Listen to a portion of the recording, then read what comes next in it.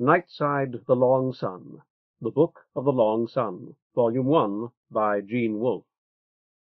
Copyright 1993 by Gene Wolfe. All rights reserved. Read by John Horton. This book was originally created for audio cassette playback. Any announcements concerning cassettes do not apply to this recording. This version contains markers allowing direct access to major portions of the book. Library of Congress Annotation. The Whorl is a huge interstellar spacecraft, so old that its inhabitants have forgotten their origins and purpose.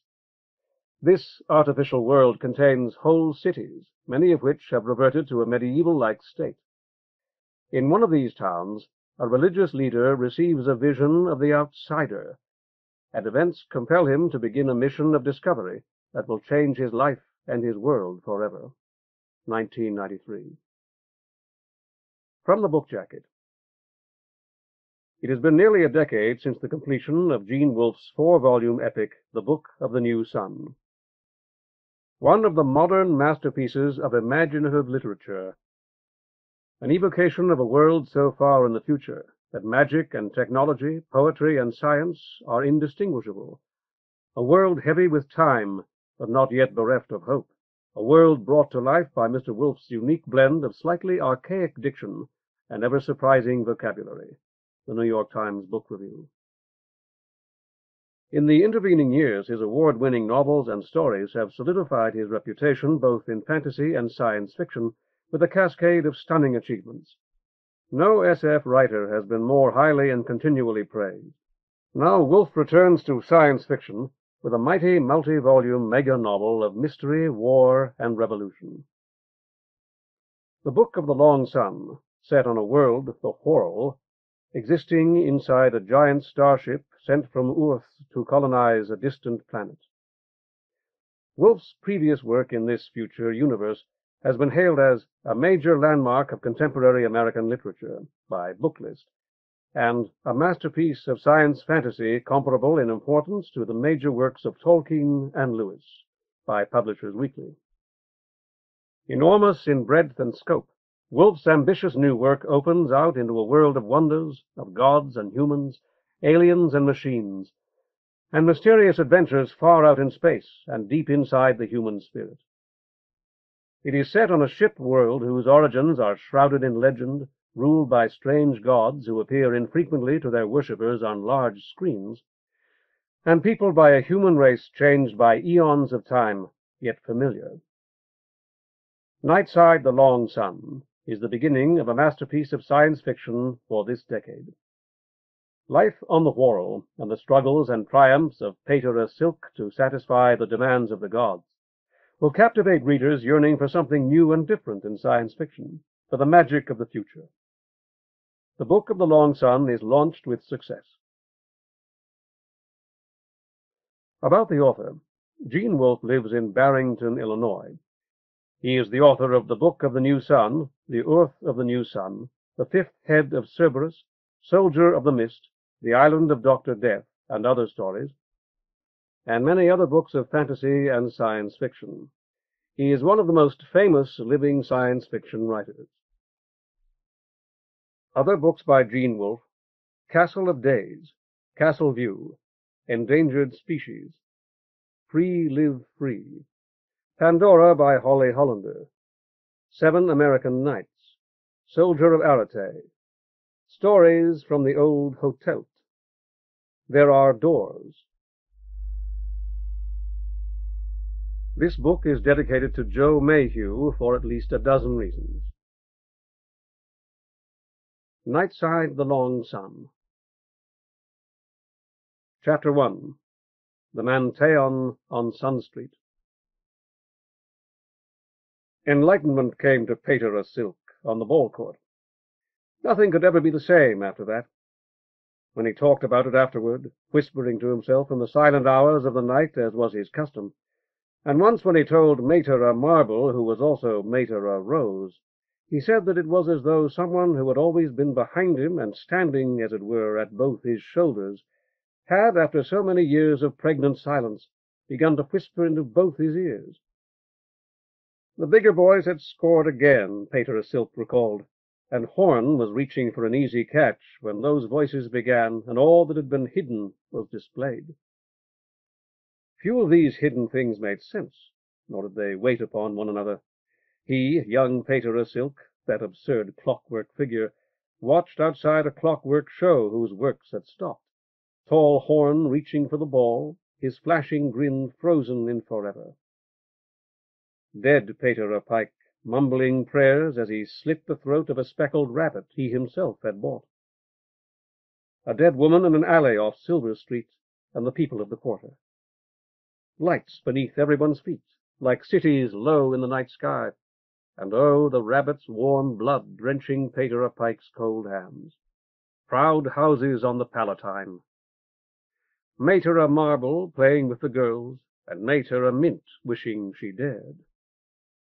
Old Mater Rose praying alone, praying to scolding Scylla in her palace under Lake Limna. Feather falling not so lightly as his name implied, shoved aside by Horton, not yet quite prone on the crumbling shiprock blocks, though shiprock was supposed to last until the end of the Whorl. Viron and the lake, crops withering in the fields, the dying fig and the open empty sky. All this and much else besides, lovely and appalling, blood-red and living green, yellow, blue, white, and velvet black, with minglings of other colors and of colors he had never known. Yet all these were as nothing.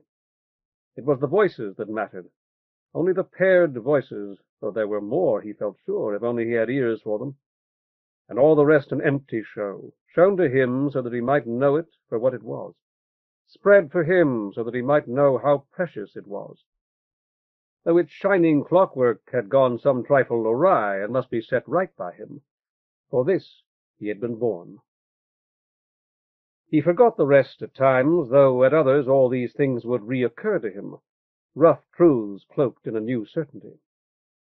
But he never forgot the voices that were in fact but one voice, and what they, who were one, had said, never forgot the bitter lesson, though once or twice he tried to push it away, those fell words heard as Feather fell, poor little Feather, as the rabbit's hot blood spilled from the altar, as the first settlers took up the homes prepared for them in this familiar Viron, as the dead woman seemed to stir, rags fluttering in the hot wind borne halfway round the Whorl, a wind that blew ever stronger and wilder as clockwork that had never really stopped began to turn again.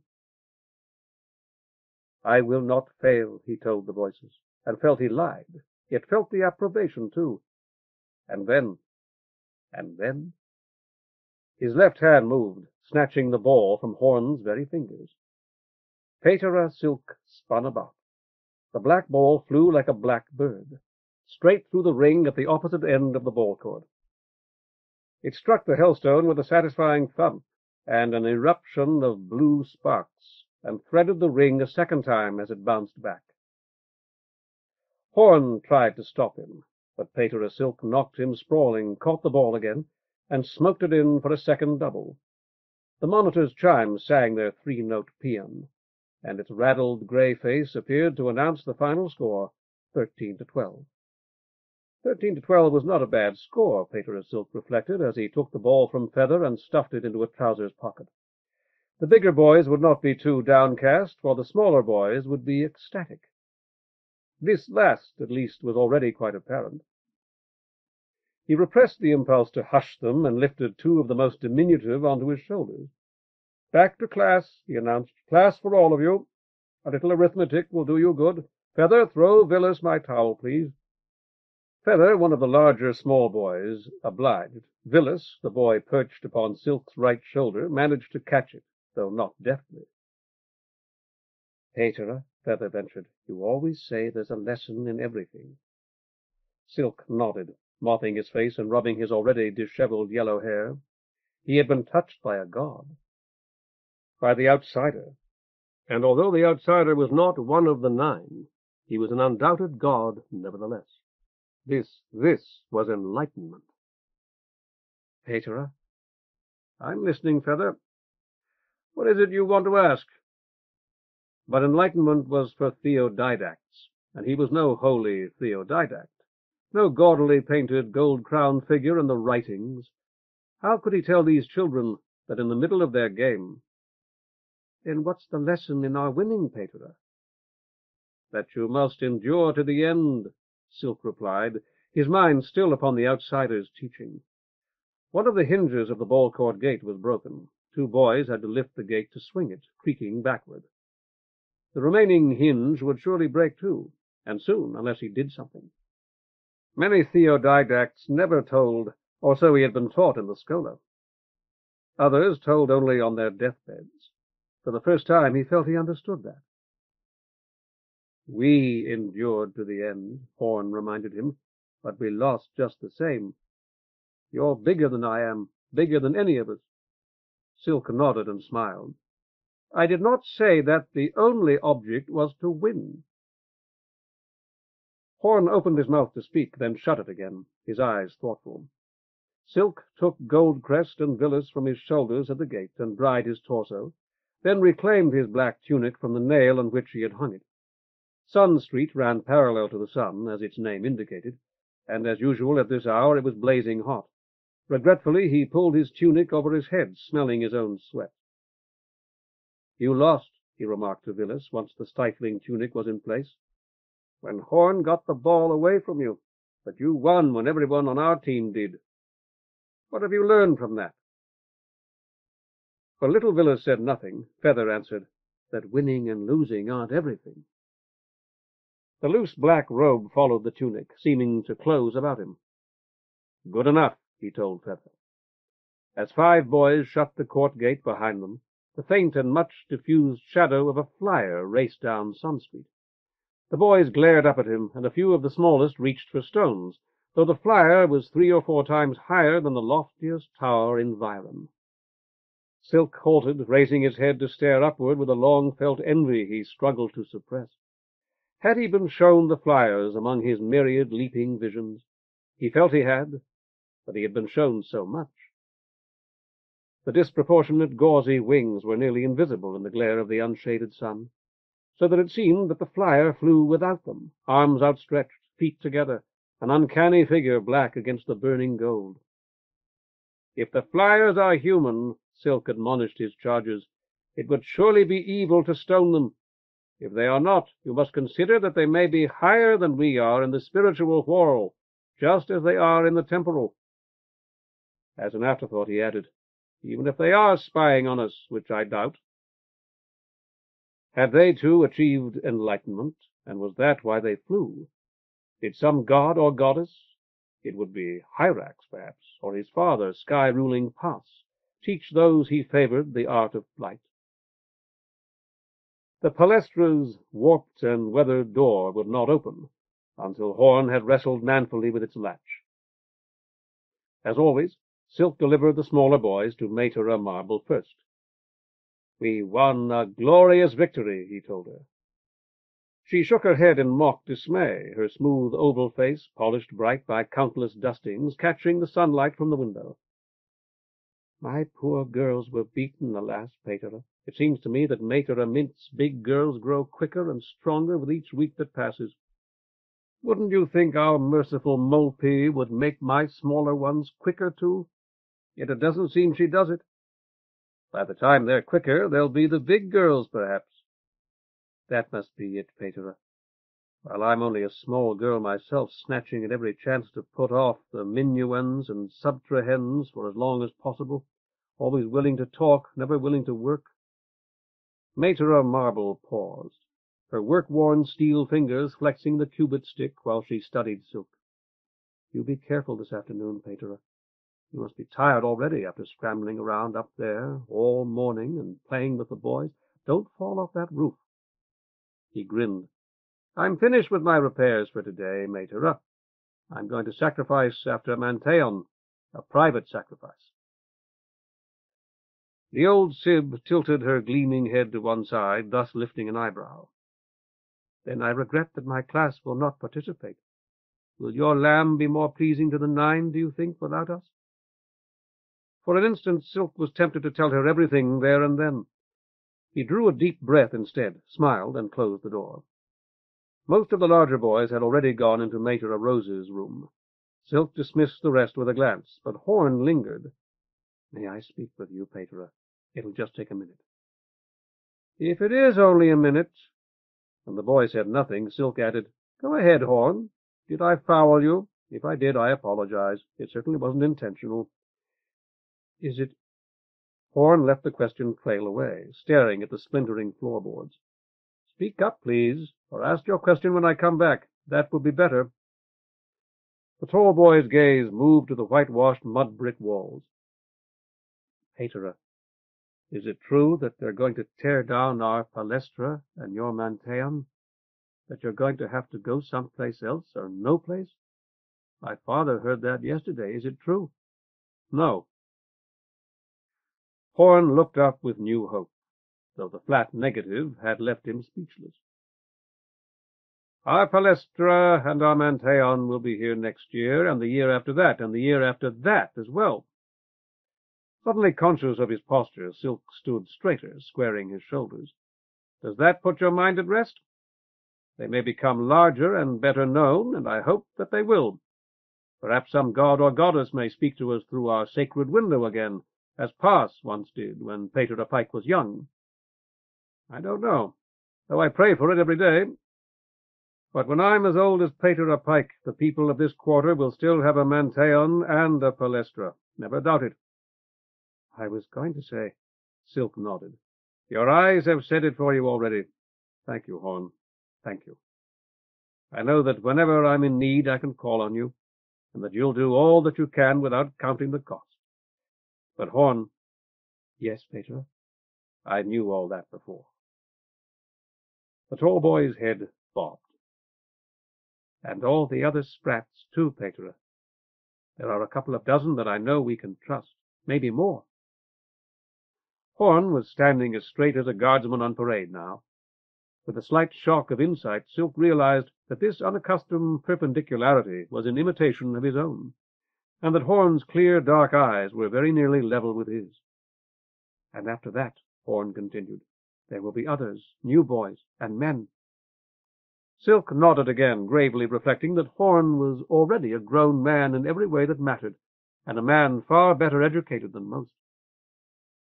"And I don't want you to think I'm mad about it, knocking me over like that, Pater. You hit me hard, but that's the fun of the game."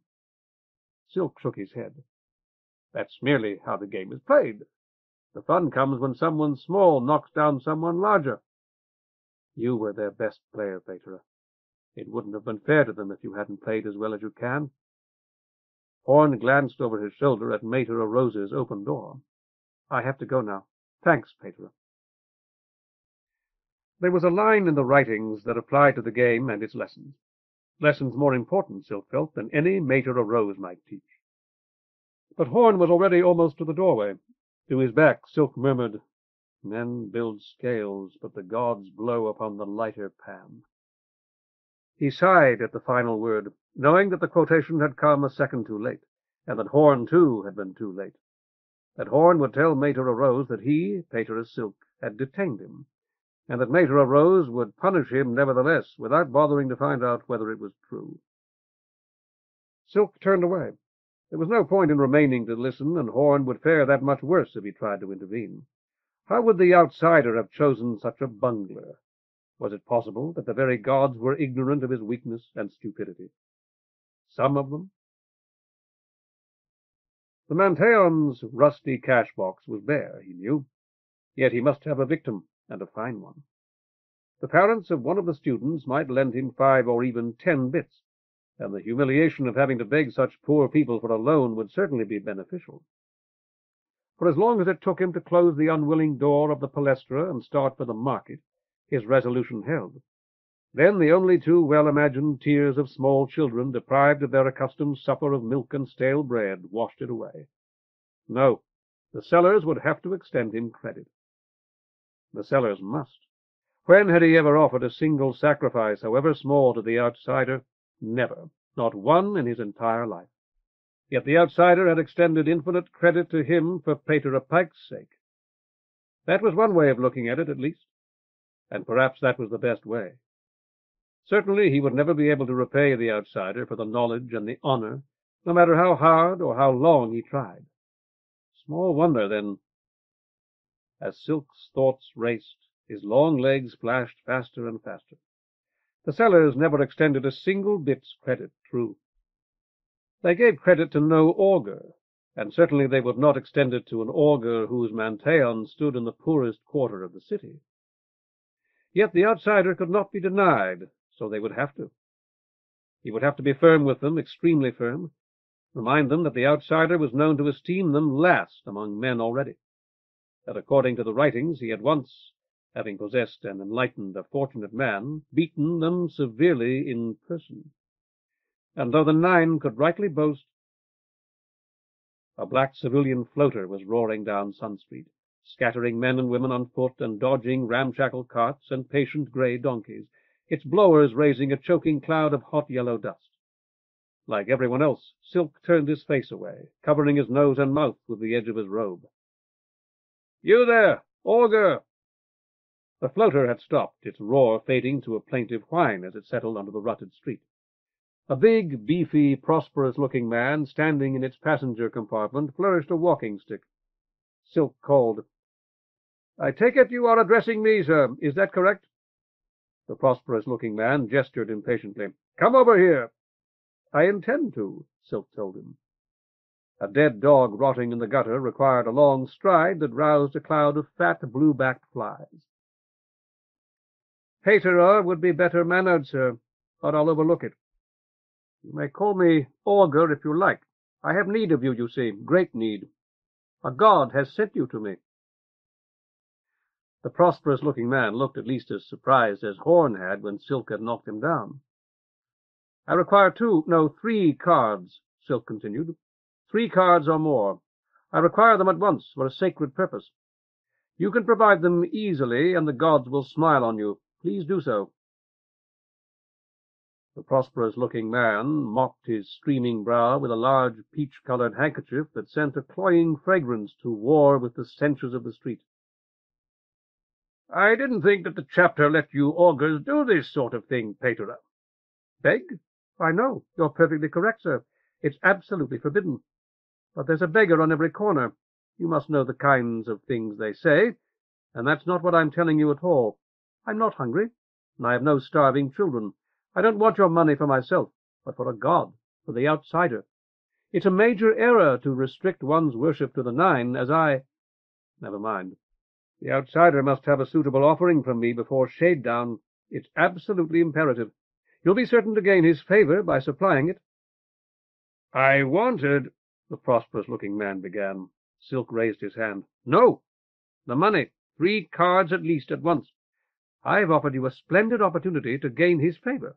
You've lost that now, but you may still escape his displeasure if only you'll act without further delay. For your own sake, give me 3 cards immediately." Silk stepped closer, scrutinizing the prosperous-looking man's ruddy, perspiring face. "Terrible things may befall you. Horrible things." Reaching for the card case at his waist, the prosperous-looking man said, "A respectable citizen shouldn't even stop his floater in this quarter. I simply— If you own this floater, you can afford 3 cards easily, and I'll offer a prayer for you, many prayers that you may eventually attain to—" Silk shivered. The driver rasped, "Shut your shaggy mouth and let Blood talk, you butcher." Then to Blood, "You want me to bring him along, Chief?" Blood shook his head. He had counted out 3 cards, and now held them in a fan. Half a dozen ragged men stopped to gawk at the gleaming gold. "3 cards you say you want, Paterer? Here they are. Enlightenment? Was that what you were going to ask the gods to give me? You augurs are always squeaking about it. Well, I don't care about that. I want a little information instead. Tell me everything I want to know, and I'll hand over all 3. See 'em? Then you can offer this wonderful sacrifice for yourself if you want to, or do whatever you want with the money. How about it?"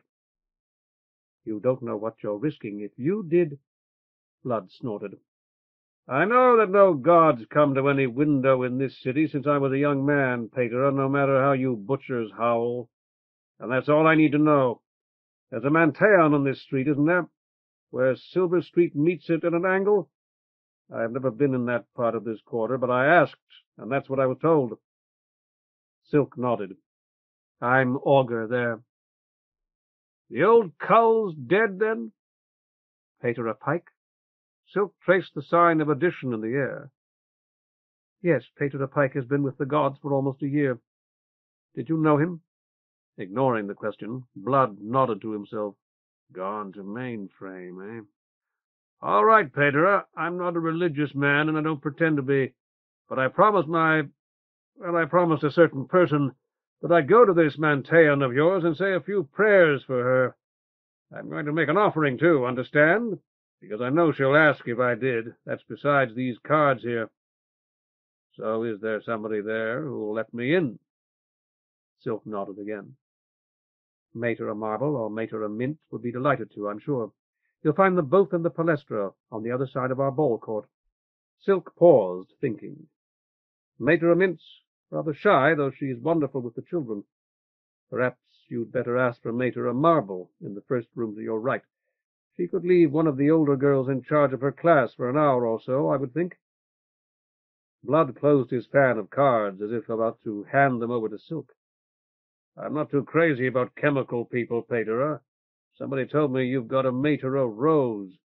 Maybe I could get her, or isn't she there any more? Oh, yes.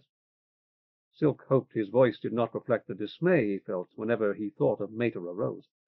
But she's quite elderly, sir, and we try to spare her poor legs whenever we can. I feel sure that Mater a Marble would prove completely satisfactory. No doubt she will. Blood counted his cards again, his lips moving, his fat, beringed fingers reluctant to part from each wafer-thin, shining rectangle. You were going to tell me about enlightenment a minute ago, Pater. You said you'd pray for me.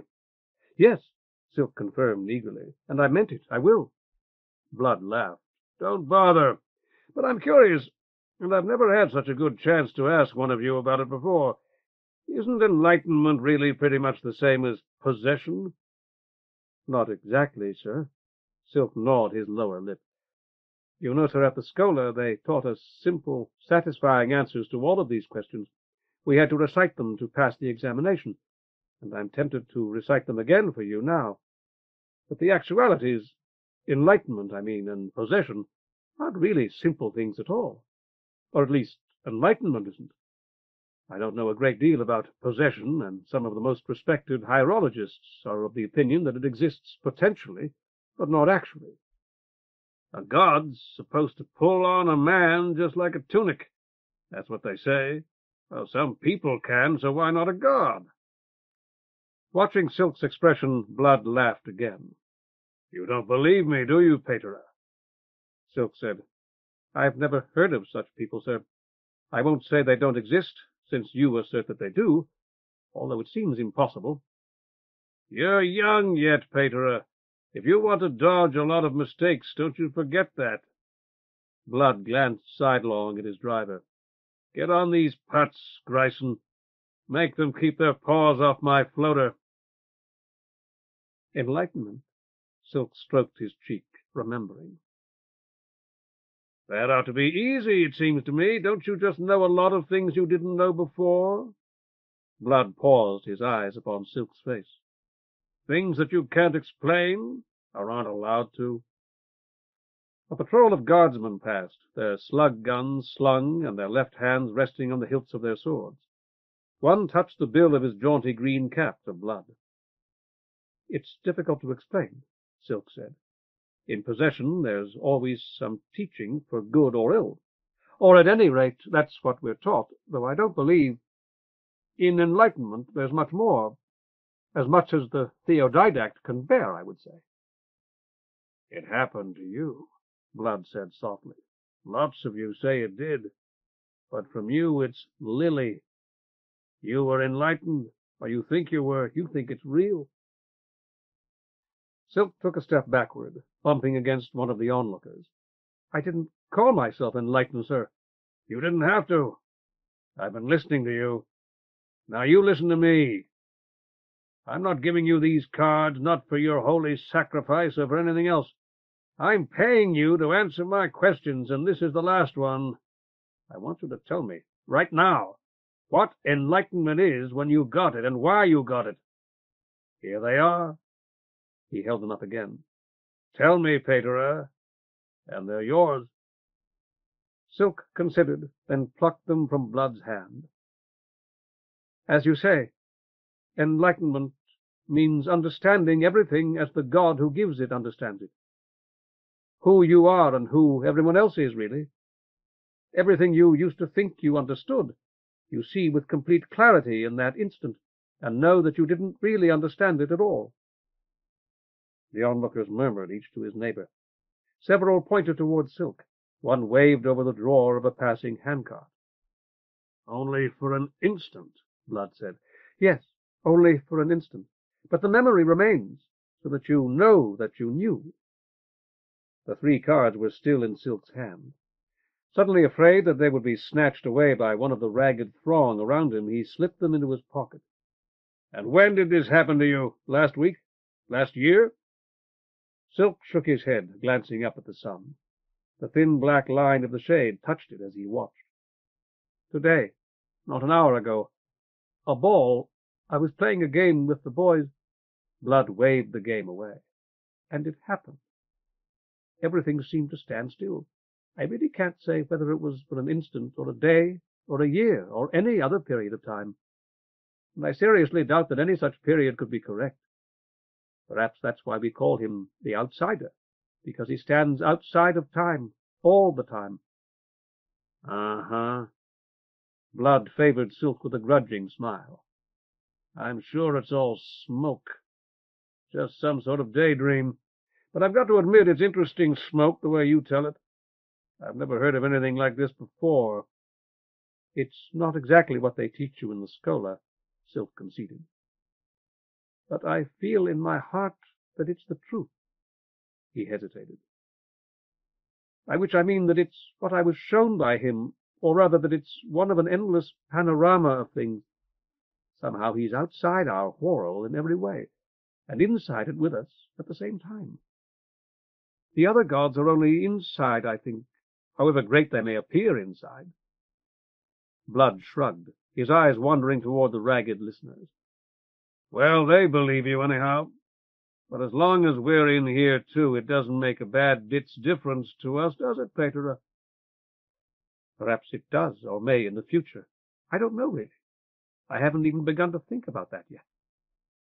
Silk glanced up again. The sun's golden road across the sky was markedly narrower already. Perhaps it will make all the difference in the world, he said. I think it will. I don't see how. You'll have to wait and see, my son, and so shall I. Silk shivered as he had before. You wanted to know why I received this blessing, didn't you? That was your last question, why something as tremendous as this should happen to someone as insignificant as I am. Wasn't that it? Yes, if this God of yours will let you tell anybody. Blood grinned, showing crooked, discolored teeth, and Silk, suddenly and without in the least willing it, saw more vividly than he had ever seen the man before him, the hungry, frightened, scheming youth who had been Blood a generation before. And if you don't gib yourself, Paterer. Gib? If you've got no objections, don't feel like you're stepping over his line. I see. Silk cleared his throat. I've no objection, but no very satisfactory answer for you either. That's why I snatched my 3 cards from your hand, and it's why I need them, too, or a part of it. It may be only that he has a task for me. He does, I know, and I hope that that's all it is. Or as I've thought since, perhaps it's because he means to destroy me, and felt he owed this to me before he struck. I don't know. Blood dropped to his seat in the passenger compartment, mopping his face and neck with his scented handkerchief, as he had before. Thanks, Paterer. We're quits. You're going to the market? Yes, to buy him a fine victim with these cards you've given me. Paid you? I'll have left your Manteion before you get back, Paterer, or anyhow I hope I will. Blood dropped into the floater's velvet seat. Get the canopy up, Grayson. Silk called, Wait! Blood stood again, surprised. What is it, Petra? No hard feelings, I hope? I lied to you, my son. Misled you, at least, although I didn't intend to. The outsider, told me why. And I remembered it a few minutes ago when I was talking with a boy named Horton, a student at our palestra. Silk stepped closer until he was peering at Blood over the edge of the half-raised canopy. It was because of the augur who had our Manteion when I came, Petra Pike, a very good and very holy man. He's dead, you said? Yes, he is. But before he died, he prayed to the outsider for some reason, and he was heard. His prayer was granted. All this was explained to me, and now I owe it to you, because it was part of our bargain. Then I may as well have it explained to me, too, but make it as quick as you can. He prayed for help. Silk ran his fingers through his careless thatch of straw-colored hair. When you pray for his help to the outsider, he sends it. Nice of him. But not always, no, not often. Of the sort we want or expect. Petra Pike, that good old man, prayed devoutly, and I'm the help. Let's go, Grayson. The blowers roared back to life. Blood's black floater heaved uneasily, rising stern first and rocking alarmingly. The outsider sent to him to save the Manteion and its palestra, Silk concluded. He stepped back, coughing in the billowing dust.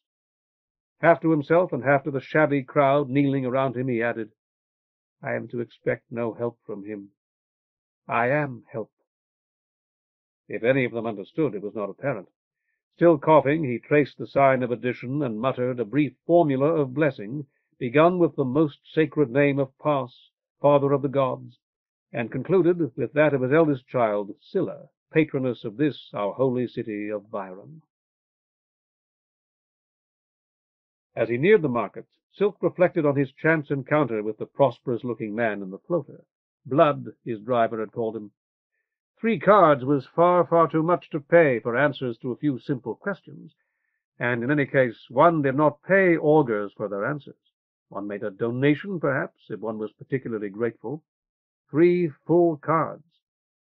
But were they still there? He thrust a hand into his pocket. The smooth, elastic surface of the ball met his fingers. He pulled it out, and one of the cards came with it, flashing in the sunlight as it fell at his feet. As swiftly as he had snatched the ball from Horton, he scooped it up. This was a bad quarter, he reminded himself, though there were so many good people in it. Without law, even good people stole. Their own property vanished, and their only recourse was to steal in turn from someone else. What would his mother have thought if she had lived to learn where the chapter had assigned him? She had died during his final year at the Schola, still believing that he would be sent to one of the rich Manteions on the Palatine, and some day become prolocutor. You're so good-looking, she had said, raising herself upon her toes to smooth his rebellious hair. So tall, oh, Silk, my son, my dear, dear son. And he had stooped to let her kiss him. My son was what he had been taught to call layman, even those 3 times his own age, unless they were very highly placed indeed. Then there was generally some title that could be gracefully employed instead, colonel or commissioner or even counselor, although he had never met any of the 3, and in this quarter never would. So here was a poster with the handsome features of Councillor Loris, the secretary of the Ayuntamiento, features somewhat scarred now by the knife of some vandal who had slashed his poster once and stabbed it several times.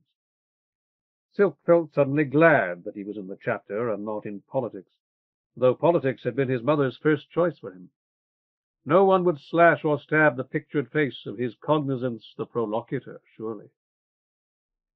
He tossed the ball into his right hand and thrust his left into his pocket.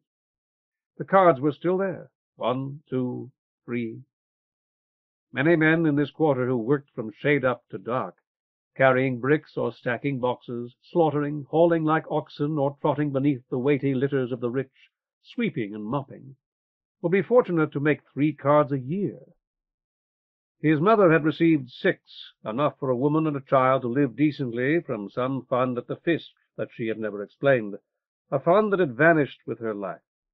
She would be unhappy now to see him in this quarter, walking its streets as poor as many of its people. She had never been a happy woman in any case, her large dark eyes so often bright with tears from sources more mysterious than the Fisk, her tiny body shaken with sobs that he could do nothing to alleviate. "Oh, Silk, my poor boy, my son." He had at first called Blood Sir, and afterward my son, himself scarcely conscious of the change. But why? Sir, because Blood had been riding in a floater, of course. Only the richest of men could afford to own floaters. My son, afterward. The old cull's dead, then? It doesn't make a bad bit's difference to us, does it, Pater? Nice of him. Blood's choice of word and phrase, and his almost open contempt for the gods, had not accorded with the floater. He had spoken better, far better, than most people in this quarter, but not at all like the privileged, well-bred man whom Silk would have expected to find riding in a private floater. He shrugged and extracted the 3 cards from his pocket. There was always a good chance that a card, still more a card bit, would be false. There was even a chance, as Silk admitted to himself, that the prosperous-looking man in the floater, that this odd man Blood, kept false cards in a special location in his card case. Nevertheless, all 3 of these appeared completely genuine, sharp-edged rectangles 2 thumbs by 3, their complex labyrinths of gold encysted in some remarkable substance that was almost indestructible, yet nearly invisible. It was said that when 2 of the intricate golden patterns were exactly alike, one at least was false. Silk paused to compare them, then shook his head and hurried off again in the direction of the market. If these cards were good enough to fool the sellers of animals, that was all that mattered, though he would be a thief. A prayer, in that case, to Tenebrous Tartarus, Pas's elder son, the terrifying god of night and thieves. Mater Marble sat watching at the back of her class. There had been a time long ago when she would have stood, just as there had been a time when her students had labored over keyboards instead of slates. Today, now, in whatever year this might be. Her chronological function could not be called. She tried to remember when it had happened before. Mater Marble could call a list of her non-functioning or defective components whenever she chose, though it had been 5 years or 50 since she had so chosen. What was the use? Why should she, why ever should anyone, make herself more miserable than the gods had chosen to make her? Weren't the gods cruel enough, deaf to her prayers through so many years, so many decades and days and languid, half-stopped hours? Pas, great Pas, was god of mechanisms as of so much else. Perhaps he was too busy to notice. She pictured him as he stood in the Manteion, as tall as a talus, his smooth limbs carved of some white stone finer grained than shiprock, his grave, unseeing eyes, his noble brows. Have pity on me, Pas, she prayed. Have pity on me, a mortal maid who calls upon you now, but will soon stop forever. Her right leg had been getting stiffer and stiffer for years, and at times it seemed that even when she sat so still, a boy to a girl, she's asleep. But when she sat as still as she was sitting here, watching the children take 19 from 29 and get 9, add 7 and 17 and arrive at 23, but when she sat so still as this, her vision no longer as acute as it once had been, although she could still see the straying, chalky numerals on their slates when the children wrote large, and all children their age wrote large, though their eyes were better than her own. It seemed to her that she was always on the point of overheating any more, in hot weather anyway. Pas, great Pas, god of sky and sun and storm, bring the snow, bring the cold wind. This endless summer without snow, with no autumn rains, and the season for them practically past now. The season for snow nearly upon us, and no snow. Heat and dust and clouds that were all empty, yellow haze.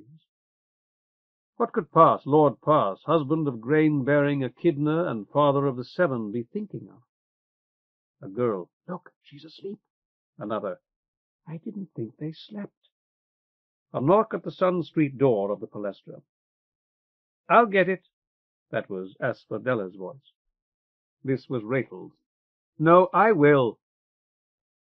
fragrant white blossoms and sharp white teeth. Mater Marble meditated upon names. Flowers, or plants of some kind at least, for bio girls. Animals or animal products for bio boys. Metals or stones for us. Both together, let me! Her old name had been... A crash as a chair fell. Mater Marble rose stiffly, one hand gripping the window-sill. Stop that this instant! She could bring up a list of her non-functioning and defective parts whenever she chose. She had not chosen to do so for close to a century. But from time to time, most often when the cenobie lay on the night side of the long sun, that list came up of itself. Aquifolia. Separate those two before I lose my temper. Mater Marble could remember the short sun, a disk of orange fire. And it seemed to her that the chief virtue of that old sun had been that no list, no menu, ever appeared unbidden beneath its rays. Both together, Sib, I wanted... Well, neither of you are going to, Mater Marble told them. Another knock, too loud for knuckles of bone and skin. She must hurry, or Mater Rose might answer that knock herself, an occasion for complaint that would outlast the snow, if the snow ever arrived. I am going to go myself. Teasel, you're in charge of the class until I return. Keep them at their work, every one of them. To give her final words more weight, Mater Marble paused as long as she dared. I shall expect you to name those who misbehaved. A good step toward the door. There was an actuator in her right leg that occasionally jammed when it had been idle for an hour or so, but it appeared to be functioning almost acceptably. Another step, and another. Good, good. Praise to you, great Pops. She stopped just beyond the doorway to listen for an immediate disturbance, then limped down the corridor to the door. A beefy, prosperous-looking man, nearly as tall as Pater Silk, had been pounding the panels with the carved handle of his walking stick. May every god favor you this morning, Mater Marble said. How may I serve you? My name's Blood, he announced. I'm looking at the property. I've already seen the garden and so on, but the other buildings are locked. I'd like you to take me through them and show me this one. I couldn't possibly admit you to our cenobie, Mater Marble said firmly, nor could I permit you to enter the manse alone. I'll be happy to show you through our Manteion and this palestra, provided that you have a valid reason for wishing to see them. Blood's red face became redder still. I'm checking the condition of the buildings. All of them need a lot of work from what I've seen outside. Mater Marble nodded. That's quite true, I'm afraid, although we do everything that we can. Pater Silk's been repairing the roof of the Manteion. That was most urgent. Is it true? Blood interrupted her. The cenobie, is that the little house on Silver Street? She nodded. The manse is the one where Silver Street and Sun come together? The little three-cornered house at the west end of the garden? That's correct. Is it true, then, that this entire property is to be sold? That's what some of the children have been saying. Blood eyed her quizzically. Has Mater Rose heard about it? I suppose she's heard the rumor, if that's what you mean. I haven't discussed it with her. Blood nodded, a minute inclination of his head that probably escaped his own notice. I didn't tell that tow-headed butcher of yours. He looked like the sort to make trouble. But you tell Mater Rose that the rumor's true, you hear me? Tell her it's been sold already, Sib. Sold to me. He'll be gone before the snow flies, Mater Marble thought, hearing her future and all their futures in Blood's tone. Gone before winter and living somewhere else, where Sun Street will be just a memory. Blessed snow to cool her thighs. She pictured herself sitting at peace with her lap full of new-fallen snow. Blood added, Tell her my name. Chapter 2. The Sacrifice. As it was every day except Sill's Day, from noon until the sun can be no thinner. The market was thronged. Here all the produce of Byron's fields and gardens was displayed for sale or barter. Yams, arrowroots, and hill country potatoes, onions, scallions, and leeks, squashes yellow, orange, red, and white, sun-starved asparagus, beans black as night or spotted like hounds, dripping watercresses from the shrinking rivulets that fed Lake Limna, lettuces and succulent greens of 100 sorts, and fiery peppers, wheat, millet, rice, and barley, maize yellower than its name, and white, blue, and red as well, spilling, leaking, and overflowing from baskets, bags, and earthenware pots. This, though Pater Silk noted with dismay that prices were higher than he had ever seen them, and many of the stunted ears were missing grains. Here still, despite the drought, were dates and grapes, oranges and citrons, pears, papayas, pomegranates, and little red bananas, angelica, hyssop, licorice, Sicily, cardamom, anise, basil, mandrake, borage, marjoram, mullein, parsley, saxifrage, and scores of other herbs. Here perfumers waved lofty plumes of dyed pampas grass to strew the overheated air with fragrances matched to every conceivable feminine name. And here those fragrances warred against the savory aromas of roasting meats and bubbling stews, the stinks of beast and men, and of the excrements of both. Sides of beef and whole carcasses of pork hung here from cruel-looking hooks of hammered iron. And here, as Silk turned left in search of those who dealt in live beasts and birds, was the rich harvest of the lake, gap-mouthed fish with silver sides and starting eyes, mussels, writhing eels, fretful black crawfish with claws like pliers, eyes like rubies, and fat tails longer than a man's hand, sober gray geese, and ducks richly dressed in brown, green, black, and that odd blue so seldom seen elsewhere that it is called teal. Folding tables and thick polychrome blankets spread on the trampled uneven soil held bracelets and ornamental pins, flashing rings and cascading necklaces, graceful swords and straight-bladed double-edged knives with grips of rare hardwoods or colored leathers, and hammers, axes, throws, and scutches.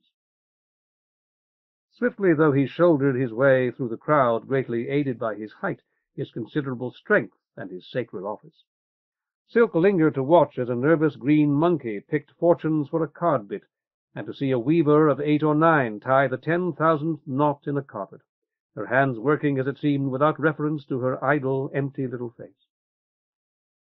And at all times, whether he stood watching or pushed through the crowd, Silk looked deep into the eyes of those who had come to buy or sell, and tried to look into their hearts, too, reminding himself, whenever such prompts were needed, that each was treasured by Pas, great Pas, with an understanding far beyond that of mere men, accounted this faded housewife with her basket on her arm more precious than any figurine carved from ivory. This sullen, pock-marked boy, so Silk thought of him, though the youth was only a year or two the younger, standing ready to snatch a brass earring or an egg, worth more than all the goods that all such boys might ever hope to steal. Pas had built the Whorl for men, and not made men or women or children for the Whorl. "Caught today!" shouted half a dozen voices by the goodwill of melodious Mulpy, or the accident of innumerable repetitions for once practically synchronized. Following the sound, Silk found himself among the sellers he sought. Hobbled deer reared and plunged, their soft brown eyes wild with fright. A huge snake lifted its flat, malevolent head, hissing like a kettle on the stove. Live salmon gasped and splashed in murky, glass-fronted tanks. Pigs grunted, lambs baaed, chickens squawked, and milling goats eyed passers-by with curiosity and sharp suspicion. Which of these, if any, would make a suitable gift of thanks to the outsider? To that lone nebulous god, mysterious, beneficent, and severe, whose companion he had been for a time that had seemed less than an instant and longer than centuries.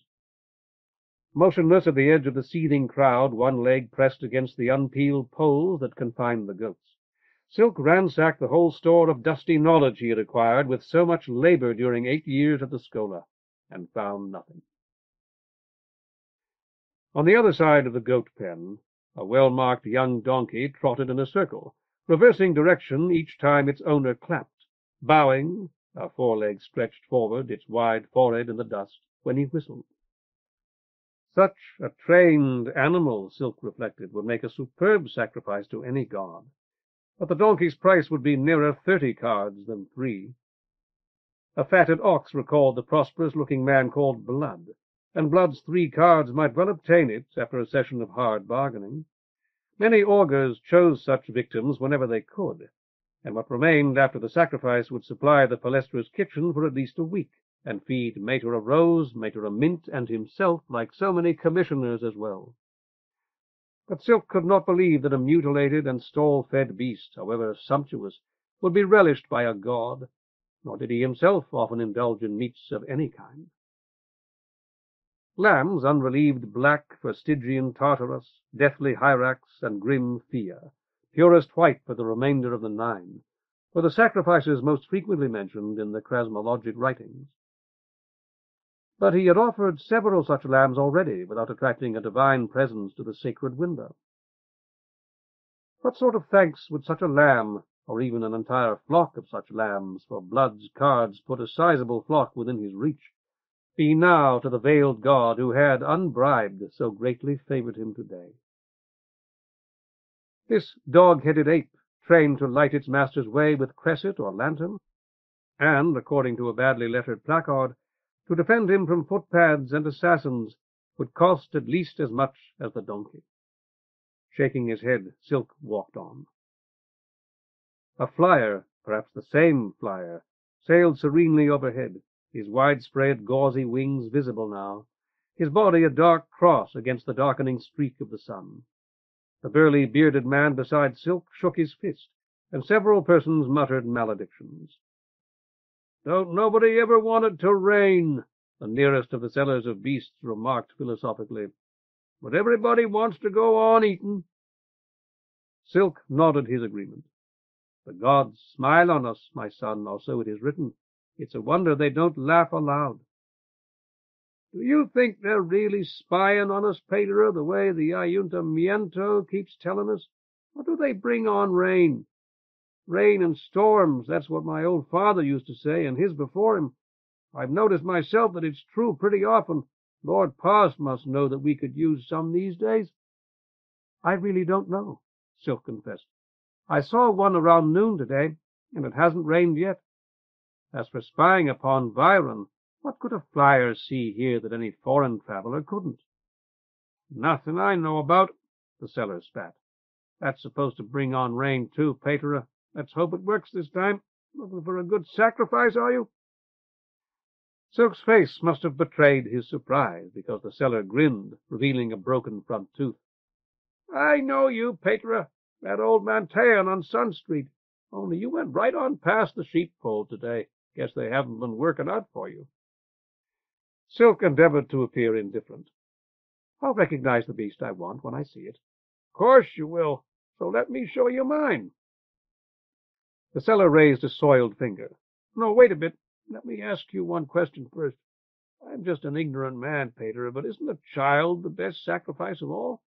The very best gift that a man or even a whole city can make to the gods? The greatest and the highest?" Silk shrugged. "So it's written, though no such victim has been offered here within living memory. I don't believe that I could do it myself, and it's against the law in any case." "Exactly what I'm getting at." Like a conspirator, the seller glanced warily from side to side. "So what's nearest to a child, eh? Only on the right side of the law? What is it, I ask you, Pater? You and me being flash-grown men and not no sprats, that half those high-bred females up on the Palatine is given suck to on the side. A catacrest, isn't that it?" With a showman's flourish, the seller reached beneath the stained red cloth that draped his table, and produced a small wire cage containing an orange and white catacrest. Silk was no judge of these animals, but to him it appeared hardly more than a kitten. The seller leaned forward, and his voice dropped to a hoarse whisper. "Stolen, Pater, stolen, or I couldn't possibly sell it even to you for—" He licked his lips, his restless gaze taking in Silk's faded black robe and lingering on his face. "For just 6 little cards. It talks. It walks on its hind legs sometimes, too, and it picks up things to eat with its little paws. It's exactly like a real child. You'll see." Looking into the animal's melting blue eyes, the long, nictorant pupils were rapidly narrowing in the sunlight. Silk could almost believe him. The seller tested the point of a long-bladed knife with his finger. "You recollect this, don't you, Tick? And you better talk when I tell you to, and not try to get away, neither, when I let you out." Silk shook his head. If he had seen the motion, the seller ignored it. "Say, shop! Talk for the Reverend Auger, Tick. Say, shop!" He prodded the unhappy little catacrest with the point of his knife. "Shop! Say it!" "Never mind," Silk told the seller wearily. "I'm not going to buy him." "It'd make you a fine sacrifice, Pedro, the finest you could have inside of the law. What was it I told you? 7 cards, was that it? Tell you what, I'll make it 6, but only for today. Just 6 cards, because I've heard good things about you and hope to do more business with you in the future." Silk shook his head again. "Told you Tick was boiling, didn't I? I knew it, and believe me, I put crimp on the lad that did it, or I wouldn't have got Tick here half so cheap. Talked about rolling him over to Hoppy and all that." "It doesn't matter," Silk said. "So now I'm going to let you steal him off me. 5 cards, Pedro. You can talk, you little faker. Say something. You can go through the whole market if you like, and if you can find a nice catacrest like this any cheaper, bring me there and I'll match the price. 5 cards, we'll say. You won't be able to touch one half this good for 5 cards. I promise you that, and I'm a man of my word. Ask anybody." "No, my son." "I need the money bad, Pedro. I guess I shouldn't say that, but I do. A man has to have some money to buy animals so he's got something to sell, see?" His voice fell again, so low this time that it was scarcely audible. "I put mine into a few cold uns. You take my meaning, Pedro? Only they warmed up and went bad on me before I could move 'em. So here's what I say. 5 cards with one of 'em chalked. How's that? 4 down, see, right now. And a card next time I see you, which I will on Mope's Day after this common Sills Day, Pedro, I hope." "No," Silk repeated. "Word," the little catacrest said distinctly. "Shoo word who ad ham." "Don't you call me a bad man?" Sliding the slender blade between the wires, the seller prodded the catacrest's minute pink nose with the point of his knife. "The Reverend Auger's not interested in seeing any cully bird, you flea-bit little papsucker." He glanced up hopefully at Silk. "Are you, Pedro? It is a talking bird at that. Naturally, it doesn't look exactly like a child. It's a good talker, though. A valuable animal." Silk hesitated. "Very had word," the catacrest told him spitefully, gripping the wire mesh of his cage. "Pack." He shook it, minute black claws sharper than pins visible at the tips of his fuzzy white toes. "Ad word," he repeated. "Ad speak." No god had spoken through the sacred window of the old Manteion on Sun Street since long before Silk had been born, and this was an omen beyond question, one of those oracular phrases that the gods, by means no mere human being could ever hope to understand, insert at times into the most banal speech. As calmly as he could manage, Silk said, "Go ahead and show me your talking bird. I'm here, so I might just as well have a look at it." He glanced up at the narrowing sun as if on the point of leaving. "But I've got to get back soon."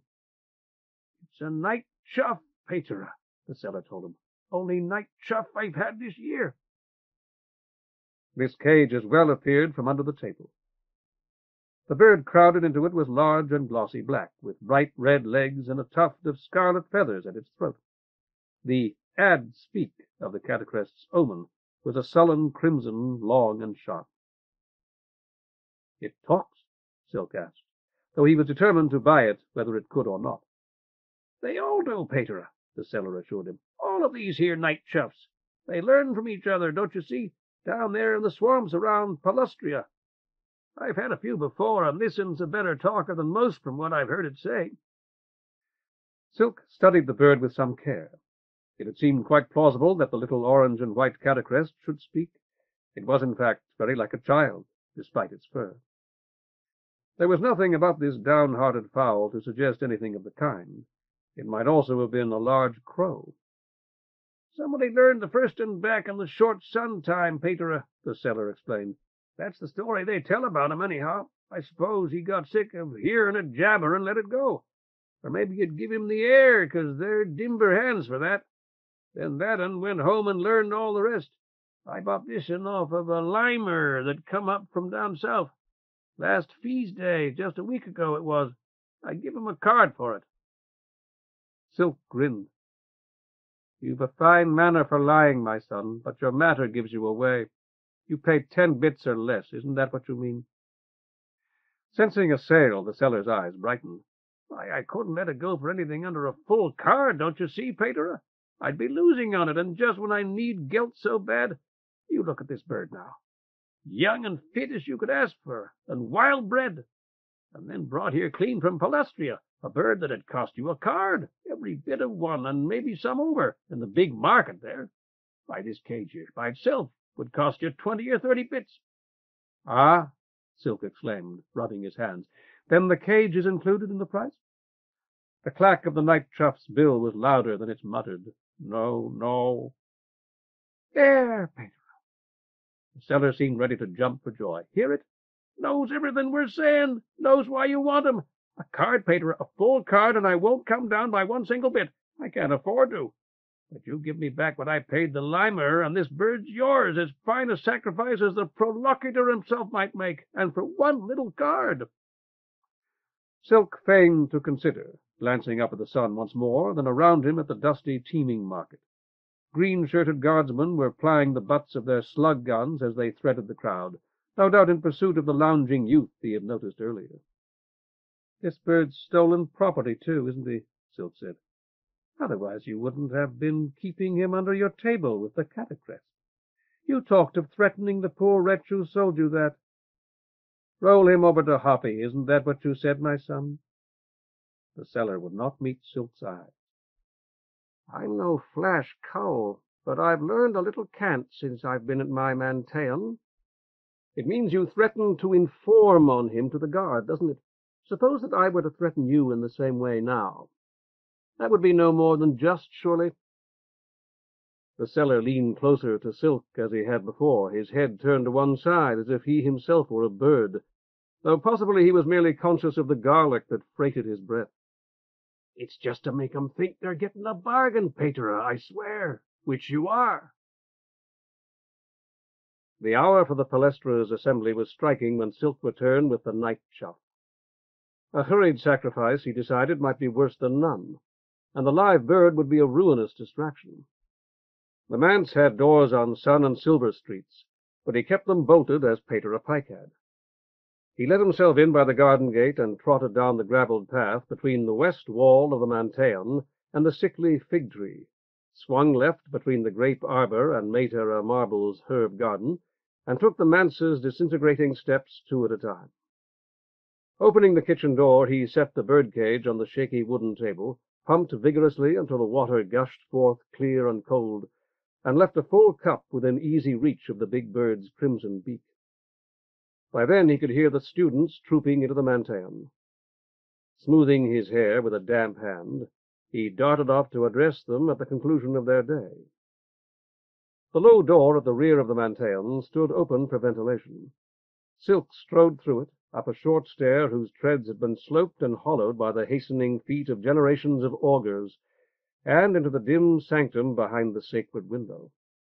Still thinking of the market and the morose black bird he had left in the kitchen of the manse, fumbling mentally for something of real significance that he might say to 73 students whose ages ranged from 8 to almost 16, he verified power and scanned the sacred window's registers. All were empty. Had Great Pass actually come to this very window? Had any god ever? Had Great Pass, as Pater Pike had averred so often, once congratulated and encouraged him, urging him to prepare, to stand ready for the hour, soon to come, or so Pass had appeared to intimate, when this present Whorl would vanish, would be left behind? Such things seemed impossible. Testing connections with an angled arm of the voided cross he wore, Silk prayed for faith, and then, stepping carefully across a meandering primary cable whose insulation was no longer to be relied upon, drew a deep breath, stepped from behind the window, and took his place at the chipped ambion that through so many such assemblies had been Pater of Pike's. Where slept Pike now, that good old man, that faithful old servant who had slept so badly, who had nodded off for a moment or two, only a moment or two, at each meal they had shared, who had both resented and loved the tall young acolyte who had been thrust upon him after so many years, so many slow decades of waiting alone, who had loved him as no one had except his mother. Where was he now, old Pater of Pike? Where did he sleep, and did he sleep well there at last?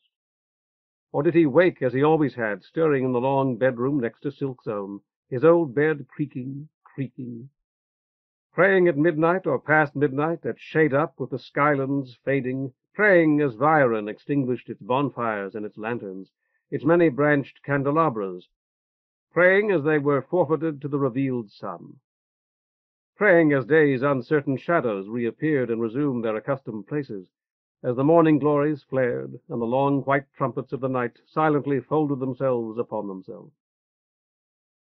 Sleeping beside the gods, did old Pater of Pike waken no longer to recall the gods to their duties? Erect at Pater of Pike's ambion, beside the luminous grey vacuity of the sacred window, Silk took a moment to observe the students before he began. All were poor, he knew, and for more than a few the noon meal that half a dozen mothers had prepared in the Palestra's kitchen had been the first of the day. Yet most were almost clean, and all, under the sharp gaze of Mater o' Rose, Mater o' Marble, and Mater o' Mint, were well behaved. When the new year had begun, he had taken the older boys from Mater o' Mint and given them to Mater o' Rose, the reverse of the arrangement Pater of Pike had instituted. As he ran his eyes over them now, Silk decided it had been unwise. The older boys had, for the most part, obeyed timid Mater o' Mint out of an odd, half-formed chivalry, enforced when necessary by leaders like Horton.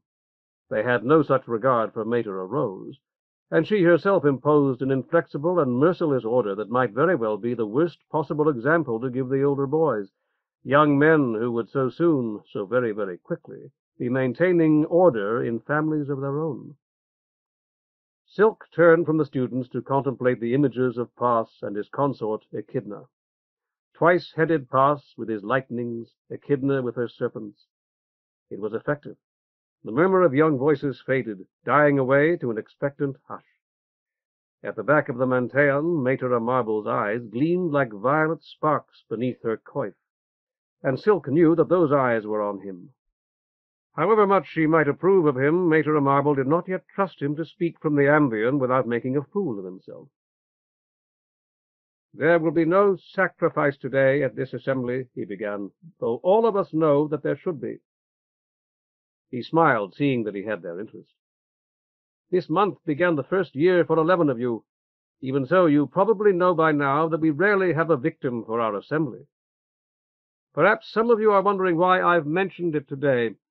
It's because the situation on this particular day is somewhat different. There will be a sacrifice, here in this Manteion, after you have gone home. All of you, I feel quite certain, recall the lambs." About half nodded. "I bought those, as I think you know, using money I'd saved while I was at the Scola, money that my mother had sent to me, and with money I'd saved here from the salary I received from the chapter. Do all of you realize that our Manteion operates at a loss?" The older ones did, as was plain from their expressions. "It does," Silk continued. "The gifts we receive on Sill's Day, and at other times, aren't enough to offset the very small salaries paid to our Sibyls and me. Our taxes are in arrears. That means we owe money to the Husgado, and we have various other debts. Occasionally animals are presented by benefactors, people who hope for the favor of the merciful gods. Perhaps your own parents are among them, and if they are, we are very grateful to them. When no such victims are presented, our Sibyls and I pool our salaries to buy a victim for Sill's Day, generally a pigeon. But the lambs, as I said, I bought myself. Why do you think I did that, Adax?"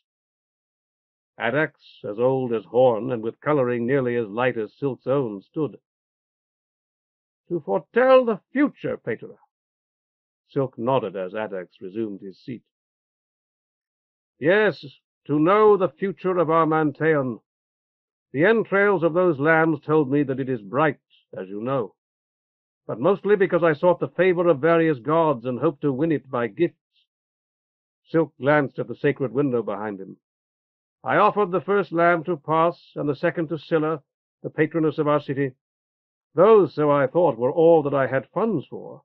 A single white lamb for all-powerful Pas, and another for Scylla. And I asked, as I should tell you, for a particular favor. I asked that they appear to us again, as they did of old.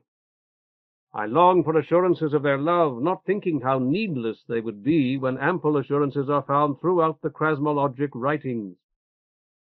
He tapped the worn book before him on the ambion. Late one evening, as I read the writings, I came to understand that. I'd read them from boyhood, and never learned in all that time how much the gods love us, though they had told me over and over. Of what use was it, in that case, for me to have a copy of my own? I sold it, for the 20 bits it brought would not have bought another white lamb or even a black lamb for fear whose day this is.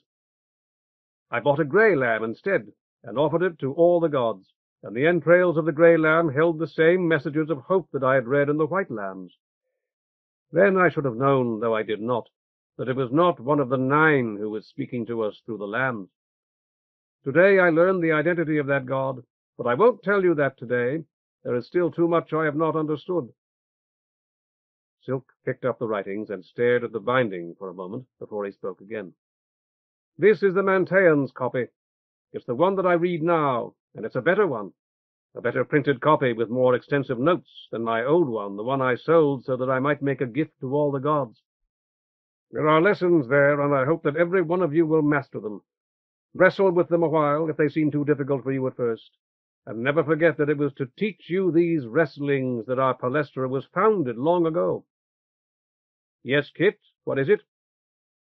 Pater, is a god really going to come? Some of the older students laughed. Silk waited until they were quiet again before he replied. Yes, Kit, a god will come to our sacred window, though we may have to wait a very long time. But we need not wait. We have their love and their wisdom here. Open these writings at any point, Kit, and you'll find a passage applicable to your present condition, to the problems you have today, or to the ones you'll have to deal with tomorrow. How is this possible? Who will tell me? Silk studied the blank faces before him before calling on one of the girls who had laughed loudest. Answer, Ginger. She rose reluctantly, smoothing her skirt. Because everything's connected to everything else, Pater? It was one of his own favorite sayings.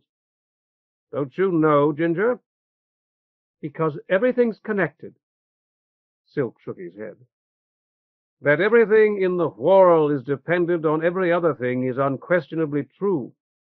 But if that were the answer to my question, we ought to find any passage from any book as appropriate to our condition as one from the chrasmologic writings. You need only look into any other book at random to prove that it isn't so. But, he tapped the shabby cover again, when I open this book, what will we find? He did so dramatically and read the line at the top of the page aloud. Are 10 birds to be had for a song? The clarity of this reference to his recent transaction in the market stunned him, affrighting his thoughts like so many birds. He swallowed and continued. You have daubed Oreb the raven, but can you make him sing? I'll interpret that for you in a moment, he promised. First, I wish to explain to you that the authors of these writings knew not only the state of the Whorl in their time, and what it had been, but what was yet to come. I'm referring, he paused, his eyes lingering on every face, to the plan of Pas. Everyone who understands the plan of Pas understands the future. Am I making myself plain? The plan of Pas is the future, and to understand it and follow it is the principal duty of every man, and of every woman and each child.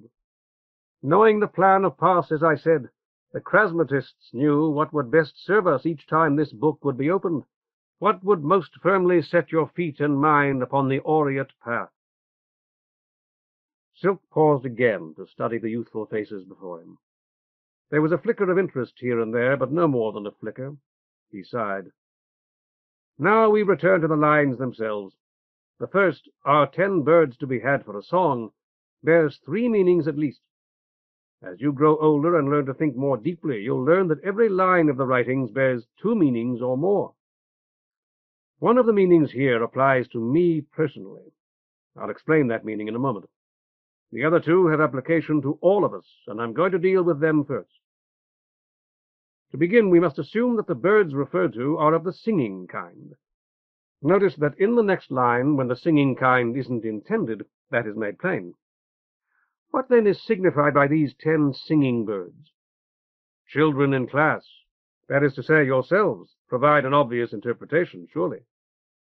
You're called upon to recite for the good sibyls who are your teachers, and your voices are high like the twitterings of songbirds.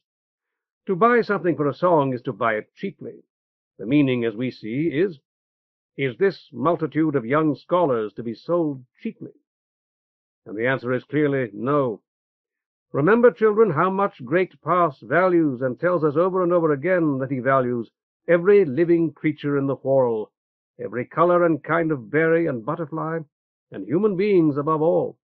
No, birds are not to be sold for a song. Birds are precious to Pass.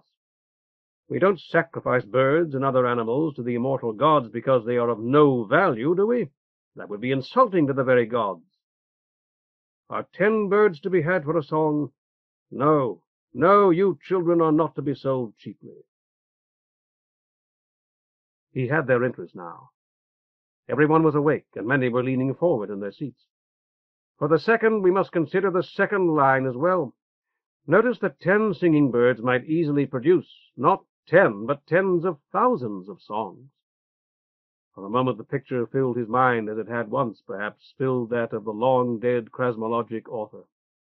A patio garden with a fountain and many flowers, its top covered with netting, bulbuls, thrushes, larks, and goldfinches, their voices weaving a rich fabric of melody that would stretch unbroken through decades and perhaps through a century, until the netting rotted and the birds flew free at last. And even then, might they not return at times? Would they not surely return, darting through rents in the ruined netting to drink at that tinkling fountain and nest in the safety of the patio garden? Their long concerto ended, yet continued beyond its end, as the orchestra plays when the audience is leaving a theater, playing on and on for the joy of the music. When the last theater-goer has gone home, when the yawning ushers are snuffing the candles and the guttering footlights, when the actors and actresses have washed away their makeup and changed back into the clothing they ordinarily wear, the plain brown skirts and trousers, drab blouses and tunics and coats worn to the theater, worn to work as so many other drab brown garments, as plain as the bulbul's brown feathers were worn to work. But if the birds are sold, Silk continued, actors and actresses, theater and audience, garden, fountain, net, and songbirds all banished from his consciousness, how are songs to be had? We who were so rich in songs are now left poor. It will not help us, as the foreknowing authors point out in the next line, to daub a raven, smearing a black bird with the delicate beauties of the lark or the decent brown of the bulbul. Not enough even to gild it like a goldfinch.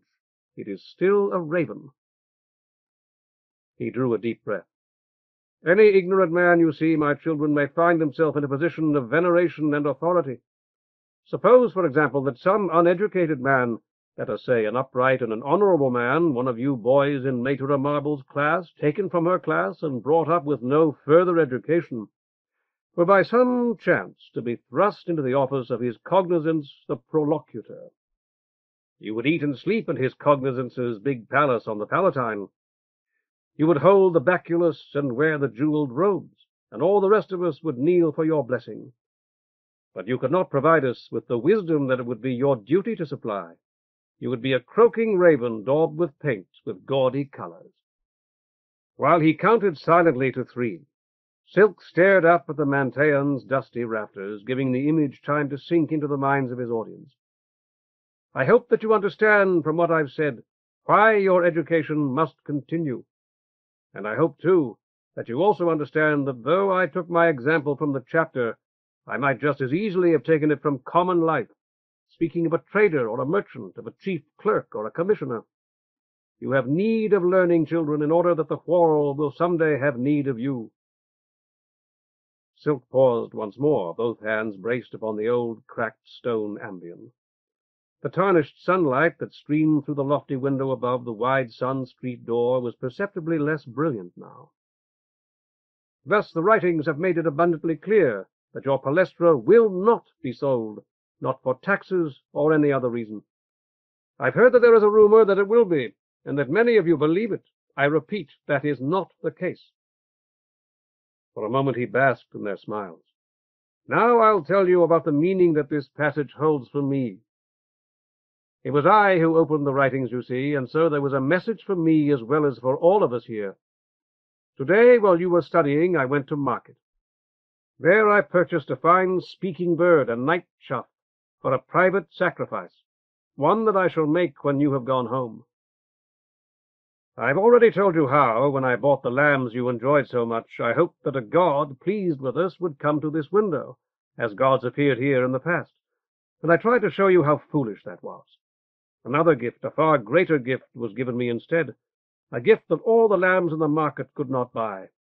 I've said that I'm not going to tell you about it today, but I will tell you that it wasn't because of my prayers or the sacrifices or any other good work of mine that I received it, but receive it I did.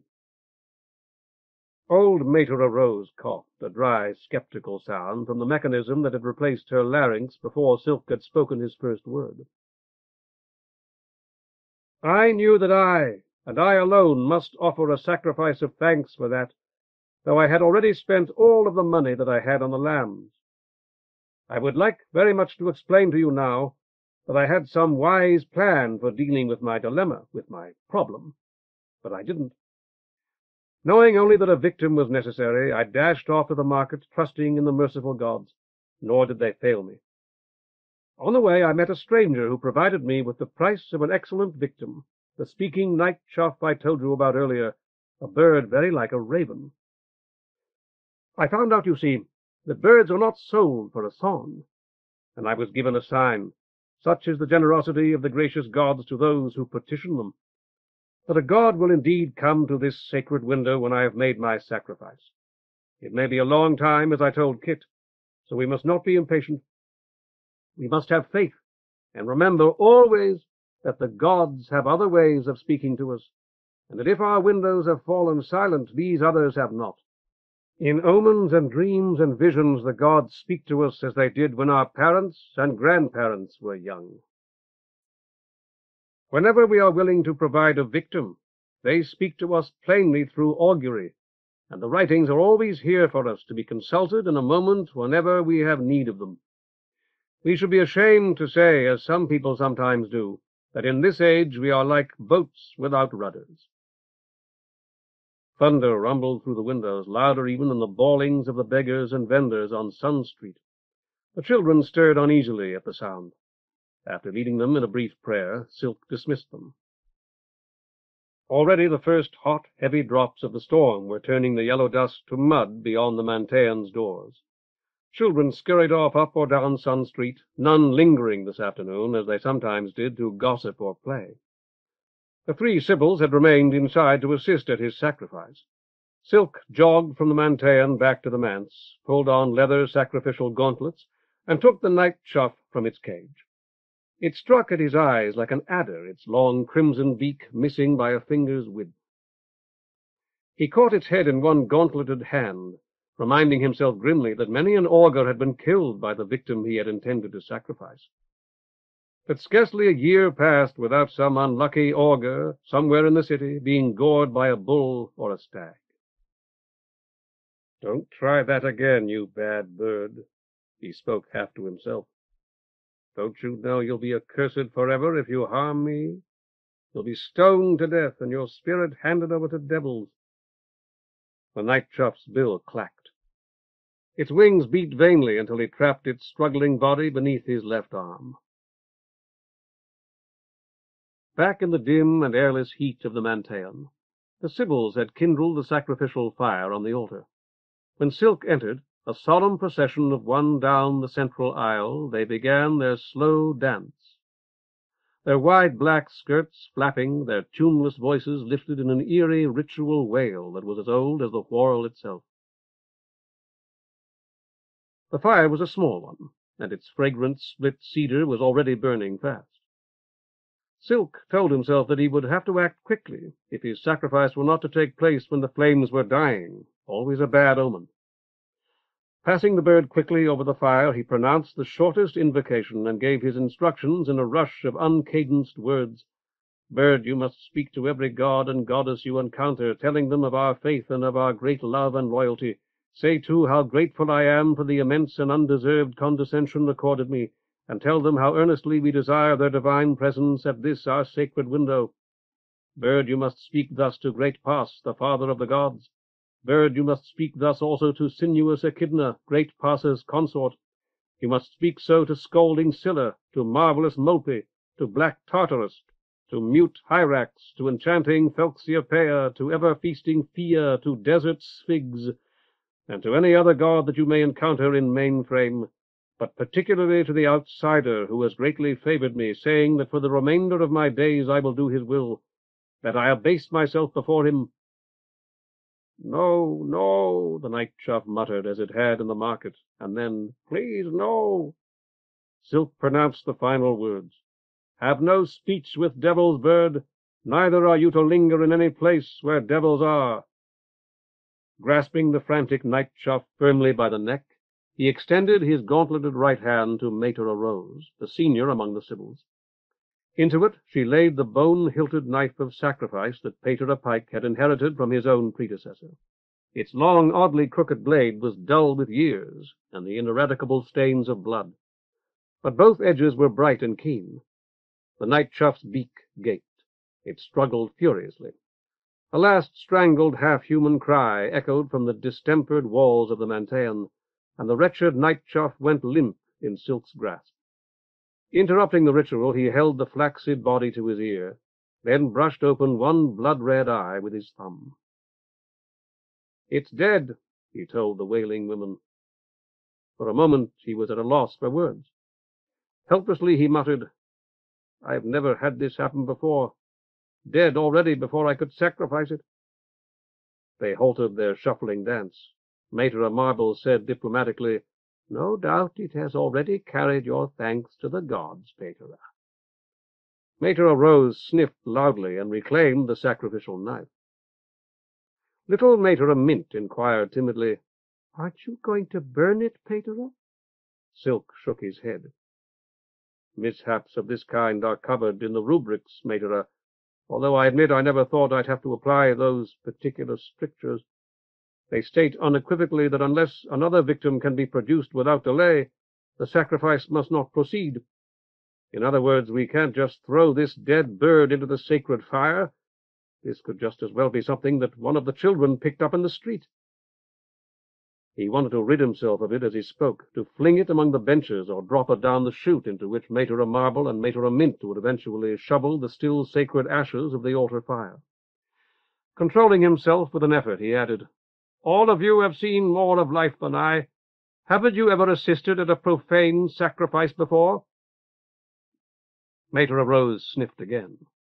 Like her earlier sniff, it reeked of condemnation. What had happened was unquestionably Pater Silk's fault, and his alone. It had been he and none other, as the sniff made exquisitely plain, who had chosen this contemptible bird. If only he had been a little more careful, a little more knowledgeable, and above all a great deal more pious, in short, much, much more like poor dear Pater Pike. Nothing of this shameful kind could possibly have occurred. Mater Marble said, No, Pater, never. May I speak with you when we're through here on another topic? In my room in the Palestra, perhaps? Silk nodded. I'll meet you there as soon as I've disposed of this, Mater. The temptation to berate himself proved too strong. I ought to have known better. The writings warned me, but they left me foolish enough to suppose that my sacrifice might yet be acceptable, even if our sacred window remained empty. This will be a salutary lesson for me, Mater. At least I certainly hope it will be, and it had better be. Thank Phia that the children weren't here to see it. By this time Mater Mint had nerved herself to speak. No one can ever know the mind of the outsider, Pater. He isn't like the other gods who take counsel with one another in mainframe. But when the gods have spoken so clearly... Realizing that what he was saying was not to the point, Silk left the thought incomplete. You're right, of course, Mater. His desires have been made plain to me, and this sacrifice was not included among them. In the future I'll try to confine myself to doing what he's told me to do. I know I can rely upon all of you to assist me in that, as in everything. Mater Rose did not sniff a third time, mercifully contenting herself with scratching her nose instead. Her nose, her mouth, and her right eye were the most presentable parts of her face, and though they had been molded of some tough polymer, they appeared almost normal. Her left eye, with which she had been born, seemed at once mad and blind, bleared and festering. While trying to avoid that eye, and wishing, as he so often had since coming to the Manteion, that replacements were still available, Silk shifted the night chuff from his left hand to his right. Thank you, Mater Rose, Mater Marble, Mater Mint. Thank you. We'll do much better next time, I feel certain. He had slipped off his sacrificial gauntlets.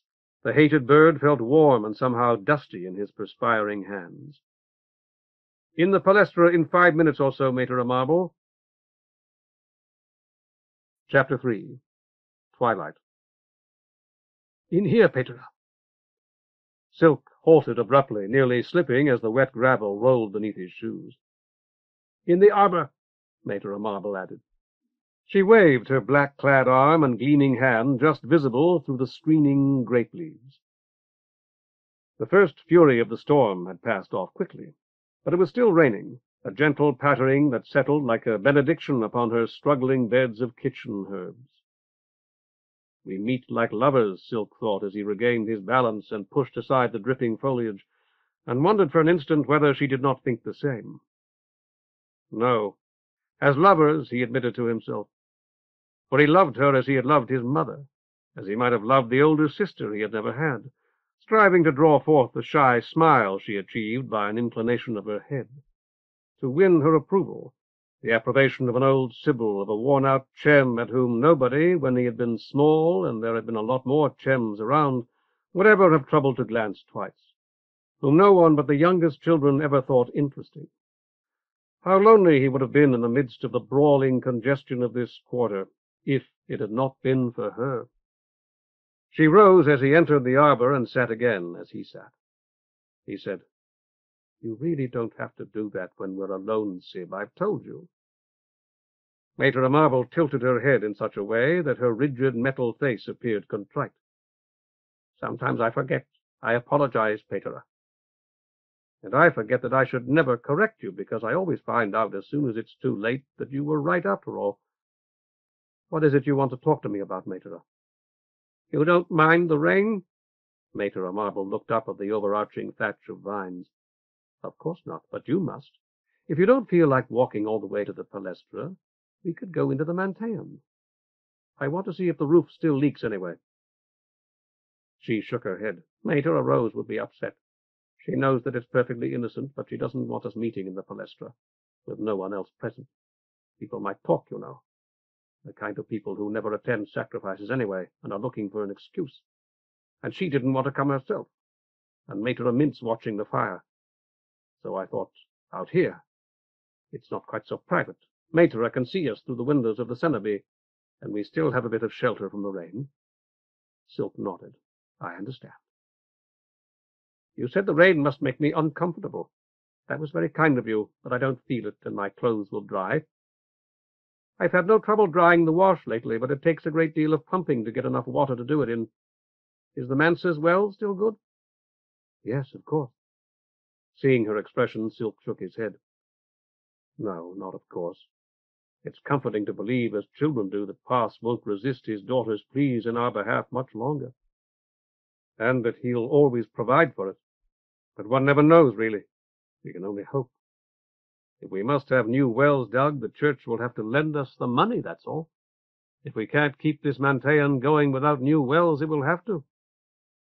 Mater Marble said nothing, but sat with head bowed as though unable to meet his eyes.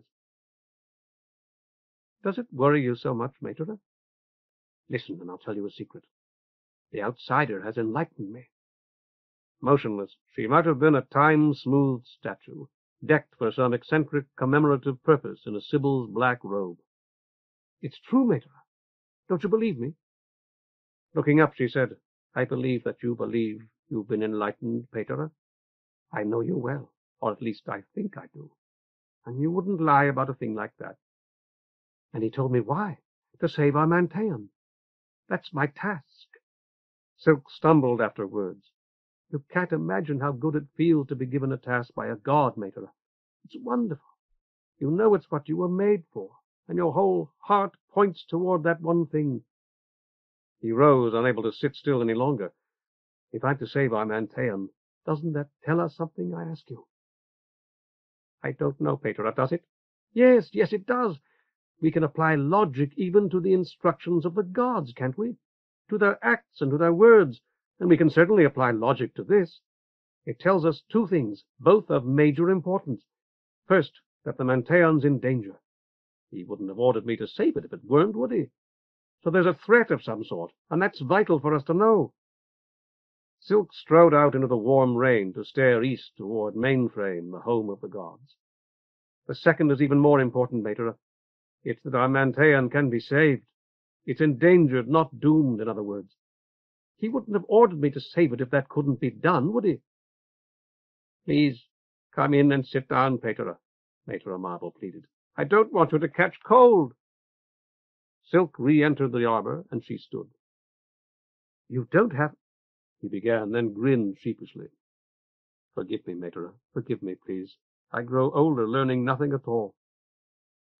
She swung her head from side to side, her silent laugh. You're not old, Pater. I watched you play a while today, and none of the boys are as quick as you are. That's only because I've been playing longer, he said, and they sat down together. Smiling, she clasped his hand in hers, surprising him. The soft skin had worn from the tips of her fingers long ago, leaving bare steel darkened like her thoughts by time and polished by unending toil. You and the children are the only things at this Manteion that aren't old. You don't belong here, neither of you. Mater Mint's not old. Not really, Mater, though I know she's a good deal older than I am. Mater Marble sighed, a soft hiss, like the weary sweep of a mop across a terrazzo floor. Poor Mater Mint was born old, I fear, or taught to be old before she could talk, perhaps. However that may be, she has always belonged here, as you never have, Pater. You believe it's going to be torn down, too, don't you? No matter what the outsider may have told me. Reluctantly, Mater Marble nodded. Yes, I do. Or as I ought to say, the buildings themselves may remain, although even that appears to be in doubt. But your Manteion will no longer bring the gods to the people of this quarter, and our Palestra will no longer teach their children. Silk snapped.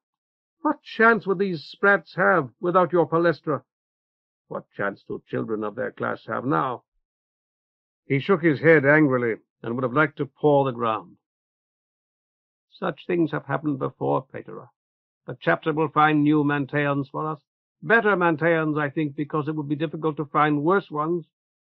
I'll go on teaching and assisting, and you'll go on sacrificing and shriving. It will be all right.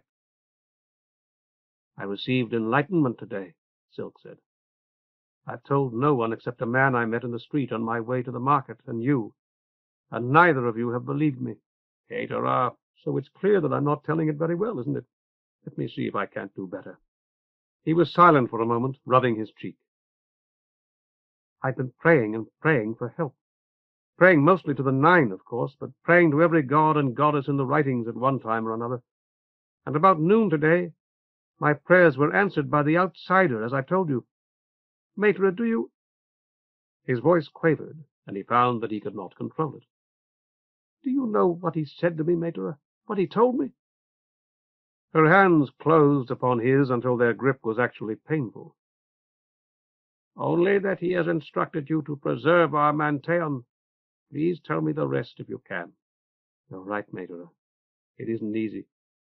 I'd always thought enlightenment would be a voice out of the sun, or in my own head, a voice that spoke in words.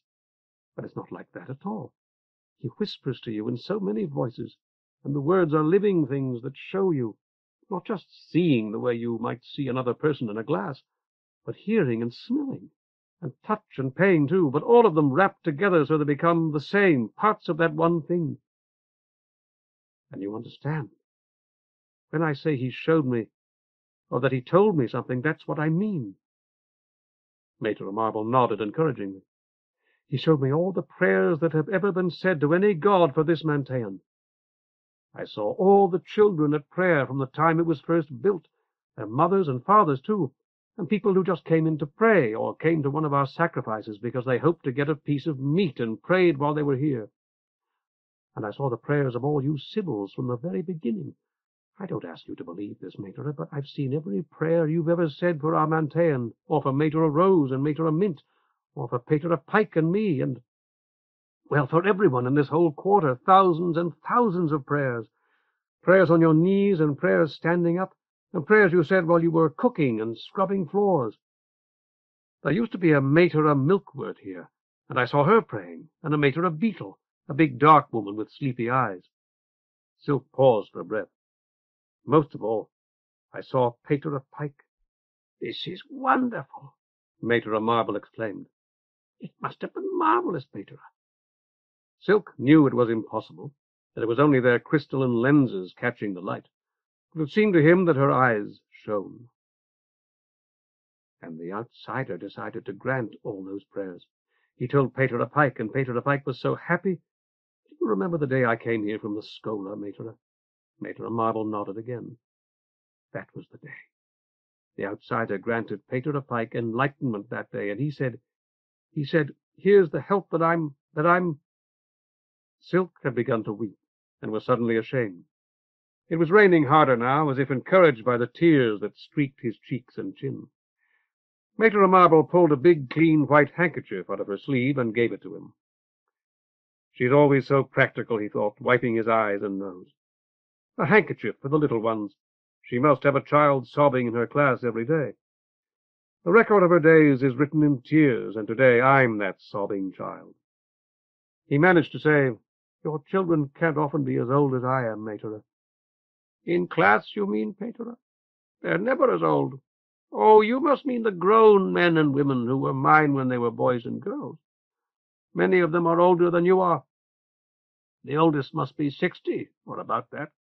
I didn't teach until then.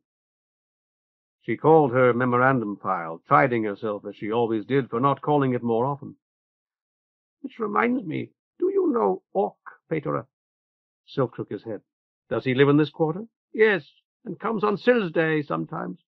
You must have seen him, the large, rough-looking man who sits in back. With the big jaw? His clothes are clean, but he looks as if he hasn't shaved. He wears a hanger, or perhaps it's a hunting sword. And he's always alone. Was he one of your boys? Mater Marble nodded sadly.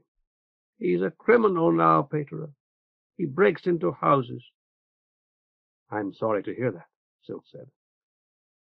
For an instant he had a mental picture of the hulking man from the back of the Manteion, surprised by a householder and whirling clumsily but very quickly to confront him like a baited bear. I'm sorry too, Pater, and I've been wanting to talk to you about him. Pater Pike shrove him last year. You were here, but I don't think you knew about it. If I did, I'd forgotten. To quiet the hiss of the wide blade as it cleared the scabbard, Silk shook his head. But you're right, Mater. I doubt that I knew. I didn't learn about it from Pater myself. Mater Mint told me. Orc still likes her, and they have a little talk now and then. Blowing his nose in his own handkerchief, Silk relaxed a trifle. This, he felt certain, was what she had wanted to speak to him about. Pater was able to get Orc to promise not to rob poor people any more. He'd done that, he said. He'd done it quite often, but he wouldn't any more. He promised Pater, Mater says, and he promised her too. You're going to lecture me now, Pater, because the promise of a man like that, a criminal's promise, can't be trusted. No man's promise can be trusted absolutely, Silk said slowly. Since no man is or can ever be entirely free from evil, I include myself in that, certainly. Maitre Marble pushed her handkerchief back into her sleeve. I think Orc's promise, freely given, can be relied on as much as anybody's, Pater. As much as yours, and I don't intend to be insulting. That was the way he was as a boy, and it's the way he is as a man, too, as well as I can judge. He never had a mother or a father, not really.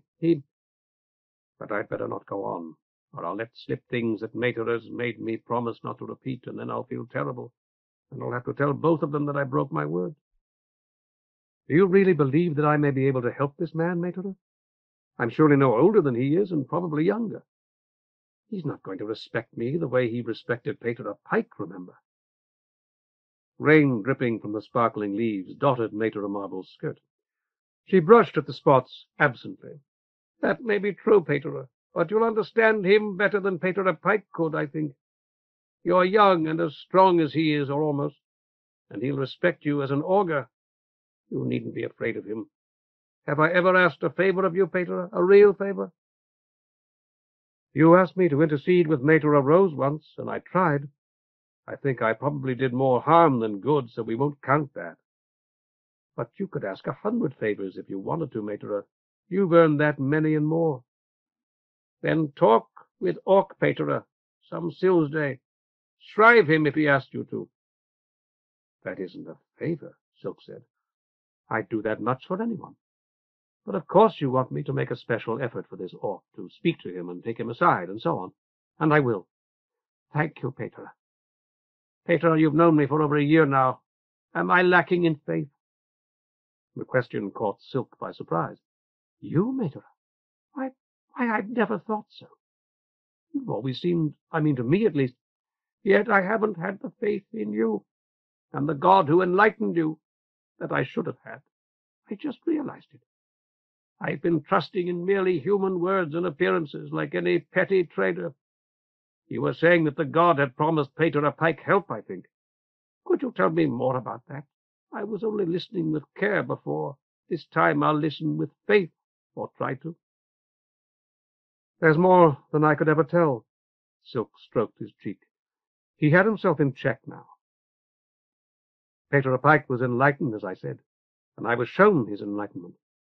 He was told that all those prayers he had said over so many years were to be granted that day, that the help he had asked for himself and for this Manteion and the whole quarter, would be sent to him at once. Silk discovered that his fists were clenched. He made himself relax. I was shown all that. Then I saw that help arrive, alight as if with passes fire from the sun. And it was me. That was all it was, just me. Then you cannot fail, Maitre Marble told him softly. Silk shook his head. I wish it were that easy. I can fail, Maitre. I dare not. She looked grave, as she often did. But you didn't know this until today. At noon in the ball court? That's what you said. No, I didn't. He told me something else, you see, that the time has come to act. Maitre Marble sighed again. I have some information for you, Pater. Discouraging information, I'm afraid. But first I want very much to ask you just one thing more, and tell you something, perhaps. It was the outsider who spoke to you, you say? Yes. I don't know a great deal about him, however, even now. He's one of the 63 gods mentioned in the writings, but I haven't had a chance to look him up since it happened. And as I remember, there isn't a great deal about him anyway. He told me about himself things that aren't in the writings unless I've forgotten them. Well, I haven't really had much time to think about them. When we were outside like him, living in the short sun Whorl before this one was finished and peopled, we worshipped him. No doubt you knew that already, Pater. I'd forgotten it, Silk admitted. But you're right. It's in the 10th book, or the 12th. We gems didn't share in sacrifices in the short sun Whorl. Maitre Marble fell silent for a moment, scanning old files. It wasn't called Manteion, either. Something else. If only I could find that, I could remember more, I think. Without understanding what she meant, Silk nodded. There have been many changes since then, but it used to be taught that he was infinite, not merely great, but truly without limit. There are expressions like that, in arithmetic, although we never get to them in my class. He showed me. They say that even the Whorl ends someplace, Maitre Marble continued. Immense though it is. He doesn't. If you were to divide him among all the things in it, each part of him would still be limitless. Didn't you feel awfully small, Pater, when he was showing you all these things? Silk considered his answer. No, I don't think I did. No, I didn't. I felt, great. I felt that way even though he was immeasurably greater, as you say. Imagine, Mater, that his cognizance, the prolocutor, were to speak to me in person, assigning me some special duty. I'd feel, of course, that he was a far greater man than I, and a far, far greater man than I could ever be. But I'd feel that I, too, had become a person of significance. Silk paused, ruminating. Now suppose a prolocutor incalculably great. I understand. That answers several questions that I've had for a long while. Thank you, Pater. My news. I want to tell you why I asked you to meet me. It's bad news, I assume. Silk drew a deep breath. Knowing that the Manteion's at risk, I've been expecting some. It would appear to indicate, mistakenly, I feel sure, Pater, that you've failed already. You see, a big, red-faced man came to the palestra while you were away. He said that he'd just bought the entire property from the city. Maitre Marble's voice fell. From the ayuntamiento, Pater. That's what he told me. He was here to look at our buildings. I showed him the palestra and the Manteion. I'm quite sure he didn't get into the cenobi or the manse, but he looked at everything from the outside. He said the sale was complete? She nodded. You're right, Mater. This sounds very bad. He'd come in a floater with a man to operate it for him. I saw it when we were going from the palestra to the Manteion. We went out the front and along Sun Street past the ball court. He said he'd talked to you before he came here, but he hadn't told you he'd bought it. He said he'd thought you'd make trouble. Silk nodded slowly. I'd have hauled him out of his floater and broken his neck, I think, Mater. Or at least I would have tried to. She touched his knee. That would have been wrong, Pater. You'd go to the Alhambrera and into the pits. Which wouldn't matter, Silk said. His name's Blood. Perhaps he told you. Possibly he did. Maitre Marble's rapid scan seldom functioned now. She fell silent as she searched past files, then said, It's not a common name at all, you know. People think it's unlucky. I don't believe I've ever had a single boy called Blood. Silk stroked his cheek, his eyes thoughtful. Have you heard of him, Mater? I haven't, but he must be a wealthy man to have a private floater. I don't think so. If the sale is complete, Pater, what can you do? I don't know. Silk rose as he had before.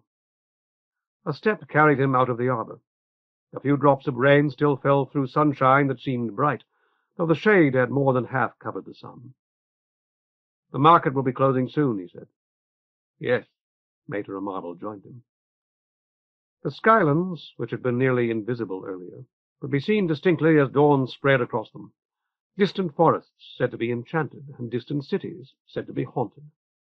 Subtle influences for good or ill, governing the lives of those below. He's not a foreigner, Silk said. Or at least he doesn't talk like any foreigner I've ever met.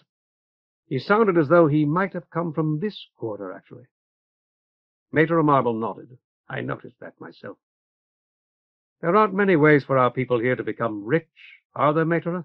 I wouldn't think so, at least. I'm not sure I follow you. It doesn't matter. You wanted me to speak with this man Orc. On a Sills Day, you said. But there are always a dozen people waiting to talk to me then. Where do you think I might find Orc today? Why, I have no idea. Could you go and see him this evening, Pater? That would be wonderful. Maitre Mint might know. Silk nodded. You said that she was in the Manteion, waiting for the fire to die. Go in and ask her, please, while you're helping her purify the altar. I'll speak with you again in a few minutes. Watching them from a window of the cenobie, Mater arose, grunted with satisfaction when they were separated. There was danger there, no matter how Mater and Pater might deceive themselves. Filthy things she could do for him, and worse that he might do to her. Undefiled Echidna hated everything of that kind, blinding those who fell as she had blinded her. At times Mater rose, kneeling before her daughter's image, felt that she herself was Echidna, mother of gods and empress of the Whorl. Strike, Echidna, oh, strike. It was dark enough already for the bang of the door to kindle the bleared light in one corner of Silk's bedroom, the room over the kitchen, the old storeroom that old Pater Pike had helped clean out when he arrived. For Silk had never been able to make himself move his possessions into Pike's larger room, to throw out or burn the faded portraits of the old man's parents or his threadbare, too-small clothing. By that uncertain glow, Silk changed into his second-best robe. Collar and cuffs were detachable in order that they might be more easily and thus more frequently laundered. He removed them and laid them in the drawer beside his only spare set. What else? He glanced in the mirror. Some covering for his untidy yellow hair, certainly. There was the wide straw hat he had worn that morning while laying new shingles on the roof, and the blue-trimmed black calotte that Pater Pike had worn on the coldest days. Silk decided upon both. The wide straw would cast a strong shadow on his face, but might blow off. The calotte fit nicely beneath it, and would supply a certain concealment still. Was this how men like this man Orc felt? Was it how they planned? As reported by Mater Marble, Mater Mint had named half a dozen places in which he might come across Orc. All were in the Orea, the worst section of the quarter. He might be robbed, might be murdered, even though he offered no resistance. If Blood would not see him. Silk shrugged. Blood's house would be somewhere on the Palatine. Silk could scarcely conceive of anyone who rode in a privately owned floater living anywhere else. There would be civil guardsmen everywhere on the Palatine after dark, guardsmen on foot, on horseback, and in armed floaters. One could not just kick down a door, as scores of housebreakers did in this quarter every night. The thing was impossible.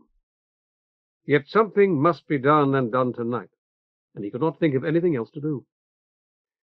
He fingered his beads, then dropped them back into his pocket, removed the silver chain and voided cross of pass, and laid them reverently before the triptych, folded 2 fresh sheets of paper, put them into the battered little pen case he had used at the Schola, and slipped it into the big inner pocket of his robe. He might need a weapon. He would almost certainly need some sort of tool. He went downstairs to the kitchen. There was a faint stirring from the smelly waste bin in the corner. A rat, no doubt. As he had often before, Silk reminded himself to have Horn catch him a snake that might be tamed. Through the creaking kitchen door he stepped out into the garden again. It was almost dark, and would be fully dark by the time he reached the Orea, 8 streets away. The afternoon's rain had laid the dust, and the air, cooler than it had been in months, was fresh and clean. Perhaps autumn was on the way at last. He should be tired, Silk told himself, yet he did not feel tired as he unlocked the side door of the Manteion. Was this, in sober fact, what the outsider wanted, this rush to battle? If so, his service was a joy indeed. The altar fire was out, the interior of the Manteion lit only by the silver sheen of the sacred window and the hidden flame of the fat blue glass lamp between Echidna's feet. Mater Rose's lamp, burning some costly scented oil whose fragrance stirred his memory. He clapped his hands to kindle the few lights still in working order, then fumbled among the shadows for the long-hafted, narrow-bladed hatchet with which he split shingles and drove roofing nails. Finding it, he tested its edge, so painstakingly sharpened that very morning, before slipping its handle into his waistband. That, he decided after walking up and down and twice pretending to sit, would not do. There was a rusty saw in the Palestra's supply closet. It would be simple to shorten the handle, but the hatchet would be a less useful tool, and a much less serviceable weapon afterward. Stooping again, he found the rope that had prevented his bundle of shingles from sliding off the roof, a thin braided cord of black horsehair, old and pliant, but still strong. Laying aside robe and tunic, he wound it about his waist, tied the ends, and slid the handle of the hatchet through several of the coils. Dressed again, he emerged once more into the garden, where a vagrant breeze sported with the delectable odor of cooking from the cenobie, reminding him that he ought to be preparing his own supper at this very moment. He shrugged, promising himself a celebratory one when he returned. The tomatoes that had dropped green from his vines were still not ripe, but he would slice them and fry them in a little oil. There was bread, too, he reminded himself, and the hot oil might be poured over it afterward to flavor and soften it. His mouth watered. He would scrape out the grounds he had reused so long, scrub the pot, and brew fresh coffee. Finish with an apple and the last of the cheese. A feast. He wiped his lips on his sleeve, ashamed of his greed. After closing and carefully locking the side door of the Manteion, he made a wary study of the cenobie windows.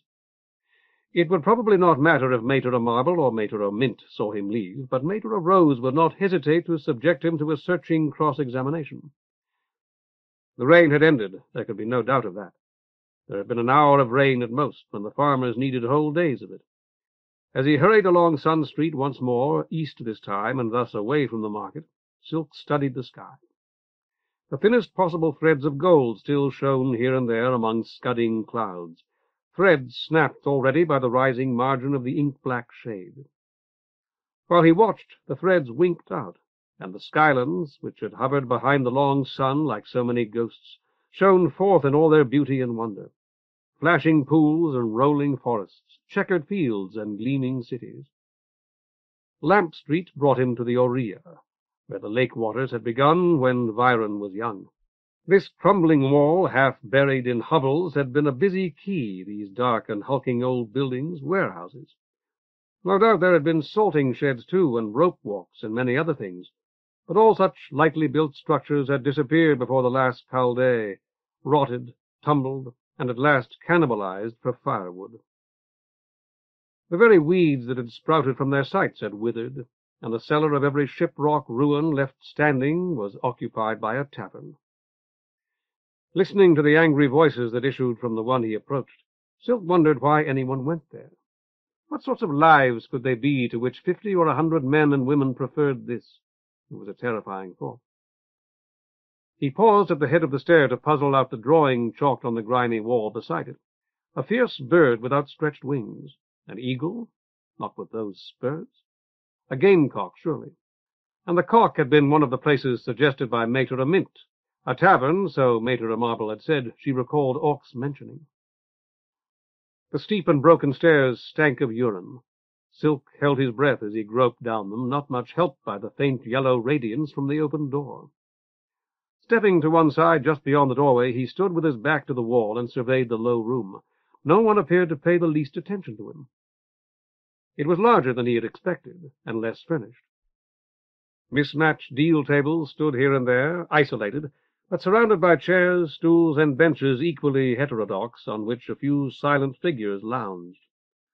Odious candles fumed and dribbled a sooty wax upon some, though by no means all, of these tables, and a green and orange lampion with a torn shade swung in the center of the room, seeming to tremble at the high-pitched anger of the voices below it. The backs of jostling onlookers obscured what was taking place there. "Hornbus, you whore!" a woman shrieked. A man's voice, slurred by beer, yet hissing swift with the ochre powder called rust, suggested, "Stick it out your skirt, sweetheart, and maybe she will." There was a roar of laughter. Someone kicked over a table, its thud accompanied by the crash of breaking glass. "Here, here now!" Quickly, but without the appearance of haste, a big man with a hideously scarred face pushed through the crowd, an old skittle-pin in one hand. "Outside now, outside with this!" The onlookers parted to let two women with dirty gowns and disheveled hair through. "Outside with her!" one woman pointed. "Outside with both!" The big man caught the speaker expertly by the collar, tapped her head almost gently with the skittle-pin, and shoved her toward the door. One of the watching men stepped forward, held up his hand, and gestured in the direction of the other woman, who seemed to Silk almost too drunk to stand. "Her too," the big man with the skittle-pin told her advocate firmly. He shook his head. "Her too, and you." The big man loomed above him, a head the taller. "Outside." Steel gleamed and the skittle-pin flashed down. For the first time in his life, Silk heard the sickening crepitation of breaking bone. It was followed at once by the high, sharp report of a needler, a sound like the crack of a child's toy whip.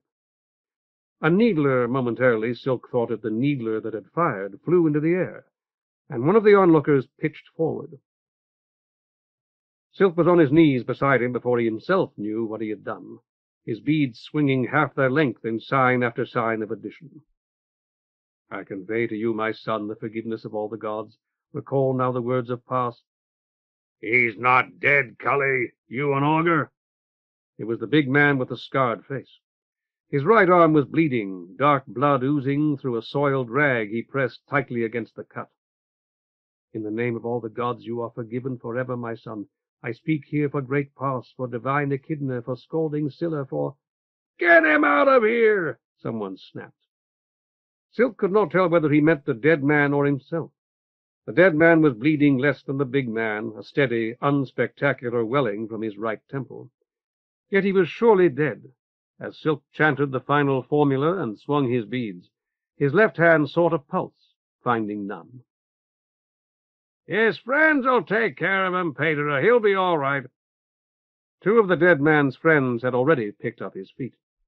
And for strong Sphigs, also for all lesser gods? Silk hesitated. It had no place in the formula, but would these people know, or care? Before rising, he finished in a whisper, "The outsider likewise forgives you, my son, no matter what evil you did in life." The tavern was nearly empty. The man who had been hit with the skittle-pin groaned and stirred. The drunken woman was kneeling beside him, just as Silk had knelt beside the dead man, swaying even on her knees, one hand braced on the filthy floor. There was no sign of the needler that had flown into the air, nor of the knife that the injured man had drawn. "You want a red ribbon, Pater?" Silk shook his head. "Sure you do, on me for what you done." The big man wound the rag about his arm, knotted it dexterously with his left hand, and pulled the knot tight with his left hand in his teeth.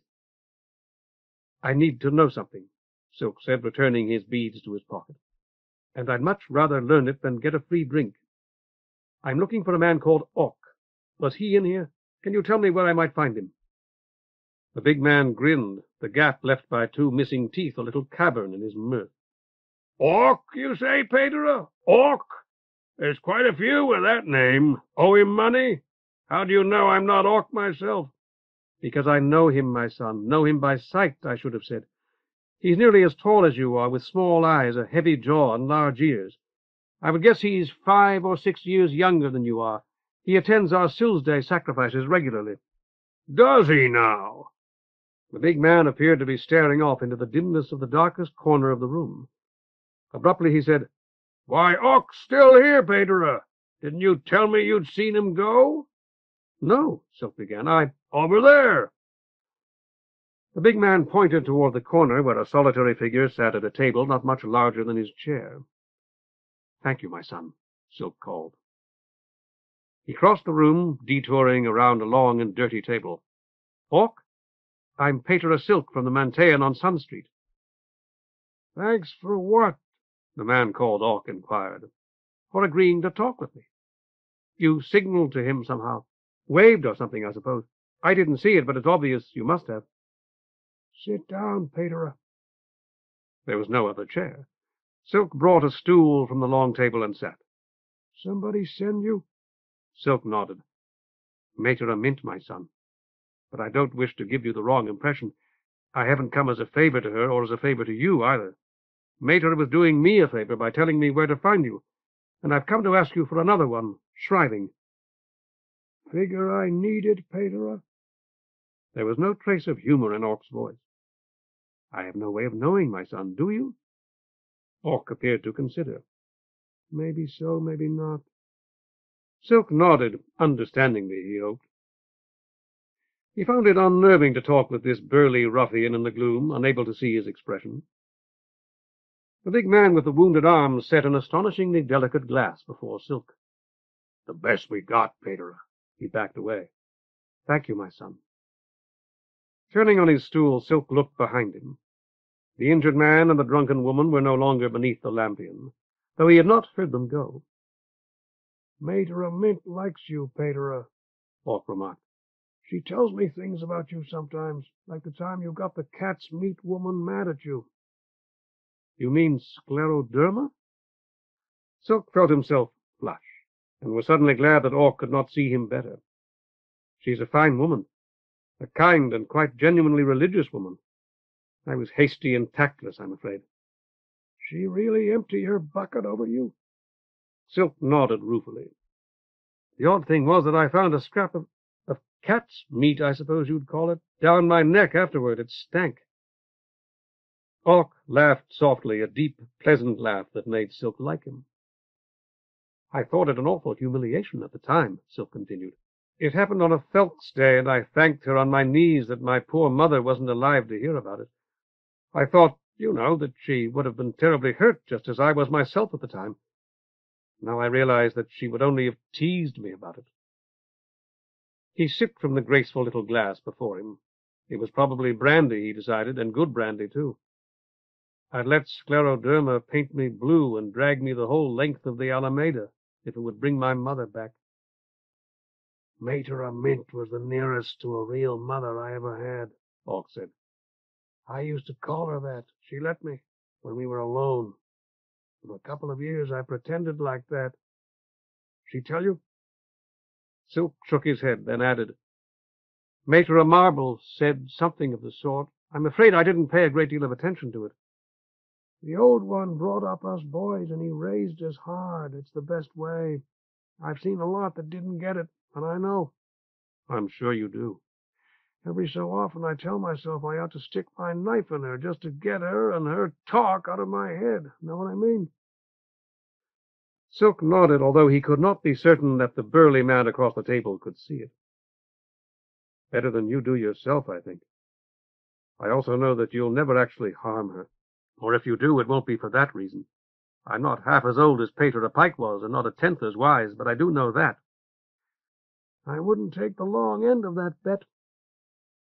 Silk said nothing, his eyes upon the pale blur that was Orc's face, where for the moment it seemed to him that he had glimpsed the shadow of a muzzle, as though the unseen face were that of a wolf or bear. Surely, he thought, this man can't have been called Orc from birth. Surely Orc is a name he's assumed. He pictured Mater Mint leading the boy Orc into class on a chain. Then Mater Mint warned by Mater Rose that Orc would turn on her when he was grown. He sipped again to rid himself of the fancy. Orc's mother had presumably named him. The small Orcs of Lake Limna were flightless. Thus it was a name given by mothers who hoped their sons would never leave them. But Orc's mother must have died while he was still very young.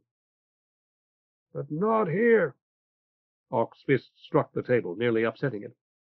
"I'll come Silsday, day after tomorrow, and you can shrive me then, all right?" "No, my son," Silk said. "It must be tonight." "Don't you trust—" "I'm afraid I haven't made myself entirely clear," Silk interposed. "I haven't come here to shrive you, though I'd be delighted to do it if you wish. And I'm certain it would make Mater Mint very happy when I told her I had. But you must shrive me, Orc, and you must do it tonight. That is what I've come for. Not here, however, as you say. In some more private place." "I can't do that." "You can, my son," Silk insisted softly. "And I hope you will.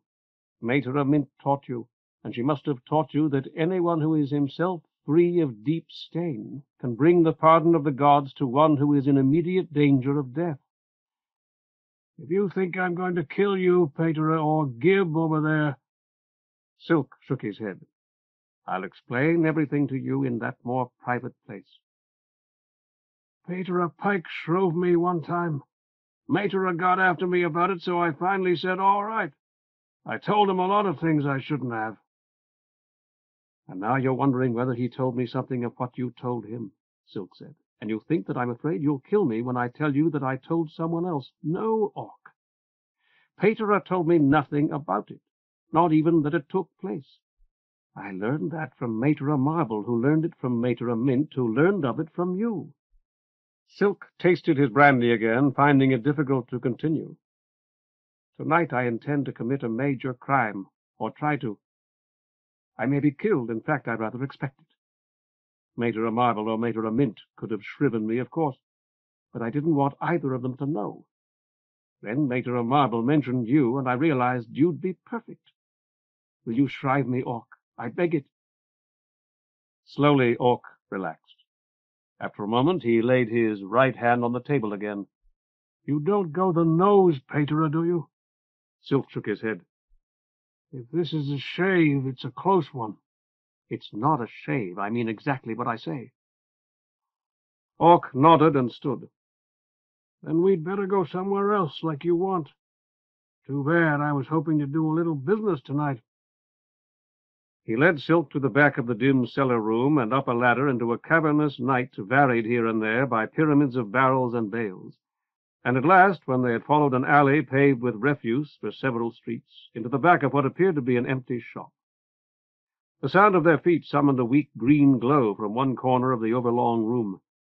Silk saw a cot with rumpled, soiled sheets, a chamber pot, a table that might have come from the tavern they had left, 2 plain wooden chairs, and on the opposite wall what appeared to be a still summonable glass.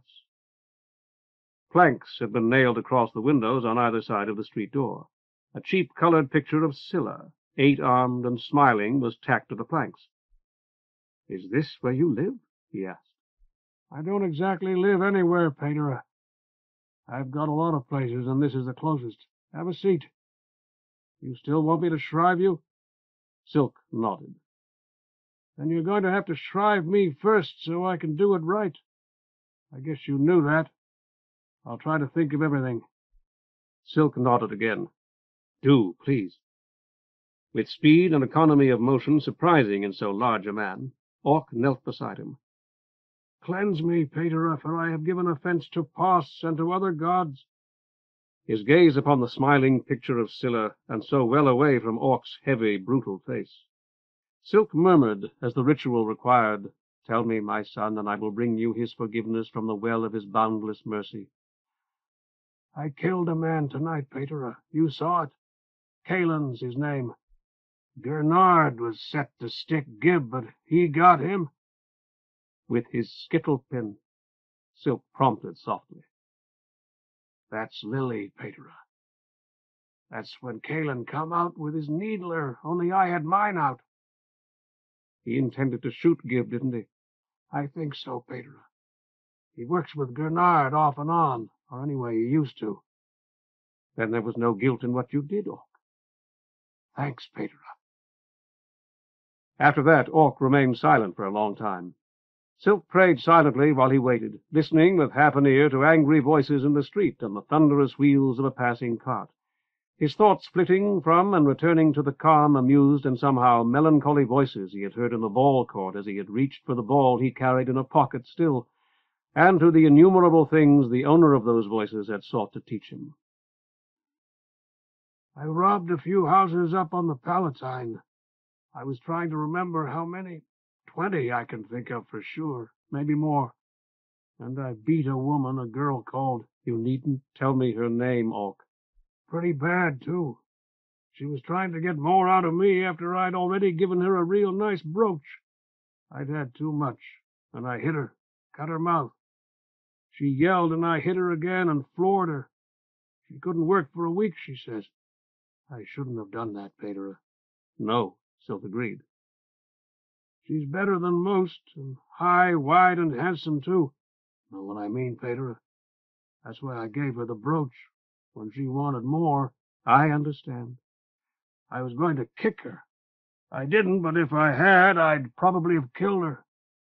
I kicked a man to death once. That was part of what I told Paterer Pike." Silk nodded, forcing his eyes away from Orc's boots.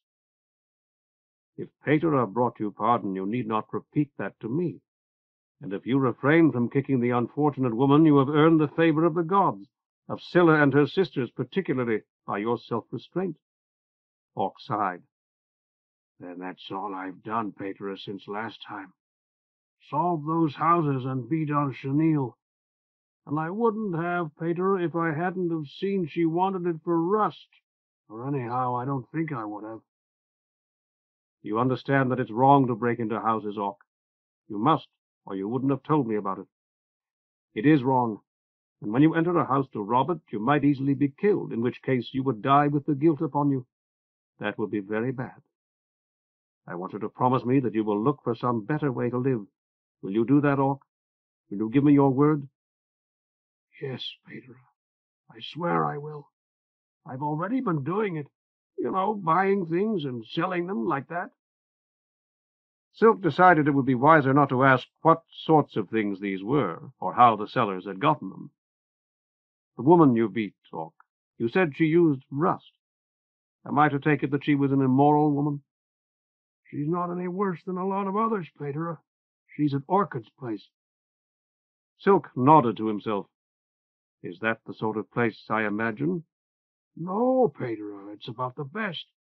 They don't allow any fighting or anything like that, and everything's real clean.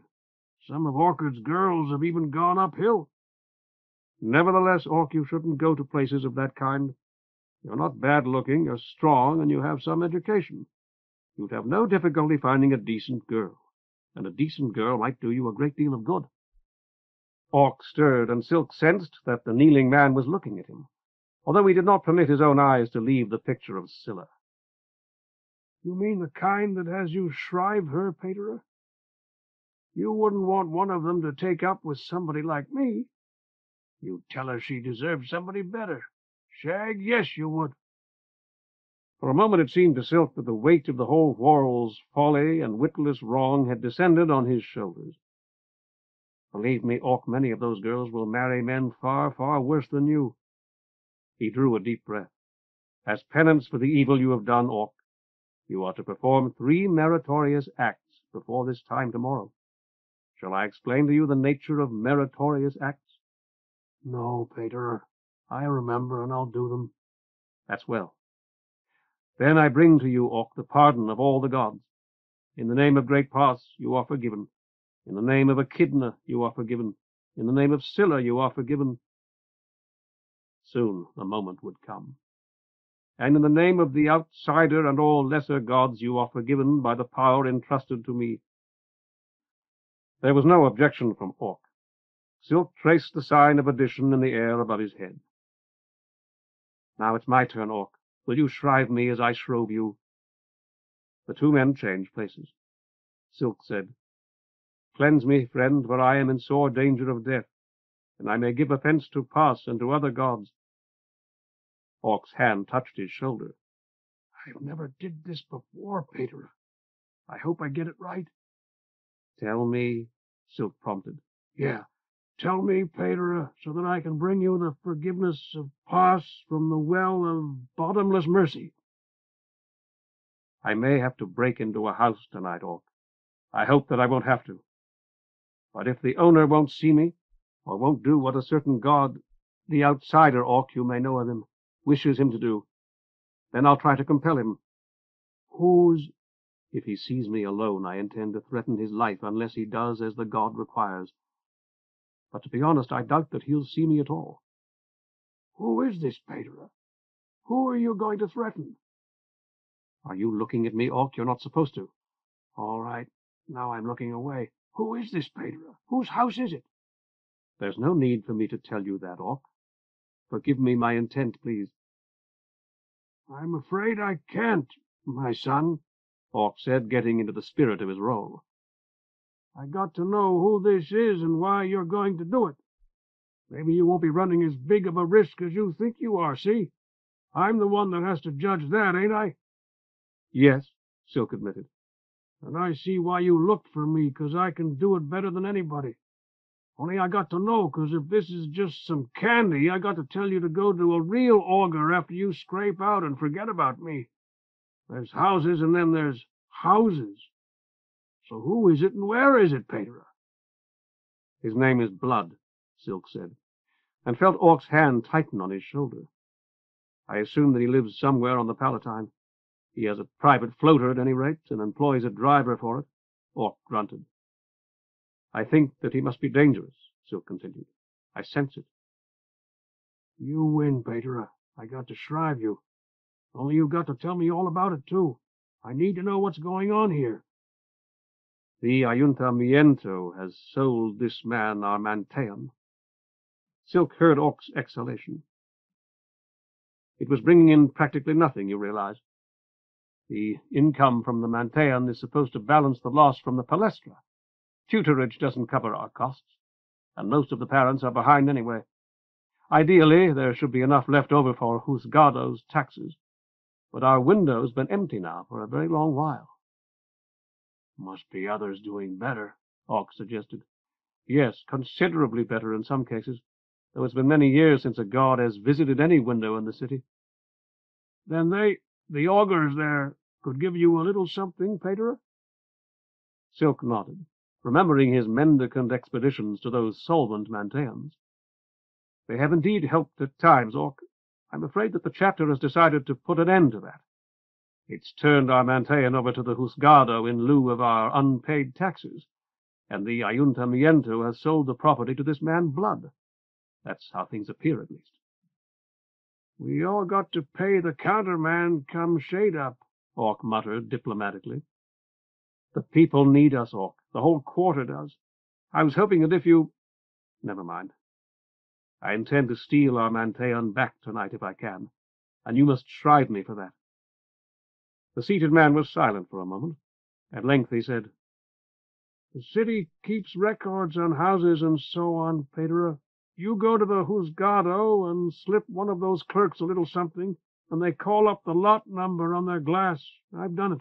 The monitor gives you the name of the buyer, or anyhow, whoever's fronting for him. So that I could verify the sale, you mean? That's it, Peter.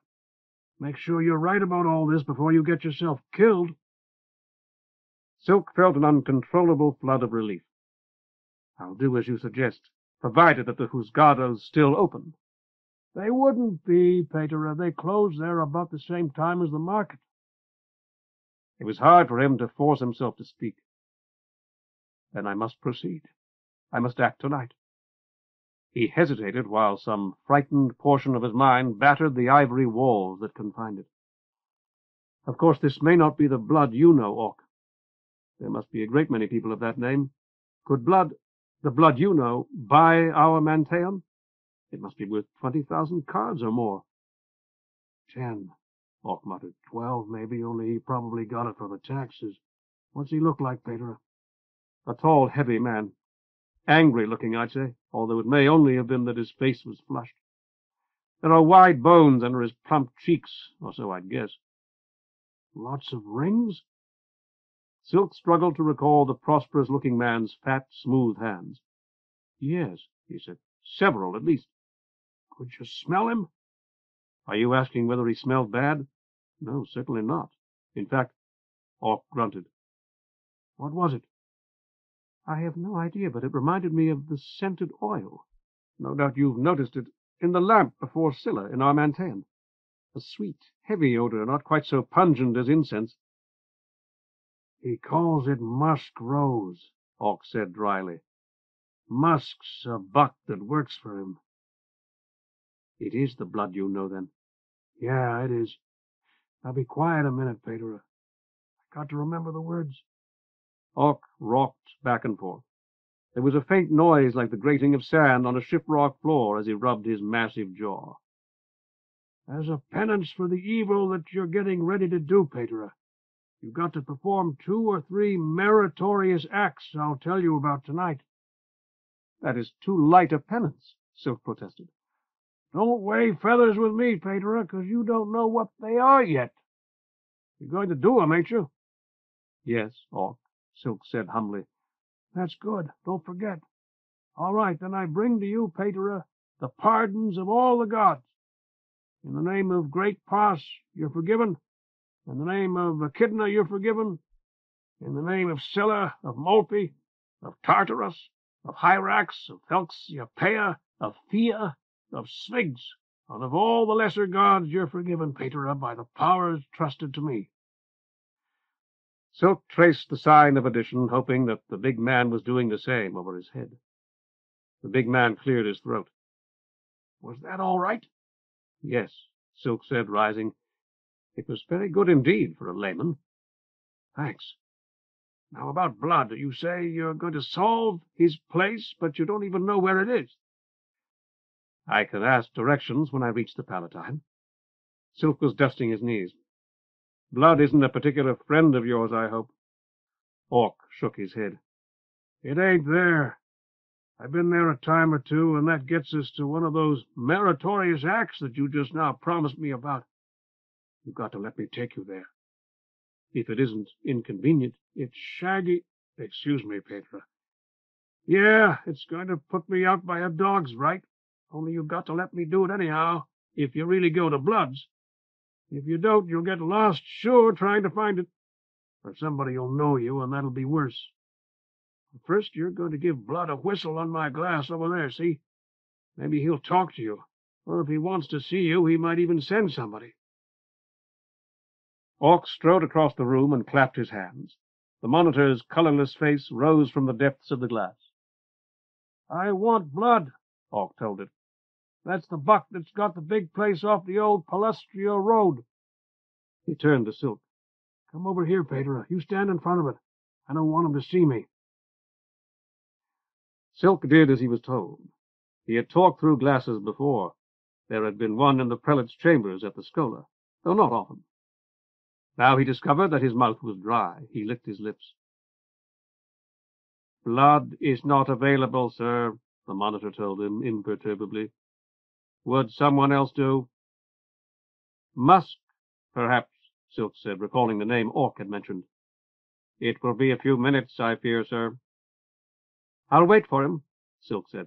The glass faded to an opalescent gray. You want to sit, Petra? Orc was pushing a chair against the backs of his calves. Silk sat down, murmuring his thanks. I don't think that was too smart asking for Musk. Maybe you know what you're doing. Still watching the glass, Silk shook his head. You had said he worked for Blood, that's all. Don't tell him you're with me, all right? I won't. Orc did not speak again, and the silence wrapped itself about them. Like the silence of the windows, Silk thought, the silence of the gods, pendant, waiting. This glass of Orc's was rather like a window. All glasses were, although they were so much smaller. Like the windows, glasses were miraculous creations of the short sun days, after all. What was it Maitre Marble had said about them?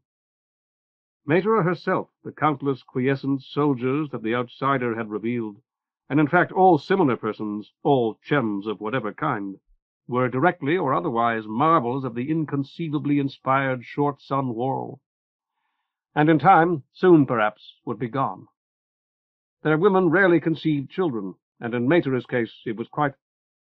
Silk shook his shoulders, reminding himself severely that in all likelihood Maitre Marble would long outlive him, that he might be dead before shade-up, unless he chose to ignore the outsider's instructions.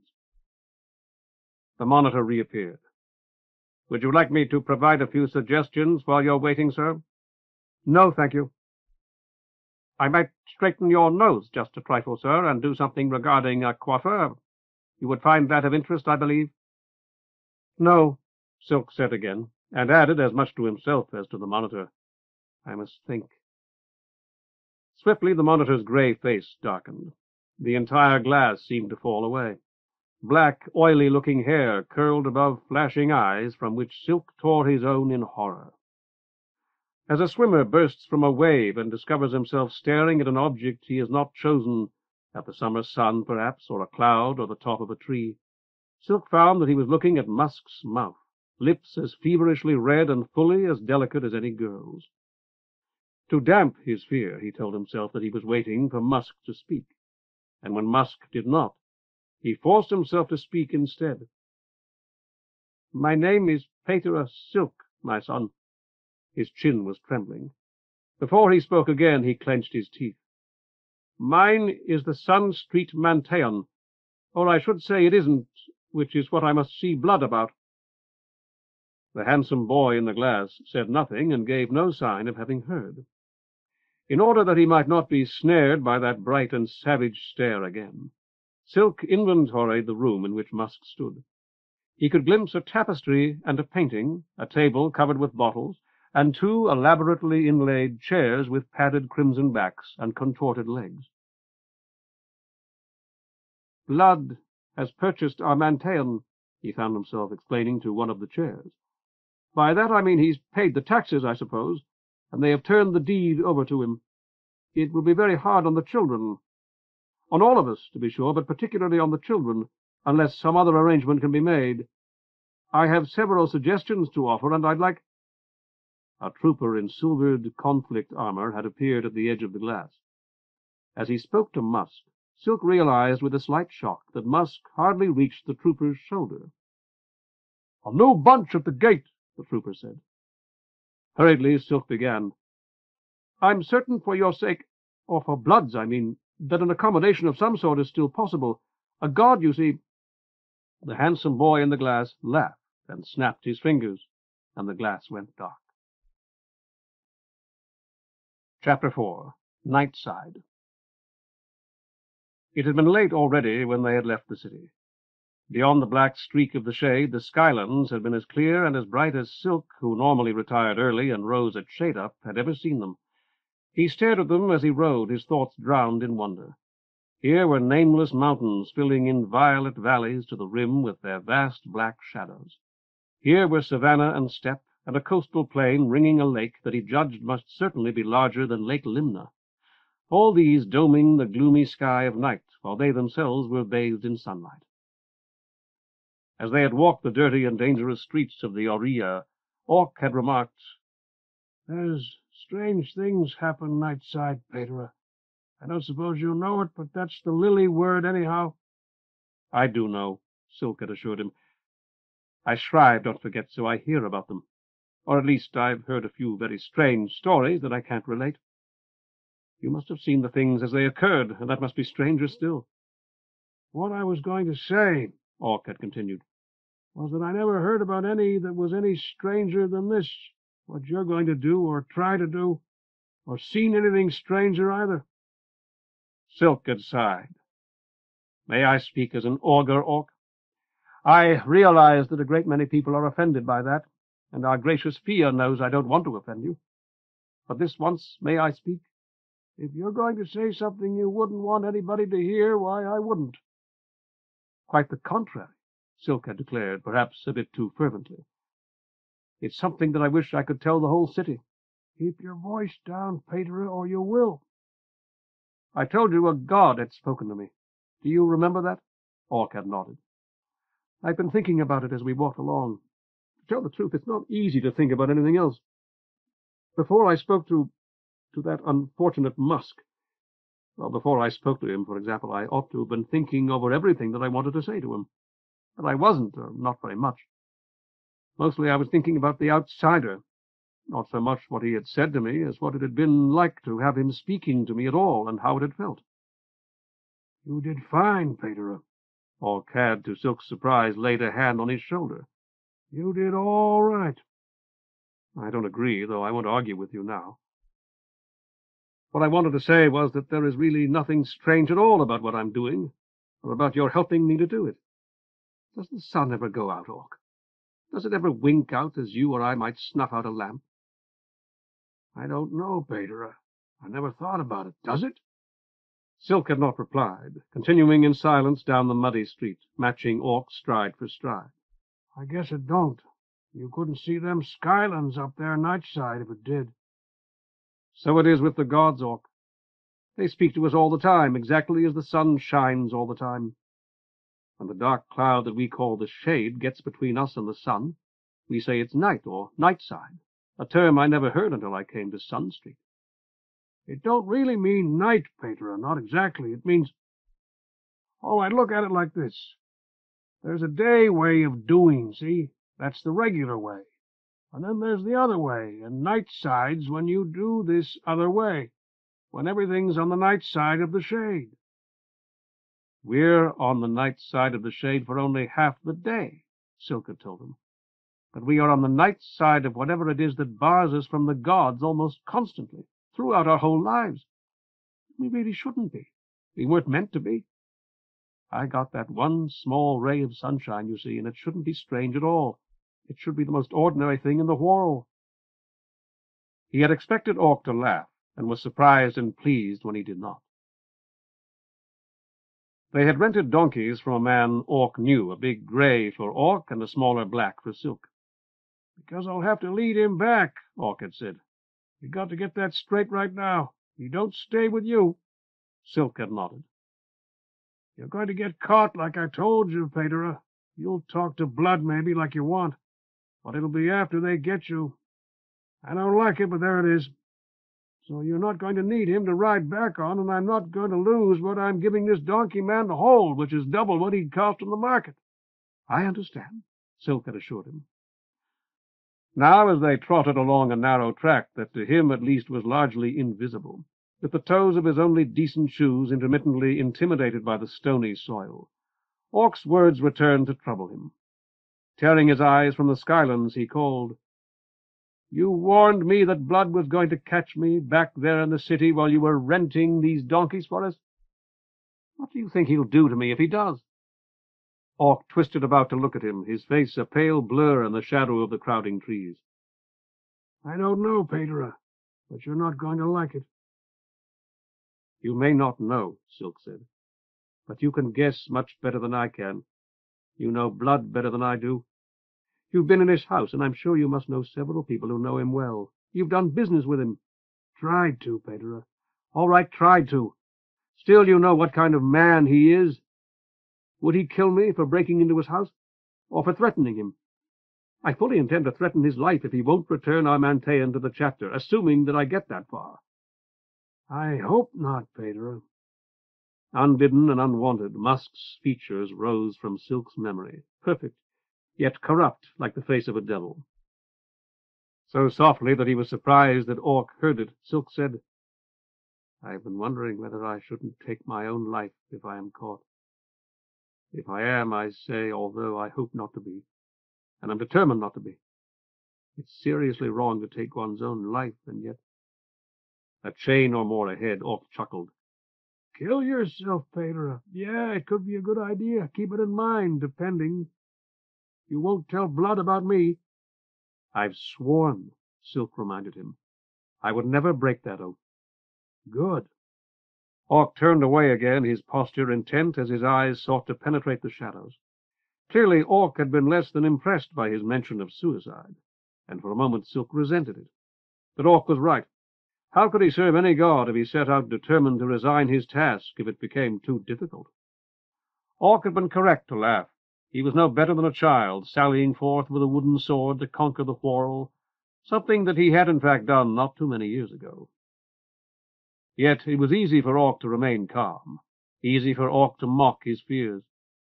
Orc, who had no doubt broken into scores of these country villas, was not going to break into this one, or even to assist him in doing it. And yet, Silk reminded himself, Orc's own position was by no means impregnable. "I would never violate my solemn oath, sworn to all the gods," Silk said aloud. "And besides, if Blood were to find out about you and have you killed, he didn't strike me as the type who kill men themselves. There would be no one to help me escape him." Orc cleared his throat and spat, the sound unnaturally loud in the airless stillness of the forest. "I'm not going to do a shaggy thing for you, Paterer. You can forget about that. You're working for the gods, right? Let them get you out." Almost whispering because he was saddened by the knowledge, Silk said, "Yes, you will, Orc." "Sneeze it."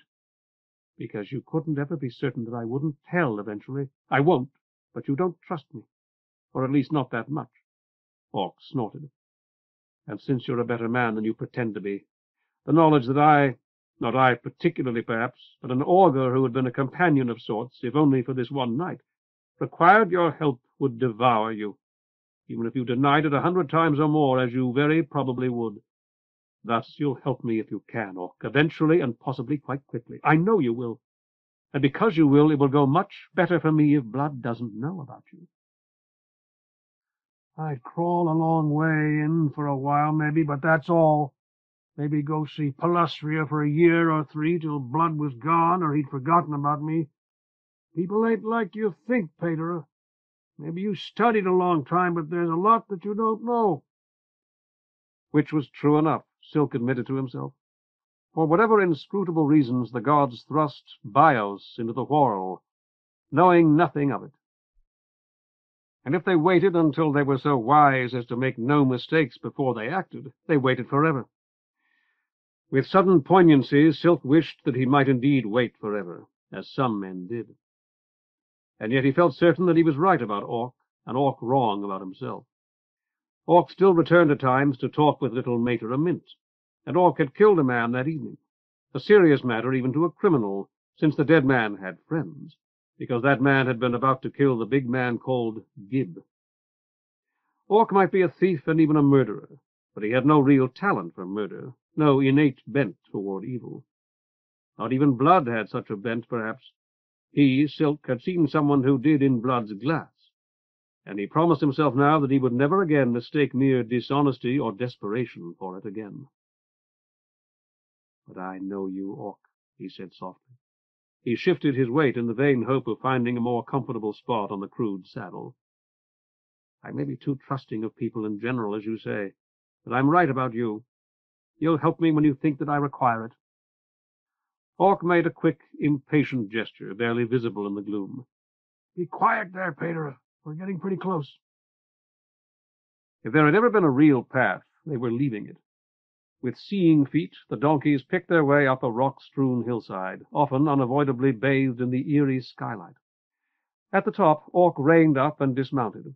Silk followed his example. Here the faintest of night breezes stirred, as stealthy as a thief itself, making away with the mingled scents of post-oak and mulberry, of grass and fern withered almost to powder, of a passing fox, and the very essence of the night. The donkeys raised their long muzzles to catch it, and Silk fanned himself with his wide straw hat. "See them lights, Pater?" Orc pointed toward a faint golden glimmer beyond the treetops. "That's Blood's place. What we did was circle around behind it, see? That's what we've been doing ever since we got off the main road. On the other side there's a big gate of steel bars, and a grassway for floaters that goes up to the front. Can you see that black line kind of wavy between us and the house?" Silk squinted and stared, but could not. "That's a stone wall about as high as that little tree down there. It's got big spikes on top, which I'd say is mostly for show. Could be if you threw your rope up there and caught one, you could climb up the wall. I don't know that anybody's ever tried it. Only Blood's got protection, understand, guards, and a big talus that I know about for sure. I don't know what else. You ever done anything like this before, Pater?" Silk shook his head. "I didn't think so. All right, here's all that's going to happen, probably. You're going to try to get over that wall with your rope or whatever, only you're not going to make it. Along about shade-up, you're going to start hiking back to the city, feeling worse than shit in the street and thinking that I'm going to laugh myself sick at you. Only I'm not. I'm going to sacrifice 'cause you came back alive, understand? A black ram to Tartarus, see? A good big one at your Manteion the day after tomorrow. You got my word on that." Orc paused for breath. "And after my sacrifice is over, I'm going to make you swear you'll never try anything this stupid ever again. You think you can make Blood swear to give back your Manteion, which you can't. You think he'll stick with whatever he swore to afterward, which he wouldn't, not for every god in Mainframe. But I can make you swear, Pater, and I'm going to, see if I don't. And I know you'll stick. You're the kind that does." Silk said gratefully, "This is really very good of you, Orc. I don't deserve it." "If I was really good, I wouldn't have hired us these donkeys, Pater. I'd have hiked out here with you and let you tire yourself. That way you'd come back that much quicker." Troubled, Orc paused, running his fingers through his hair. "Only if you do get inside, it'd be all queer if you was tired. You don't work when you're fagged out, not in my trade, only when you're cold up and full of jump. Only I've done 100 or more, and I wouldn't try to solve this one for 1,000 gold boys. Goodbye, Pater. See a smile on you." "Wait a moment." Silk took him by the sleeve. Haven't you been inside that house? You said you had. A couple of times on business, Peter. I don't know anything much about it. You said that I was certain to be caught, and I'll concede that you may very well be correct. Nevertheless, I don't intend to be caught, and if I am, I will have failed the outsider, the God who has sent me, just as I will have failed him if I don't make the attempt tonight. Can't you see that? Haven't you ever been caught yourself, Orc? You must have been. Orc nodded reluctantly. Once, Peter, when I was just a sprat. He winnowed me out. I fears sow I thought he was going to kill me. And when he was through, he kicked me out into the street. That was right in our quarter. I'll show you the house sometime. He tried to pull free, but Silk retained his grip on his sleeve. How were you caught, Orc? What was it that you did wrong? Tell me, please, so I won't make the same mistake. You done it already, Peter. Orc sounded apologetic. Look here. I'd solved a few places, and I got pretty hard on myself and thought I couldn't get caught. I had some picks, know what I mean? And I showed 'em off and called myself a master of the art, thinking Tartarus himself would pull his hat off to me. Got to where I never troubled to look things over the way a flash buck ought to. Orc fell silent, and Silk asked, What was the detail you overlooked? Debt, Peter. Orc chuckled. That don't go with blood, 'cause it's not him you got to worry about. Tell me anyway, Silk insisted. Well, Peter, this bucko that had the house had a good lay, see? Taking care of all the shoes and such like up at Erman's. You know about Erman's? A gold boy or maybe two for supper. Gilt places like that deal on Sill's Day, 'cause Spig's days they're plumb night, see? So I gleaned once he'd got off he'd put down a few and snooze like a soldier.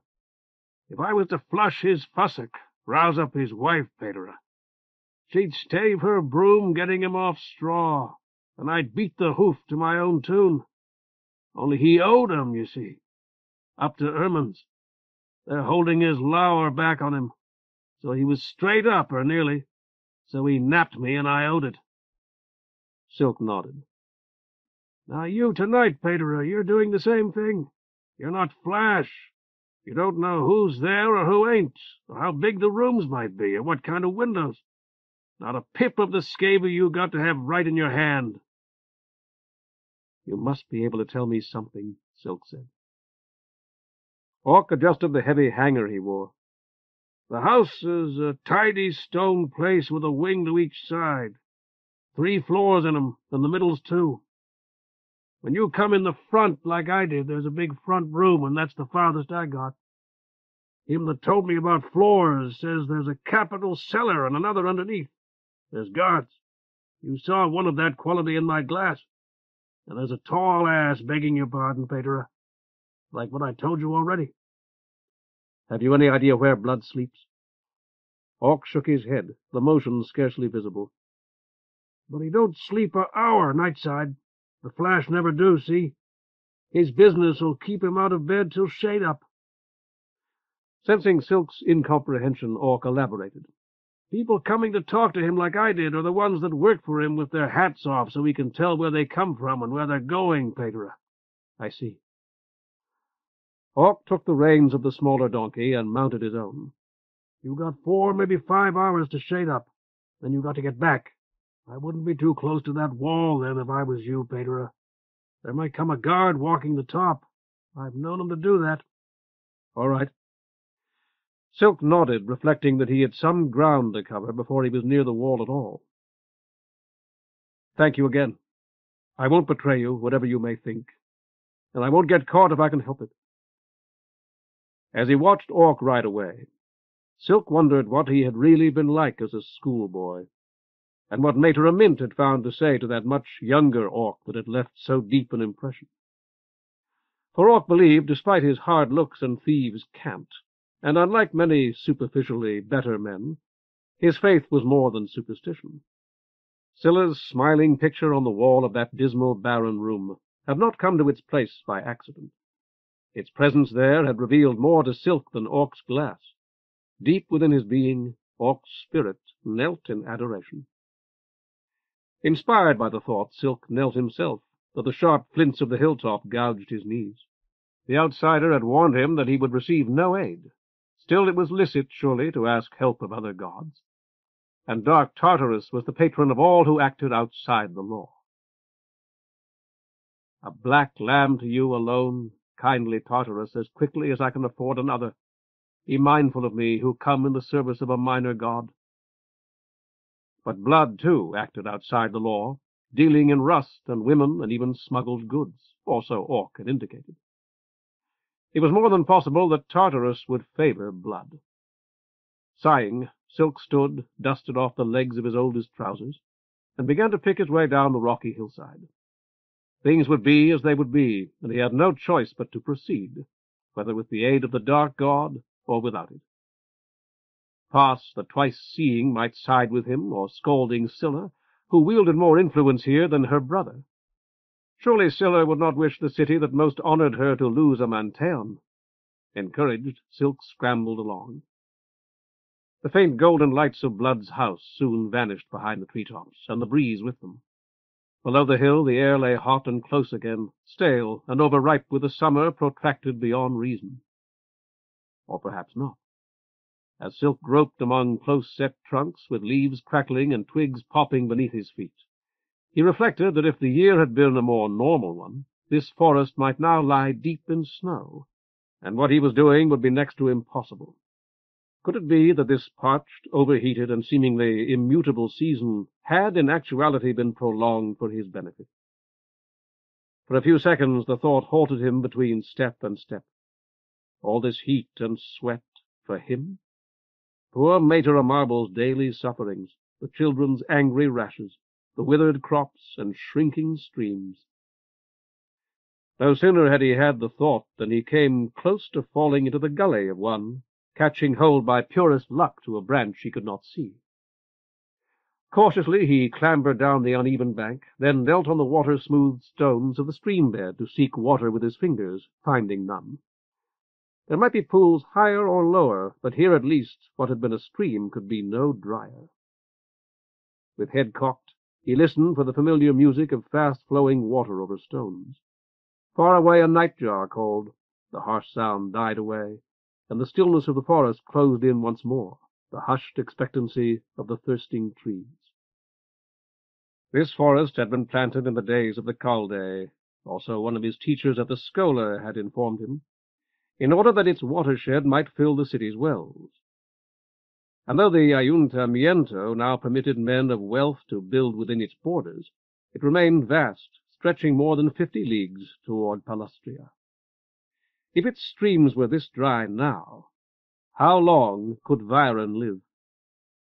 Would it be necessary to build a new city, if only a temporary one, on the lake shore?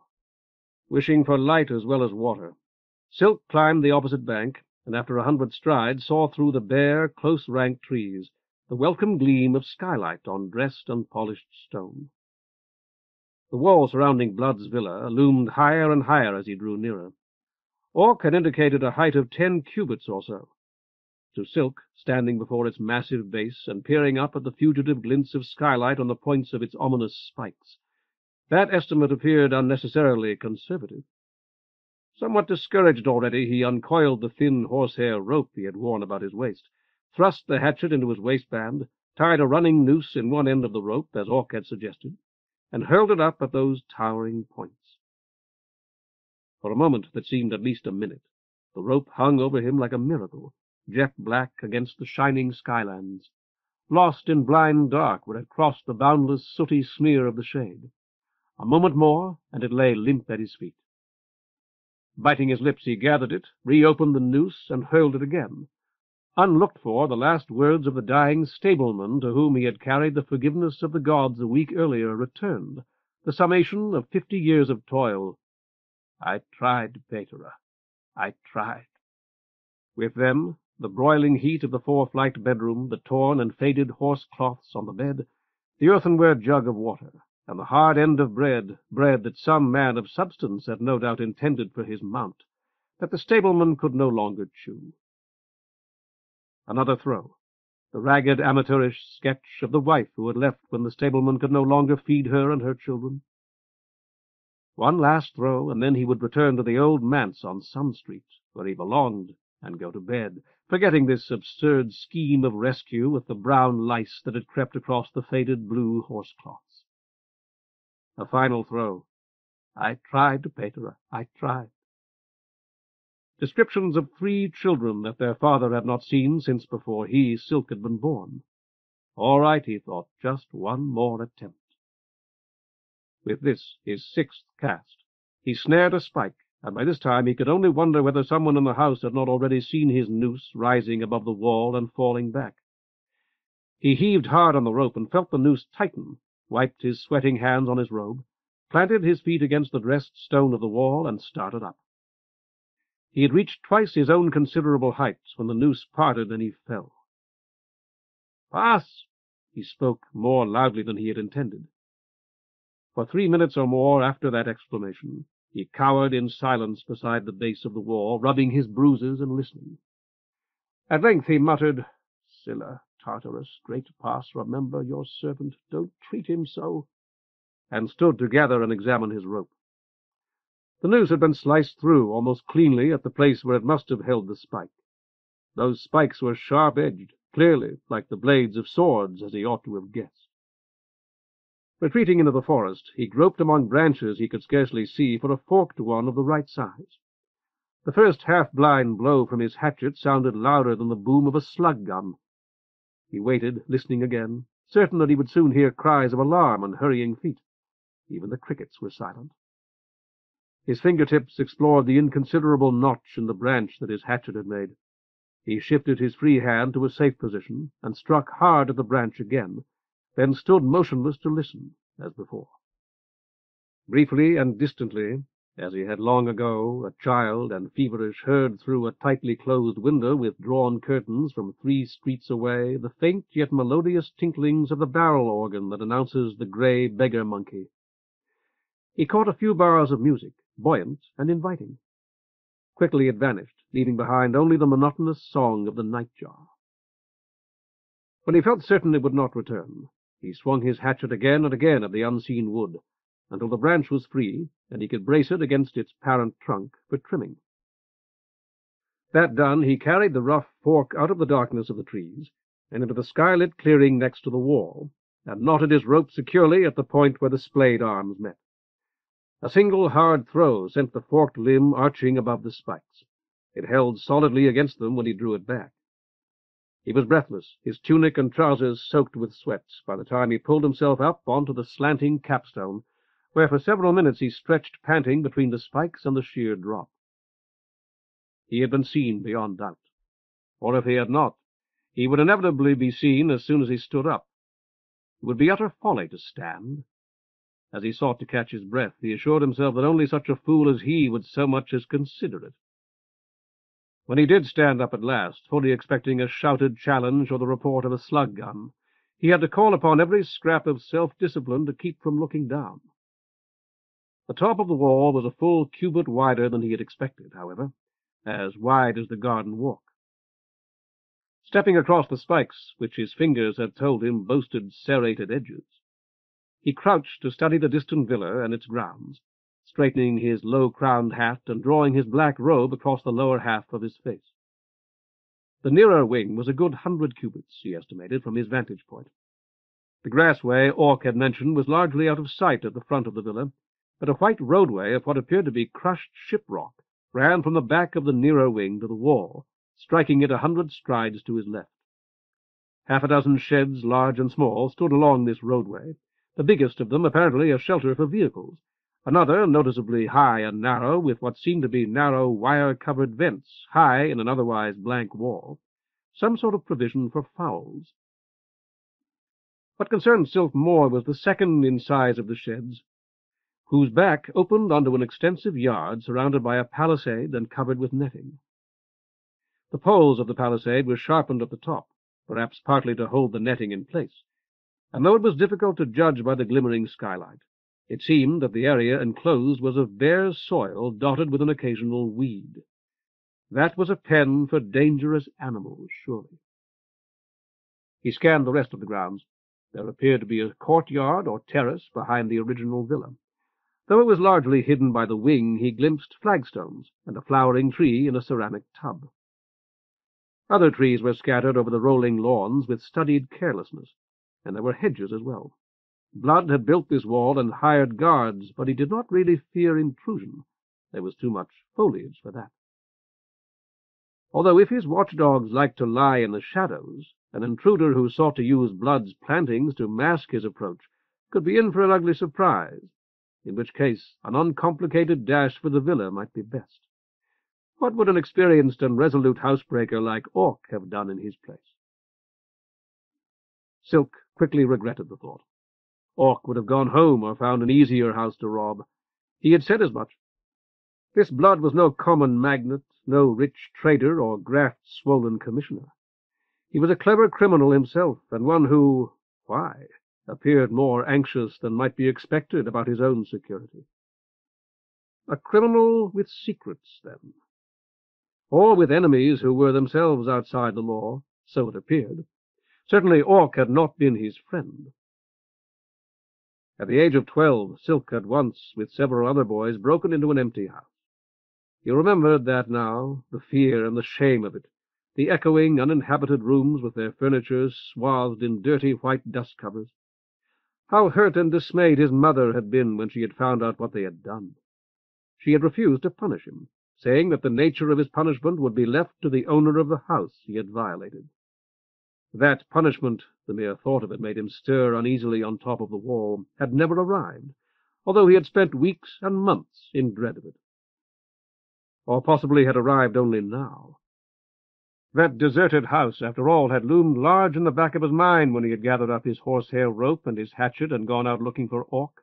Then only a vague figure recalled from Sill's days past. And if it had not been for Orc and Mater Mint, if it had not been for the repairs he had been making on the roof of the Manteion, but most of all if it had not been for that well-remembered house whose rear window he had helped to force, if it had not been for all those things together, he would never have undertaken to break into this villa of Blood's. Or rather into an imagined house on the Palatine belonging to Blood. On the Palatine where, as he realized now, the respectable rich would never have allowed such a man as Blood to live. Instead of this preposterous, utterly juvenile escapade, he would have what? Have penned another appeal to Pater Remora, the coadjutor of the chapter, perhaps, although the chapter had, as seemed clear, already made its decision. Or have sought an interview with his cognizance, the prolocutor, the interview that he had tried and failed to get weeks before, when it had at last become apparent to him, or so he had thought at the time, exactly how serious the Manteion's financial situation was. His hands clenched as he recalled the expression of his cognizance's sly little prothonotary. His long wait ended only when he had been informed that his cognizance had retired for the night. His cognizance was quite elderly, the prothonotary had explained, as though he, Pater Silk, had been a foreigner. His cognizance tired very easily these days. And with that, the prothonotary had grinned his oh-so-knowing, vile grin, and Silk had wanted to strike him. All right, then. Those possibilities had been explored already, both of them. Yet surely there was something else he might have done, something sensible, effectual, and most significantly, legal. He was still considering the matter when the Talus Orc had mentioned glided ponderously around a corner of the more remote wing, appearing briefly only to vanish and reappear as its motion carried it from skylight into shadow and from shadow into bright skylight again. Silk's first thought was that it had heard him, but it was moving too slowly for that. No, this was no more than a routine patrol. One more among the thousands of circuits of Blood's high, crenellated villa it must have made since Blood engaged its services. Nervously, Silk wondered how good the big machine's vision was, and whether it routinely scanned the top of the wall. Mater Marble had told him once that hers was less acute than his own, though he had worn glasses for reading since turning 12. Yet that might be no more than the effect of her great age. The Talus would be younger, although cruder as well. Certainly movement was more apt to betray him than immobility. And yet he found immobility more and more difficult to maintain as the Talus drew nearer. It appeared to wear a helmet, a polished brazen dome more capacious than many a respectable tomb. From beneath that helmet glared the face of an ogre worked in black metal. a wide and flattened nose, bulging red eyes, great flat cheeks like slabs of slate, and a gaping mouth drawn back in a savage grin. The sharp white tusks that thrust beyond its crimson lips were presumably mere bluster, but the slender barrel of a buzz gun flanked each tusk. Far below that threatening head, the Talus's armored, wagon-like body rolled upon dark belts that carried it in perfect silence over the close-sheared grass. No needler, no sword, and certainly no hatchet like the one he grasped could do more than scratch the Talus's finish. Met upon its own terms, it would be more than a match for a whole platoon of armored guardsmen. He resolved, fervently, never to meet it on its own terms, and never to meet it at all if he could manage it. As it neared the pale swath that was the white stone roadway, it halted. Slowly and silently its huge frowning head revolved, examining the back of the villa, then each of the outbuildings in turn, then staring down the roadway, and at last looking at the wall itself, tracing its whole visible length, as it appeared, twice. Silk felt certain that his heart had stopped, frozen with fear. A moment more, and he would lose consciousness and fall forward. The Talus would roll toward him, no doubt, would dismember him with brutal steel hands bigger than the largest shovels. But that would not matter, because he would already be dead. At length it seemed to see him. For a long moment its head ceased to move, its fierce eyes staring straight at him. As smoothly as a cloud, as inexorably as an avalanche, it glided toward him. Slowly, so slowly that he would not at first permit himself to believe it, its path inclined to the left. Its staring eyes left him, and he was able to make out against its rounded sides the ladders of bent rod that would permit troopers to ride into battle on board its flattened back. He did not move until it had vanished around the corner of the nearer wing. Then he stepped across the spikes again, pulled his rope and the forked limb free, and jumped after them. Although he struck the drought-hardened ground with bent knees and rolled forward, putting back into practice the lessons of boyhood, the drop stung the soles of his feet and left him sprawled breathless. The rear gate to which the white roadway ran was a grille of bars, narrow and recessed. A bell-pull beside it might or might not, Silk reflected, summon a human servant from within the house. Suddenly reckless, he tugged it, watching through the forefinger interstices to see who might appear, while the bell clanged balefully over his head. No dog barked at the sound. For a moment only, it seemed to him that he caught the flash of eyes in the shadow of a big willow halfway between the wall and the house. But the image had been too brief to be trusted, and the eyes, if eyes they had been, at a height of 7 cubits or more. The Talus itself threw open the gate, roaring, "Who are you?" It seemed to lean forward as it trained its buzz guns at him. Silk tugged his wide-brimmed straw hat lower. "Someone with a message for Blood, your master," he announced. "Get out of my way." Quickly he stepped under the gate, so that it could not be dropped again without crushing him. He had never been so close to a Talus before, and there seemed no harm in satisfying his curiosity now. He reached out and touched the angled plate that was the huge machine's chest. To his surprise, he found it faintly warm. "Who are you?" the Talus roared again. "Do you wish my name or the tessera I was given?" Silk replied. "I have both." Though it did not appear to move at all, the Talus was nearer now, so near that its chest plate actually nudged his robe. "Stand back!" Without warning, Silk found himself a child once more, a child confronting an adult, an uncaring, shouting giant. In a story his mother had read to him, some bold boy had darted between a giant's legs. It would be perfectly possible now. The seamless black strips on which the Talus stood lifted its steel body 3 cubits at least above the grass. Could he outrun a Talus? He licked his lips. Not if they were as fast as floaters. But were they? If this one chose to shoot, it would not matter. Its chest plate shoved him backward so that he reeled and nearly fell. "Get out!" "Tell Blood I was here." He would surely be reported. It might be best if he appeared to wish it. "Tell him that I have information." "Who are you?" "Rust," Silk whispered. "Now let me in." Suddenly, the talus was rolling smoothly back. The gate crashed down a hand's breadth in front of his face. Quite possibly there was a tessera, a word or a sign that would command instant admittance, but rust certainly was not it. He left the gate, discovering with some surprise that his legs were trembling. Would the talus answer the front gate also? Very probably. But there was no harm in finding out, and the back of the villa seemed unpromising indeed. As he set off upon the lengthy walk along the wall that would take him to the front gate, he reflected that Orc, and so by implication others of his trade, would have attempted the rear. A foresighted planner might well have anticipated that and taken extra precautions there. A moment later he rebuked himself for the thought. Orc would not have dared the front gate, true, but neither would Orc have been terrified of the talus, as he had been. He pictured Orc's coarse and frowning face, its narrowed eyes, jutting ears, and massive, badly shaved jaw. Orc would be careful, certainly, but never fearful. What was still more important, Orc believed in the goodness of the gods, in their benign personal care, something that he, whose own trade it was to profess it, could only struggle to believe. Shaking his head, he pulled his beads from his trousers pocket, his fingers reassured by their glassy polish and the swinging mass of the voided cross. 9 decades, one with which to praise and petition each major divinity, with an additional unspecified decade from which the voided cross was suspended.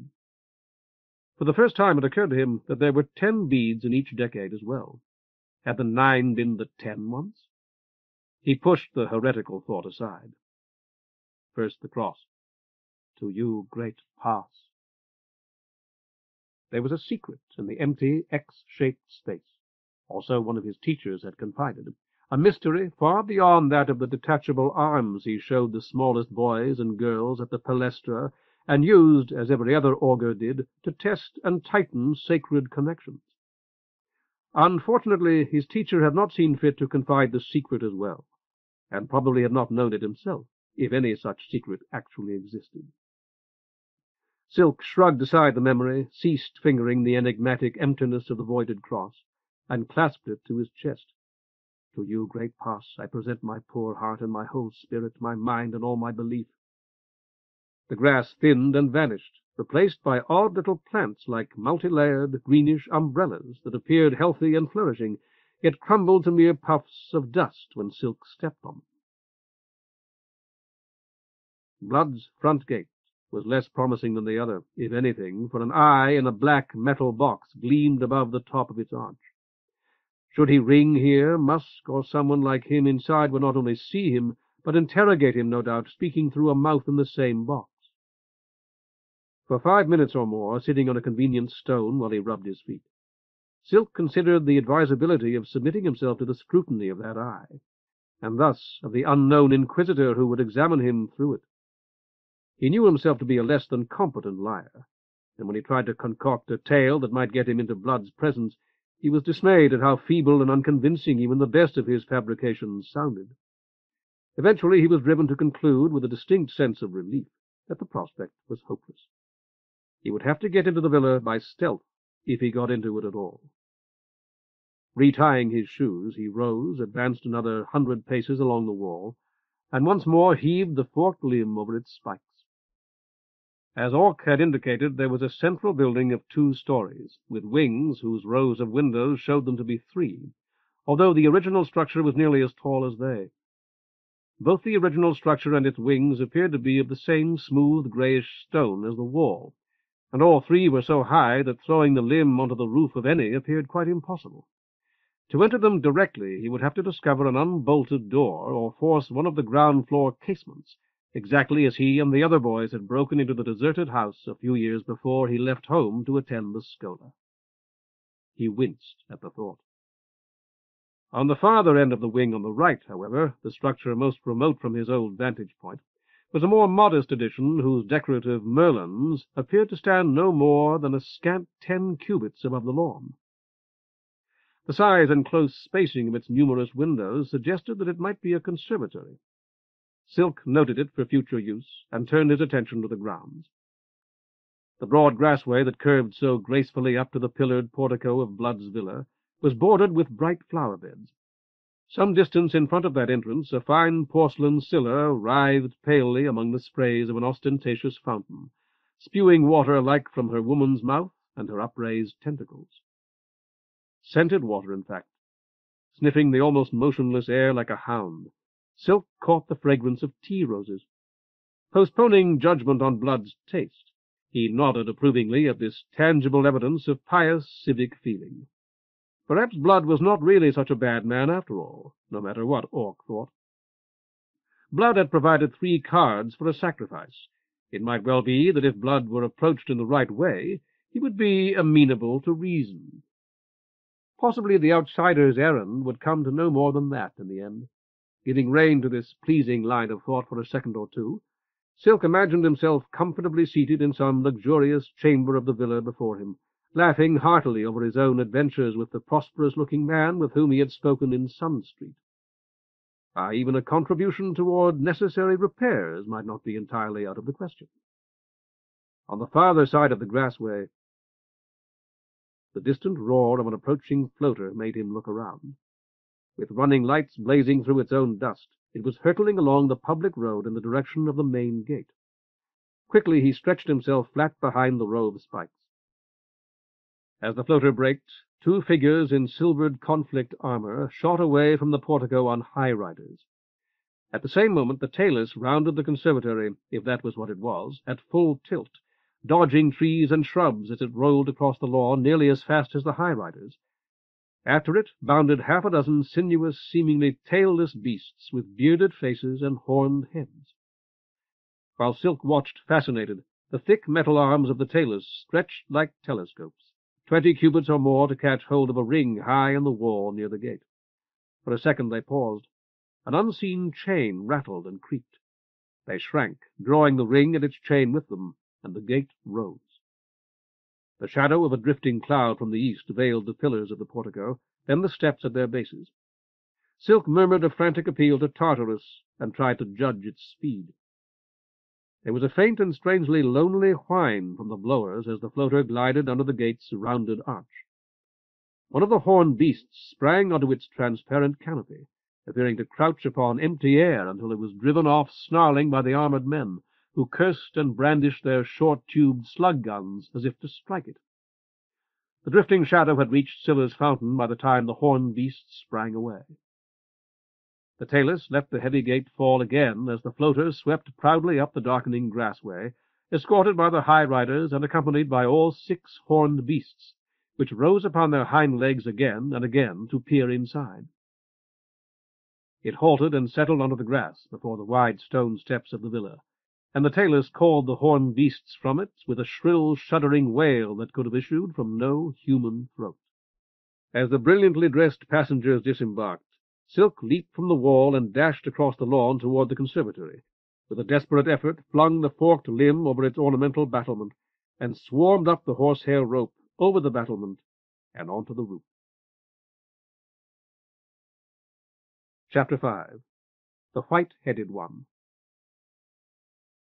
For what seemed to him the greater part of an hour, Silk lay behind the battlement trying to catch his breath. Had he been seen? If the Talus or one of the armored men had seen him, they would have come at once, he felt certain. But if one of Blood's guests had, it might easily be 10 minutes or even longer before he decided that he should report what he had seen, and reach the appropriate person. It might be that he would not so much as try until prompted by another guest to whom he mentioned the incident. Overhead the skylands sailed serenely among broad bars of sterile cloud, displaying countless now sunlit cities in which nobody at all knew or cared that one Pater Silk, an augur of faraway Viren, was frightened almost to death and might soon die. The limb, too, might have given him away. He was sure that he, on the ground, had heard it thump down on the warm, tarred surface of the roof, and anyone in the conservatory below must have heard it very distinctly. As he sought to slow the pounding of his heart by an effort of will, and to force himself to breathe through his nose, it seemed to him that anyone who had heard that thump would realize at once that it had been made by an intruder who had climbed onto the roof. As the thunder of his own pulse faded away, he listened intently. The music he had heard so faintly from the wall was louder now. Through it, over it, and below it, he heard the murmur of voices, The voices of men, mostly, he decided, with a few women among them. That piercing laugh had been a woman's, unless he was greatly mistaken. Glass shattered not loudly, followed by a moment of silence, then a shout of laughter.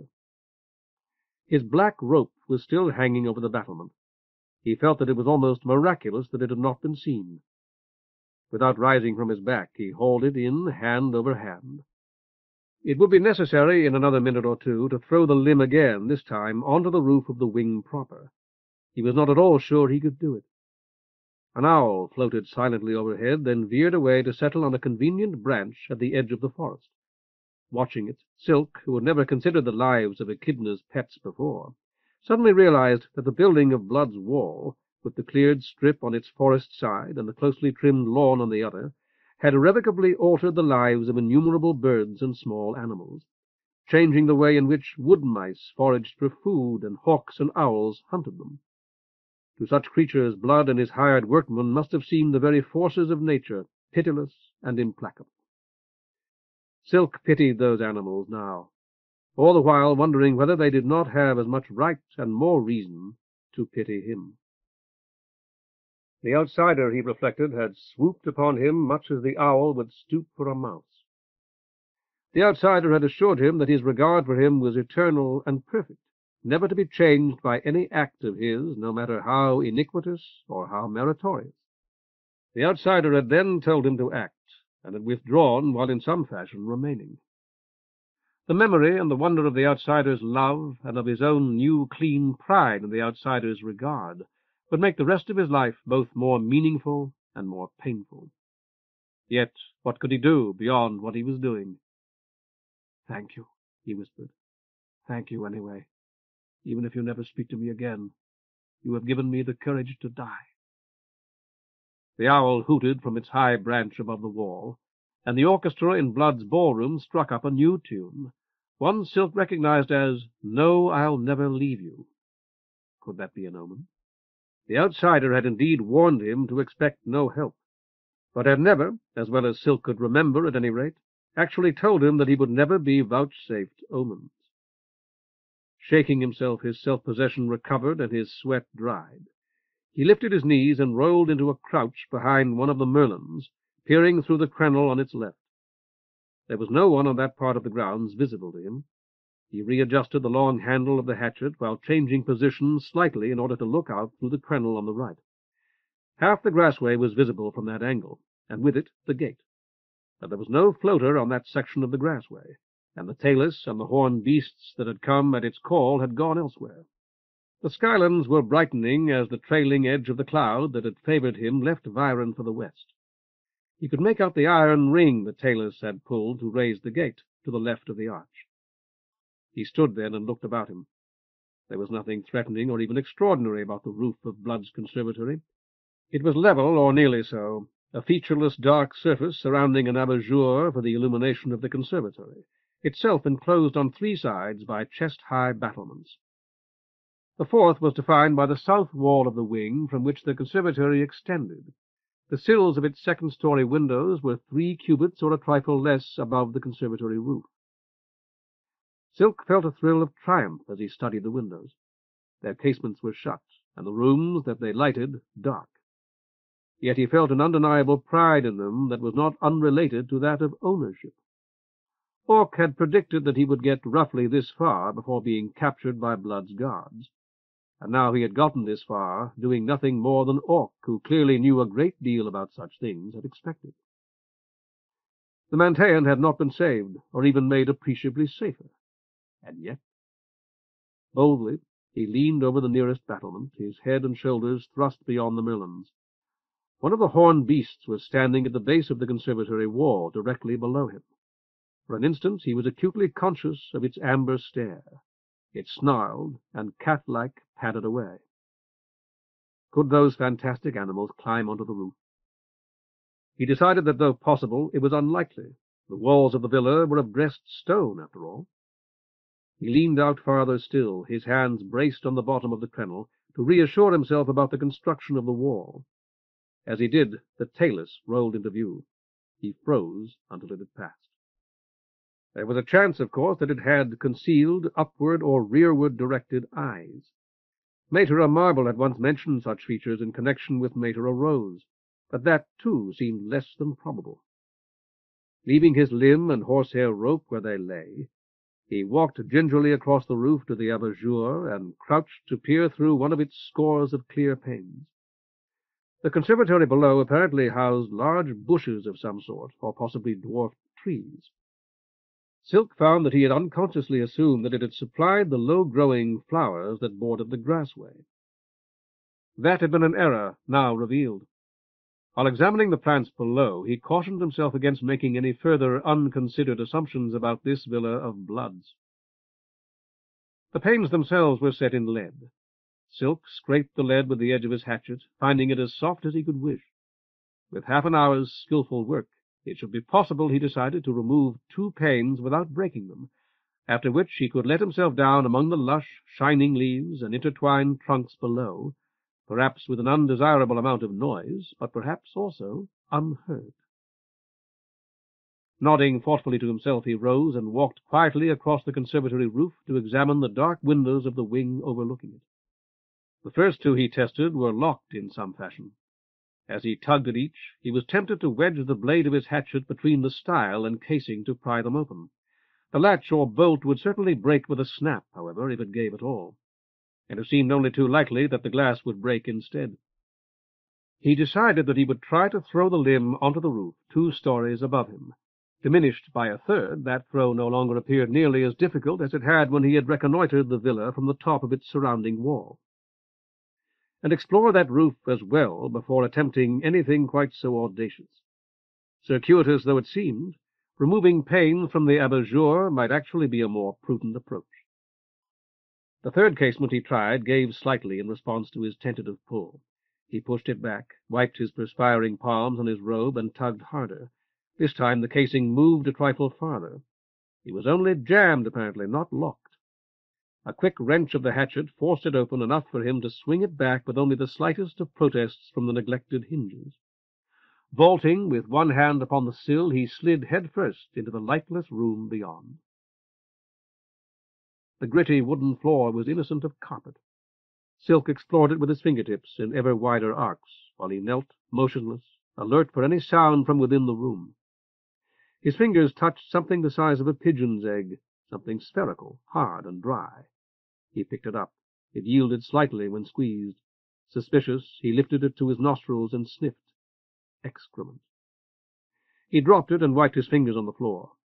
Some animal was penned in this room and might be present now, as frightened of him as he was of it, if it was not already stalking him. Not one of the horned cats, surely. They were apparently freed to roam the grounds at night. Something worse, then, something more dangerous. Or nothing. If there was an animal in the room, it was a silent one indeed. Even a serpent would have hissed by now, surely. Silk got to his feet as quietly as he could and inched along the wall, his right hand grasping his hatchet, the fingers of his left groping what might have been splintered paneling.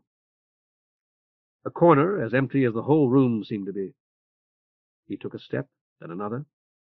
If there were pictures or even furniture, he had thus far failed to encounter them. Another step. Pull up the right foot to the left now, pausing to listen. He could detect only his own whistling breath and the faint tinklings of the distant orchestra. His mouth felt dry, and his knees seemed ready to give way beneath him. Twice he was forced to halt, bracing his trembling hands against the wall. He reminded himself that he was actually in Blood's villa, and that it had not been as difficult as he had feared. The task to follow would be much harder. He would have to locate Blood without being discovered himself, and speak with him for some time in a place where they could talk without interruption. Only now was he willing to admit that it might prove impossible. A second corner. This vertical molding was surely the frame of a door. The pale rectangle of the window he had opened was on the opposite side of the room. His hand sought and found the latch. He pushed it down. It moved freely, with a slight rattle. But the door would not open. "Have you been bad?" He jerked the hatchet up, about to strike with deadly force at whatever might come from the darkness. About to kill, he told himself a moment later, some innocent sleeper whose bedchamber he had entered by force. "Have you?" The question had a spectral quality. He could not have said whether it proceeded from a point within arm's reach, or wafted through the open casement. Yes. To his own ears the lone syllable sounded high and frightened, almost tremulous. He forced himself to pause and clear his throat. I've been bad many times, I'm afraid. I regret them all. You're a boy, I can tell. Silk nodded solemnly. I used to be a boy not so long ago. No doubt some of my friends would tell you that I'm a boy still in many respects, and they may well be right. His eyes were adjusting to the darker darkness of the room, so that the skylight that played across the roof of the conservatory and the grounds in the distance, mottled though it was by the diffused shadows of broken clouds, made them appear almost sunlit. The light spilling through the open window showed clearly now the precise rectangle of flooring in which she had knelt, and dimly the empty, unclean room to either side. Yet he could not locate the speaker. Are you going to hurt me with that? It was a young woman's voice, almost beyond question. Again Silk wondered whether she was actually present. No, he said as firmly as he could. He lowered the hatchet. I will do you no violence, I swear. Blood dealt in women, so Orc had said. Now Silk felt that he had a clearer idea of what such dealings might entail. Are you being kept here against your will? I go whenever I want. I travel. Usually I'm not here at all. I see, Silk said, though he did not in either sense. He pushed down the latch bar again. It moved as readily as it had before, and the door remained as stubborn. I go very far sometimes. I fly out the window and no one sees me. Silk nodded again. I don't see you now. I know. Sometimes you must go out through this door, though, don't you? No. Her flat negative bore in its train the illusion that she was standing beside him, her lips almost brushing his ear. He groped for her, but his hand found only empty air. Where are you now? You can see me, you say. I'd like to see you.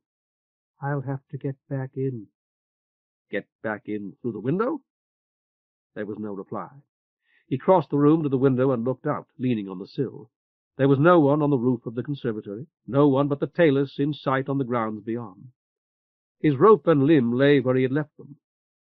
Devils, according to legends no one at the Schola had really credited, could pass unseen, for devils were spirits of the lower air, presumably personifications of destructive winds. Where are you now? He asked again. Please come out. I'd like to see you. Nothing.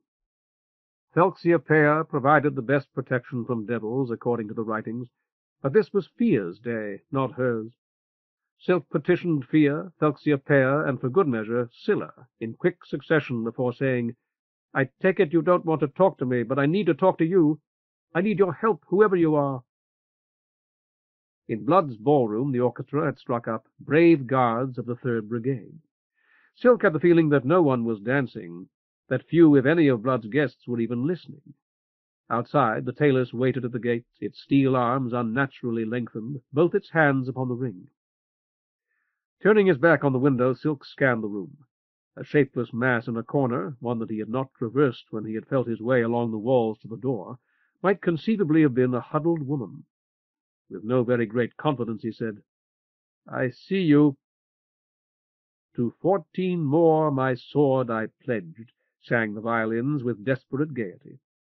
Beardless lieutenants in brilliant green dress uniforms, twirling smiling beauties with plumes in their hair.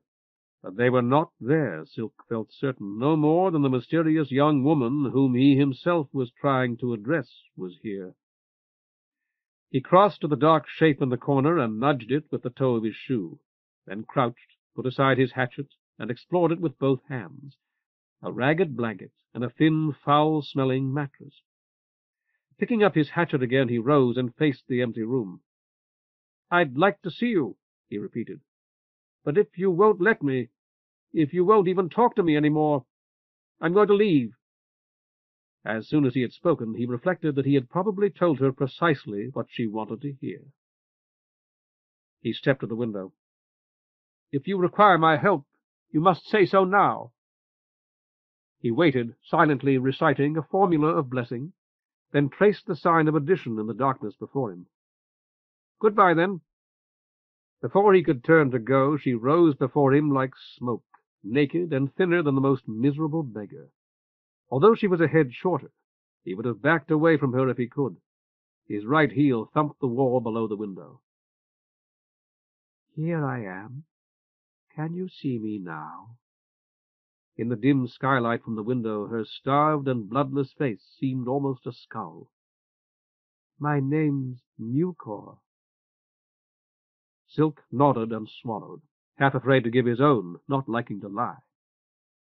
"Mine's Silk." Whether he succeeded or was apprehended, Blood would learn his identity. "Paterus Silk. I'm an augur, you see." He might die, perhaps, but if he did, his identity would no longer matter. "Do you really have to talk with me, Silk? That's what you said." He nodded. "I need to ask you how to open that door. It doesn't seem to be locked, but it won't open." When she did not reply, he added, "I have to get into the house. Into the rest of it, I mean." "What's an augur? I thought you were a boy." "One who attempts to learn the will of the gods through sacrifice, in order that he may—" "I know. With the knife and the black robe. Lots of blood. Should I come with you, Silk? I can send forth my spirit. I'll fly beside you wherever you go." "Call me Pater, please. That's the proper way. You can send forth your body too, Mucor, if you want." "I'm saving myself for the man I'll marry." It was said with too perfect, seriousness. "That's certainly the correct attitude, Mucor. But all I meant was that you don't have to stay here if you don't wish to. You could climb out of this window very easily and wait out there on the roof. When I've finished my business with Blood, we could both leave this villa, and I could take you to someone in the city who would feed you properly and take care of you." The skull grinned at him. "They'd find out that my window opens, Silk. I wouldn't be able to send my spirit any more." "You wouldn't be here. You'd be in some safe place in the city. You could send out your spirit whenever you wanted, and the physician—" "Not if my window was locked again. When my window is locked, I can't do it, Silk. They think it's locked now." She giggled, a high, mirthless tittering that stroked Silk's spine like an icy finger. "I see," he said. "I was about to say that someone in the city might even be able to make you well. You may not care about that, but I do. Will you at least let me out of your room?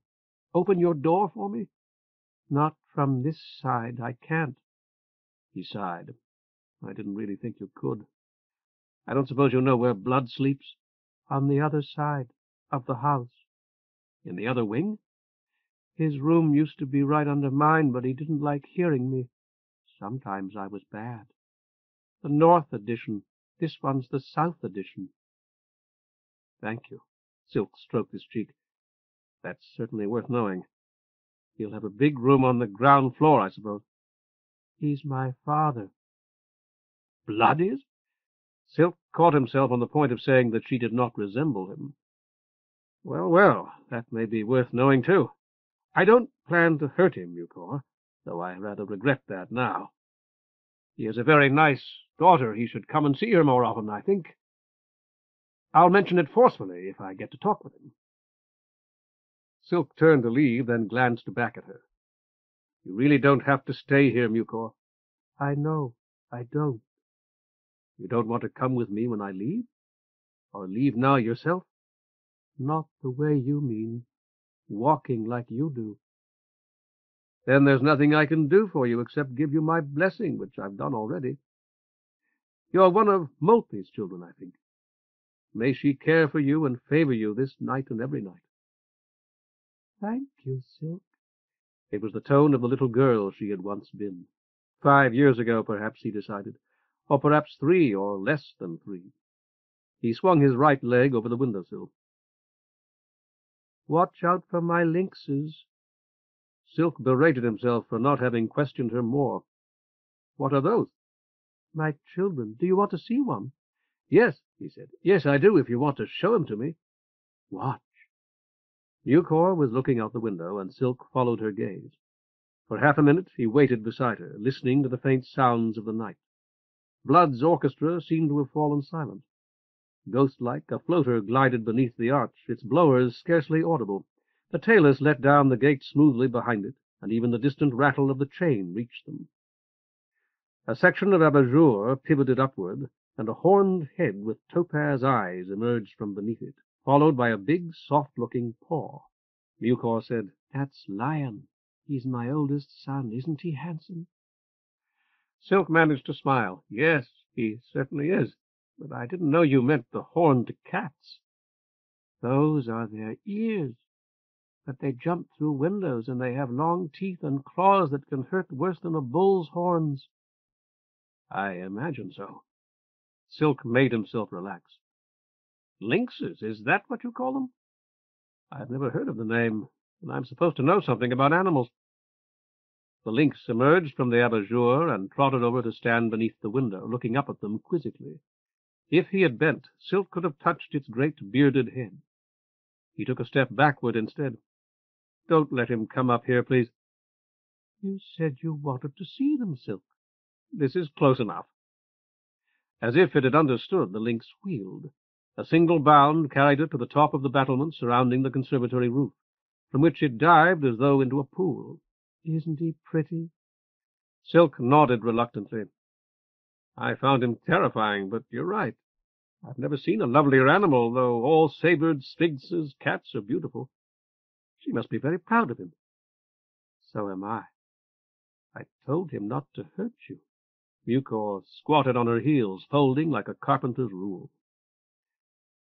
"By standing beside me and talking to me, you mean?" Gratefully, Silk seated himself on the window-sill. "I've known dogs that intelligent, but a lynx, is that the singular? It's an odd word." "It means they hunt in the daytime," Mucor explained. "They would, too, if my father had let them. Their eyes are sharper than almost any other animal's. But their ears are good, too, and they can see in the dark, just like regular cats." Silk shuddered. "My father traded for them. When he got them, they were just little chips of ice inside a big box that was little on the inside. The chips are just like little seeds. You know about that, Silk." "I've heard of it," he said. For an instant he thought that he felt the hot yellow gaze of the lynx behind him. He looked quickly, but the roof was bare. "It's supposed to be against the law, though I don't think that's very strictly enforced. One could be placed inside a female animal of the correct sort, a large cat, I'd imagine, in this case." "He put them inside a girl." Mucor's eerie titter came again. "It was me." "In you?" "He didn't know what they were." Mucor's teeth flashed in the darkness. "But I did a long while before they were born. Then Musk told me their name and gave me a book. He likes birds, but I like them and they like me." "Then come with me," Silk said, "and the lynxes won't hurt either of us." The skull nodded, still grinning. "I'll fly beside you, Silk." "Can you bribe the tailors?" "I don't think so. It takes a lot of money." There was a soft scraping from the back of the room, followed by a muffled thump. Before the door swung open, Silk realized that what he had heard was a bar being lifted from it and laid aside. Nearly falling, he slid over the sill and crouched as Mucor's window shut silently above his head. For as long as it took him to run mentally through the formal praises of Spiggs, whose day was about to dawn, or so at least he felt, he waited, listening. No sound of voices reached him from the room above, though once he heard what might have been a blow. When he stood at last and peeped cautiously through the glass, he could see no one. The panes that Lion had raised with his head yielded easily to Silk's fingers. As they rose, a moist and fragrant exhalation from the conservatory below invaded the dry heat of the rooftop. He reflected that it would be simple now, much easier than he had thought, to enter the conservatory from above, and the trees there had clearly supported Lion's considerable weight without damage. Silk's fingertips described slow circles on his cheek as he considered it. The difficulty was that Blood slept in the other wing, if Mucor was to be believed. Entering here, he would have to traverse the length of the villa from south to north, finding his way through unfamiliar rooms. There would be bright lights and the armored guards he had seen in Orc's glass and on the high riders, Blood's staff, and Blood's guests. Regretfully, Silk let down the movable section of the abat-jour, retrieved his horsehair rope, and untied the rough limb that had served him so well. The merlons crowning the roof of the south annex would not have cutting edges, and the noose would make no dangerous noise. 3 throws missed before the 4th snared a merlon. He tugged experimentally at the rope. The merlon seemed as solid as a post. Drying his hands on his robe, he started up. He had reached the roof of the wing and was removing his noose from the merlon when Mucor's spectral voice spoke, seemingly in his ear. There were words he could not quite hear. Then, "Birds, watch out for the white-headed one." "Mucor?" There was no reply. Silk looked over the battlement, just in time to see the window close. Although it was 20 times larger, this roof had no abat-jour, and was in fact no more than a broad and extremely long expanse of slightly sloping tar. Beyond the parapet at its northern end, the lofty stone chimneys of the original structure stood like so many pallid sentries in the glimmering skylight. Silk had enjoyed several lively conversations with chimney sweeps since arriving at the Manteion on Sun Street, and had learned, with many other things, that the chimneys of great houses were frequently wide enough to admit the sweep employed to clean and repair them, and that some had interior steps for his use. Walking softly and keeping near the center so that he could not be seen from the ground, Silk walked the length of the roof. When he was near enough to look down on it, he saw that the more steeply pitched roof of the original structure was tiled rather than tarred. Its tall chimneys were clearly visible now. There were 5, of which 4 appeared to be identical. The 5th, however, the chimney farthest but one from him, boasted a chimney-pot twice the height of the rest, a tall and somewhat shapeless pot with a pale finial. For a moment, Silk wondered uneasily whether it could be the white-headed one Mucor had warned him against, and resolved to examine it only if he could not gain entry to any of the others. Then another, more significant detail caught his eye. The corner of some low projection, dark and distinct, could be seen beyond the 3rd chimney, its angular outline in sharp contrast to the rounded contours of the tiles, and its top a cubit or so higher than theirs. He moved a few steps to his left to see it better. It was, beyond question, a trapdoor, and Silk murmured a prayer of thanks to whatever God had arranged a generation ago that it should be included in the plan of the roof for his use. Looping his rope around a merlon, he scrambled easily down onto the tiles and pulled the rope down after him. The outsider had indeed warned him to expect no help, yet some other god was certainly siding with him. For a moment Silk speculated happily on which it might be. Scylla, perhaps, who would not wish her city to lose a Manteion, or grim and gluttonous Fear, the ruler of the day, or Molpe, since— No, Tartarus, of course. Tartarus was the patron of thieves of every kind, and he had prayed fervently to Tartarus, as he now remembered, while still outside Blood's wall. Moreover, black was Tartarus's color. All augurs and sibyls wore it in order that they might, figuratively, if not literally, steal unobserved among the gods to overhear their deliberations. Not only was he himself clothed entirely in black, but the tarred roofs he had just left behind had been black as well. Terrible Tartarus, be thanked and praised most highly by me forever. Now let it be unlocked, Tartarus, but locked or not, the black lamb I pledged shall be yours. Recalling the tavern in which he had met Orc, he added in a final burst of extravagance, "And a black cock, too." And yet, he told himself, it was only logical that the trapdoor should be precisely where it was. Tiles must break at times, must be broken fairly frequently by the violent hailstorms that had ushered in every winter for the past few years, and each such broken tile would have to be replaced.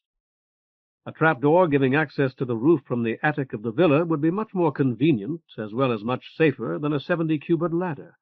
A ladder of that size would very likely require a whole crew of workmen just to get it into place. He tried to hurry across the intervening tiles to the trapdoor, but their glazed, convex, and unstable surfaces hindered him, quite literally, at every stride. Twice tiles cracked beneath his impatient feet, and when he had nearly reached the trapdoor, he slipped unexpectedly and fell, and saved himself from rolling down the roof only by clutching at the rough masonry of the third chimney. It was reassuring to note that this roof, like those of the wings and the conservatory, was walled with ornamental battlements. He would have had a bad time of it if it had not been for the chimney. He was glad he had escaped it. He would have been shaken and bruised, and he might well have made enough noise to attract the attention of someone inside the villa. But at the end of that ignominious fall, he would not have dropped from the edge of the roof to his death. Those blessed battlements, which had been of so much help to him ever since he had dashed from the wall across the grounds, were, now that he came to think of it, one of the recognized symbols in art of Sphinx, the lion goddess of war. And lion had been the name of Mucor's horned cat, of the animal she called her lynx, which had not harmed him. Taking all that into account, who could deny that fierce Sphinx favored him also? Silk caught his breath, made sure of his footing, and let go of the chimney. Here, not a hand's breadth from the toe of his right shoe, was the thing he had slipped on, this blotch on the earthen-red surface of the roof. He stooped and picked it up.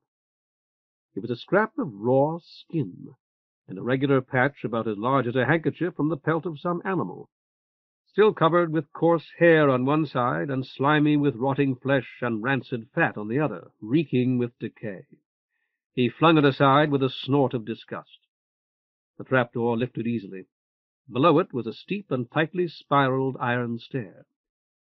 A more conventional stairway, clearly leading to the upper floor of the original villa, began a few steps from the bottom of the iron one. Briefly he paused, looking down at it to savor his triumph. He had been carrying his horsehair rope in an untidy coil, and had dropped it when he slipped. He retrieved it and wound it around his waist beneath his robe, as he had when he had set out from the Manteion that evening. It was always possible, he reminded himself, that he would need it again. Yet he felt as he had during his last year at the Schola, when he had realized that final year would actually be easier than the one before it, that his instructors no more wished him to fail after he had studied so long than he himself did, and that he would not be permitted to fail unless he curtailed his efforts to an almost criminal degree. The whole villa lay open before him, and he knew, roughly, if not precisely, where Blood's bedchamber was located. In order to succeed, he had only to find it and conceal himself there before Blood retired. Then, he told himself with a pleasant sensation of virtue, he would employ reason, if reason would serve. If it would not, it would not, and the fault would be Blood's, not his. Those who opposed the will of a god, even a minor god like the outsider, were bound to suffer. Silk was pushing the long handle of his hatchet through the rope around his waist when he heard a soft thump behind him. Dropping the trapdoor, he whirled. Leaping so that it appeared taller than many men, a huge bird flapped misshapen wings, shrieked like a dozen devils, and struck at his eyes with its hooked bill. Instinctively he threw himself backward onto the top of the trapdoor and kicked. His left foot caught the white-headed bird full in the body without slowing its attack in the least. Vast wings thundering, it lunged after him as he rolled away. By some prodigy of good luck, he caught it by its downy neck, but the carpals of its wings were as hard as any man's knuckles, and were driven by muscles more powerful than the strongest's. They battered him mercilessly as both tumbled. The edge of the crenel between two merlins was like a wedge driven into his back. Still struggling to keep the bird's cruel hooked beak from his face and eyes, he jerked the hatchet free. A carpal struck his forearm like a hammer, and the hatchet fell to the stone pavement of the terrace below. The white-headed one's other carpal struck his temple, and the illusory nature of the world of the senses was made manifest. It narrowed to a miniature, artificially bright, which Silk endeavored to push away until it winked out. Chapter 6. New Weapons. A whole Whorl swam beneath Silk's flying, beclouded eyes. Highland and tableland, jungle and dry scrub, savanna and pampa. The plaything of 100 idle winds, buffeted yet at peace. He sailed over them all, dizzy with his own height and speed, his shoulder nudged by storm cloud, the solitary flyer 80 leagues below him, a darting dragonfly with wings of lace. A black dragonfly that vanished into blacker cloud, into distant voices, and the odor of carrion. Silk choked on his own spew and spat. Terror rose from the wheeling scene to foot him like a falcon, its icy talons in his vitals. He had blinked, and in that single blink the Whorl had rolled over like a wind-tumbled basket or a wave-tossed barrel.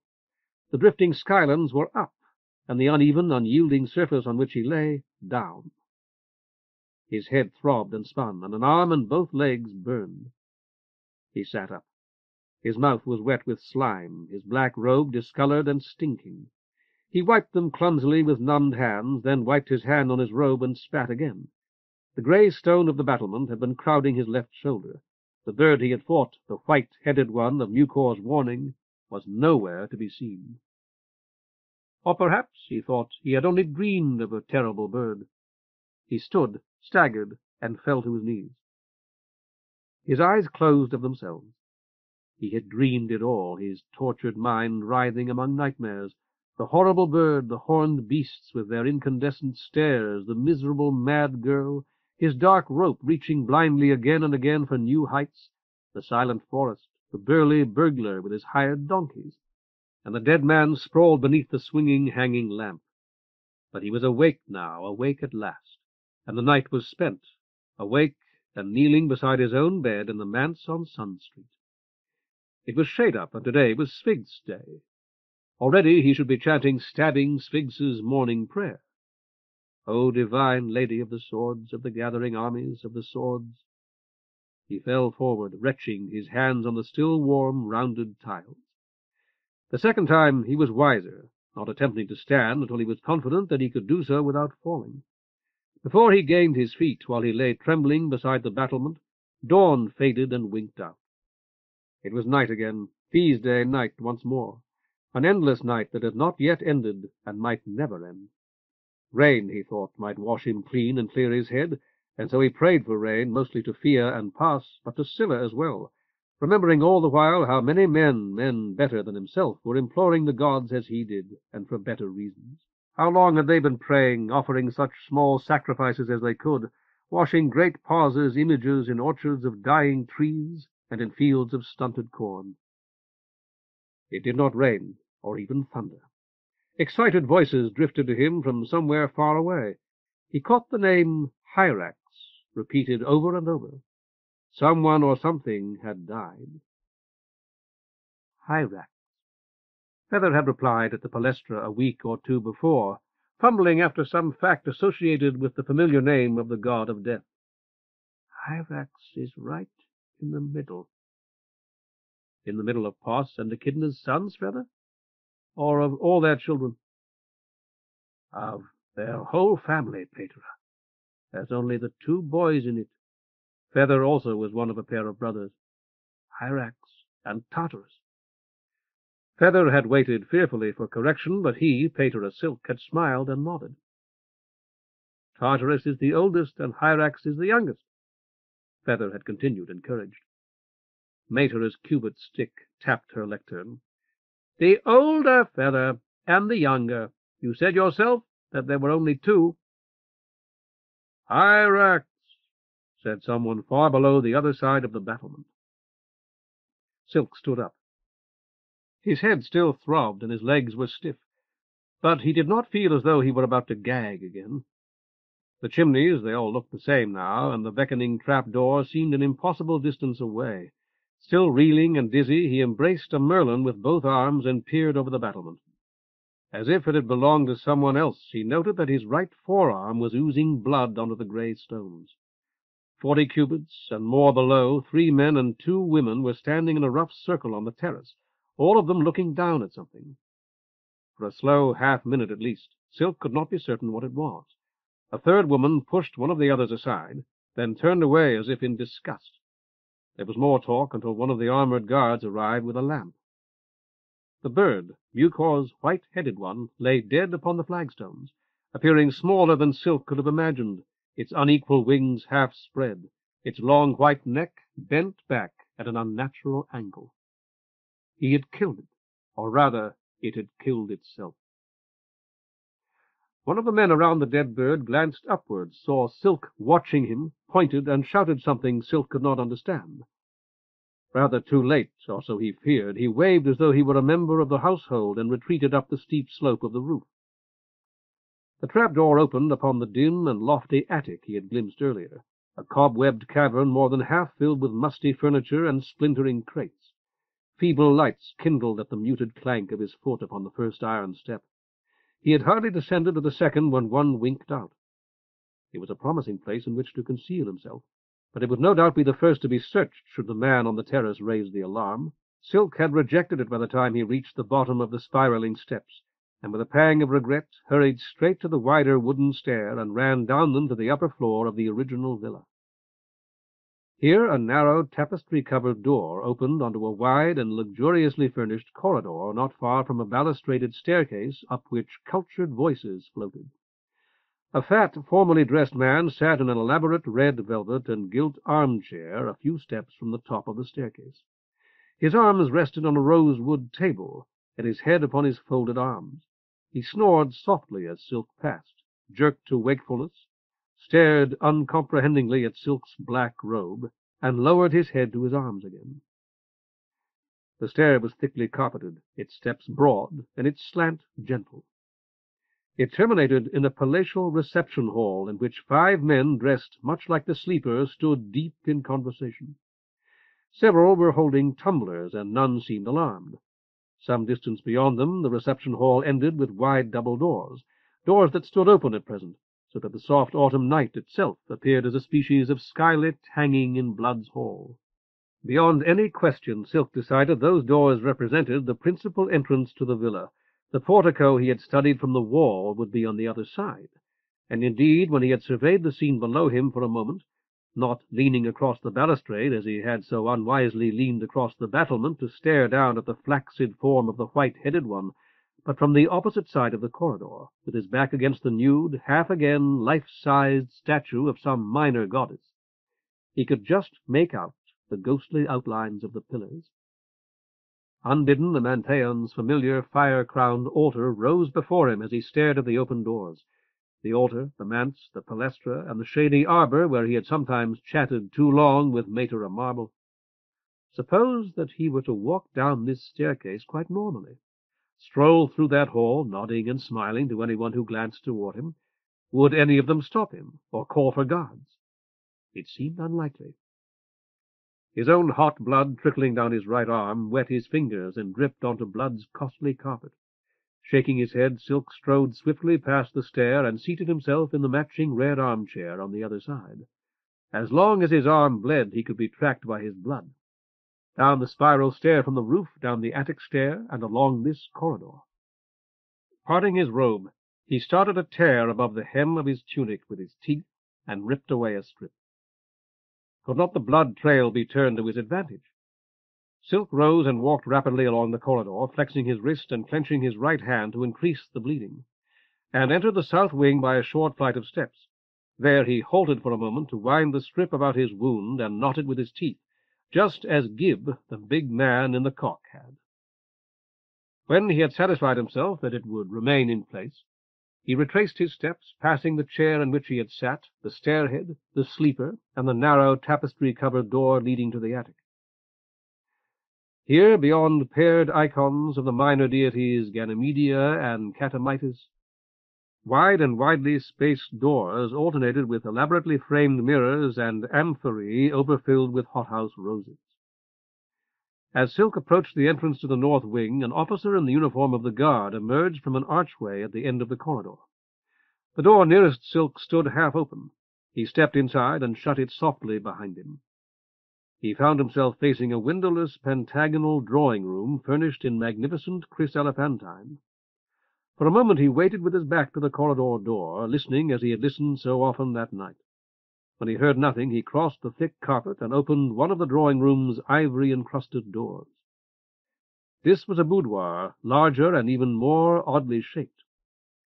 There were wardrobes, 2 chairs, a rather tawdry shrine of Kypris, whose smouldering thurible filled the room with the sweetness of frankincense, and a white dressing-table before a glass whose pearlescent glow appeared to intensify as he entered. When he shut the door behind him, a swirl of colors danced across the glass. He fell to his knees. "Sir?" Looking up, Silk saw that the glass held only the grey face of a monitor. He traced the sign of addition. "Wasn't there a god I saw?" "I am no god, sir, merely the monitor of this terminal. What may I do to serve you, sir? Would you care to critique your digitally enhanced image?" Disconcerted, Silk stood. No, thank you." He struggled to recall how Orc had addressed the monitor in his glass. "I'd like to speak to a friend, if it isn't too much trouble, my son." That had not been it, surely. The floating face appeared to nod. "The friend's name, please? I will attempt it." "Orc." "And this Orc lives where?" "In the area. Do you know where that is?" "Indeed I do, sir. However, there are 54 Orcs resident there. Can you supply the street?" "No, I'm afraid I have no idea." Suddenly weary, Silk drew out the dressing-table's somewhat soiled little stool and sat down. "I'm sorry to have put you to so much trouble, but if you're—" "There is an Orc in the area with whom my master has spoken several times," the monitor interrupted. "No doubt he is the Orc you want. I will attempt to locate him for you." "No," Silk said. "This Orc lives in what used to be a shop. So it must be on a shopping street, I suppose, with a lot of other stores and so on. Or at least on a street that used to have them." Remembering it, he recalled the thunder of the cartwheels. "A street paved with cobblestones. Does that help?" "Yes, that is the Orc with whom my master speaks, sir. Let us see whether he is at home." The monitor's face faded, replaced by Orc's disordered bed and jar of slops. Soon the image swelled and distorted, becoming oddly rounded. Silk saw the heavy wooden chair from which he had shriven Orc, and beside which he had knelt when Orc shrived him. He found it heartening somehow to know that the chair was still there. "I fear that Orc is unavailable, sir. May I leave a message with my similitude?" Yes." Silk stroked his cheek. "Ask him, please, to tell Orc that I appreciate his help very, very much, and that if nothing happens to me, it will be my great pleasure to tell Mater Mint how kind he was. Tell him, too, that he's specified only one meritorious act thus far, while the penancy laid upon me called for 2 or 3, for 2 at least. Ask him to let me know what the others should be." Too late. It occurred to Silk that Orc had asked that his name not be mentioned to the handsome boy who had spoken through Blood's glass. "Now then, my son, you refer to your master. Who is that?" "Blood, sir. Your host." "I see. Am I, by any chance, in Blood's private quarters now?" "No, sir. These are my mistress's chambers." "Will you tell Blood about the message I left for that man who lives in the area?" The monitor nodded gravely. "Certainly, sir, if he inquires." "I see." A sickening sense of failure descended upon Silk. "Then please tell Orc also where I was when I tried to speak to him, and warn him to be careful." "I shall, sir. Will that be all?" Silk's head was in his hands. "Yes, and thank you." "No." He straightened up. "I need a place to hide, a good place, and weapons." "If I may say so, sir," remarked the monitor, "you require a proper dressing more than either. With respect, sir, you are dripping on our carpets." Lifting his right arm, Silk saw that it was true. Blood had already soaked through the strip of black cloth he had torn from his tunic a few minutes earlier. Crimson rivulets trickled toward his elbow. "You will observe, sir, that this room has 2 doors, in addition to that through which you entered. The one to your left opens upon the balneum. My mistress's medicinal supplies are there, I believe. As to—" Silk had risen so rapidly that he had knocked over the stool. Darting through the left-hand door, he heard nothing more. The balneum was larger than he had anticipated, with a jade tub more than big enough for the naked goddess at the head of the staircase and a separate water-closet.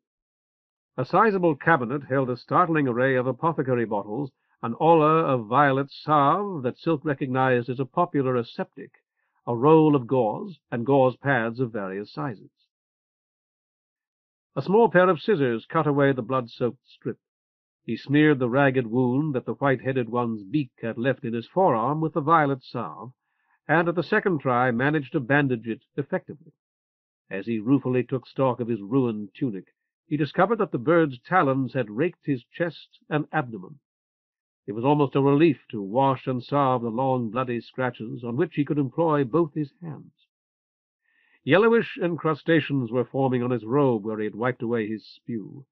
He took it off and washed it as thoroughly as he could in the lavabo, wrung it out, smoothed it as well as he could, pressed it between two dry towels, and put it back on.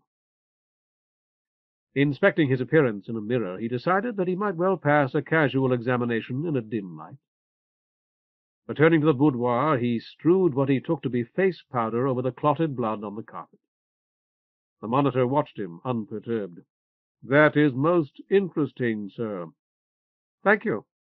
Silk shut the powder box and returned it to the dressing-table. "Does the powder possess cleansing properties? I was unaware of it." Silk shook his head. "Not that I know of. I'm only masking these so visitors won't be unsettled." "Very shrewd, sir." Silk shrugged. "If I could think of something better, I'd do it. When I came in, you said that you weren't a god. I knew you weren't. We had a glass in a palestra I attended." "Would you like to speak to someone there, sir?" "Not now, but I was privileged to use that glass once, and it struck me then, I suppose it struck all of us, and I remember some of us talking about it one evening, that the glass looked a great deal like a sacred window, except for its size, of course. All sacred windows are 8 cubits by 8. Are you familiar with them?" "No, sir." Silk righted the stool and sat down. "There's another difference, too. Sacred windows don't have monitors." "That is unfortunate, sir." "Indeed." Silk stroked his cheek with 2 fingers. "I should tell you, then, that the immortal gods appear at times in the sacred windows." "Ah."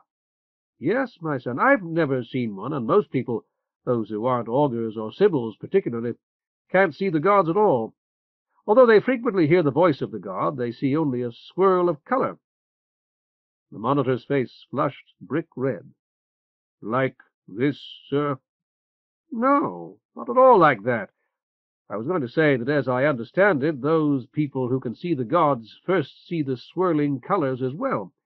When the theophany begins, the colors are seen, then the god appears, and then the colors reappear briefly as the god vanishes. All this was set down in circumstantial detail by the devoted Caddis nearly 2 centuries ago. In the course of a long life he'd witnessed the theophanies of Echidna, Tartarus, and Scylla, and finally that of Pas.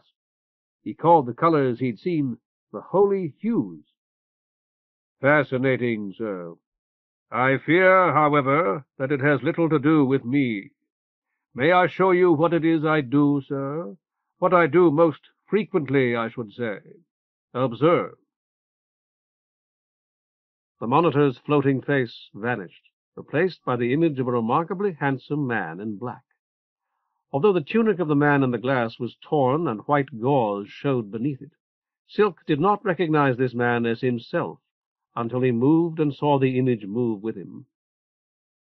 "Is that—" He leaned closer. "No, but—" "Thank you, sir," his image said, and bowed.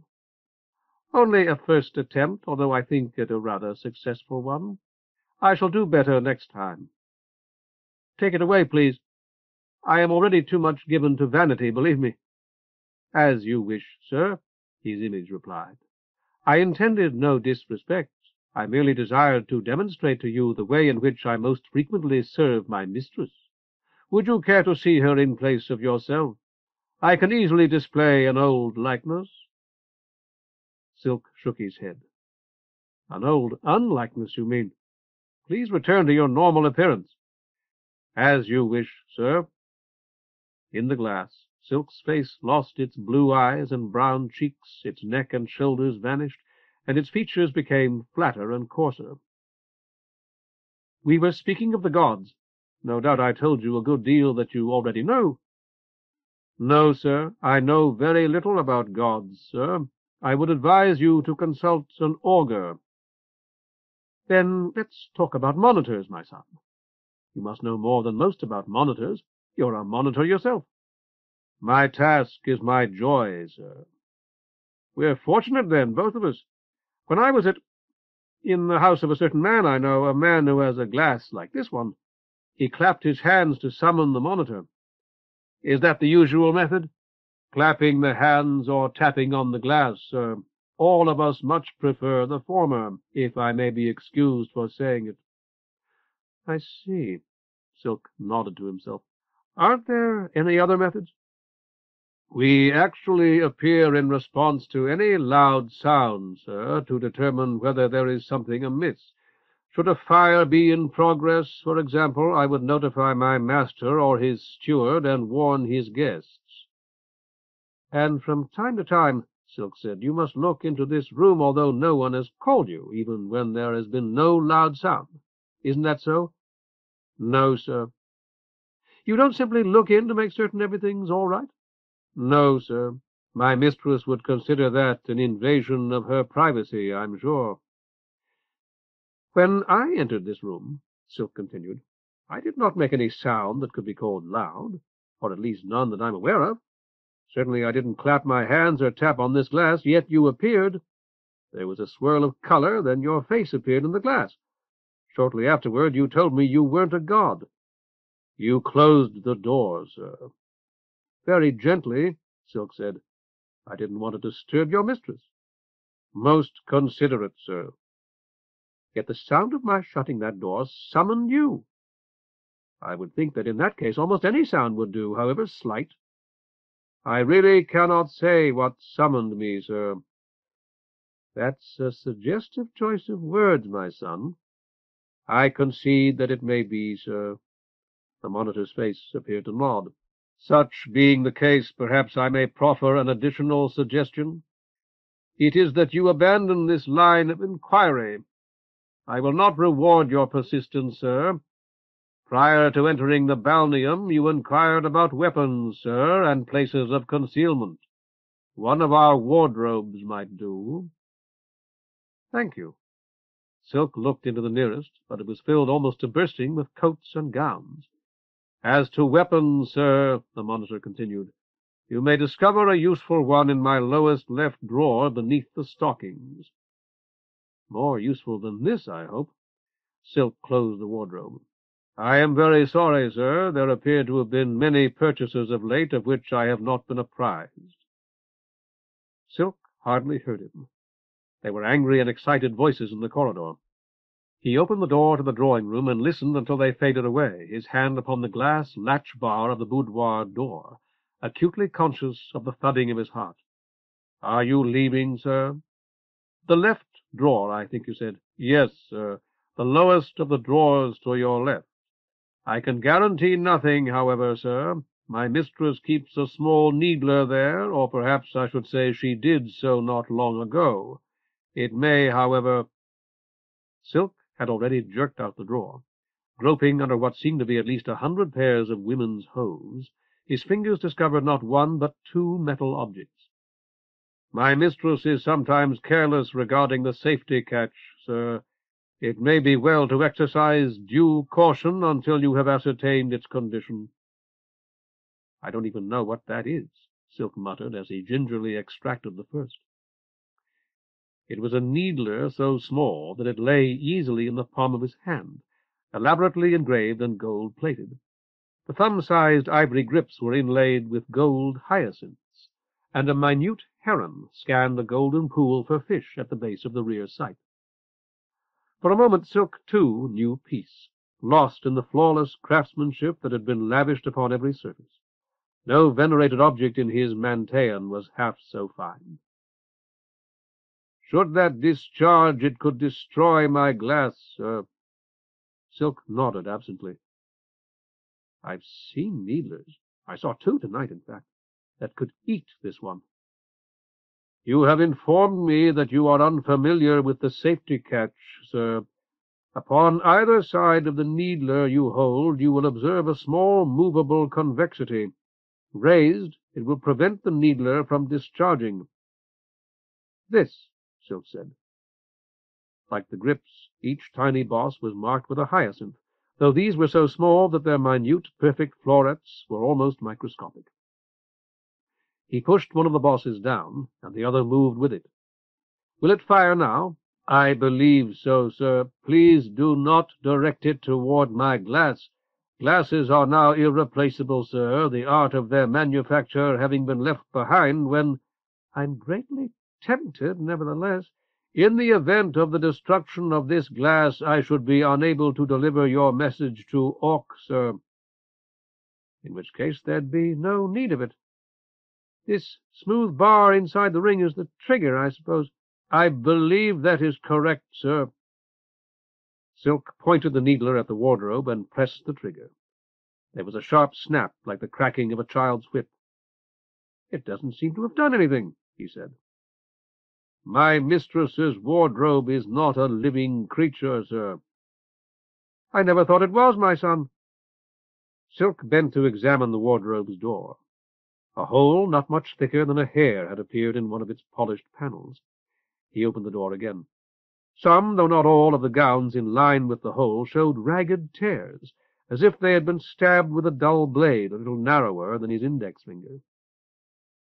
I should use this on you, you know, my son, he told the monitor. For Oct's sake, you're just a machine like the scorer in our ball court. I am a machine, but not just a machine, sir. Nodding mostly to himself, Silk pushed up the safety catch and dropped the little needler into his pocket. The other object hidden under the stockings was shaped like the letter T. The stem was cylindrical and oddly rough, with a single smooth protuberance below the crossbar.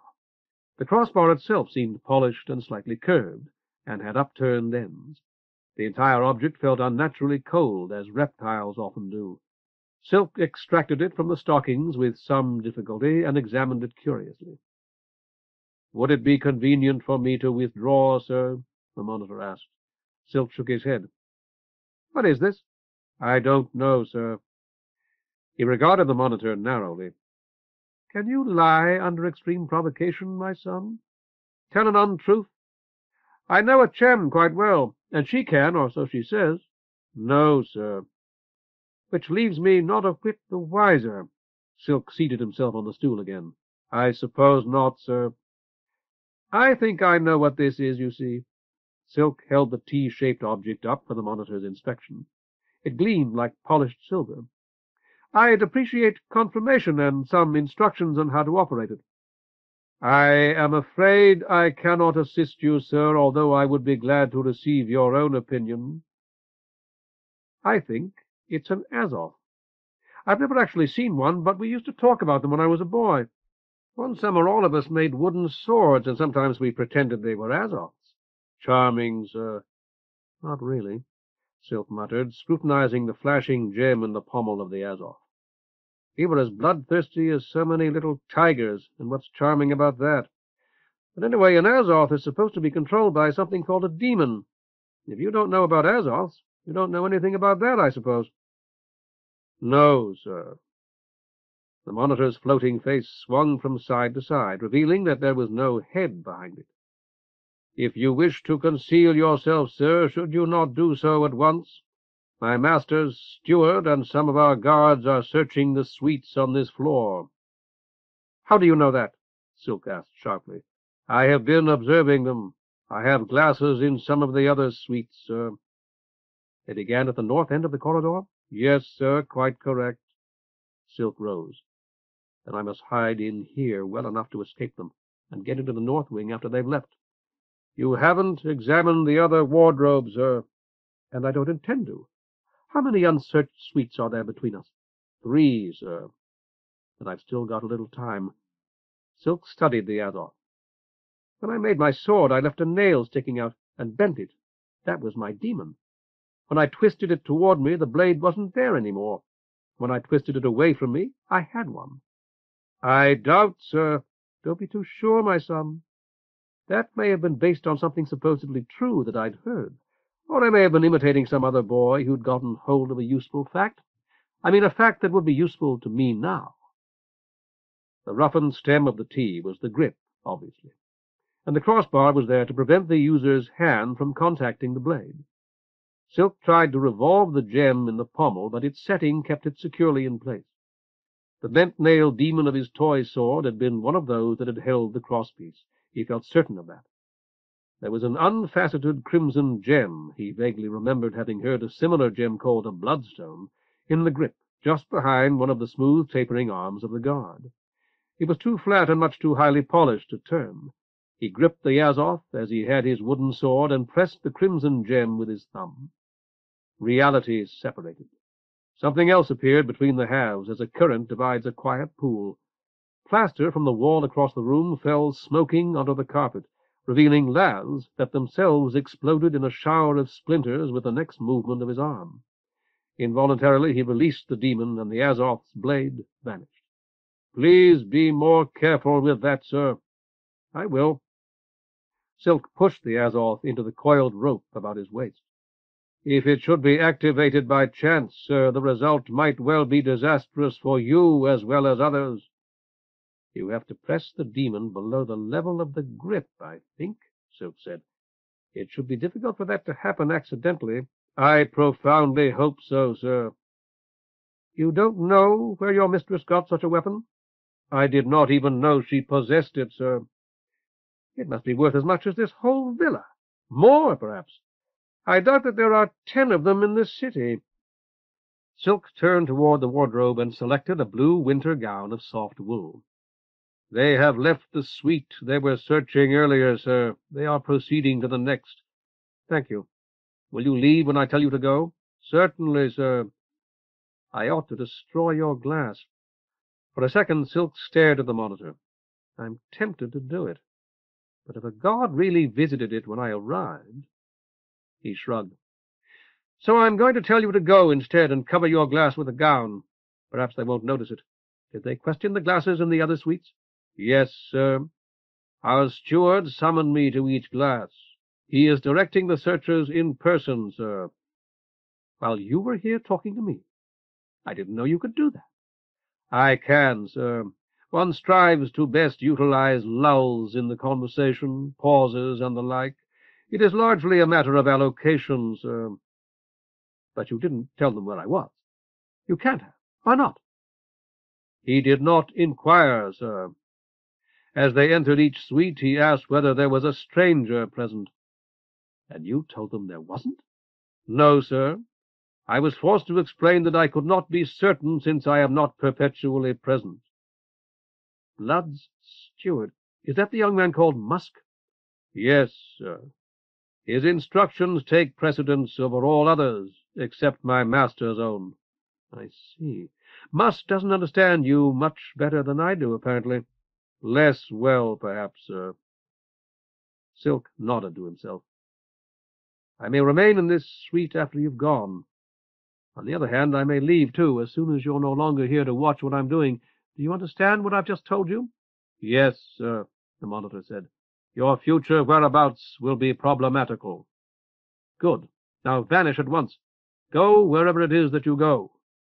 Silk draped the glass, covering it completely in a way that he hoped would seem merely careless, and opened the door to his right. For the space of a heartbeat he thought the spacious twilit bedchamber unoccupied. A faint moan from the enormous bed at its center revealed his mistake. The woman in the bed writhed and keened aloud from the depths of her need. As he bent over her, something within him reached out to her, and though he had not touched her, he felt the thrill of touch.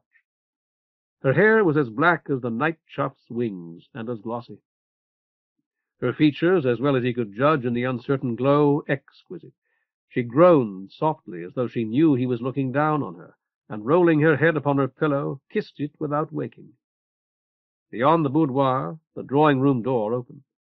He tore off his black robe and straw hat, ducked out of his torn tunic, kicked all three far under the big bed, and scrambled in, shoes and all.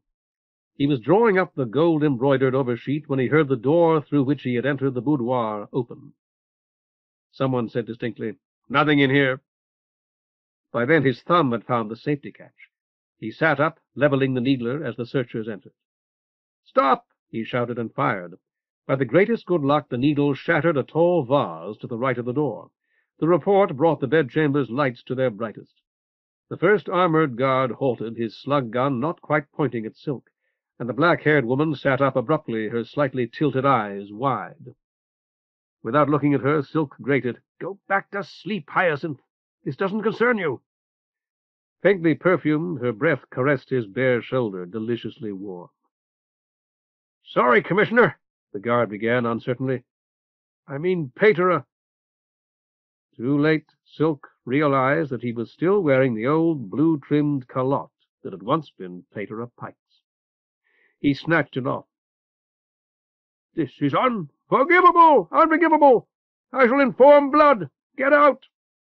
His voice was far too high and mounting toward hysteria. Surely the guard must sense how frightened he was. In desperation, he brandished the tiny needler. "We didn't know." The guard lowered his slug gun and took a step backward, bumping into the delicate-looking Musk, who had stepped through the boudoir behind him. "We thought everybody had... Well, just about everybody's already gone." Silk cut him off. "Out! You've never seen me!" It had been, as he decided as soon as he had said it, the worst thing he could possibly have said, since Musk had certainly seen him only a few hours earlier. For an instant he felt certain that Musk would pounce upon it. Musk did not. Silencing the sputtering guard with a shove, Musk said, "The outside door should have been locked. Take your time." He turned on his heel, and the guard shut the boudoir door quietly behind them. Trembling, Silk waited until he heard the corridor door close as well before he kicked away the luxurious coverings and got out of the bed.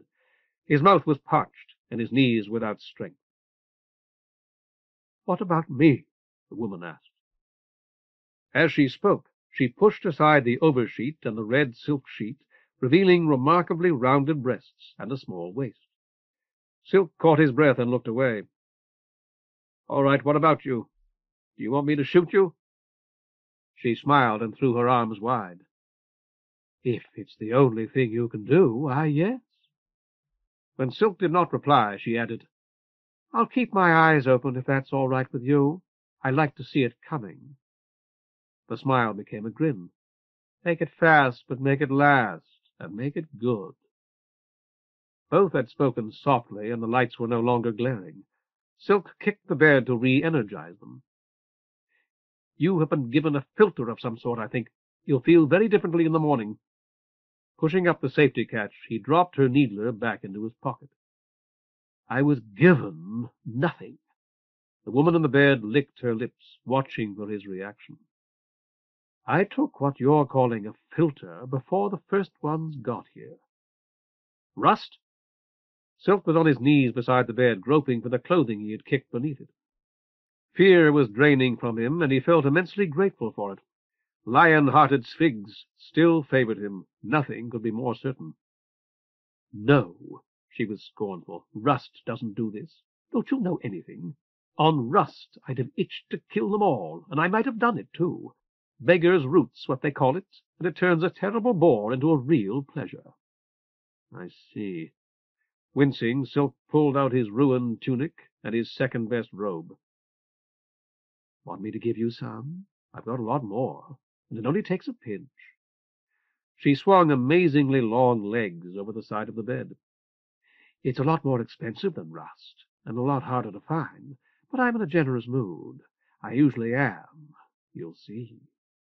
She favored Silk with a sidelong smile that made his heart leap. He stood up and backed away. "They call it beggar's root because it makes you beg. I'm begging now. Just listen to me. Come on. You'll like it." Silk shook his head. "Come sit next to me." She patted the rumpled sheet. "That's all I'm asking for. Right now, anyway. You were here in bed with me a minute ago." He tried to pull his tunic over his head and failed, discovering in the process that even the slightest movement of his right arm was painful. "You're the one that they were looking for, aren't you? Aren't you glad that I didn't tell them anything? You really ought to be. Musk can be awfully mean. Don't you want me to help you with that?" "Don't try." He retreated another step. Sliding off the bed, she picked up his robe. She was completely naked. He closed his eyes and turned away. She giggled, and he was suddenly reminded of Mucor, the mad girl. You really are an augur. He called you Pater. I'd forgotten. Do you want your little hat back? I stuck it under my pillow. The uses to which Pater Pike's calotte might be put, if it remained with her, flashed through Silk's mind. Yes, he said. Please, may I have it back? Sure. I'll trade you. He shook his head. Didn't you come here to see me? You don't act like it, but you knew my name. No, I came to find blood. You won't like him, Pater. Hyacinth grinned again. Even Musk doesn't like him, not really. Nobody does. He has my sympathy. Silk tried to raise the tunic again and was deterred by a flash of pain.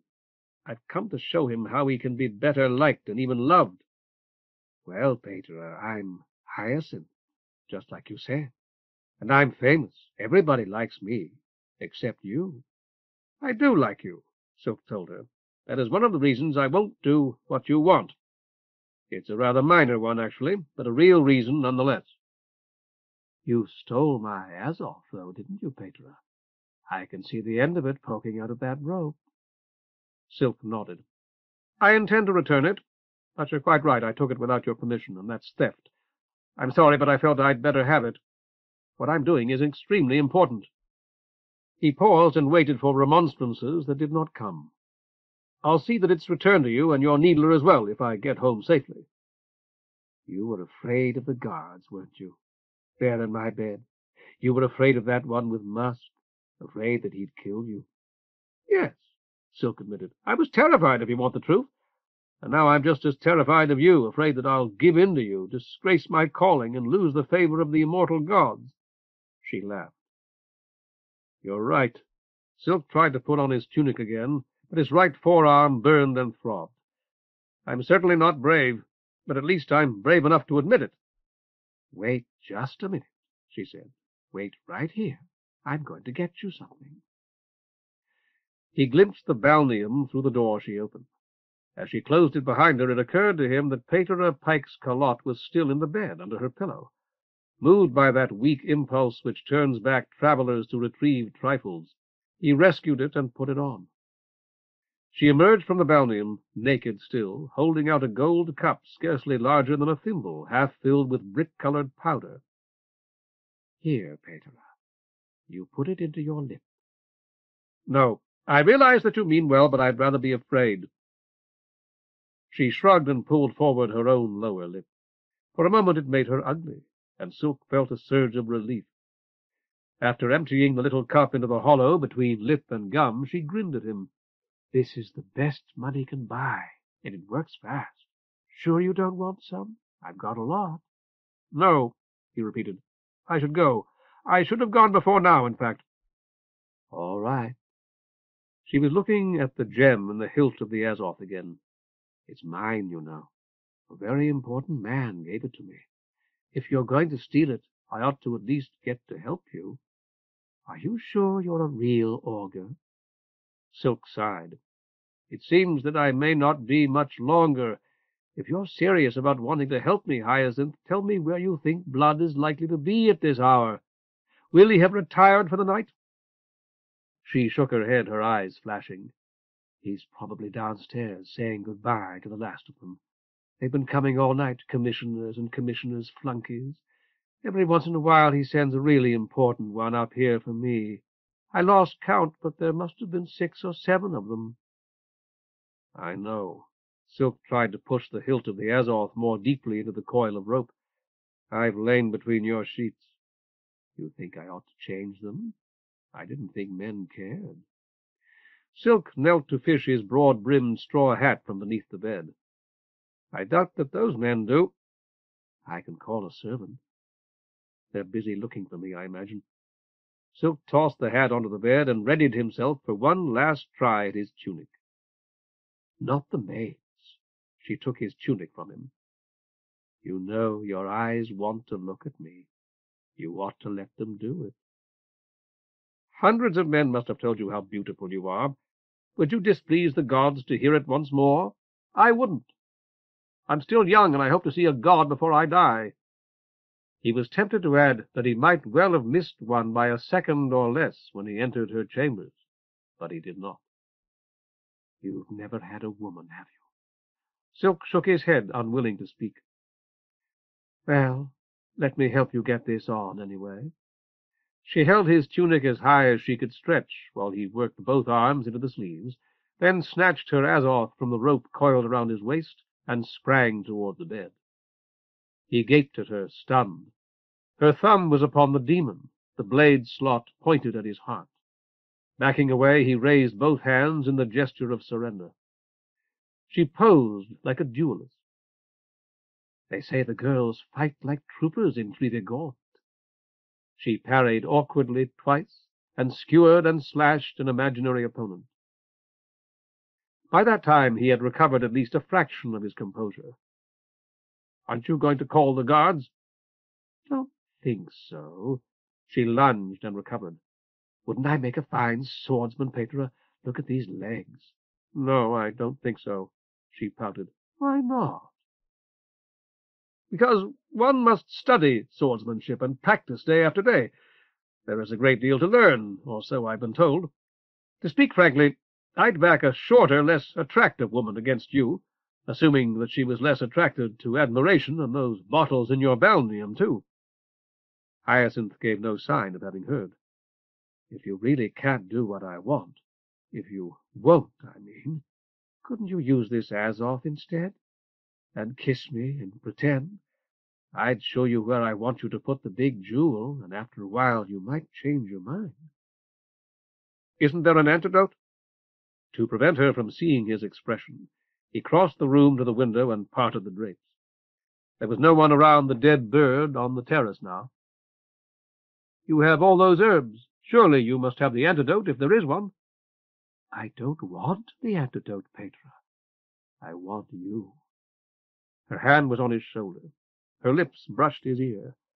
And if you go out there like you're thinking, the cats will tear you to pieces.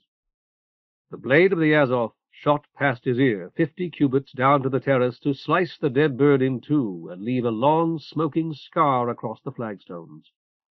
Silk flinched from it. But pauses, love, be careful!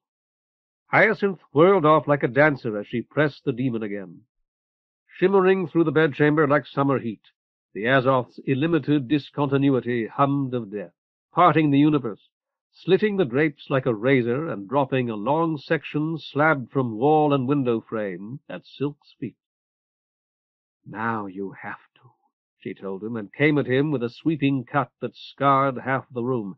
Say you will, and I'll give it back. As he dove through the window, the Azoth's humming blade divided the stone sill behind him, but all the fear he ought to have felt was drowned in the knowledge that he was leaving her.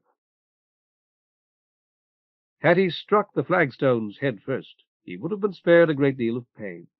As it was, he turned head over heels in mid-air. There was only a moment of darkness, like that a bruiser knows when he is knocked to his knees. For what might have been seconds or minutes, he lay near the divided body of the white-headed one, hearing her voice call to him from the window without comprehending anything it said. When at last he tried to stand, he found that he could not. He had dragged himself to within 10 paces of the wall, and shot 2 of the horned cats Mucor called lynxes, when a guard in silvered armor took the needler from his hand. After what seemed a very long time, unarmored servants joined him. These carried torches with which they kept the snarling lynxes at bay. Supervised by a fussy little man with a pointed iron-gray beard, they rolled Silk onto a blanket and carried him back to the villa. Chapter 7. The Bargain. It isn't much, the fussy little man said, but it's mine for as long as he lets me have it. It was a moderately large and very cluttered room in the north wing of Blood's villa, and the fussy little man was rummaging in a drawer as he spoke.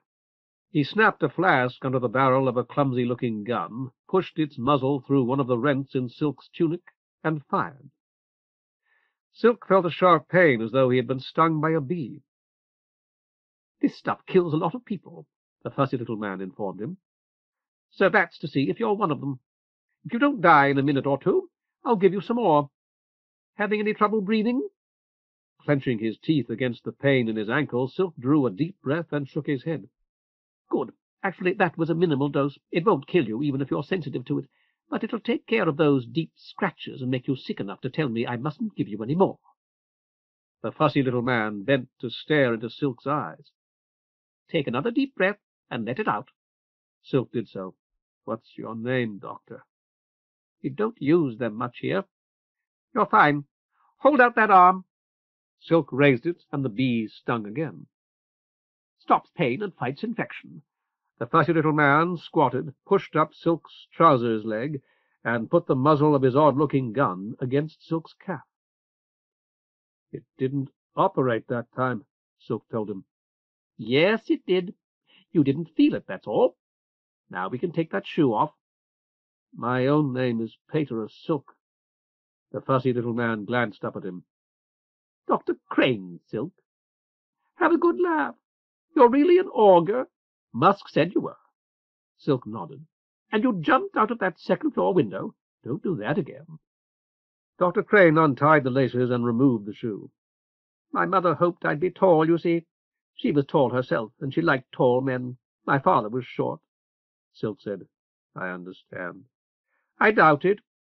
Dr. Crane bent over Silk's foot, his pinkish scalp visible through his grey hair. "I'm going to cut away this stocking. If I pull it off, it might do more damage." He produced shiny scissors exactly like those Silk had found in Hyacinth's balneum. "She's dead now, and so's he, so I guess it doesn't matter." The ruined stocking fell away. "Want to see what he looked like?" The absence of pain was intoxicating. Silk felt giddy with happiness. "I'd love to," he managed to add, "if you care to show me." "I can't help it. You're seeing him now, since I look exactly like him. It's our genes, not our names, that make us whatever we are." "It's the will of the gods." Silk's eyes told him that the little physician was probing his swollen right ankle with his fingers, but he could feel nothing. "Your mother was tall, and if you were tall as well, you would say that it was because she had been." "I'm not hurting you?" Silk shook his head. "I don't resemble my own mother in the least. She was small and dark. I have no idea what my father looked like, but I know that I am the man that a certain god wished me to be before I was born." "She's dead?" Silk nodded. "She left us for Mainframe a month before I was designated." "You've got blue eyes. You're only the third person I've ever seen with them. It's a shame you don't know who your father was. I'd like to have a look at him. See if you can stand up." Silk could and did. "Fine. Let me take your arm. I want you up there on that table. It's a nice clean break, or anyway that's what it looks like, and I'm going to pin it and put a cast on it." They were not planning to kill him. Silk savored the thought. They were not planning to kill him, and so there might still be a chance to save the Manteion. Blood was slightly drunk. Silk envied him that almost as much as his possession of the Manteion. As though Blood had read his thoughts, he said, "Hasn't anybody brought you anything, Paterer? Musk, get somebody to bring him a drink." The handsome young man nodded and slipped out of the room, at which Silk felt somewhat better. "We've got other stuff, Paterer. I don't suppose you use them." Silk said, "Your physician's already given me a drug to ease the pain. I doubt that it would be wise to mix it with something else." He was very conscious of that pain which was returning, but he had no intention of letting Blood see that. "Right you are." Blood leaned forward in his big red leather chair, and for a moment Silk thought that he might actually fall out of it. "A light touch with everything, that's my motto, always has been. Even with that enlightenment of yours, a light touch is best." Silk shook his head. "In spite of what has happened to me, I cannot agree." "What's this?" Grinning broadly, Blood pretended to be outraged. "Did enlightenment tell you to come out here and break into my house? No, Paterer, don't try to tell me that. That was greed, the same as you'd slang me for. Your Tin Sybil told you I'd bought your place, which I have, and everything completely legal. So you figured I'd have things worth taking. Don't tell me. I'm an old hand myself." I came here to steal our Manteion back from you, Silk said. That's worth taking, certainly. You took it legally, and I intended to take it from you, if I could, in any way I could. Blood spat, looked around for his drink, and finding the tumbler empty, dropped it on the carpet. What did you think you could do? Nick the shaggy deed out of my papers? It wouldn't mean a shaggy thing. Musk's the buyer of record, and all he'd have to do is pay a couple of cards for a new copy. I was going to make you sign it over to me, Silk told him. I intended to hide in your bedroom until you came, and threatened to kill you unless you did exactly as I ordered. The door opened. Musk entered, followed by a liveried footman with a tray. The footman set the tray on an inlaid table at Silk's elbow. Will that be all, sir? Silk took the squat, water-white drink from the tray and sipped. Yes, thank you. Thank you very much, Musk. The servant departed. Musk smiled bitterly. This is getting interesting. Blood leaned forward, his wide red face redder than ever. Would you really have killed me, Pedro? Silk, who would not have, felt certain he would not be believed. I hoped that it wouldn't be necessary. I see. And it never crossed your mind that I'd yell for some friends in the city guard the minute you left? That I wouldn't even have had to use my own people on you because the guard would do their work instead? Blood laughed, and Musk concealed his smile behind his hand. Silk sipped again, wondering briefly whether the drink was drugged. If they wanted to drug him, he reflected, they would have no need of subterfuge. Whatever it was, the drink was very strong, certainly. Drugged or undrugged, it might dull the pain in his ankle. He ventured a cautious swallow. He had drunk brandy already tonight, the brandy Gibb had given him. It seemed a very long time ago. Surely Blood would make no charge for this drink, whatever else he might do. Not once in a month did Silk drink anything stronger than water. Well, didn't you? Blood snorted in disgust. You know, I've got a few people working for me that don't think any better than you do, Pedro. Silk returned his drink to the tray. I was going to make you sign a confession. It was the only thing I could think of, so it was what I planned. Me? Confess to what? It didn't matter. Fatigue had enfolded Silk like a cloak. He had never known that a chair could be as comfortable as this one, a chair in which he could sleep for days. A conspiracy to overthrow the Ayuntamiento, perhaps, something like that. Recalling certain classroom embarrassments, he forced himself to breathe deeply so that he would not yawn. The faint throbbing in his foot seemed very far away, driven beyond the fringes of the most remote Vironese lands by the kindly sorcery of the squat tumbler. I would have given it to another augur, one I know well.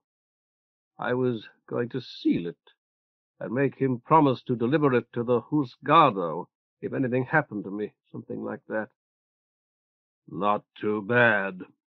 Blood took Hyacinth's little needler from his waistband, thumbed off its safety catch, and aimed it carefully at Silk's chest. Musk frowned and touched Blood's arm. Blood chuckled. Oh, don't worry. I only wanted to see how he'd behave in my place. It doesn't seem to bother him much. The needler's tiny, malevolent eye twitched to the right and spat, and the squat tumbler exploded, showering Silk with shards and pungent liquor. He brushed himself with his fingers. What would you like me to sign over to you? I'll be happy to oblige. Give me the paper. I don't know. Blood dropped Hyacinth's gold-plated needler on the stand that had held his drink. What have you got, Pedro? 2 drawers of clothing and 3 books. No, 2. I sold my personal copy of the writings. My beads. I've got those here, and I'll give them to you now if you like. My old pen case, but it's still in my robe up in that woman's room. You could have somebody bring it, and I'll confess to climbing onto your roof and entering your house without your permission, and give you the pen case, too. Blood shook his head. I don't need your confession, Pedro. I have you. As you like. Silk visualized his bedroom over the kitchen and the manse. Passes Gamadian, That's steel, of course. But the chain's silver and should be worth something. I also have an old portable shrine that belonged to Pater a Pike. I've set it up on my dresser, so I suppose you could say it's mine now. There's a rather attractive triptych, a small polychrome lamp, an offertory cloth, and so on, with a teak case to carry them in. Do you want that? I had hoped, foolishly no doubt, to pass it on to my successor. Blood waved the triptych aside. How'd you get through the gate? I didn't. I cut a limb in the forest and tied it to this rope. Silk pointed to his waist. I threw the limb over the spikes on your wall and climbed the rope. We'll have to do something about that. Blood glanced significantly at Musk. You say you were up on the roof, so it was you that killed Hyrax. Silk sat up straight, feeling as if he had been wakened from sleep. You gave him the name of the god? Musk did. Why not? Musk said softly, he was a griffin vulture, a mountain bird, beautiful. I thought I might be able to teach him to kill for himself. But it was no go, Blood continued. Musk got angry with him and was going to knife him. Musk has the muse out back. Silk nodded politely. Pater a Pike had once remarked to him that you could never tell from a man's appearance what might give him pleasure. Studying Musk, Silk decided that he had never accorded Pater a Pike's sagacity as much respect as it had deserved. So I said that if he didn't want him, he could give him to me, Blood continued, and I put him up there on the roof for a pet. I see. Silk paused. You clipped his wings. I had one of Musk's helpers do it, Blood explained, so he wouldn't fly off. He wouldn't hunt anyhow. Silk nodded, mostly to himself. But he attacked me, I suppose, because I picked up that scrap of hide. We were next to the battlement, and in the excitement of the moment I will not call him Hyrax. Hyrax is a sacred name. Forgot that he could no longer fly. Blood reached for the needler. You're saying I killed him. That's a shaggy lie. You did it. Silk nodded. He died by misadventure while fighting with me. But you may say that I killed him if you like. I was certainly trying to. And you stole this needler from Hyacinth before she drove you through the window with her Azoth. Must be about a 30-cubit drop. Why didn't you shoot her? Would you have, Silk inquired, if you had been in my place? Blood chuckled. And fed her to Musk's birds. What I have done to you already is surely much worse than anything that Hyacinth did to me. I say nothing of what I intended to do to you. Are you going to shoot me? If he lunged, Silk decided, he might be able to wrestle the little needler from Blood in spite of his injured leg. And with the muzzle to Blood's head, he might be able to force them to let him go. He readied himself, calculating the distance as he edged forward in his chair. I might at that, Pater. Blood toyed with the needler, palming it, flipping it over, and weighing it in his hand. He seemed nearly sober now. You understand, or I hope you do anyway, that we haven't committed any kind of a crime, not a one of us, not me, not Musk here, not any of my people.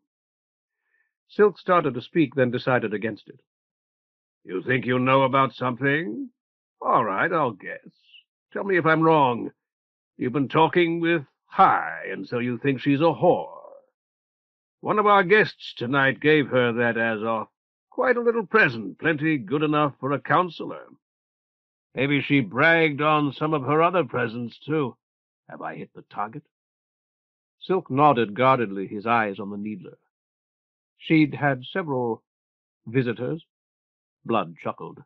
He's blushing, Musk. Take a look at him. Yes, Pater, I know. Only they didn't pay, and that's what matters to them more. They were my guests, and Hy's one of my house guests. So if she wants to show somebody a good time, that's her business and mine, but none of yours. You came out here to get back your Manteion, you tell me. Well, we didn't take it away from you. Blood emphasized his point with the needler, jabbing at Silk's face. If we're going to talk about what's not legal, we've got to talk about what's legal, too. And legally, you never did own it. It belonged to the chapter, according to the deed I've got. Isn't that right?" Silk nodded. "And the city took it from the chapter for taxes owed, not from you because you never had it. Back last week, that was, I think. Everything was done properly, I'm sure. The chapter was notified and so on. They didn't tell you?" No. Silk sighed and forced himself to relax. "I knew that it might happen, and in fact I warned the chapter about it. I was never informed that it had happened." "Then they ought to tell you they're sorry, Pater, and I hope they will. For that's got nothing to do with Musk and me. Musk bought your Manteion from the city, and there was nothing irregular about it. He was acting for me with my money, but there's nothing illegal about that either. It's just a business matter between him and me. 13,000 cards we paid, plus the fees. We didn't steal anything, did we? And we haven't hurt you or anybody, have we?" "It will hurt the entire quarter, several thousand poor families, if you close the Manteion." "They can go somewhere else if they want to, and that's up to the chapter anyhow, I'd say." Blood gestured toward the welts on Silk's chest with the needler. "You got hurt some, and nobody's arguing about that. But you got banged up fighting my pet bird and jumping out a window. I was just defending herself with that Azoth, something she's got every right in the Whorl to do. You aren't planning to peep about her, are you?" "Peep?" "Go crying to the froggies." "I see. No, of course not." "That's good. I'm happy to hear you being reasonable. Just look at it. You broke into my house hoping to take my property. It's Musk's, but you didn't know that. You've admitted that to Musk and me, and we're ready to swear to it in front of a judge if we have to." Silk smiled. It seemed to him a very long time since he had last smiled. "You aren't really going to have me killed, are you, Blood? You're not willing to take the risk?" Blood's finger found the trigger of the needler. "Keep on talking like that, and I might, Pater." "I don't believe so. You'd have someone else do it, probably Musk. You're not even going to do that, however. You're trying to frighten me before you let me go." Blood glanced at Musk, who nodded and circled behind Silk's chair. Silk felt the tips of Musk's fingers brush his ears. "If you go on talking to me like you have been, Pater, you're going to get hurt. It won't leave any marks, but you won't like it at all. Musk has done it before. He's good at it." "Not to an augur. Those who harm an augur in any way suffer the displeasure of all the gods." The pain was as sudden as a blow, and so sharp it left Silk breathless, an explosion of agony. He felt as though his head had been crushed. "There's places behind your ears," Blood explained. "Musk pushes them in with his knuckles." Gasping for air, his hands to his mastoids, Silk could not even nod. "We can do that again and again if we have to," Blood continued. "And if we finally give up and go to bed, we can start over in the morning." A red mist had blotted out Silk's vision, but it was clearing. He managed, "You don't have to explain my situation to me." "Maybe not. I'll do it whenever I want to, just the same. So to get on with this, you're right. We just as soon not kill you if we don't have to. There's 3 or 4 different reasons for that, all of them pretty good. You're an augur to start with. If the gods ever paid any attention to Viren, they quit a long time ago. Myself, I don't think there was ever anything in it except a way for people like you to get everything they wanted without working. But the chapter looks after you, and if it ever got out that we did for you, I mean, just talk, because they'd never be able to prove anything, it would get people stirred up and be bad for business." Silk said, "Then I would not have died for nothing," and felt Musk's fingers behind his ears again. Blood shook his head, and the contingent agony halted, poised at the edge of possibility. "Then, too, we just bought your place, so that might make some people think of us. Did you tell anybody you were coming?" Here it was. Silk was prepared to lie if he must, but preferred to dodge if he could. He said, "You mean one of our Sibyls?" "No, nothing like that." Blood nodded, and the danger was past. "It could get somebody's attention anyway, and I can't be sure who's seen you. High has, and talked with you, and so on." Probably even knows your name. Silk could not remember, but he said, "Yes, she does. Can't you trust her? She's your wife." Musk tittered behind him. Blood roared, his free hand slapping his thigh. Silk shrugged. "One of your servants referred to her as his mistress.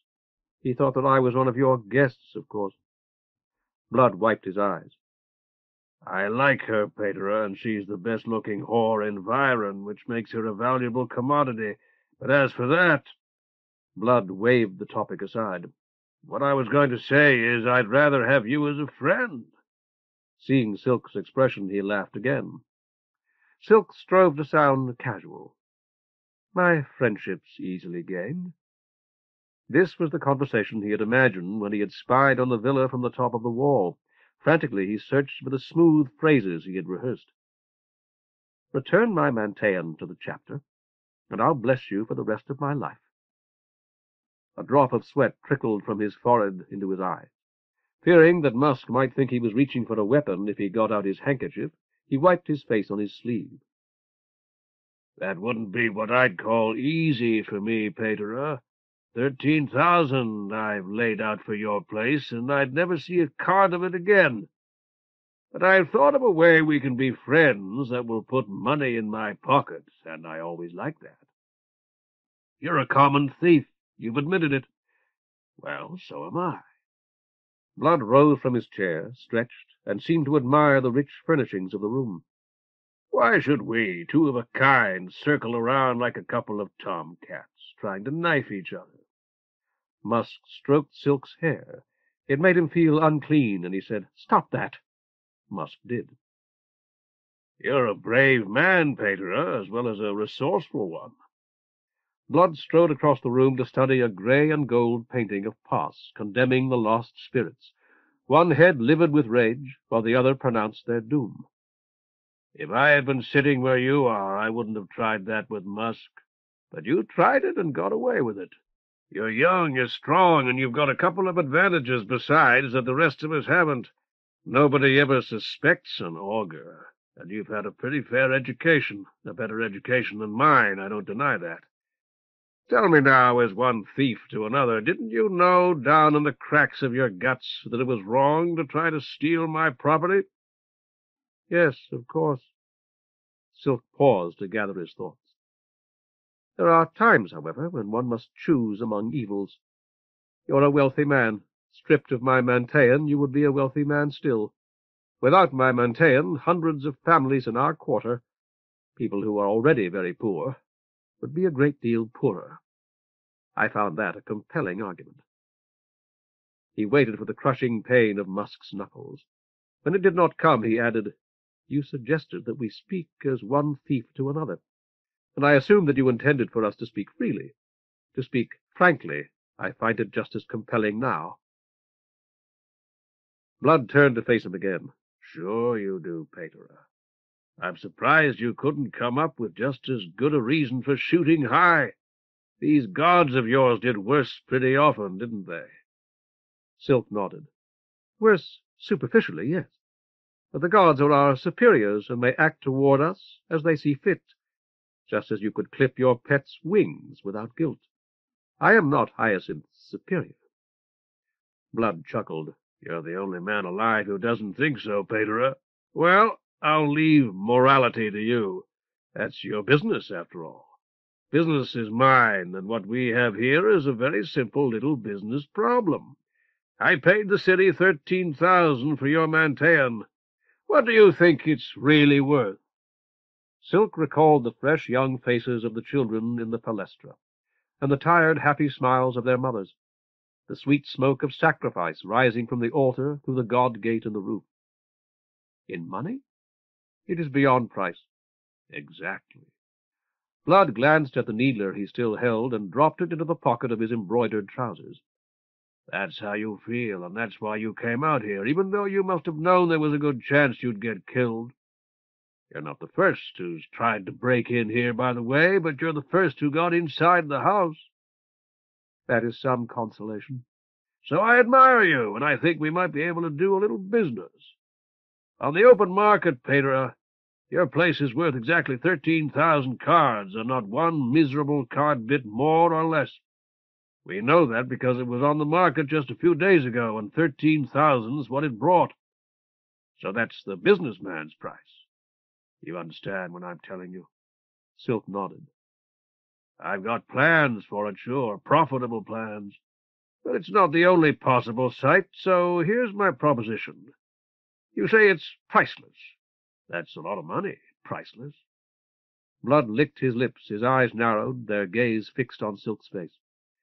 "So as a man that takes a lily profit wherever he can find one, but never gouges anybody, I say we split the difference. You pay me twice what I paid, and I'll sell it to you." Silk started to speak, but Blood raised a hand. "Let's pin it down like a couple of dimber thieves ought to. I'll sell it to you for 26,000 flat, and I'll pay all costs. No tricks, and no splitting up the property. You'll get everything that I got." Silk's hopes, which had mounted higher with every word, collapsed. Did Blood really imagine that he was rich? There were laymen, he knew, who thought all augurs rich. He said, "I've told you what I have. Altogether it wouldn't bring 200 cards. My mother's entire estate amounted to a great deal less than 26,000 cards, and it went to the chapter irrevocably when I took my vows." Blood smiled. "I'm flash, Pater. Maybe you'd like another drink?" Silk shook his head. "Well, I would." When Musk had gone, Blood resumed his seat. "I know you haven't got 26,000 or anything close to it. Not that I'm swallowing everything you told me, but if you had even a few thousand, you wouldn't be there on Sun Street. Well, who says that just because you're poor you've got to stay poor? You wouldn't think so to look at me, but I was poor once myself." "I believe you," Silk said. Blood's smile vanished. "And you look down on me for it. Maybe that made it easier."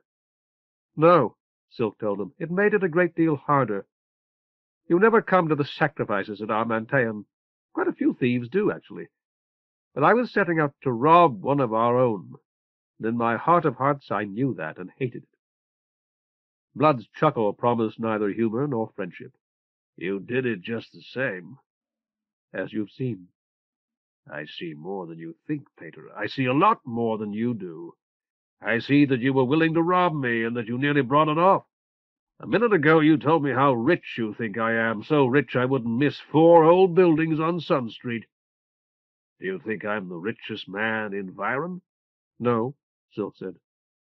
"No what?" Silk shrugged. "Even when we spoke in the street, I never supposed that you were the wealthiest man in the city, although I have no idea who the wealthiest might be. I only thought that you were wealthy, as you obviously are." "Well, I'm not the richest," Blood declared, "and I'm not the crookedest either. There are richer men than I am, and crookeder men than I am, lots of them. And, Pater, most of them aren't anywhere near as close to the ayuntamiento as I am. That's something to keep in mind, whether you think so or not." Silk did not reply, or even indicate by any alteration of his expression that he had heard. "So if you want your Manteion back, why shouldn't you get it from them? The price is 26,000, like I told you. That's all it means to me, so they've got it just as much as I have, and they'll be easier, most of them. Are you listening to me, Pater?" Reluctantly, Silk nodded. Musk opened the door as he had before, and preceded the footman into the room. This time there were 2 tumblers on the footman's tray. Blood accepted one, and the footman bowed to Silk.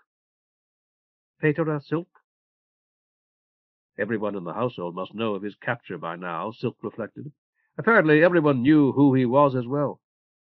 "Yes," he said. It would be pointless to deny it. With something in his expression Silk could not fathom, the footman bowed deeply and held out his tray. "I took the liberty, Pater. Musk said I might. If you would accept it as a favor to me?" Silk took the drink, smiled, and said, "Thank you, my son. That was extremely kind of you."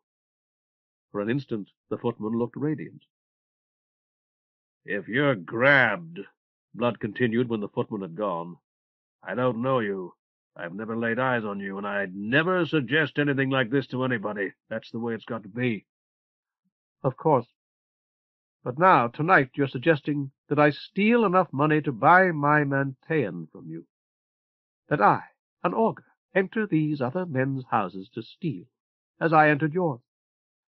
Blood sipped his drink. I'm saying that if you want your Manteion back, I'll sell it to you, and that's all I'm saying. How you get the money is up to you. You think the city asked where I got the price? It is a workable solution, Silk admitted, and it's the only one that has been proposed so far. Musk grinned at him. Your resident physician tells me that my right ankle is broken, Silk continued. It will be quite some time, I'm afraid, before it heals. Blood looked up from his drink. I can't allow you a whole lot of time, Petra.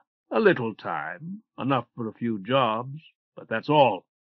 I see. Silk stroked his cheek. But you'll allow me some. You'll have to.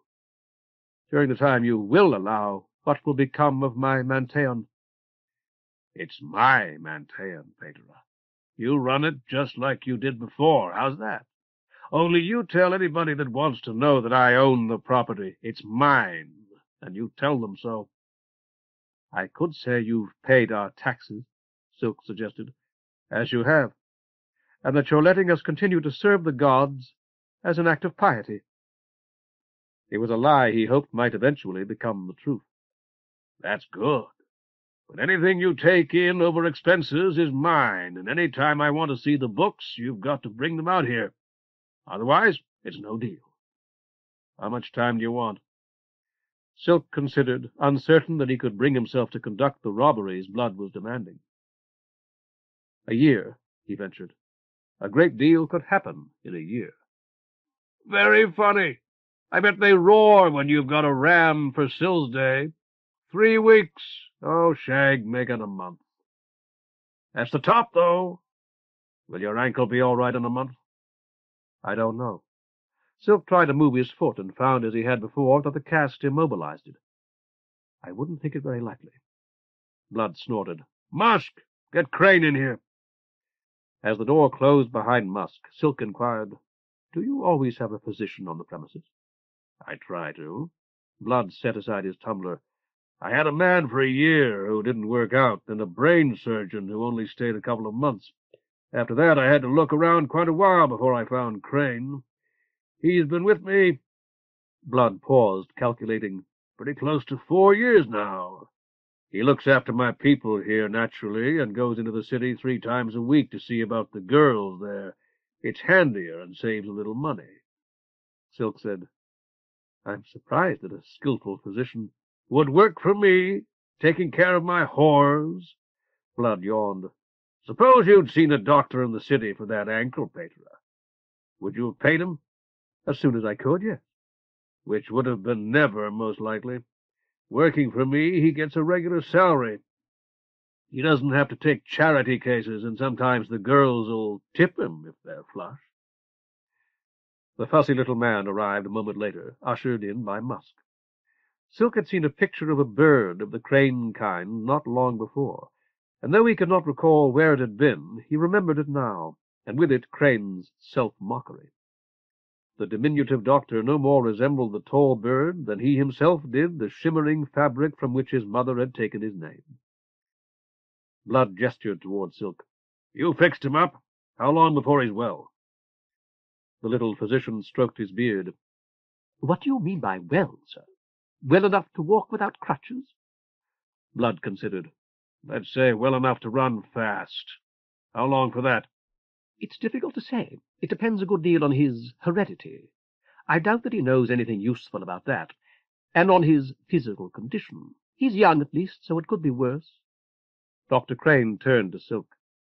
Sit up straight for a moment, young man. I want to listen to you again, now that you've had a chance to calm down. He lifted Silk's torn tunic, put his ear against Silk's chest, and thumped his back. With the third thump, Silk felt something hard and cold slide into his waistband beneath the horsehair rope. Should have brought my instruments. Cough, please. Already frantic with curiosity, Silk coughed and was rewarded with another thump. Good. Again, please, and deeper this time. Make it go deep. Silk coughed as deeply as he could. Excellent. Dr. Crane straightened up, letting Silk's tunic fall back into place. Truly excellent. You're a fine specimen, young man, a credit to Byron. The timbre of his voice altered almost imperceptibly. Somebody up there likes you. He pointed jocularly toward the elaborately figured ceiling, where a painted Maltby vied with fear at bagatelle. Some infatuated goddess, I should imagine. Silk leaned back in his chair, although the hard object behind his spine made actual comfort impossible. If that means I get less time from your employer, I would hardly call it evidence of favor, my son. Dr. Crane smiled. In that case, perhaps not. How long? Blood banged his tumbler down on the stand beside his chair. How long before it's as good as it was before he broke it? 5 to 7 weeks, I'd say. He could run a little sooner than that with his ankle correctly taped. All this assumes proper rest and medical treatment in the interim. Sonic stimulation of the broken bone and so forth. Silk cleared his throat. I cannot afford elaborate treatment, Doctor. All I'll be able to do is hobble about and pray that it heals. Well, you can't come here, Blood told him angrily. Was that what you were hinting at? Dr. Crane began. Possibly, sir, you might retain a specialist in the city. Blood sniffed. We should have shot him and gotten it over with. By Fia's sow, I wish the fall had killed him. No specialist. He'll see himself whenever you're in that part of the city. When is it? Sphinx Day and Hyrax Day? That's right, and tomorrow's Sphinx Day. Dr. Crane glanced toward an ornate clock on the opposite side of the room. I should be in bed already. You'll see him then, Blood said. Now get out of here. Silk told Crane, I sincerely regret the inconvenience, Doctor. If your employer will only give me a bit more time, it wouldn't be necessary. At the door, Crane turned and appeared almost to wink. Blood said, We'll compromise, Paterer. Pay attention, because it's as far as I'm willing to go. Aren't you going to drink that? Feeling Musk's knuckles behind his ears, Silk took a dutiful sip. In a month, 1 month from today, you'll bring me a substantial sum. You hear that? I'll decide when I see it whether it's substantial enough. If it is, I'll apply it to the 26,000, and let you know how long you've got to come up with the rest. But if it isn't, you and that tin Sybil will have to clear out. Blood paused, his mouth ugly, swirling his drink in his hand. Have you got anybody else living there? Maybe another augur? There are 2 more Sybils, Silk told him, Mater Rose and Mater Mint. You've met Mater Marble, I believe. I am our only augur. Blood grunted. Your Sybils will want to come out here and lecture me. Tell them they won't get past the gate. I will. They're healthy? Crane could have a look at them when he comes to see you if they need doctoring. Silk warmed to the man. That's exceedingly kind of you. There was always some good to be found in everyone, he reminded himself, the unnoted yet unfailing gift of ever-generous Pass. Mater Mint's quite well, as far as I know. Mater Rose is as well as could be expected. And is largely prosthetic now, in any case, I'm afraid. Digital arms and legs, that sort of thing? Blood leaned forward, interested. There aren't too many of those around anymore. She got them some years ago, before I was born, really. There was some disease requiring amputations. It occurred to Silk that he should know more about Mater Rose's history, about the histories of all 3 Sybils, than he did.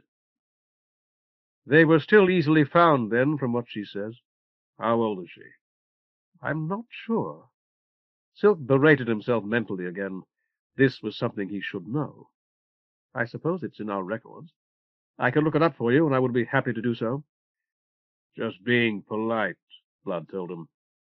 She must be, 90 if she's got a lot of tin parts. How old would you say I am, Paterer?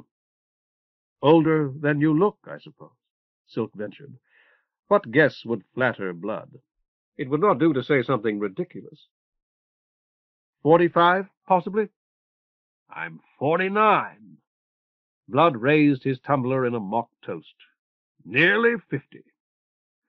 Musk's fingers had twitched as Blood spoke, and Silk knew with an absolute certainty he could not have defended that Blood was lying.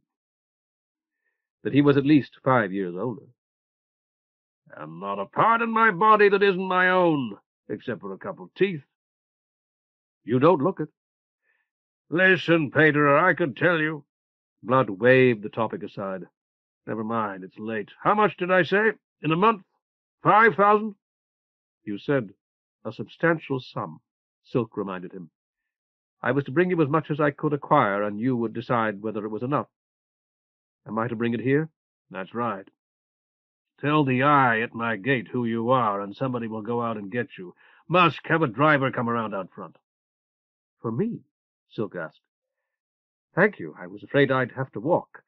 That is, I couldn't have walked with my leg like this. I would have had to beg rides on farm carts, I'm afraid. Blood grinned. You're a 13,000-card profit to me, Pater. I've got to see you're taken care of. Listen now. You know how I said those Sibyls of yours weren't to come out here and bother me? Well, that still goes, but tell that one, the old one, what's her name? Mater of Rose, Silk supplied. Her. You tell Mater of Rose that if she's interested in getting another leg or something and can raise the gelt, I might be able to help her out. Or if she's got something like that she'd like to sell, maybe to help you out. She won't get a better price anywhere. My thanks are becoming monotonous, I'm afraid, Silk said, but I must thank you again on Mater's behalf and in my own. Forget it. There's getting to be quite a market for those parts now, even the used ones, and I've got a man who knows how to recondition them. Musk's sleek head appeared in the doorway. Floater's ready. Blood stood swaying slightly. Can you walk, Pater? No, naturally you can't. Not good. Musk, fetch him one of my sticks, will you? Not one of the high-priced ones. Grab on, Pater. Blood was offering his hand. Silk took it, finding it soft and surprisingly cold, and struggled to his feet, acutely conscious of the object Crane had put into his waistband, and of the fact that he was accepting help from the man he had set out to rob. Thank you yet again, he said, and clenched his teeth against a sharp flash of pain. As his host, Blood would want to show him out, and if Blood were in back of him, Blood might well see the object under his tunic. Wishing mightily for the robe he had left behind in Hyacinth's bedchamber, half incapacitated by guilt and pain, Silk managed, "May I lean on your arm? I shouldn't have had so much to drink." Side by side they staggered into the reception hall. Its wide double doors still let in the night, but it was a night, or so Silk fancied, soon to be grey with shade-up. A floater waited on the grassway, its canopy open, a liveried driver at its controls. The most eventful night of his life was nearly over. Musk rattled the cast on Silk's ankle with a battered walking-stick, smiled at his wince, and put the stick into his free hand. Silk discovered that he still detested Musk, though he had come almost to like Musk's master. "Floater'll take you back there, Pater," Blood was saying. "If you tell anyone about our little agreement, it's cancelled, and don't you forget it. A high stack next month, and I don't mean a few hundred." The liveried driver had left the floater to help. In a moment more, Silk was safely settled on the broad, cushioned seat behind the drivers, with Dr. Crane's chilly, angular mystery again gouging at his back. "Thank you," he repeated to Blood. "Thank you both." He hoped that Blood would take his phrase to include Musk as well as Blood himself, though he actually intended Blood and the driver. "I do appreciate it very much. You mentioned our agreement, however, and I would be exceedingly grateful." Tentatively he put out his hand, palm up. "What is it now, for fear's sake?" "My needler, please. I hate to ask, after all you've done, but it's in your pocket. If you're not still afraid I might shoot you, may I have it back?" Blood stared at him. "You want me to bring you several thousand cards? I presume that's what you mean when you speak of a substantial sum?" "Several thousand cards when I can scarcely walk. The least you can do is return my weapon so that I've something to work with." Blood giggled, coughed, then laughed loudly. Perhaps only because Silk heard it in the open air for the first time that night, Blood's laughter seemed to him almost the sound that sometimes rose on quiet evenings from the pits of the Alhambra. He was forced to remind himself again that this man, too, was loved by Paz. What a buck! He might do it, Musk. I really think he might do it. Blood fumbled Hyacinth's little needler out of his pocket and pushed its release. A score of silver needles leaped from its breech to shower like rain upon the closely cropped grass. Musk leaned toward Blood, and Silk heard him whisper, "Lamp Street." Blood's eyebrows shot up. Excellent, you're right. You always are. He tossed the golden needler into Silk's lap. Here you go, Paterer. Use it in good health. Yours, I mean.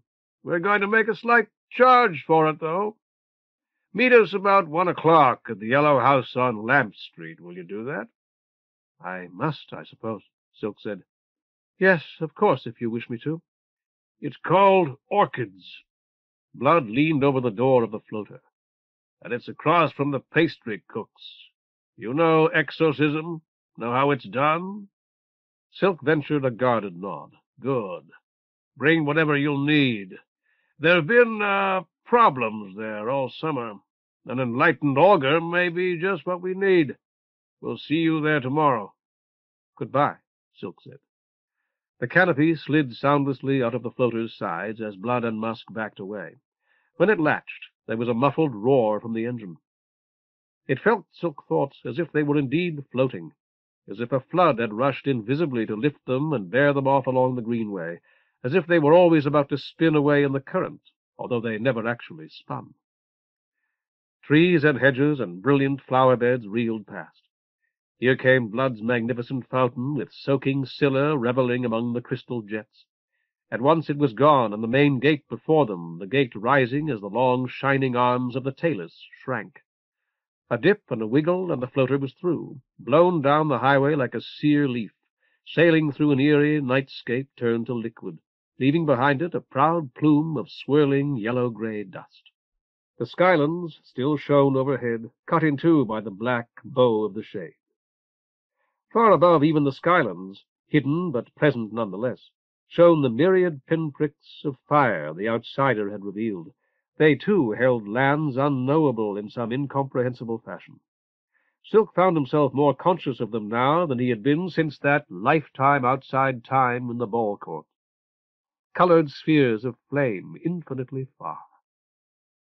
The ball was still in his pocket, the only ball they had. He must remember not to leave it here in Blood's floater, or the boys would have no ball tomorrow. No, not tomorrow. Tomorrow was Spig's Day. No palestra. The day to prepare for the big sacrifice on Sill's Day, if there was anything to sacrifice. He slapped his pockets until he found Blood's 2 cards and the one that held the ball. He took them out to look at, then replaced them. They had been below the ball when he had been searched, and the ball had saved them. For what? Hyacinth's needler had fallen to the floater's carpeted floor. He retrieved it and put it into his pocket with the cards, then sat squeezing the ball between his fingers. It was said to strengthen the hands. Minute lights he could not see burned on, burning beyond the skylands, burning beneath his feet, unwinking and remote, illuminating something bigger than the Whorl. Dr. Crane's mystery gouged his back. He leaned forward. "What time is it, driver?" 3:15, Paterer. He had done what the outsider had wanted, or at least he had tried. Perhaps he had failed. As though a hand had drawn aside a veil, he realized that his Manteion would live for another month now, a month at least, because anything might happen in a month. Was it possible that he had in fact accomplished what the outsider had desired? His mind filled with a rollicking joy. The floater leaned to the left as it rounded a bend in the road. Here were farms and fields and houses, all liquid, all swirling past as they breasted the phantom current. A hill rose in a great brown-green wave, already breaking into a skylit froth of fence rails and fruit trees. The floater plunged down the other side and shot across a ford. Musk adjusted the shutter of his dark lantern until the 8-sided spot of light remaining was smaller than its wick and oddly misshapen. His key turned softly in the well-oiled padlock. The door opened with a nearly inaudible creak. The tiercel nearest the door stirred upon its perch, turning its hooded head to look at the intruder it could not see. On the farther side of a partition of cotton netting, the merlin that had been Musk's first hawk unhooded, blinked, and roused.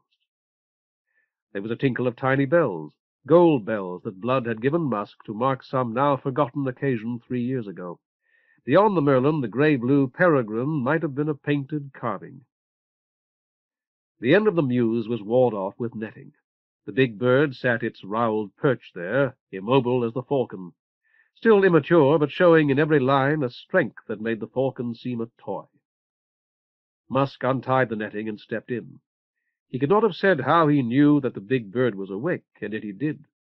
Softly he said, "Ha, hawk." The big bird lifted its hooded head, its grotesque crown of scarlet plumes swaying with the motion. "Ha, hawk," Musk repeated as he stroked it with a turkey feather. Chapter 8. The Border on the Larder. As they sped across a field of stubble, the driver inquired, "Ever ridden in one of these before, Pater?" Drowsily, Silk shook his head before he realized that the driver could not see him. He yawned and attempted to stretch, brought up sharply by pain from his right arm and the gouged flesh of his chest and belly. "No, never. But I rode in a boat once. Out on the lake, you know, fishing all day with a friend and his father. This reminds me of that. This machine of yours is about as wide as the boat was, and only a little bit shorter. I like it better. Boats rock too much for me. Where are we going, Pater?" "You mean—" The road, or perhaps another road, had appeared again. Seeming to gather its strength like a horse, the floater soared over the wall of dry-laid stones that had barred them from it.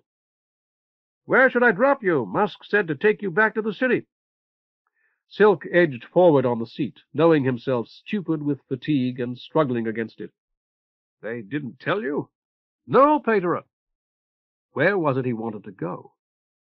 He recalled his mother's house and the wide, deep windows of his bedroom, with borage growing just beyond the sills.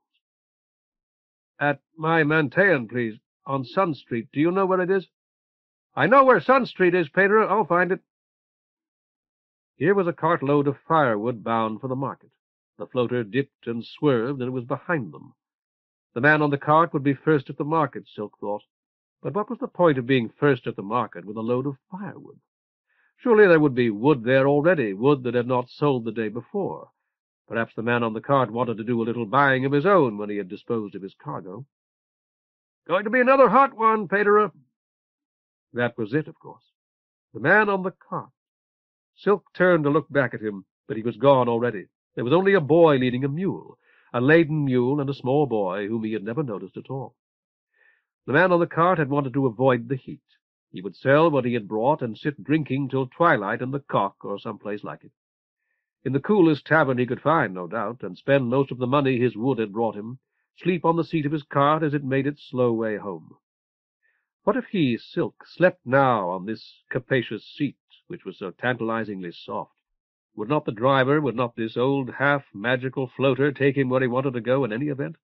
Would the driver rob him while he slept, find Blood's 2 cards, Hyacinth's golden needler, and the thing that he still did not dare to look at? The thing. He felt he had guessed its identity while he still sat in that jewel box of a room to one side of Blood's reception hall. Would he not be robbed? Had the man upstairs, the man asleep in the chair near the stair, ever gotten home, and had he gotten home safely? Many men must have slept in this floater, men who had drunk too heavily. Silk felt that he himself had drunk too heavily. He had sipped from both drinks. Blood was certainly a thief. He had admitted as much himself.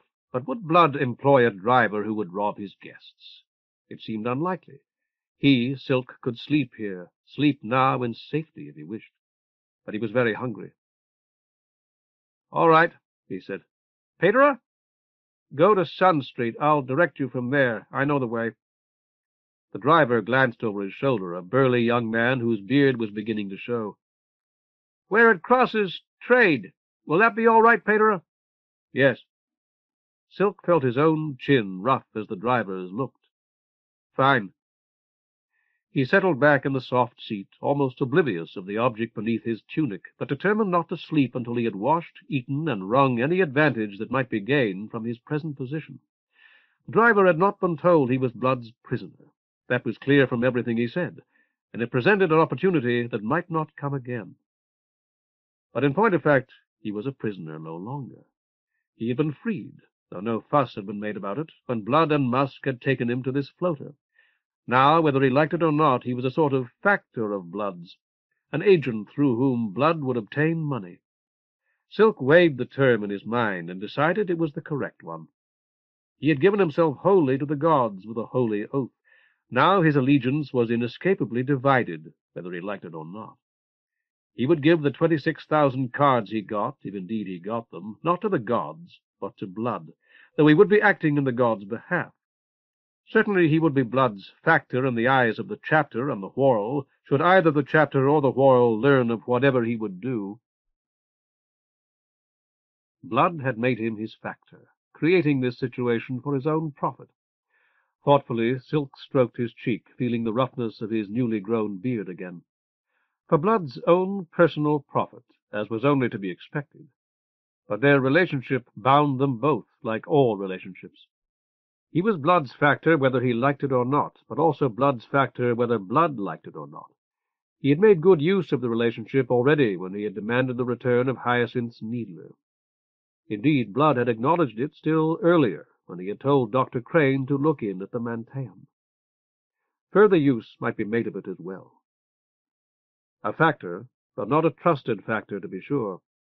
Blood might conceivably plan to kill him once he had turned over the entire 26,000, if he could find no further use for him. Thus it would be wise to employ this temporary relationship to gain some sort of hold on Blood before it was ended. That was something more to keep in mind. And the driver, who no doubt knew so many things that might be of value, did not know that. "Driver," Silk called, "are you familiar with a certain house on Lamp Street? It's yellow, I believe, and there's a pastry cook's across the street." "Sure am, Paterer." "Could we go past it, please? I don't think it will be very much out of our way." The floater slowed for a trader with a string of pack mules. "I can't wait, Paterer, if you're going to be inside very long." "I'm not even going to get out," Silk assured him. "I merely wish to see it."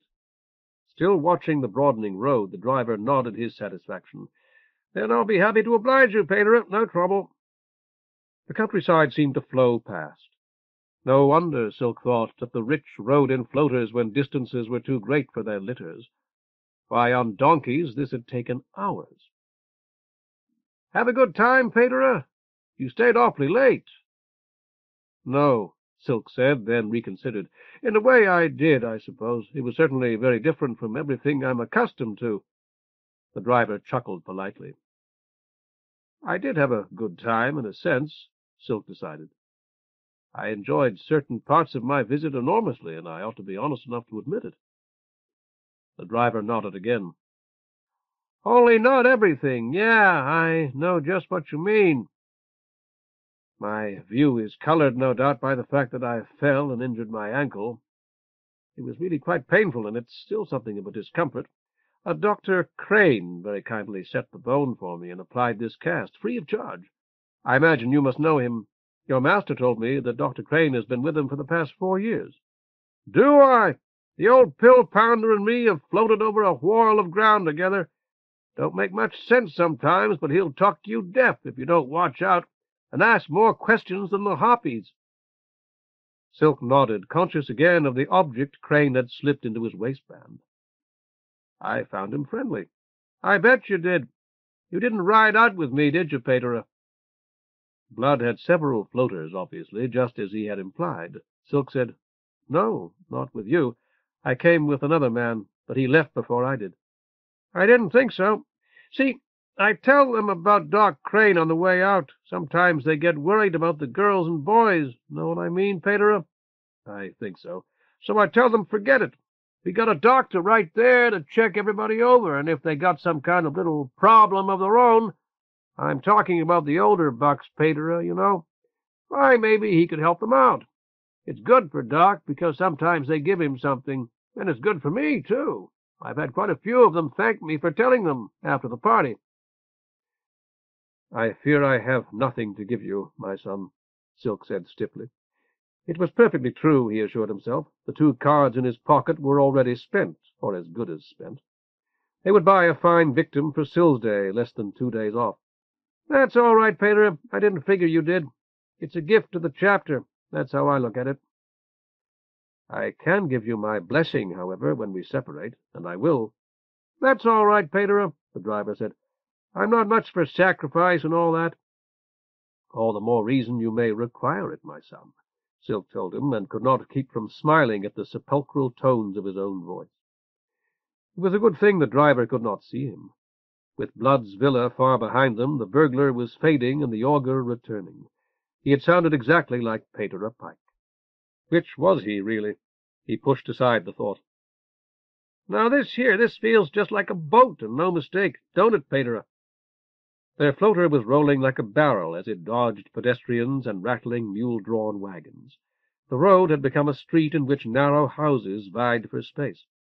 Silk found it necessary to grasp the leather-covered bar on the back of the driver's seat, a contrivance he had previously assumed was intended only to facilitate boarding and departure. How high will these go? He asked. I've always wondered. 4 cubits empty, Pater. Or that's what this one'll do, anyhow. That's how you test them. Run them up as high as they'll go and measure. The higher she floats, the better shape everything's in. Silk nodded to himself. You couldn't go over one of these wagons, then, instead of around it? No, Pater. We got to have ground underneath to push against, see? And we'd be getting too far away from it. You remember that wall we cleared when I took the shortcut? Certainly. Silk tightened his grip on the bar. It must have been 3 cubits at least. Not quite, Pater. It's a little lower than that at the place where I went over.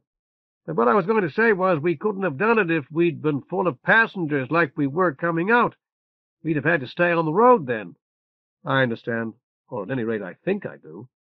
But look up ahead, Pater. The floater slowed. See him lying in the road?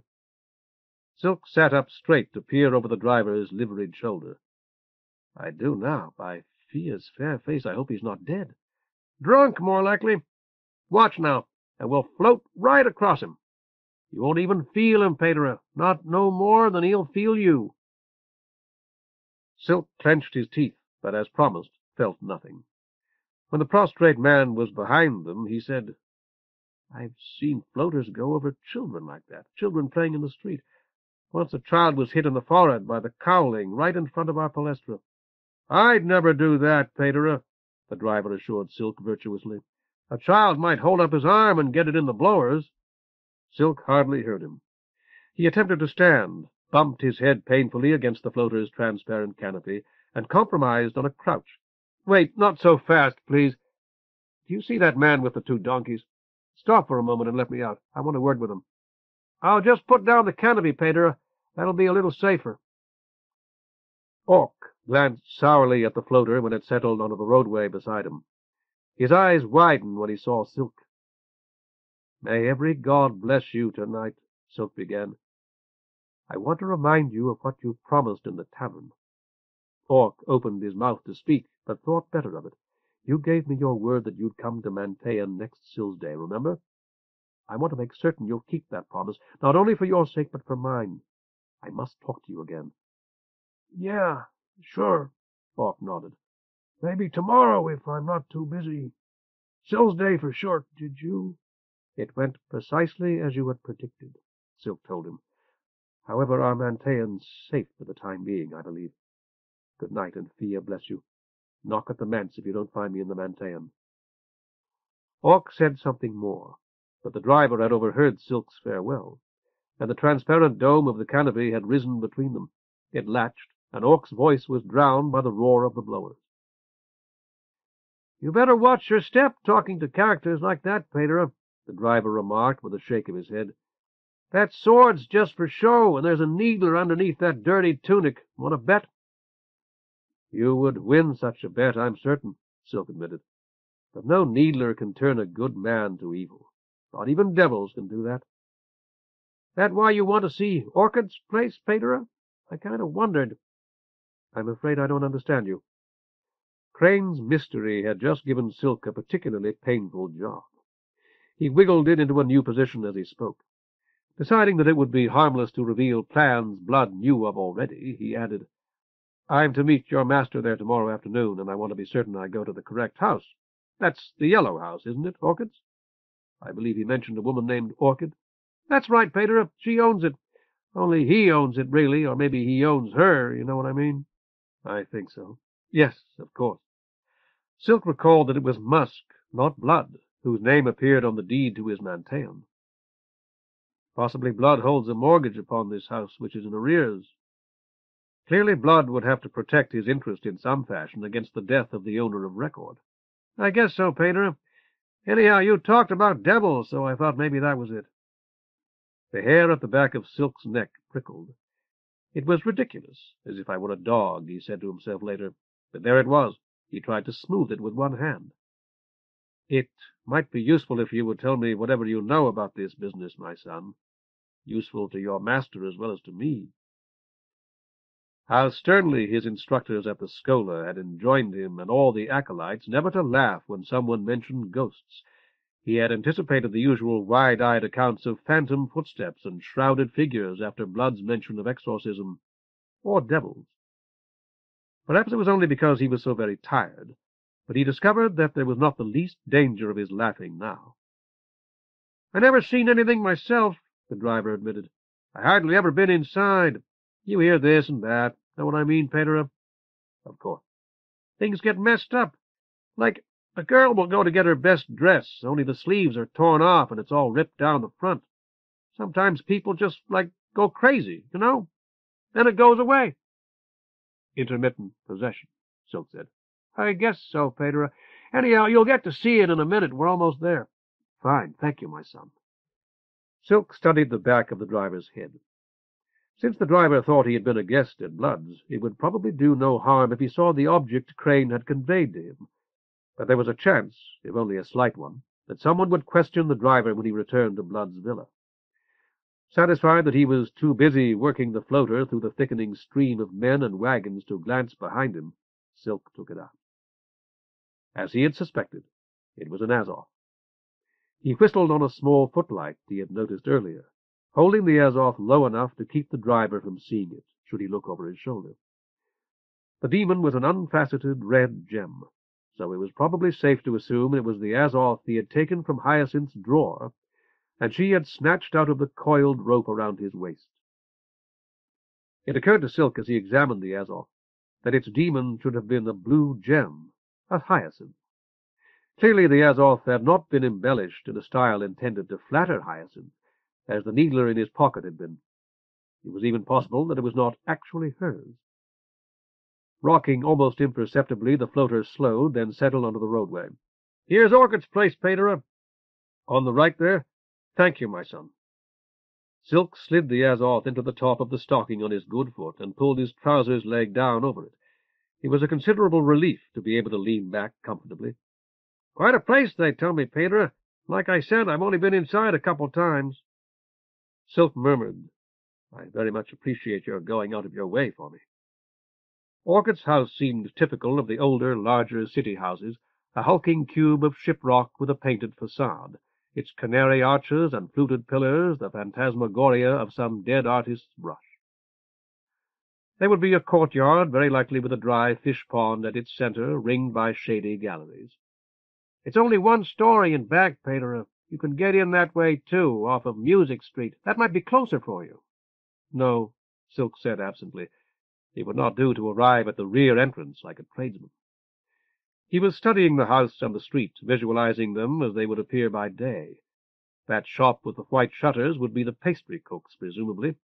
In an hour or two there would be chairs and tables for customers who wished to consume their purchases on the spot, the mingled smells of maté and strong coffee and cakes and muffins in the windows. A shutter swung back as Silk watched. "In there." The driver jerked his thumb at the yellow house. "They'll be getting set to turn in now. They'll sleep till noon, most likely." He stretched, yawning. "So will I, if I can." Silk nodded weary agreement. "What is it they do in there?" "At Orchid's?" The driver turned to look back at him.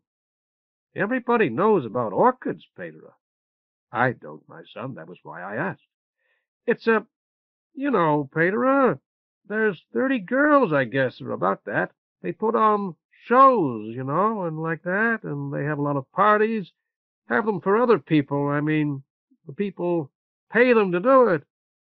Silk sighed. I suppose it's a pleasant life. It could be worse, Pedro, only... Someone screamed inside the yellow house. The scream was followed at once by the crash of breaking glass. The engine sprang to life, shaking the whole floater as a dog shakes a rat. Before Silk could protest, the floater shot into the air and sped up Lamp Street, scattering men and women on foot and grazing a donkey cart with a clang so loud that Silk thought for a moment it had been wrecked. "Wait!" he called. The floater turned almost upon its side as they rounded a corner, losing so much height that its cowling plowed the dust. "That might be whatever the trouble is." Silk was holding on desperately with both hands, pain and the damage the white-headed one had done to his arm forgotten. "Go back and let me out." Wagons blocked the street.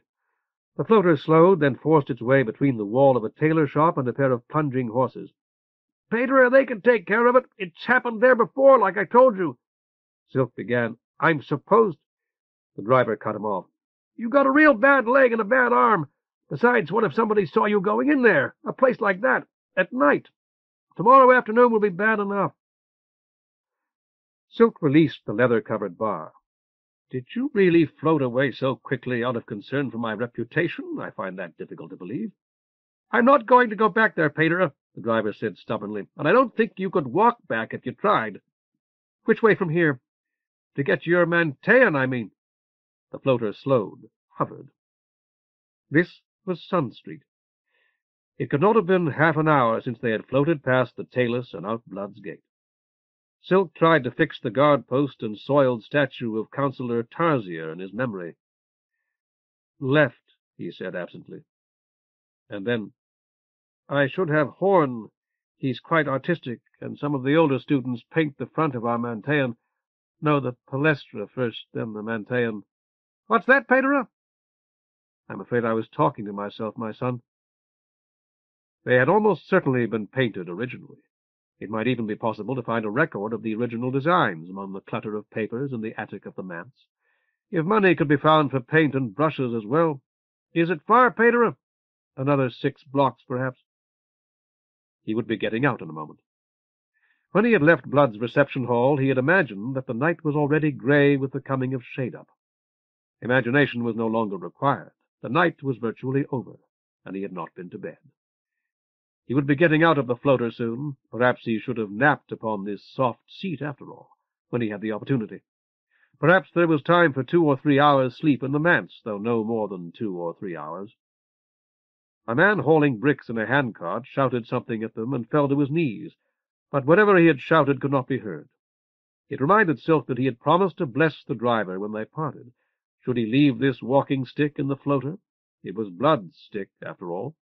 Blood had intended for him to keep it, but did he want to keep anything that belonged to Blood? Yes, the Manteion, but only because the Manteion was really his, not Blood's, no matter what the law or even the chapter might say. Pater Pike had owned the Manteion, morally at least, and Pater Pike had left him in charge of it, had made him responsible for it until he, too, died. The floater was slowing again as the drivers studied the buildings they passed. Silk decided that he would keep the Manteion and the stick, too, at least until he got the Manteion back.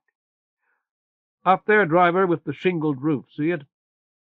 He gripped the stick and made sure its tip would not slide on the floor of the floater. It was almost time to go. The floater hovered. "Here, Pedro?" "No, 1, 2, 3 doors farther." "Are you the augur everybody's talking about, Pedro? The one that got enlightened?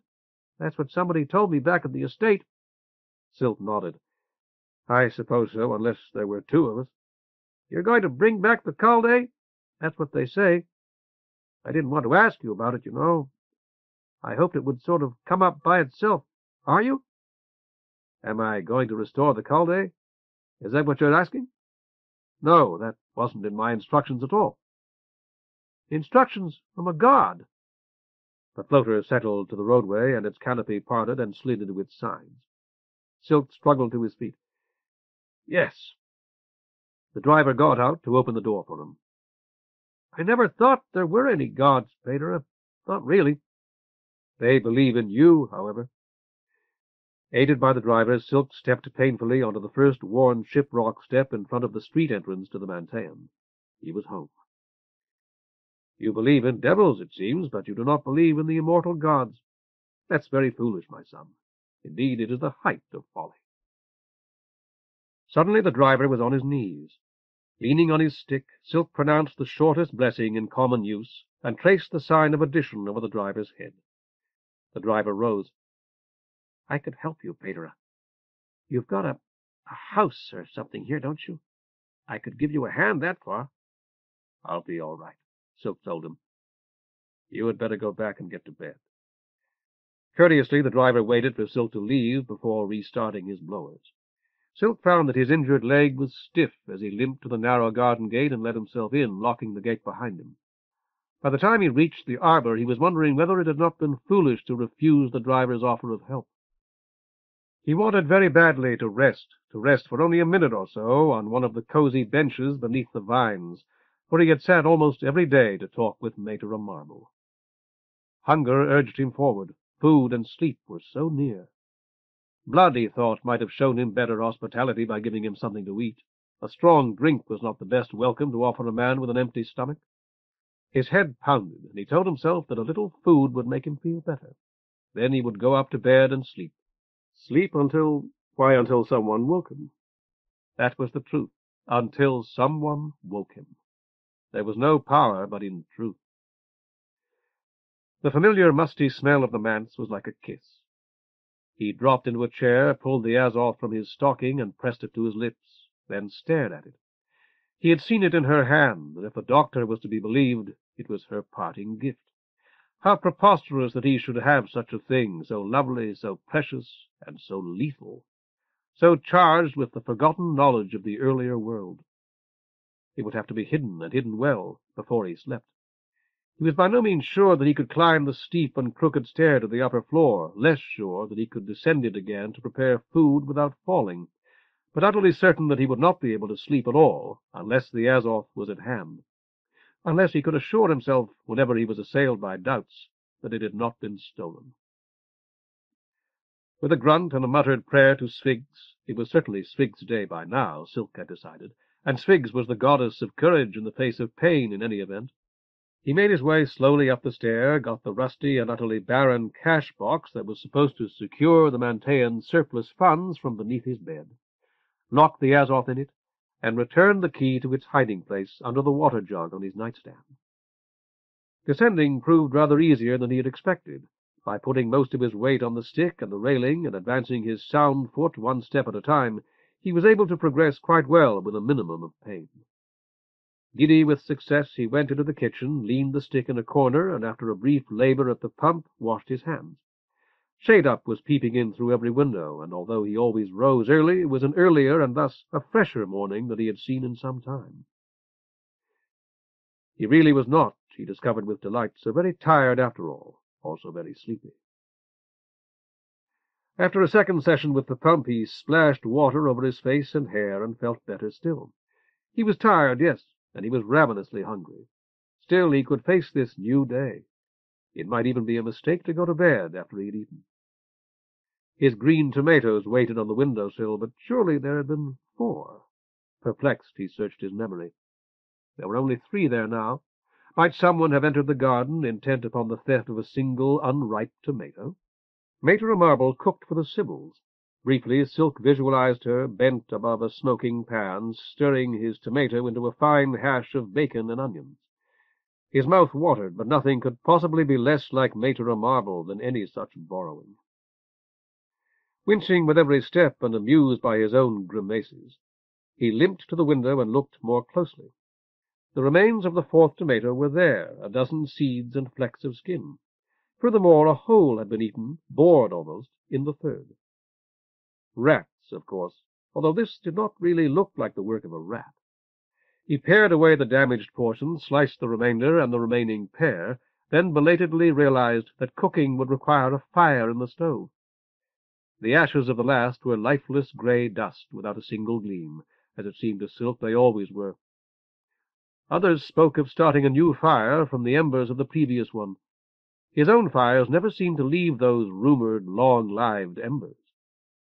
He laid a few scraps of hoarded waste paper on top of the cold ashes, and added kindling from the box beside the stove. Showers of white-hot sparks from the igniter soon produced a fine blaze. As he started out to the woodpile, he sensed a furtive movement, stopped, and turned as quickly as he could manage to look behind him. Something black had moved swiftly and furtively at the top of the larder. Too vividly he recalled the white-headed one perched at the top of a chimney, but it was only a rat. There had been rats in the manse ever since he had come here from the Schola, and no doubt since Pater of Pike had left the Schola. The crackling tinder would not wait, rats or no rats.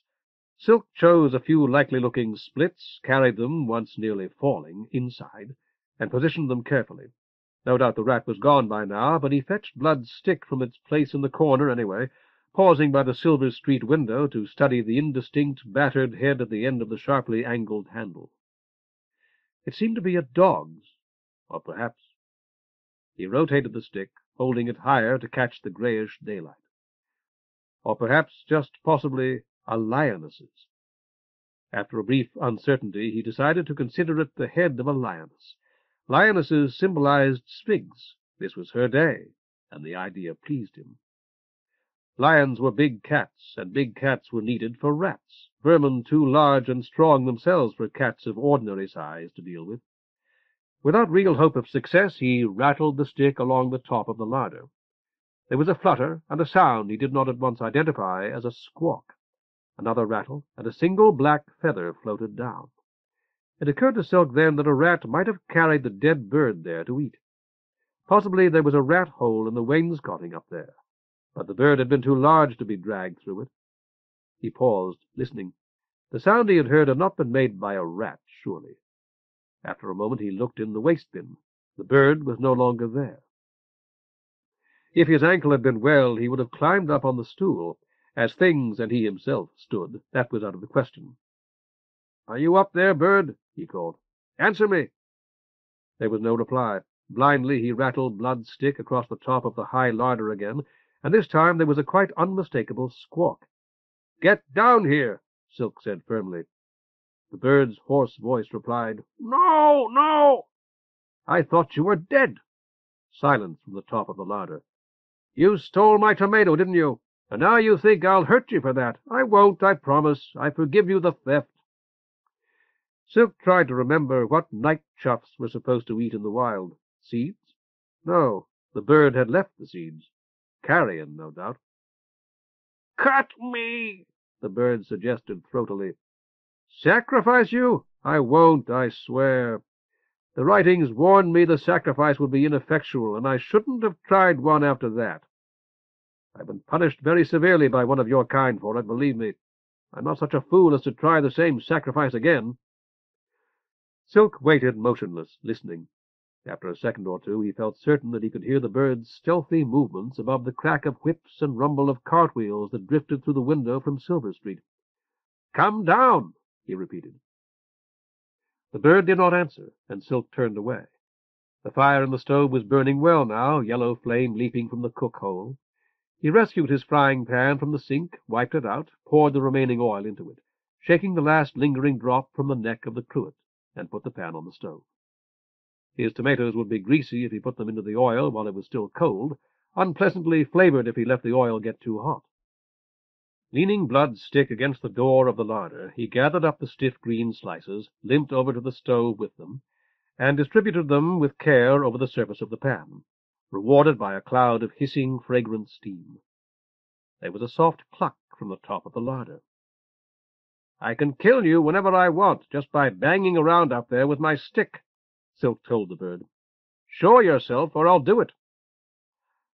For a moment a long crimson bill and one bright black eye were visible at the top of the larder.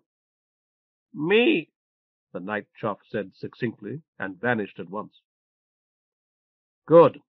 The garden window was open already. Silk drew the heavy bolt of the Silver Street window and opened it as well. "It's shade up now, and it will be much brighter soon. Your kind prefers the dark, I believe. You'd better leave at once. No, fly! Yes, fly. I won't try to hurt you. You're free to go. Silk watched for a moment, then decided that the bird was probably hoping that he would lay aside Blood's stick. He tossed it into a corner, got out a fork, and began turning the tomato slices. They sputtered and smoked, and he added a pinch of salt. There was a knock at the garden door. Hurriedly he snatched the pan from the fire. 'Half a minute.' Someone was dying, surely, and before death came, desired to receive the pardon of past. The door opened before he could hobble over to it, and Manteion Rose looked in. "You're up very early, Manteion. Is anything wrong?" Her gaze darted about the kitchen, her eyes not quite tracking. One was pupilless, and as far as Silk knew, blind. The other a prosthetic creation of crystal and fire. "Good morning, Manteion." Awkwardly, the fork and the smoking pan remained in Silk's hands. There was no place to put them down. "I suffered a little mishap last night, I'm afraid. I fell. It's still somewhat painful, and I haven't been able to sleep." He congratulated himself. It was all perfectly true. "So you're making breakfast already? We haven't eaten yet over in the Cenobie." Manteion Rose sniffed hungrily, a dry, mechanical inhalation. "Marble's still fooling around in the kitchen. The littlest thing takes that girl forever." "I'm quite certain Manteion Marble does the best she can," Silk said stiffly. Manteion Rose ignored it. "If you want to give me that, I'll take it over to her. She can see to it for you till you come back."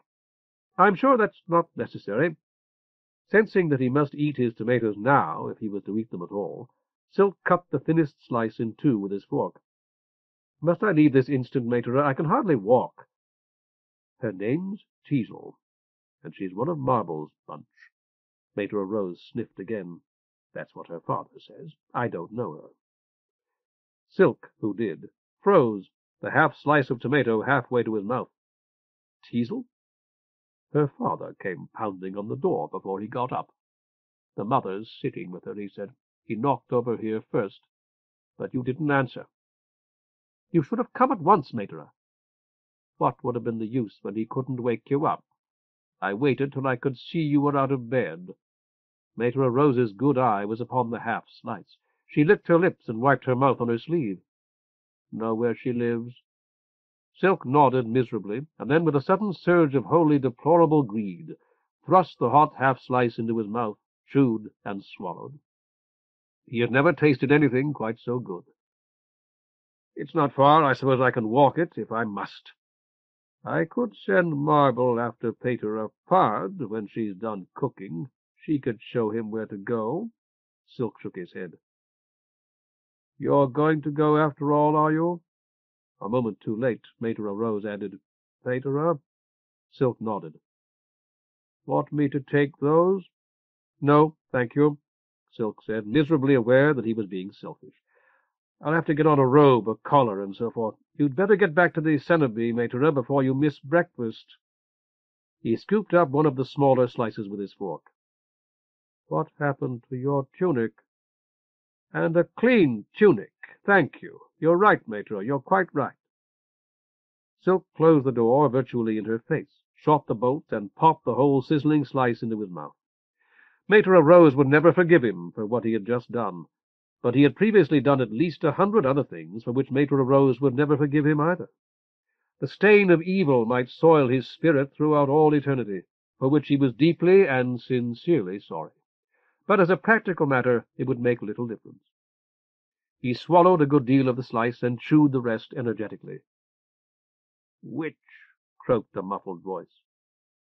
"Go," Silk mumbled. He swallowed again.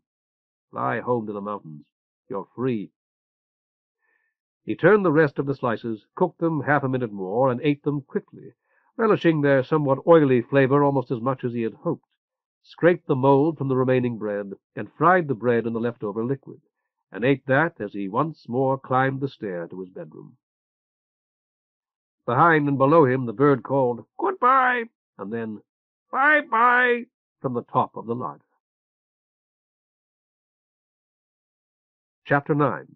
Oreb and Others. Teasel lay upon her back, with her mouth open and her eyes closed. Her black hair, spread over the pillow, accentuated the pallor of her face. Bent above her as he prayed, Silk was acutely conscious of the bones underlying her face, of her protruding cheekbones, her eye sockets, and her high and oddly square frontal. Despite the mounting heat of the day, her mother had covered her to the chin with a thick red wool blanket that glowed like a stove in the sun-bright room. Her forehead was beaded with sweat, and it was only that sweat, which soon reappeared each time her mother sponged it away, that convinced him that Teasel was still alive. When he had swung his beads and chanted the last of the prescribed prayers, her mother said, "I heard her cry out, Pater, as if she'd pricked her finger. It was the middle of the night, so I thought she was having a nightmare. I got out of bed and went in to see about her. The other children were all asleep, and she was still sleeping too. I shook her shoulder, and she woke up a little bit and said she was thirsty. I ought to have told her to go get a drink herself." Silk said, "No. Only I didn't, Pater. I went to the crock and got a cup of water, and she drank it and closed her eyes." After a moment, Teasel's mother added, "The doctor won't come. Martin tried to get him." Silk nodded. "I'll do what I can." "If you talk to him again, Pater." "He wouldn't let me in last time, but I'll try." Teasel's mother sighed as she looked at her daughter. "There was blood on her pillow, Pater. Not much. I didn't see it till shade up.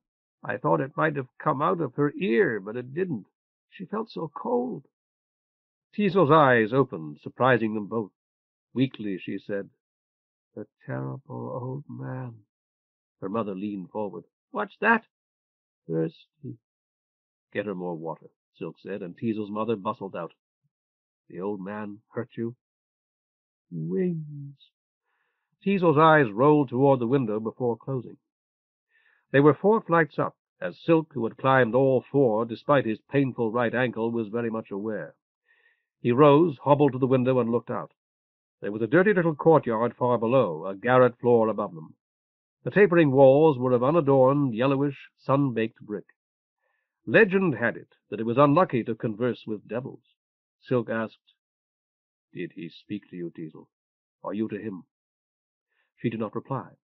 Her mother returned with the water. Silk helped her to raise Teasel to a half-sitting position. He had expected some difficulty in getting her to drink, but she drank thirstily, draining the clay cup as soon as it was put to her lips. "Bring her more," he said, and as soon as Teasel's mother had gone, he rolled the unresisting girl onto her side. When Teasel had drunk again, her mother asked, "Was it a devil, Pater?" Silk settled himself once more on the stool she had provided for him. "I think so." He shook his head. "We have too much real disease already. It seems terrible." He left the thought incomplete. "What can we do?" "Nurse her and feed her. See she gets as much water as she'll drink. She's lost blood, I believe." Silk took the voided cross from the chain around his neck and fingered its sharp steel edges. "Pater Pike told me about this sort of devil. That was—" Silk shut his eyes, reckoning, "about a month before he died. I didn't believe him, but I listened anyway, out of politeness. I'm glad now that I did." Teasel's mother nodded eagerly. "Did he tell you how to drive it away?" "It's away now," Silk told her absently. "The problem is to prevent it from returning. I can do what Pater Pike did. I don't know how he learned it, or whether it had any real efficacy, but he said that the child wasn't troubled a second time." Assisted by Blood's stick, Silk limped to the window, seated himself on the sill, and leaned out, holding the side of the weathered old window frame with his free hand. The window was small, and he found he could reach the crumbling bricks above it easily. With the pointed corner of the one of the 4 Gamadians that made up the cross, he scratched the sign of addition on the bricks. "I'll hold you, Pater." Teasel's father was gripping his legs above the knees. Silk said, "Thank you." He scratched Pater Pike's name to the left of the tilted X. Pater Pike had signed his work, so he had said. "I brought the cart for you, Pater. I told my chief about you, and he said it would be all right." After a moment's indecision, Silk added his own name on the other side of the X. Thank you again. He ducked back into the room. I want you both to pray to Thea. Healing is hers, and it would appear that whatever happened to your daughter happened at the end of her days. Teasel's parents nodded together. Also to Svigs, because today's hers, and to surging Scylla, not only because our city is hers, but because your daughter called for water. Lastly, I want you to pray with great devotion to the outsider. Teasel's mother asked, Why, Peter? Because I told you to, Silk replied testily. I don't suppose you'll know any of the prescribed prayers to him, and there really aren't that many anyway, but make up your own. They'll be acceptable to him as long as they're sincere. As he descended the stairs to the street, one steep and painful step at a time, Mucor spoke behind him. That was interesting. What are you going to do next? He turned as quickly as he could. As if in a dream, he glimpsed the mad girl's death's head grin, and eyes that had never belonged to Teasel's stooped, hard-handed father. She vanished as he looked, and the man who had been following him down the stairs shook himself. Are you well, Martin? Silk asked. I went all queer there, Peter. Don't know what come over me. Silk nodded, traced the sign of addition, and murmured a blessing. I'm good enough now, or think I am. Worrying too much about Cell, maybe. Rabbit shit on my grave. In the past, Silk had carried a basin of water up the stairs to his bedroom and washed himself in decent privacy. That was out of the question now. After closing and locking both, he covered the Silver Street window with the dish-rag and a dish-towel, and the garden window, which looked toward the Cenobie, with a heavy gray blanket he had stored on the highest shelf of the Cellaria closet against the return of winter. Retreating to the darkest corner of the kitchen, almost to the stair, he removed all his clothing and gave himself the cold bath he had been longing for, lathering his whole body from the crown of his head to the top of his cast, then sponging the suds away with clean, cool water fresh from the well. Dripping and somewhat refreshed, yet so fatigued that he seriously considered stretching himself on the kitchen floor, he examined his discarded clothing. The trousers, he decided, were still salvageable. With a bit of mending, they might be worn again, as he had worn them before, while he patched the Manteion's roof or performed similar chores. He emptied their pockets, dropping his prayer beads, Blood's 2 cards, and the rest on the scarred old kitchen table. The tunic was ruined, but would supply useful rags after a good laundering. He tossed it into the wash-basket on top of his trousers and undershorts, dried those parts of himself that had not been dried already by the baking heat of the kitchen with a clean dish-towel, and made his way up to bed. If it had not been for the pain in his ankle, he would have been half asleep before he passed the bedroom door. His donkey was lost in the yellow house. Shards of the tumbler Blood broke with Hyacinth's golden needler cracked under the donkey's hooves, and a horned owl as big as a flyer circled overhead, awaiting the moment to pounce. Seeing the double punctures the owl had left half concealed in the hair at the back of Teasel's neck, he shuddered. The donkey fastened its teeth in his ankle like a dog. Though he flailed at it with Sphinx's walking-stick, it would not let go. Mother was riding Orc's big gray donkey side-saddle. He saw her across the skylit rooftops, but he could not cry out. When he reached the place, her old wooden bust of the Caldé lay among the fallen leaves. He picked it up, and it became the ball. He thrust it into his pocket and woke. His bedroom was hot and filled with sunlight, his naked body drenched with sweat. Sitting up, he drank deeply from the tepid water jug. The rusty cash-box key was still in its place and was of great importance. As he lay down again, he remembered that it was Hyacinth whom he had locked away. A black-clad imp with a blood-red sword stood upon his chest to study him, its head cocked to one side. He stirred, and it fled, fluttering like a little flag. Hard, dry rain blew through the window and rolled across the floor, bringing with it neither wind nor respite from the heat. Silk groaned and buried his perspiring face in the pillow. It was Mater Marble who woke him at last, calling his name through the open window. His mind still sluggish with sleep, he tried to guess how long he had slept, concluding only that it had not been long enough. He staggered to his feet, The busy little clock beside his triptych declared that it was after 11, nearly noon. He struggled to recall the positions of its hands when he had permitted himself to fall into bed. 8, or after 8, or possibly 8:30. Teasel, poor little Teasel, had been bitten by an owl, or by a devil with wings, if it had come in through her window, and thus a devil twice impossible. Silk blinked and yawned and rubbed his eyes. "Peterer, are you up there?" She might see him if he went near the window. Fumbling in a drawer for clean underclothes, he called, "What is it, Materer?" "A doctor. He says he's come to treat you. Are you hurt, Peterer?" "Wait a moment." Silk pulled on his best trousers, the only pair that remained, and crossed the room to the window, twice stepping painfully on pebbles. Materer Marble waited in the little path, her upturned face flashing in the hot sunshine. Dr. Crane stood beside her, a shabby brown medical bag in one hand. "May every god favor you both this morning," Silk called down politely. Crane waved his free hand in response. "Sphinx Day and Hyrax Day, remember? That's when I'm in this part of town. Today's Sphinx Day. Let me in." "As soon as I get dressed," Silk promised. With the help of Blood's lioness-headed walking stick, he hobbled downstairs. His arm and ankle seemed more painful than ever. He told himself firmly that it was only because the palliating effects of the drug Crane had given him the night before, and of the potent drinks he had imprudently sampled, had worn off. Limping and wincing, he hurried into the kitchen. The heterogeneous collection of items he had left on the table there was rapidly transferred to his clean trousers, with only momentary hesitation over Hyacinth's gleaming needler. "Peterer?" His blanket still covered the garden window. Resisting the temptation to pull it down, he lurched painfully into the solaria, flung open the door, and began introductions. "Materer, this is Dr. Crane." Materer Marble nodded demurely, and the physician said, "We've already met. I was tossing gravel through your window.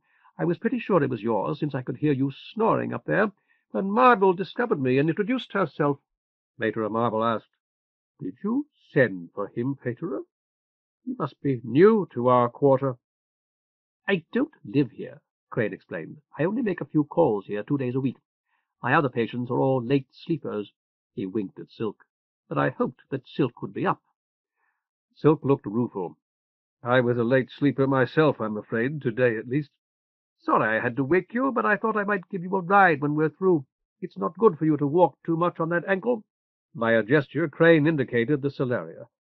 "I'd like to have you sitting down. Can we go inside?" Materer Marble ventured, "If I might watch you, Peterer, through the doorway?" "Yes," Silk said. There should be ample opportunity to speak with Crane in private on the way to the Yellow House. "Certainly, Materer, if you wish." "I hadn't known. Materer Rose told Materer Mint and me at breakfast, though she didn't seem to know a lot about it. You were testy with her, I think." "Yes, very much so." Silk nodded sadly as he retreated into the solaria, guilt overlaying the pain from his ankle. Materer Rose had been hungry beyond question, and he had turned her away. She had been inquisitive, too, of course, but she could not help that. No doubt her intentions had been good, or at least no doubt she had told herself they were, and had believed it.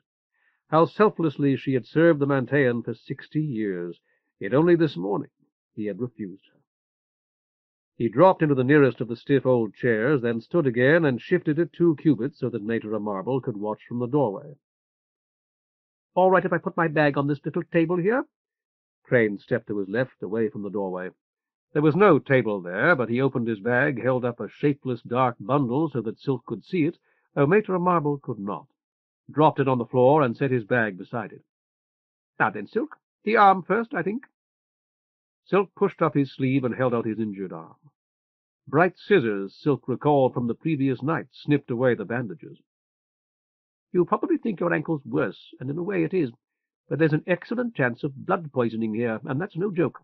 Your ankle's not going to kill you, not unless we're playing in the worst sort of luck, anyway." Crane scrutinized the wounds under a tiny brilliant light, muttered to himself, and bent to sniff them. "All right so far, but I'm going to give you a booster." To keep his mind from the ampule, Silk said, I'm very sorry I missed our prayers this morning. What time is it, Mater? Nearly noon. Mater rose, said you had to... Is that a bird, Pater? Crane snapped. Don't jerk like that. I was thinking of the bird that did this, Silk finished weakly. You could have broken off the needle. How'd you like me fishing around in your arm for that? It is a bird, Mater Marble pointed. It hopped back that way. Into your kitchen, I suppose, Pater. That's the stairwell, actually, Silk told her. I'm surprised it's still here. It was a big black bird, and I think one of its wings must be broken. It wasn't exactly dragging it, but it wasn't holding it right either, if you know what I mean. Is that the bird, the one that... Just sit quietly, Crane said. He was putting a fresh bandage on Silk's arm. Silk said, no wonder it didn't fly, and Mater Marble looked at him inquiringly. It's the one that I'd intended to sacrifice, Mater. It had only fainted or something, had a fit or whatever birds do. I opened the kitchen window for it this morning so it could fly away, but I suppose I must have broken its wing when I was poking around on top of the larder with my walking stick. He held it up to show her. It reminded him of blood, and blood reminded him that he was going to have to explain to Mater Marble, and if he was not extremely lucky, to Mater Rose and Mater Mint as well, exactly how he had received his injuries. On top of the larder, Pater? Yes, the bird was up there then. Still thinking of the explanation the Sybils would expect, he added. It had flown up there, I suppose. Crane pulled a footstool into place and sat on it. Up with your tunic now. Good. Shove your waistband down just a bit. Mater Marble turned her head delicately away. Silk asked, If I'm able to catch that bird, will you set its wing for me? I don't know much horse physic, but I can try. I've seen to Musk's hawks once or twice. Silk cleared his throat, resolved to deceive Mater Marble as little as possible without revealing the nature of his visit to the villa. You see, Mater, after I saw Mater Mint's friend, you know who I mean, I thought it might be wise to call on Blood. Do you remember Blood? You showed him around yesterday afternoon. Mater Marble nodded. Of course, Pater, how could I forget? And you had spoken afterward when we talked under the arbor about our buildings being torn down, or perhaps not torn down, but our having to leave. So I thought it might be wise for me to have a heart-to-heart talk with the new owner. He lives in the country, so it took me a good deal longer than I had anticipated, I'm afraid. Crane said, Lean back a little more. He was swabbing Silk's chest and abdomen with a blue solution. Mater Marble nodded dubiously. That was very good of you, Pater. Wonderful, really, though I didn't get the impression that he... Silk leaned back as much as he could, pushing his hips forward. But he did, Mater. He's going to give us, I ought to say, another month here at least, and it's possible that we may never have to go. Oh, Pater! Mater Marble forgot herself so far as to look at him. Silk hurried on. But what I wanted to explain is that a man who works for Blood keeps several large birds as pets. I suppose there are several, at least, from the way that he and Blood talked about them. Crane nodded absently. And he'd given this one to Blood, Silk continued. It was dark, of course, and I'm afraid I got too close. Blood very graciously suggested that Dr. Crane come by today to see to my injuries. Why, Pater, how wonderful of him! Mater Marble's eyes positively shone with admiration for Silk's diplomatic skills, and he felt himself blush. All part of my job, Crane said modestly, replacing the stopper in the blue bottle. Silk swallowed and took a deep breath, hoping that this was the proper moment. Before we leave, Doctor, there's something I must bring up. A moment ago you said you would treat that injured bird if I was able to catch it. You were gracious about it, in fact. Crane nodded warily as he rose. Excuse me, I have to get my cutter. This morning, Silk continued, I was called to bring the forgiveness of the gods to a little girl named Teasel. Mater Marble stiffened. She's close to death, but I dare to hope that she may recover, provided she receives the most basic medical attention. Her parents are poor and have many other children. Hold your leg out. Crane sat down on the footstool again and took Silk's foot in his lap. The cutter buzzed.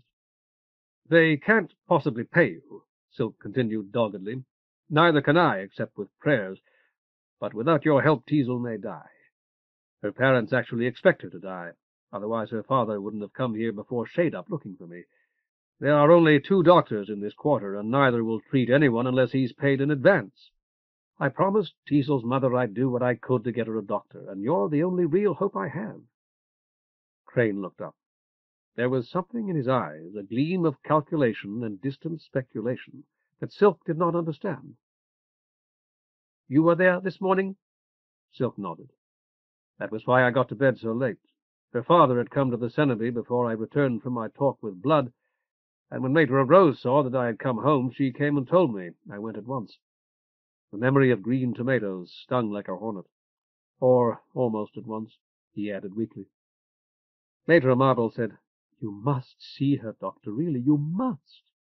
Crane ignored her, fingering his beard. And you told them you'd try to get a doctor for what's-her-name? Hope blossomed in Silk. Yes, I did. I'd be in your debt till Pass ends the Whorl. And I'd be delighted to show you where she lives. We could stop there on the way. Maitre Marble gasped. Peter, all those steps. Crane bent over the cast again. His cutter whined, and half of it fell away. You're not going to climb a lot of stairs if I have anything to say about it. Not with this ankle. Marble here can show me. Oh, yes. Maitre Marble was dancing with impatience. I've got to see her. She's one of mine. Or you can just give me the address, Crane finished. My bearers will know where it is. I'll see to her and come back here for you. He removed the rest of the cast. This hurt you much?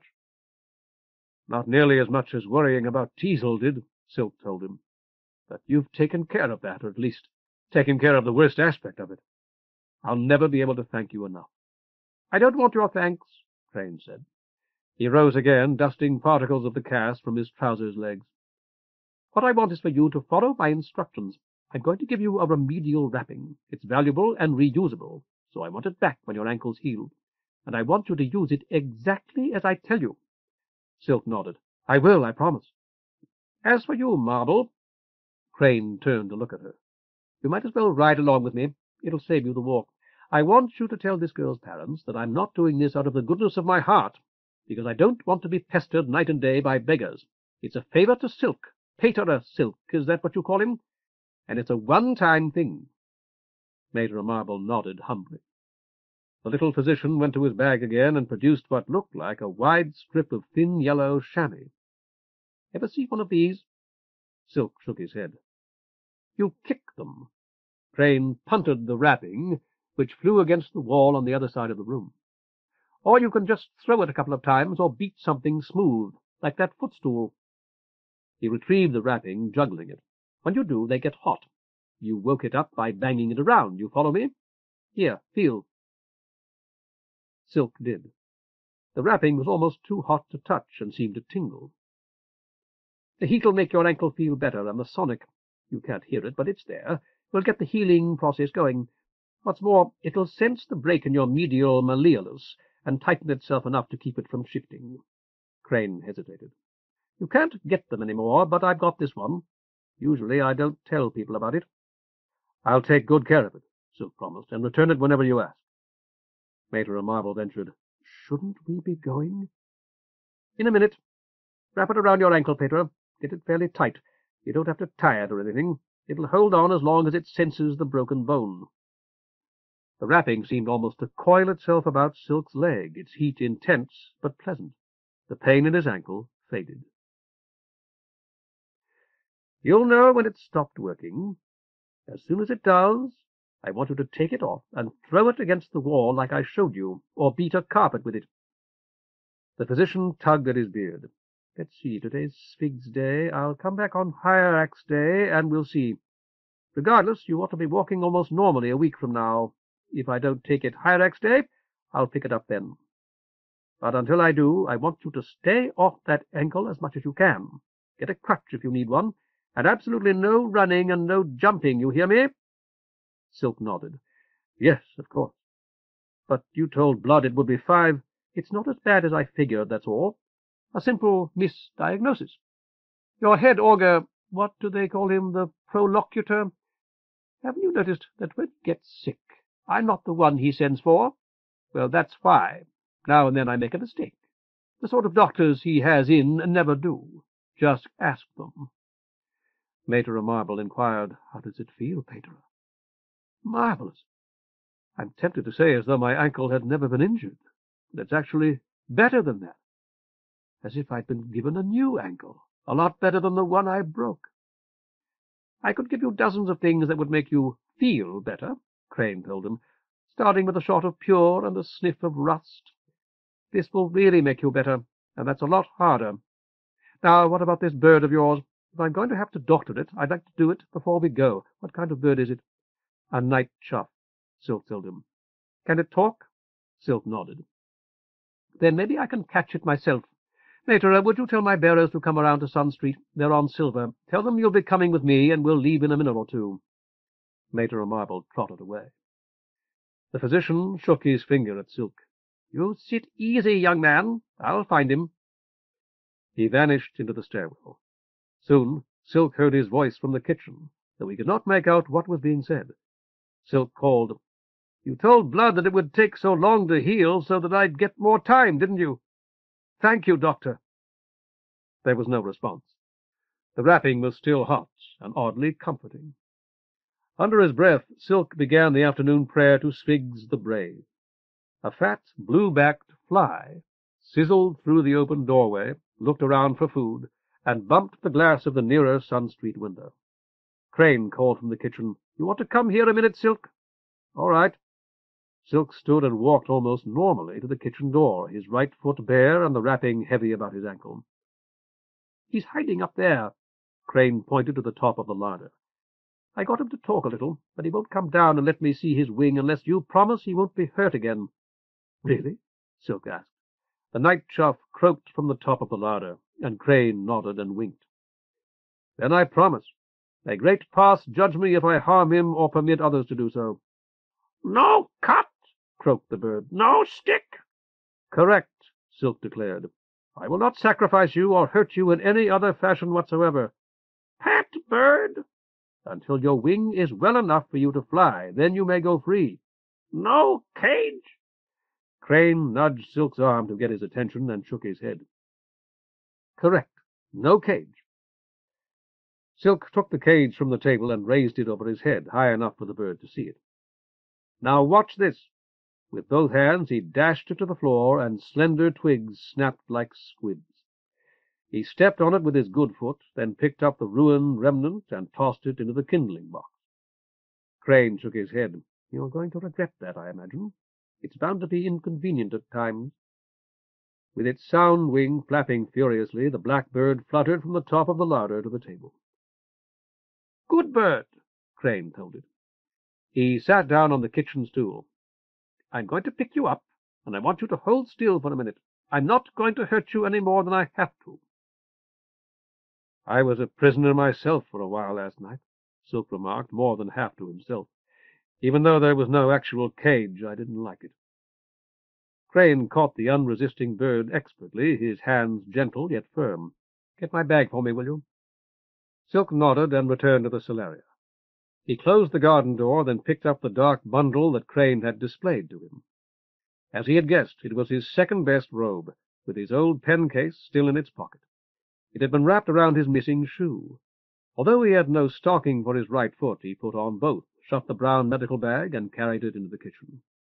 The bird squawked and fluttered as Crane stretched out its injured wing. "Dislocated," he said, "exactly like a dislocated elbow on you. I pushed it back into place, but I want to splint it so he won't pop it out again before it heals. Meanwhile, he'd better stay inside, or a cat will get him." "Then he must stay in on his own," Silk said. "Stay in," the bird repeated. "Your cage is broken," Silk continued severely, "and I certainly don't intend to bake in here with all the windows shut, merely to keep you from getting out." "No out," the bird assured him. Crane was rummaging in his bag. "I hope not." Silk pulled the blanket from the garden window, threw it open, and refolded the blanket. "What time are you supposed to meet Blood at the Yellow House?" 1 o'clock, sharp. Silk carried the blanket into the solaria. When he returned, he added, "I'm going to be late, I imagine. I doubt that he'll do anything worse than complain about it." "That's the spirit. He'll be late himself if I know him. He likes to have everybody on hand when he shows up. I doubt if that'll be before 2. Stepping across to the Silver Street window, Silk took down the dish-rag and the dish-towel and opened it as well. It was barred against thieves, and it occurred to him that he was caged in literal fact, here in this old 4-room manse he had taught himself to call home. He pushed away the thought. If Crane's litter had been on Silver Street, it was gone now. No doubt Mater Marble had performed her errand, and it was waiting on Sun Street. This should do it. Crane was fiddling with a small slip of some stiff blue synthetic. You'll be ready to go when I get back? Silk nodded, then felt his jaw. I'll have to shave. I'll be ready then. Good. I'll be running late, and the girls will get cranky if they can't go out and shop. Crane applied a final strip of almost invisible tape to keep the little splint in place. This will fall right off after a few days. When it does, let him fly if he wants to. If he's like the hawks, you'll find that he's a pretty good judge of what he can and can't do. No fly, the bird announced. Not now, that's for sure. If I were you, I wouldn't even move that wing any more today. Silk's mind was elsewhere. It's diabolic possession, isn't it? At the Yellow House. Crane turned to face him. I don't know. Whatever it is, I hope you have better luck with it than I've had. What's been happening there? My driver and I heard a scream last night, but we didn't go inside. The little physician laid a finger to his nose. There are 1,000 reasons why a girl might scream, especially one of those girls. Might have been a stain on her favorite gown, a bad dream, or a spider. A tiny needle of pain penetrated the protection of the wrapping. Silk opened the cabinet that closed the kitchen's pointed north corner and got out the stool Pater Pike had used at meals. I doubt that Blood wants me to exorcise his women's dreams. Crane snapped his medical bag shut. No one except the woman herself is really occupying the consciousness of what people like you choose to call a possessed woman, Silk. Consciousness itself is a mere abstraction, a convenient fiction, actually. When I say that a man's unconscious, I mean no more than that certain mental processes have been suspended. When I say that he's regained consciousness, I mean that they've resumed. You can't occupy an abstraction as if it were a conquered city. A moment ago you said the woman herself occupied it, Silk pointed out. With a last look at the injured bird, Crane rose. So they really do teach you people something besides all that garbage? Silk nodded. It's called logic. So it is, Crane smiled, and Silk discovered to his own surprise that he liked him. Well, if I'm going to look in on this sick girl of yours, I'd better scoot. What's the matter with her? Fever? Her skin felt cold to me, but you're a better judge of diseases than I. I should hope so. Crane picked up his bag. Let's see. Through the front room there for Sun Street, isn't it? Maybe we can talk a little more on our way to Orchid's place. Look at the back of her neck, Silk said. Crane paused in the doorway, shot him a questioning glance, then hurried out. Murmuring a prayer for Teasel under his breath, Silk went into the solaria and shut and bolted the Sun Street door, which Crane had left standing open. As he passed a window, he caught sight of Crane's litter. Mater Marble reclined beside the bearded physician, her intent metal face straining ahead as though she alone were urging the litter forward by sheer force of thought. While Silk watched, its bearers broke into a trot, and it vanished behind the window frame. He tried to recall whether there was a rule prohibiting a Sibyl from riding in a man's litter. It seemed likely that there was, but he could not bring a particular stricture to mind. As a practical matter, he could see little reason to object as long as the curtains were up. The lioness-headed walking-stick lay beside the chair in which he had sat for Crane's examination. Absently he picked it up and flourished it. For as long as the wrapping functioned, he would not need it, or at least would need it very little. He decided that he would keep it near at hand anyway. It might be useful, particularly when the wrapping required restoration. He leaned it against the Sun Street door so that he could not forget it when he and Crane left for the Yellow House. A few experimental steps demonstrated once again that with Crane's wrapping in place, he could walk almost as well as ever. There seemed to be no good reason for him not to carry a basin of warm water upstairs and shave as he usually did. He re-entered the kitchen. Still on the table, the night chough cocked its head at him inquiringly. Pet, hungry, it said. So am I, he told it, but I won't eat again until after midday. No, now. I suppose it is. Silk lifted a stove lid and peered into the firebox. For once, a few embers still glowed there. He breathed upon them gently and added a handful of broken twigs from the ruined cage, reflecting that the night chough was clearly more intelligent than he had imagined. Bird hungry. Flames were flickering above the twigs. He debated the need for real firewood and decided against it. Do you like cheese? Like cheese. Silk found his wash basin and put it under the nozzle of the pump. It's hard, I warn you. If you're expecting nice, soft cheese, you're going to be disappointed. Like cheese. All right, you can have it. A great many vigorous strokes of the pump handle were required before the first trickle of water appeared. But Silk half-filled his basin and set it on the stove, and as an afterthought replenished the night chough's cup. Cheese now? The night chough inquired. Fish heads? No fish heads, I haven't got any. He got out the cheese, which was mostly rind, and set it next to the cup. You'd better watch out for rats while I'm away. They like cheese, too. Like rats. The night chough clacked its crimson beak and pecked experimentally at the cheese. Then you won't be lonely. The water on the stove was scarcely warm, the twigs beneath it nearly out. Silk picked up the basin and started for the stair. Where rats? He paused and turned to look back at the night chough. You mean you like them to eat? Yes, yes. I see. I suppose you might kill a rat at that if it wasn't too big. What's your name? No name. The night chough returned its attention to the cheese. That was supposed to be my lunch, you know. Now I'll have to find lunch somewhere or go hungry.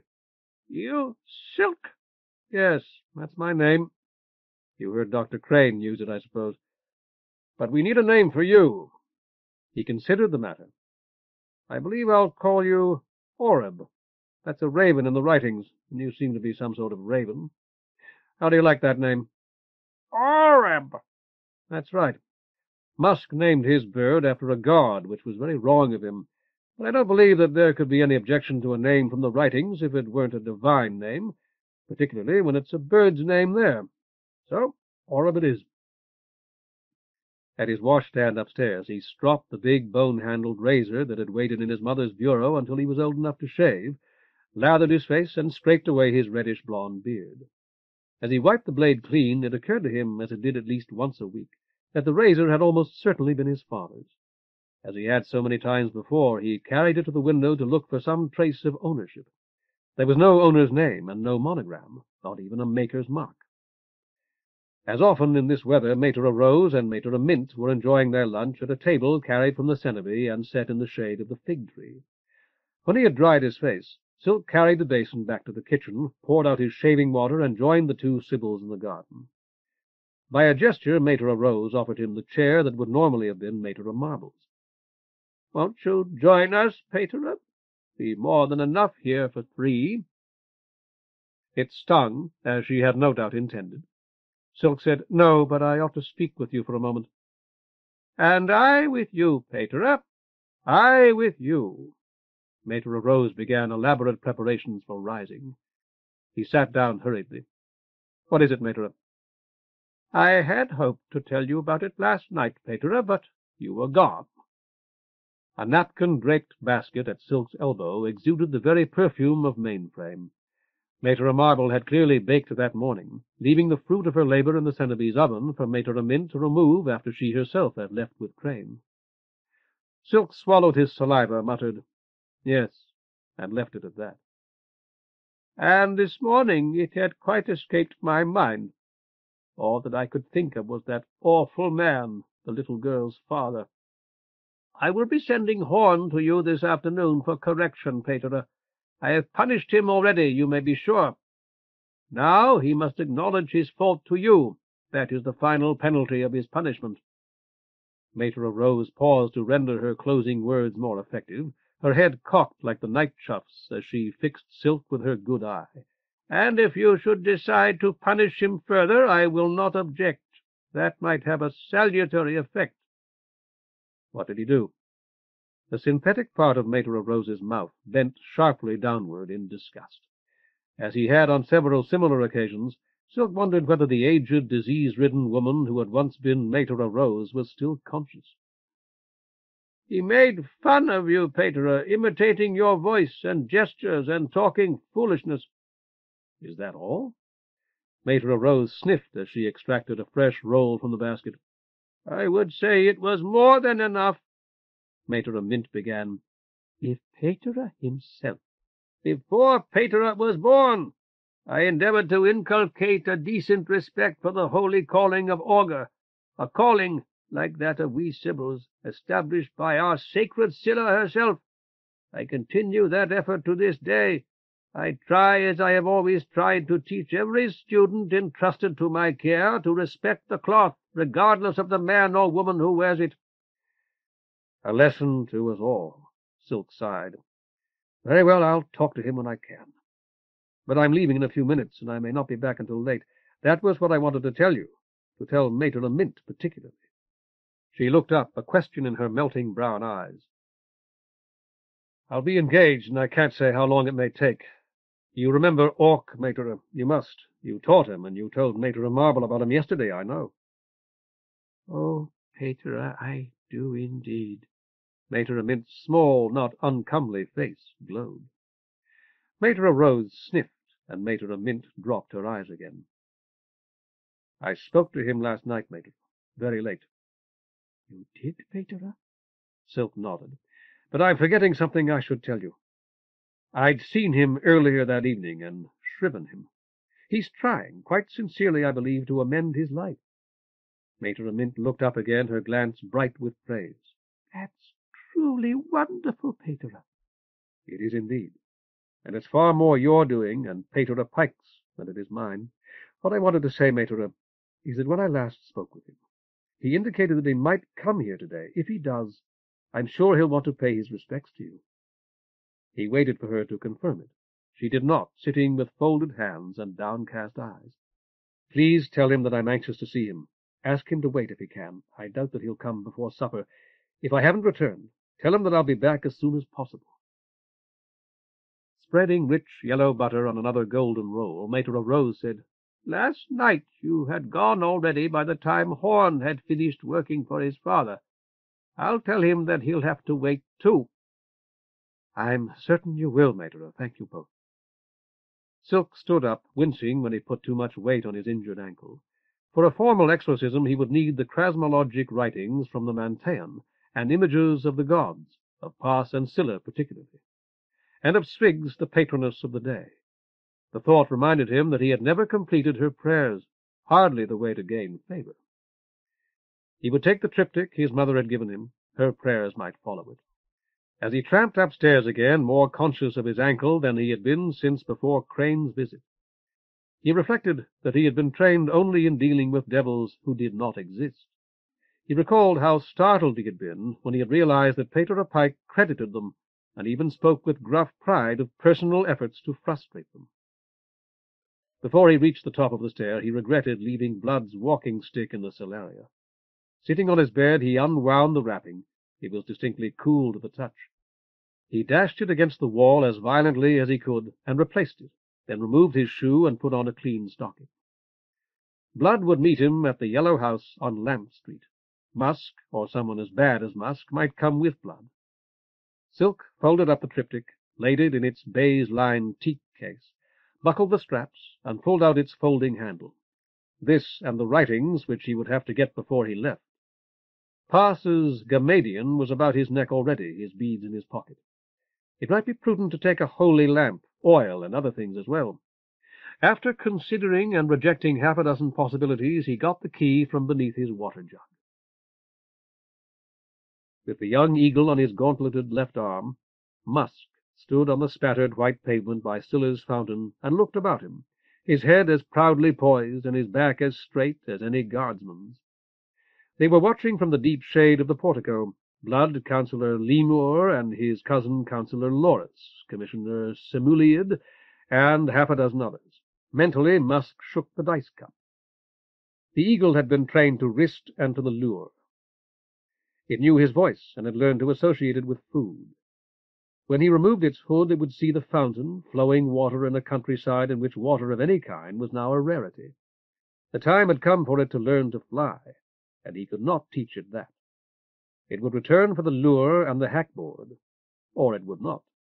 Time to throw the dice. Blood's voice came to him faintly through the plashing of the fountain. "Don't rush him."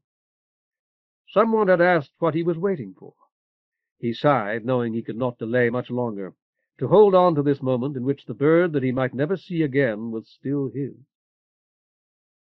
The sky was empty, or seemed so, the skylands invisible behind the endless straight glare of the sun.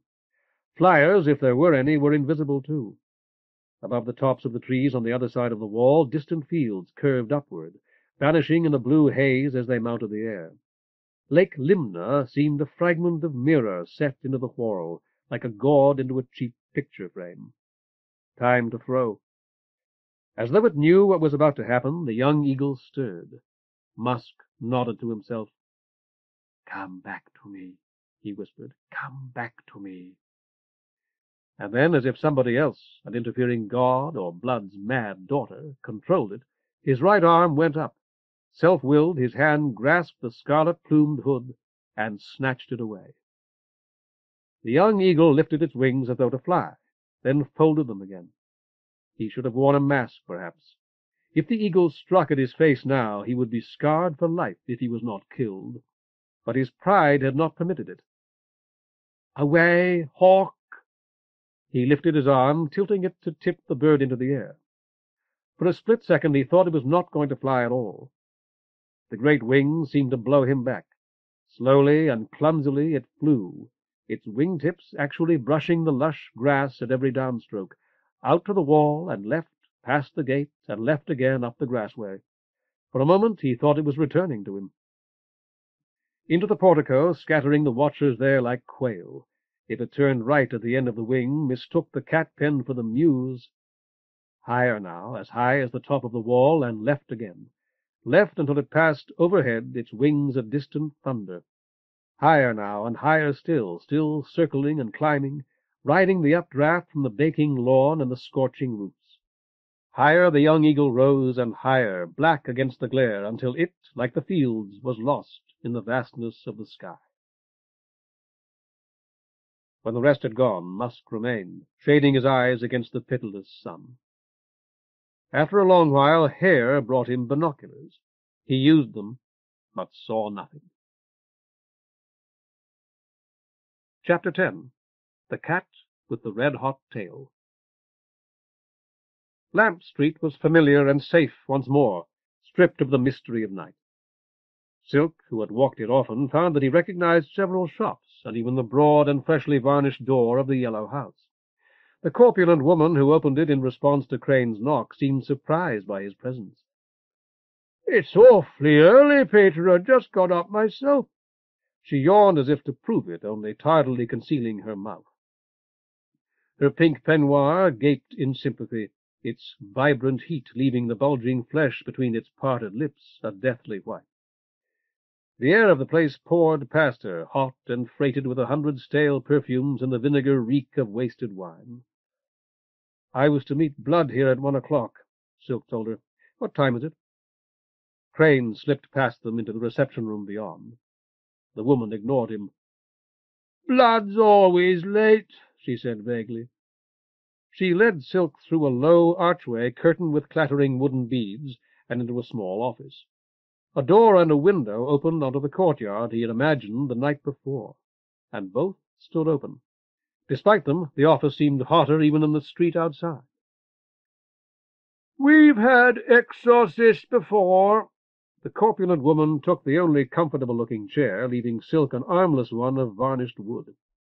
He accepted it gratefully, dropping his bag to the floor, laying the cased triptych across his thighs, and holding Blood's lioness-headed stick between his knees.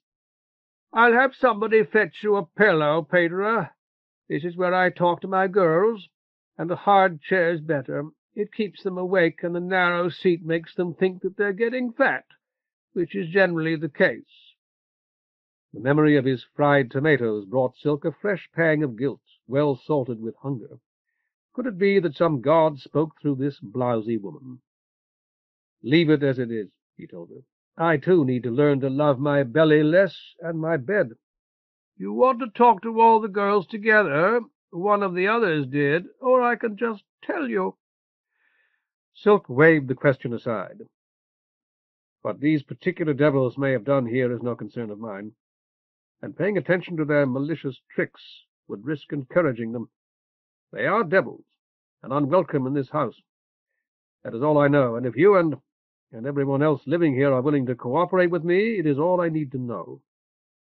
All right.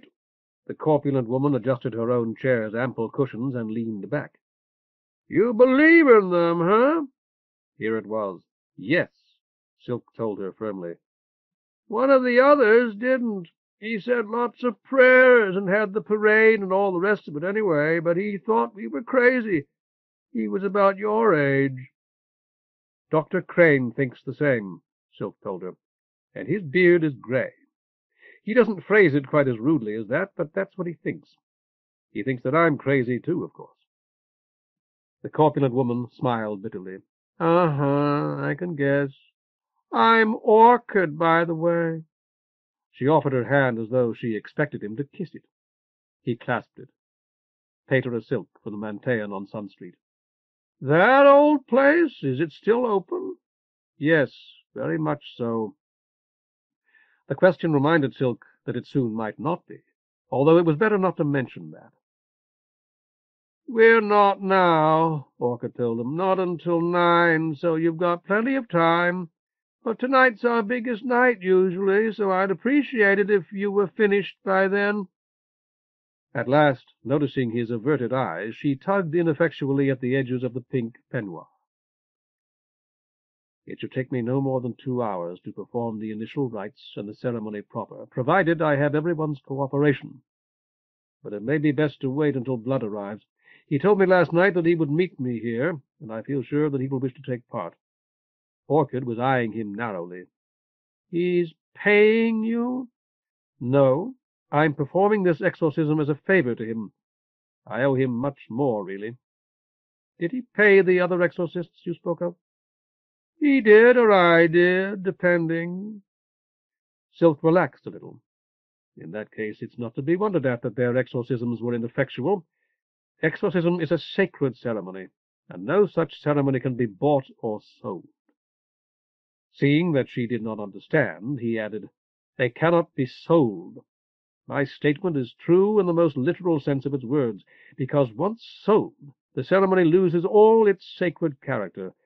What is sold is then no more than a profane mummery. That is not what we will carry out here today. But Blood could give you something, couldn't he? Yes, if he wished. No gift affects the nature of the ceremony. A gift is given freely, if one is given at all.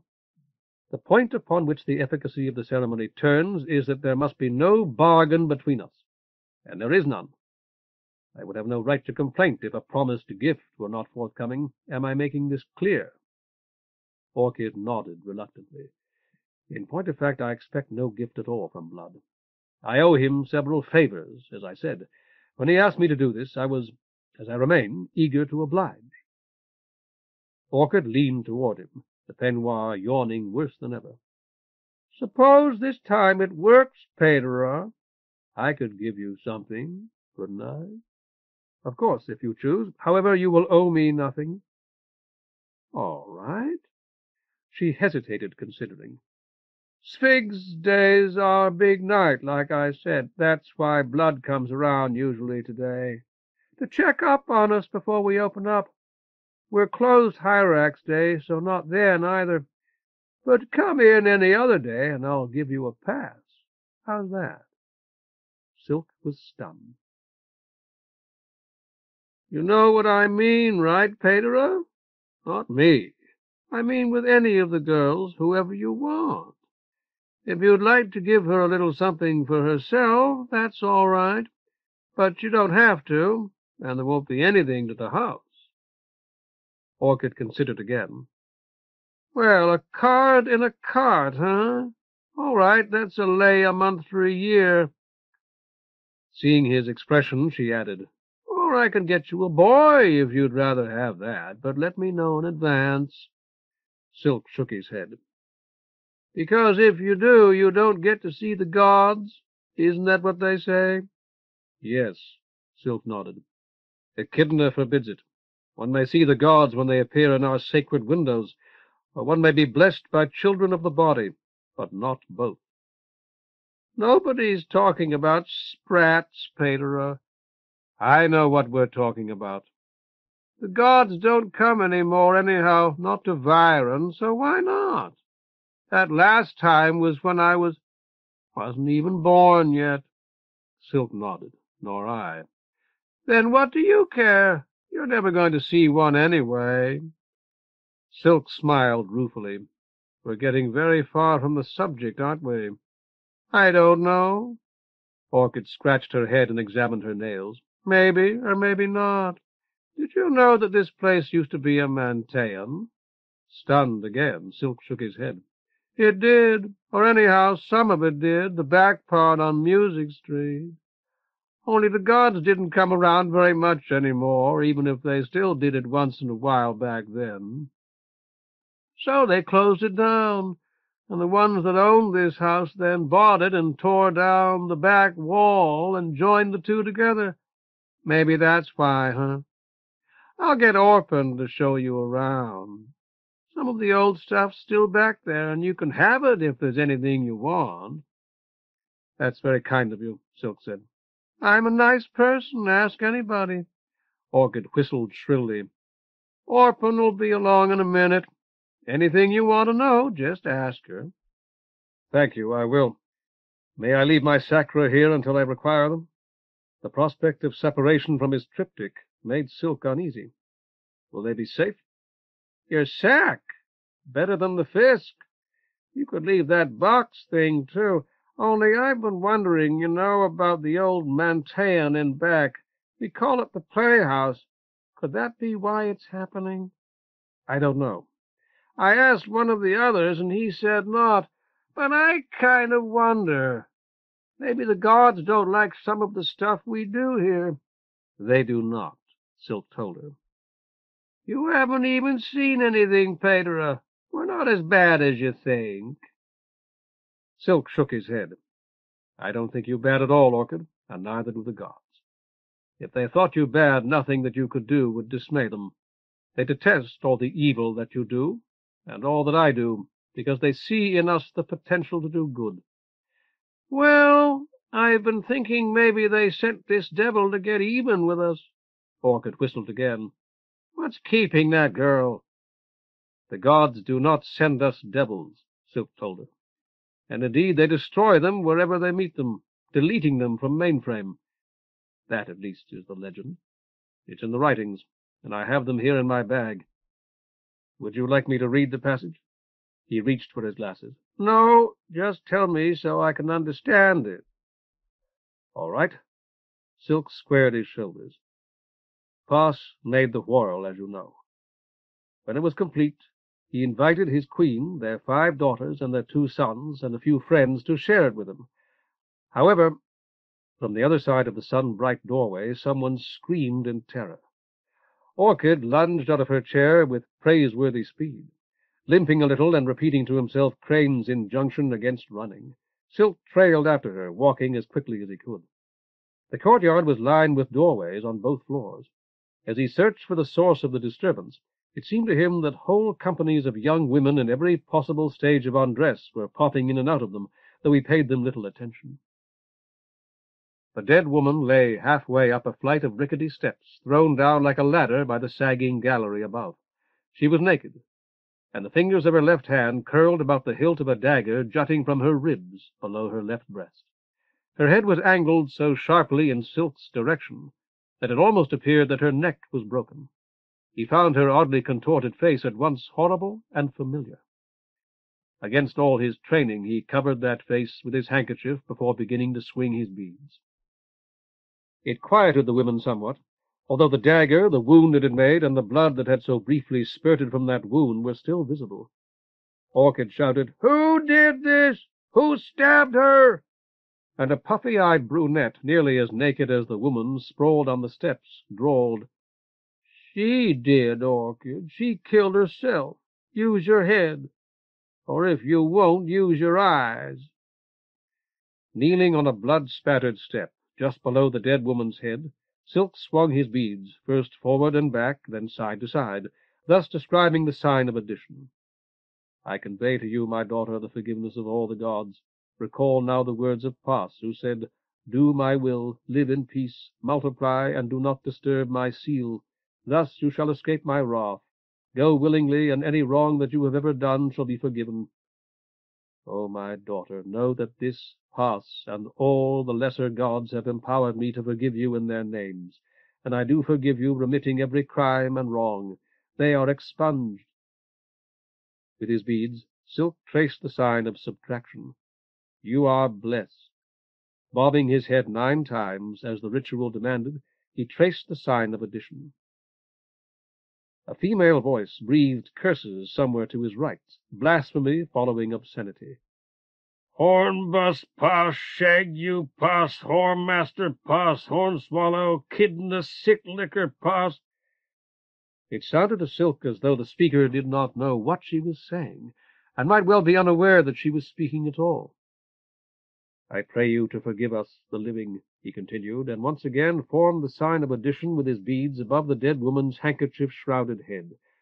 I and many another have wronged you often, my daughter, committing terrible crimes and numerous offences against you. Do not hold them in your heart, but begin the life that follows life in innocence, all these wrongs forgiven. He made the sign of subtraction again. A statuesque girl spat. Her tightly curled hair was the color of ripe raspberries. What are you doing that for? Can't you see she's stiff, she's dead, and she can't hear a shaggy word you're saying? At the final phrase her voice cracked, and Silk realized that it was she whom he had heard swearing. He gripped his beads more tightly and bent lower as he reached the effectual point in the liturgy of pardon. The sun beating down upon his neck might have been the burning iron hand of twice-headed Pas himself, crushing him to earth while ceaselessly demanding that he perfectly enunciate each hallowed word and execute every sacred rubric faultlessly. In the name of all the gods, you are forgiven forever, my daughter. I speak here for great Pas, for divine Echidna, for scalding Scylla. Here it was allowable to halt and take a fresh breath, and Silk did so. For marvelous Mulpi, for tenebrous Tartarus, for highest Hierax, for thoughtful Thelxiopeia, for fierce Fear, and for strong Sphinx, also for all lesser gods. Briefly and inexplicably, the glaring sun might almost have been the swinging, smoking lampion in the cock. Silk whispered, The outsider likewise forgives you, my daughter, for I speak here for him too. After tracing one final sign of addition, he stood and turned toward the statuesque young woman with the raspberry hair. To his considerable relief, she was clothed. Bring me something to cover her with, please. Her time in this place is over. Orchid was questioning the puffy-eyed brunette. Is this her knife? You ought to know. Fearlessly the brunette reached beneath the railing to pull the long dagger from the wound. I don't think so. She'd have showed it to me, most likely, and I've never seen it before. Crane came down the steps, stooped over the dead woman, and pressed his fingers to her wrist. After a second or two, he squatted and laid an osculator to her side.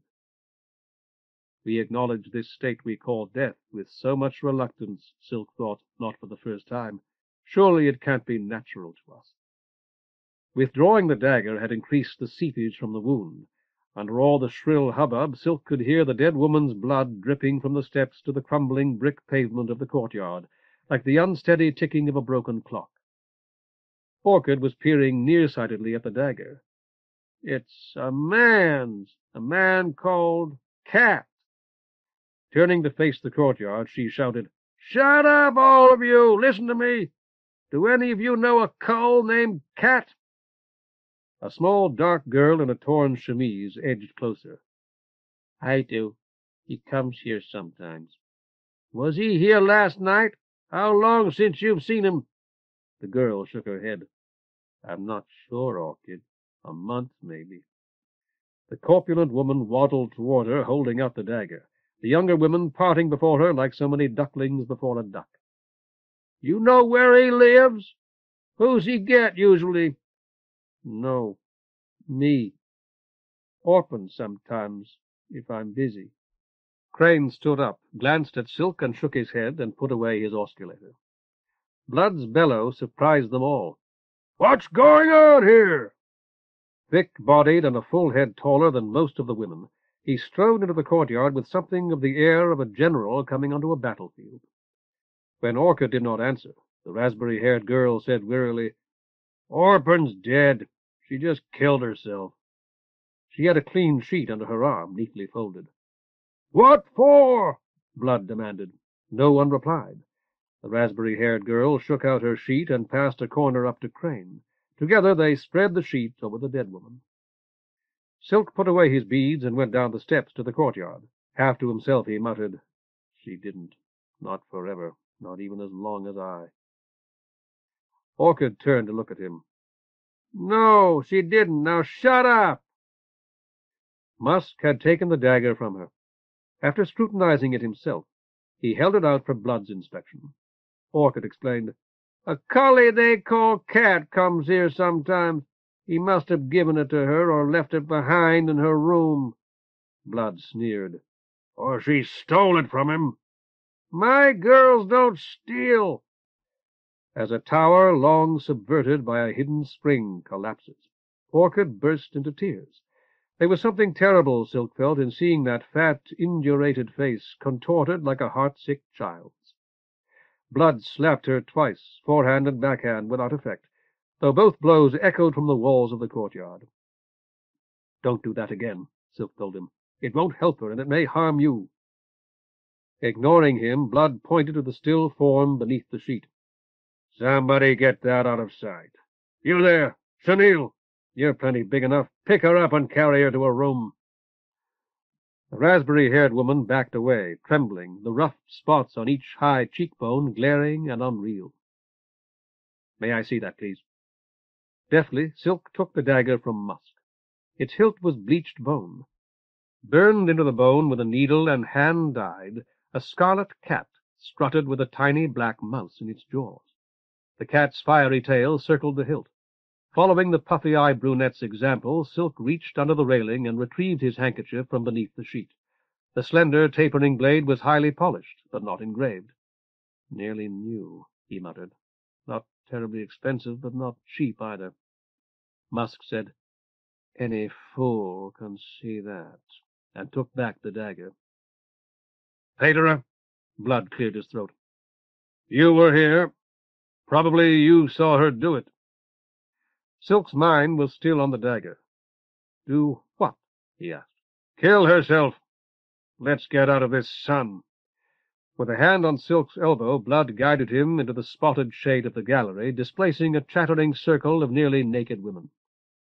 "No, I didn't see it," Silk said slowly. "I was inside talking to Orchid." "That's too bad. Maybe you want to think about it a little more.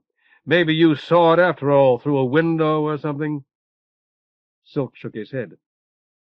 "You agree that this was a suicide, though, don't you, Paterer? Even if you didn't see it yourself?" Blood's tone made his threat obvious. Silk leaned back against the spalled ship-rock, sparing his broken ankle. Her hand was still on the knife when I first saw her body. Blood smiled. "I like that. In that case, Paterer, you agree that there's no reason to report this?" "I certainly wouldn't want to if I were in your place." To himself, Silk reluctantly admitted that he felt sure the dead woman had been no suicide, that the law required that her death by violence be reported to the authorities, though he had no illusions about the effort they would expend upon the death of such a woman, and that if he were somehow to find himself in Blood's place, he would leave it as rapidly as possible, though neither honor nor morality required him to say any of these things, since saying them would be futile and would unquestionably endanger the Manteion. It was all perfectly reasonable and nicely reasoned, but as he surveyed it, he felt a surge of self-contempt.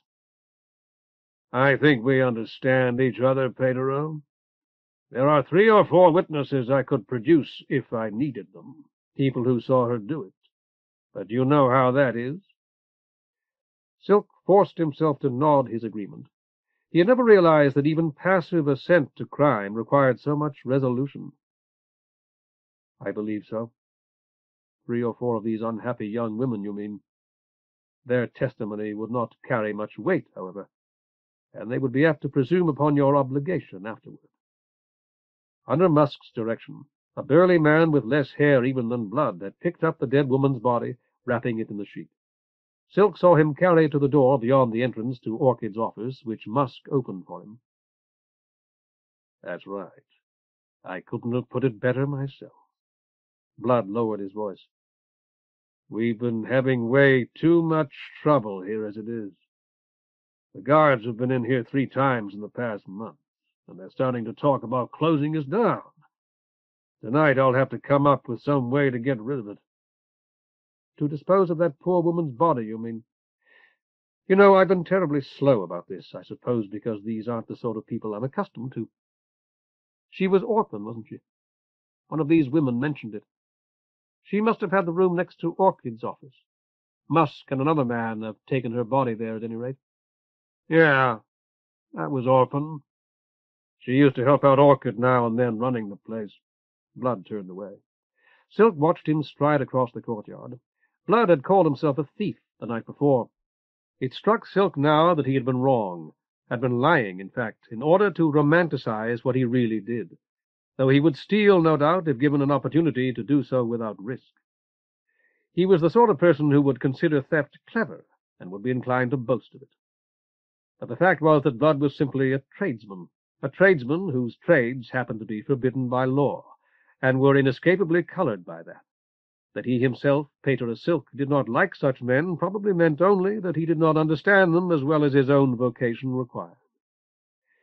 He strove to reorder his thoughts, shifting Blood, and himself as well, out of the criminal category.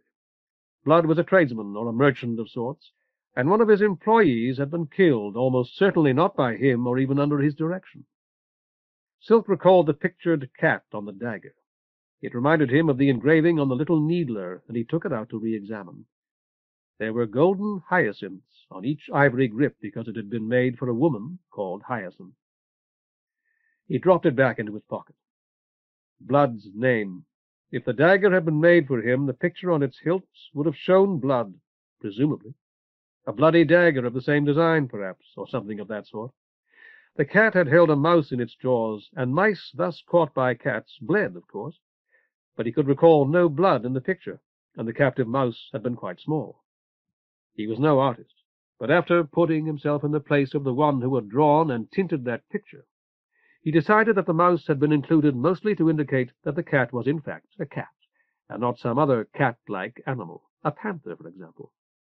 The mouse had been a kind of badge, in other words. The cat itself had been scarlet, but hardly with blood. Even a large mouse would not have bled as much as that, and the cat had presumably been tinted to indicate that it was somehow burning. Its upright tail had actually been tipped with fire. He took a step away from the wall and was punished by a flash of pain. On one knee he pulled down his stocking and unwound Crane's wrapping, then flogged the guiltless wall he had just deserted. When the wrapping was back in place, he went into the room next to Orchid's cramped office. It was larger than he had expected, and its furnishings were by no means devoid of taste. After glancing at a shattered hand mirror and a blue dressing gown he picked up from the floor, he uncovered the dead woman's face. He found Blood in a private supper room with Musk and the burly man who had carried Orphan's body, discussing the advisability of keeping the Yellow House closed that night. Uninvited, Silk pulled up a chair and sat down. "May I interrupt? I have a question and a suggestion. Neither one should take long." Musk gave him an icy stare. Blood said, "They'd better not." "The question first. What's become of Dr. Crane? He was out there with us a moment ago, but when I looked for him after you left, I couldn't find him." When Blood did not answer, the burly man said, "He's checking out the girls, so they don't give anybody anything he hasn't got already. You know what I mean, Pater?" Silk nodded. "I do indeed. But where does he do it? Is there some sort of infirmary?" "He goes to their rooms. They got to undress and wait in their rooms until he gets there. When he's through with them, they can go out if they want to." "I see." Silk stroked his cheek, his eyes thoughtful. "If you're looking for him, he's probably upstairs. He always does the upstairs first." "Fine," Blood said impatiently. Crane's gone back to work. Why shouldn't he? You'd better do the same, Pater. I still want this place exorcised, and in fact it needs it now more than ever. Get busy. I am about my work, Silk told him. This is it, you see, or at least it's a part of it, and I believe that I can help you. You spoke of disposing of that poor girl's, of Orphan's body. I suggest that we bury it. Blood shrugged. I'll see about doing something. She won't be found, and she won't be missed. Don't worry about it. I mean that we should inter it as other women's bodies are interred, Silk explained patiently. There must be a memorial sacrifice for her at my Manteion first, of course. Tomorrow's Sil's Day, and I can combine the memorial service with our weekly Sil's Day sacrifice. We've a man in the neighborhood who has a decent wagon. We've used him before. If none of these women are willing to wash and dress their friend's body, I can provide one who will take care of that as well. Grinning, Blood thumped Silk on the arm. And if some shaggy hoppy sticks his nose in, why, we didn't do anything irregular. We had an augur and a funeral, and buried the poor girl in respectable fashion. He's intruding on our grief. You're a real help, Pater. When can you get your man here? As soon as I return to my Manteion, I suppose, which will be as soon as I've exorcised this house. Blood shook his head. I want to get her out of here. What about that Sybil I talked to yesterday? Couldn't she get him? Silk nodded. Good. Blood turned to the handsome young man beside him. Musk, go down to the Manteion on Sun Street and ask for Mater of Marble. Silk interrupted. She'll probably be in the Cenobie. The front door's on Silver Street, or you could go through the garden and knock at the back. And tell her there's going to be a funeral tomorrow. Ever get this man with the wagon for you. What's his name, Pater? Loach. Get Loach and his wagon, or if he's not available, get somebody else. You don't know what happened to Orphan. The doctors looked at her and she's dead, and Pater here is going to take care of the funeral for us, and that's all you know. Get the woman, too. I don't think any of these sluts could face up to it. Moorgrass, Silk put in. Get her. You and the woman ride in the wagon so you can show this Cully Loach where it is. If the woman has to have anything to work with, see that she brings it with her. Now get going. Musk nodded and hurried away. Meantime, you can get back to your exorcism, Pater. Have you started yet? No. I'd hardly arrived when this happened, and I want to find out a great deal more about the manifestations they have experienced here. Silk paused, stroking his cheek. I said that I'd just arrived, and that is true. But I've had time enough to make one mistake already. I told Orchid that I didn't care what the devils, or perhaps I should say the devil, because she spoke as though there were only one, had been up to. I said it because it was what they taught us to say in the schola, but I believe it may be an error in this case. I should speak with Orchid again. The burly man grunted. I can tell you, mostly it's breaking mirrors. Really? Silk leaned forward. I would never have guessed it. What else? Ripping up the girls' clothes. The burly man looked toward Blood, who said, Sometimes they're not as friendly as we'd like them to be to the bucks. The girls aren't, I mean. A couple times one's talked crazy, and naturally the buck didn't like it. Maybe he was just nervous, but the girls got hurt. We don't like that, the burly man said. I got both those culls pretty good, but it's bad for business. You have no idea what may be doing this? Devils. That's what everybody says. The burly man looked toward Blood again. Chief?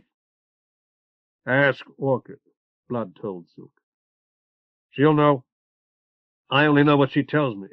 And if an exorcism makes everybody feel better, he shrugged. Silk rose. I'll speak to Orchid if I can. I realize she's upset, but I may be able to console her. That, too, is a part of my work. Eventually, I'd like a talk with Chenille as well. That's the tall woman with the fiery hair, isn't it, Chenille? Blood nodded. She's probably gone by now, but she'll be back around dinner. Orchid's got a walk-up upstairs over the big room out front. Chenille opened the door to Orchid's rooms and showed Silk in. Still wearing the pink peignoir, Orchid was sitting on a wide green velvet couch in the big solaria, her hard, heavy face as composed as it had been when they had talked in the cramped office downstairs. Chenille waved toward a chair. Have a seat, Pedro. She herself sat down next to Orchid and put her arm around her shoulders. He says Blood sent him up to talk to us. I said all right, but he'll probably come back later if you'd rather. I'm fine, Orchid told her. Looking at her, Silk could believe it. Chenille herself seemed more in need of solace. What do you want, Pedro? Orchid's voice was harsher than he remembered. If you're here to tell me how she's gone to mainframe and all that, save it till later. If you still want somebody to show you around my place, Chenille can do it. There was a glass on the wall to the left of the couch. Silk was watching it nervously, but no floating face had yet appeared. I'd like to speak with you in private for a few minutes, that's all. To Chenille, he added, I was going to say that it would give you a chance to get dressed. So many of you here are not, but I see that you're dressed already. Go out, Orchid said, and then, It was nice of you to worry about me, Chenille. I won't forget this. The tall girl rose, smoothing her skirt. I was going to look for a new gown before this happened. I have to speak to you, too, Silk told him, and this should only take a few minutes. You can wait for me if you prefer. Otherwise, I would appreciate it very much if you came to my Manteion this evening. I'll be in my room. Silk nodded. That will be better. Please pardon me for not rising. I injured my ankle last night. He watched Chenille as she went out, waiting until she had closed the door behind her. Nice looking, isn't she? Orchid said. Only she'd bring in more if she wasn't so tall. Maybe you like them that way. Or is it the hips? What I like hardly matters. Good hips, nice waist for a girl as big as she is, and the biggest boobs in the place. Sure you won't change your mind? Silk shook his head. I'm surprised you didn't mention her kind disposition. There must be a great deal of good in her, or she wouldn't have come here to comfort you. Orchid stood up. You want a drink, Pedro? I've got wine and whatnot in the cabinet here. No, thank you. I do. Orchid opened the cabinet and filled a small goblet with straw-colored brandy. She seemed quite depressed, Silk ventured. She must have been a close friend of Orphan's. Chenille's a real rust bucket to hand you the lily, Pedro, and they're always pretty far down any time they're straight. Silk snapped his fingers. I knew I'd heard that name before. Orchid resumed her seat, swirled her brandy, inhaled its aroma, and balanced the goblet precariously on the arm of the couch. Somebody told you about her, huh? A man I know happened to mention her, that's all. It doesn't matter. He waved the question away. Aren't you going to drink that? After he had spoken, he realized that Blood had asked the same question of him the previous night. Orchid shook her head. I don't drink until the last buck's gone. That's my rule, and I'm going to stick to it, even today. I just want to know what's there. Did you come here to talk about Shen, Pedro? No. Can we be overheard here? I ask for your sake, Orchid, not for my own. She shook her head again. I've heard that houses like this often have listening devices. Not this one, and if it did, I wouldn't have any in here. Silk indicated the glass. The monitor doesn't have to appear to overhear what is said in a room, or so one's given me to understand. Does the monitor of that glass report to you alone? Orchid had the brandy goblet again, swirling the straw-colored fluid until it climbed the goblet to the rim. That glass has never worked for as long as I've owned this house, Pedro. I wish it did. I see. Silk limped across the room to the glass and clapped his hands loudly. The room's lights brightened, but no monitor answered his summons. We have a glass like this in Pedro Pike's bedroom. I mean in the room that he once occupied. I should try to sell it. I would think that even an inoperable glass must be worth something. What is it you want with me, Pedro? Silk returned to his chair. What I really want is to find some more tactful way of saying this. I haven't found it. Orphan was your daughter, wasn't she? Orchid shook her head. Are you going to deny her even in death? He had not known what to expect, tears or hysteria or nothing, and had felt himself ready for them all. But now Orchid's face appeared to be coming apart, to be losing all cohesion, as if her mouth and her bruised and swollen cheeks and her hard hazel eyes no longer obeyed a common will. He wanted her to hide that terrible face in her hands. She did not, and he turned his own away. There was a window on the other side of the couch. He went to it, parted its heavy drapes, and threw it open. It overlooked Lamp Street, and though he would have called the day hot, the breeze that entered Orchid's solaria seemed cool and fresh. "How did you know?" Orchid asked. He limped back to his chair. "That's what's wrong with this place. Not enough open windows. Or one thing, anyhow." Wanting to blow his nose, he took out his handkerchief, saw Orphan's blood on it just in time, and put it away hastily. "How did you know, Peter?" "Don't any of the others know? Or at least guess?" Orchid's face was still out of control, afflicted with odd, almost spastic twitchings. "Some of them have probably thought about it. I don't think she ever told anybody, and I didn't treat her any better than the rest." Orchid gulped air. "Worse, whenever there was any difference, I made her help me, and I was always yelling at her." "I'm not going to ask you how this happened. It's none of my affair." "Thanks, Peter." Orchid sounded as though she meant it. "Her father took her. I couldn't have, not then, but he said... "You don't have to tell me," Silk repeated. She had not heard. "Then I found her on the street, you know. She was 13, only she said 15, and I believed her. I didn't know it was her." Orchid laughed, and her laughter was worse than tears. "There's really no need for you to torment yourself like this." "I'm not. I've been wanting to tell somebody about it ever since Figs was a cub. You already know, so it can't do any harm. Besides, she's gone," Silk supplied. Orchid shook her head. "Dead. The only one alive, and I'll never have any more now. You know how places like this work, Peter?" "No, and I suppose I should." "It's pretty much like a boarding house. Some places the girls are pretty much like in the Alhambra. They don't hardly ever let them out, and they take all their money. I was in a place like that once for almost 2 years. "I'm glad that you escaped." Orchid shook her head again. "I didn't. I got sick, and they kicked me out.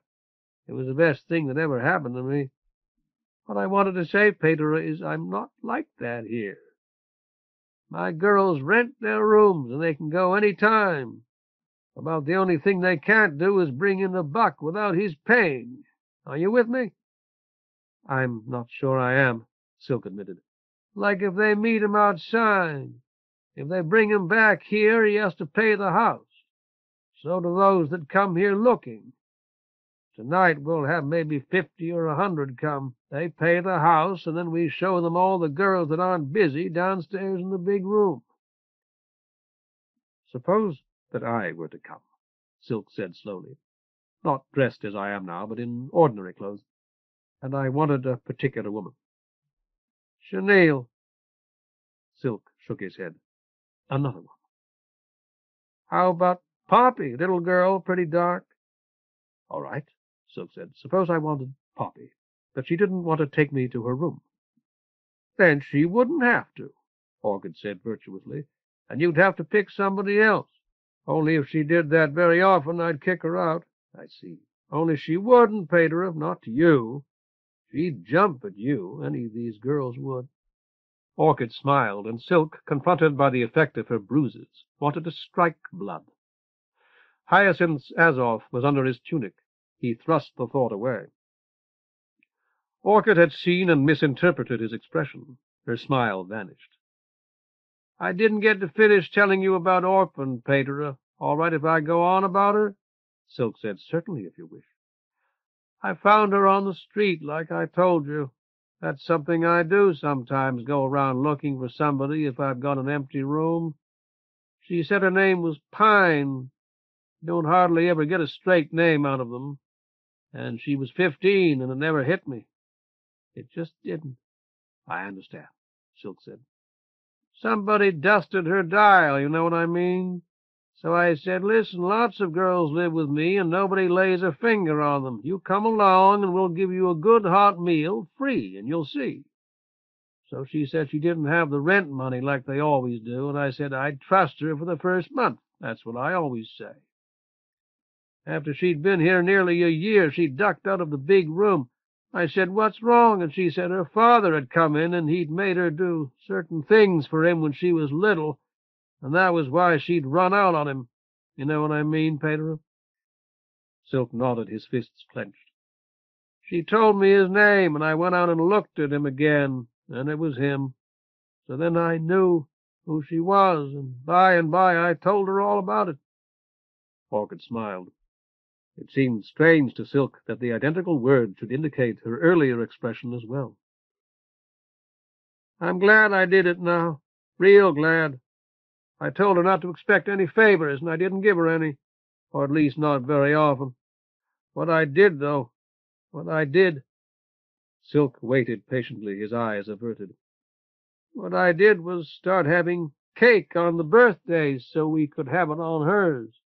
And I called her Orphan instead of Pine, and pretty soon everybody did. Orchid daubed at her eyes with the hem of the pink peignoir. All right, that's it. Who told you? Your faces, to begin with. Orchid nodded. She was beautiful. Everybody said so.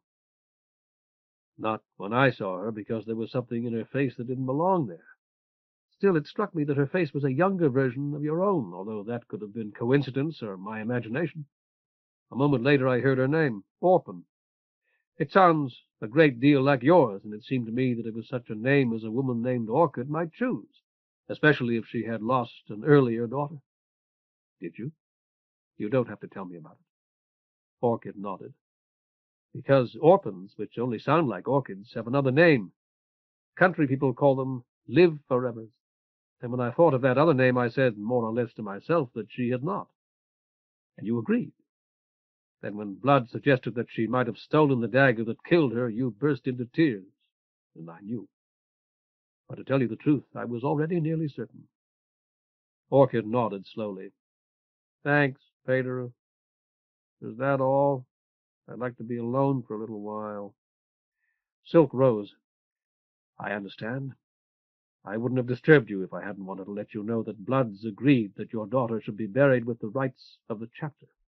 Her body will be washed and dressed, laid out, as the people who do it say, and carried to my Manteion on Sun Street. We'll hold her service in the morning.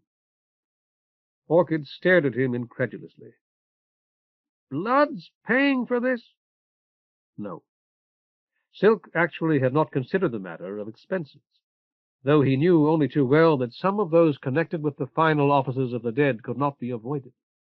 His mind whirled before he recalled Blood's 2 cards, which he had set aside for the Silsday sacrifice in any event. Or rather, yes, Blood gave my Manteion, I should say, a generous gift earlier. We'll use that. No, not Blood. Orchid rose heavily. I'll pay it, Pedro. How much? Silk compelled himself to be scrupulously honest. I should tell you that we often bury the poor, and sometimes they have no money at all. The generous gods have always seen to it. I'm not poor. Orchid flushed an angry red. I've been pretty flat sometimes, sure, hasn't everybody? But I'm not flat now, and this is my sprat. The other girl I had to... Oh, shag you shaggy butcher. How much for a good one? Here was opportunity, not merely to save the Manteion the cost of Orphan's burial, but to pay for earlier graves bought but never paid for. Silk jettisoned his scruples to seize the moment. If it's really not inconvenient, 20 cards? Let's go into the bedroom, Pedro. That's where the book is. Come on. She had opened the door and vanished into the next room before he could protest. Through the doorway he could see a rumpled bed, a cluttered vanity table, and a chaise longue half buried in gowns. Come on in, Orchid laughed, and this time there was real merriment in the sound. I bet you've never been in a woman's bedroom before, have you? Once or twice.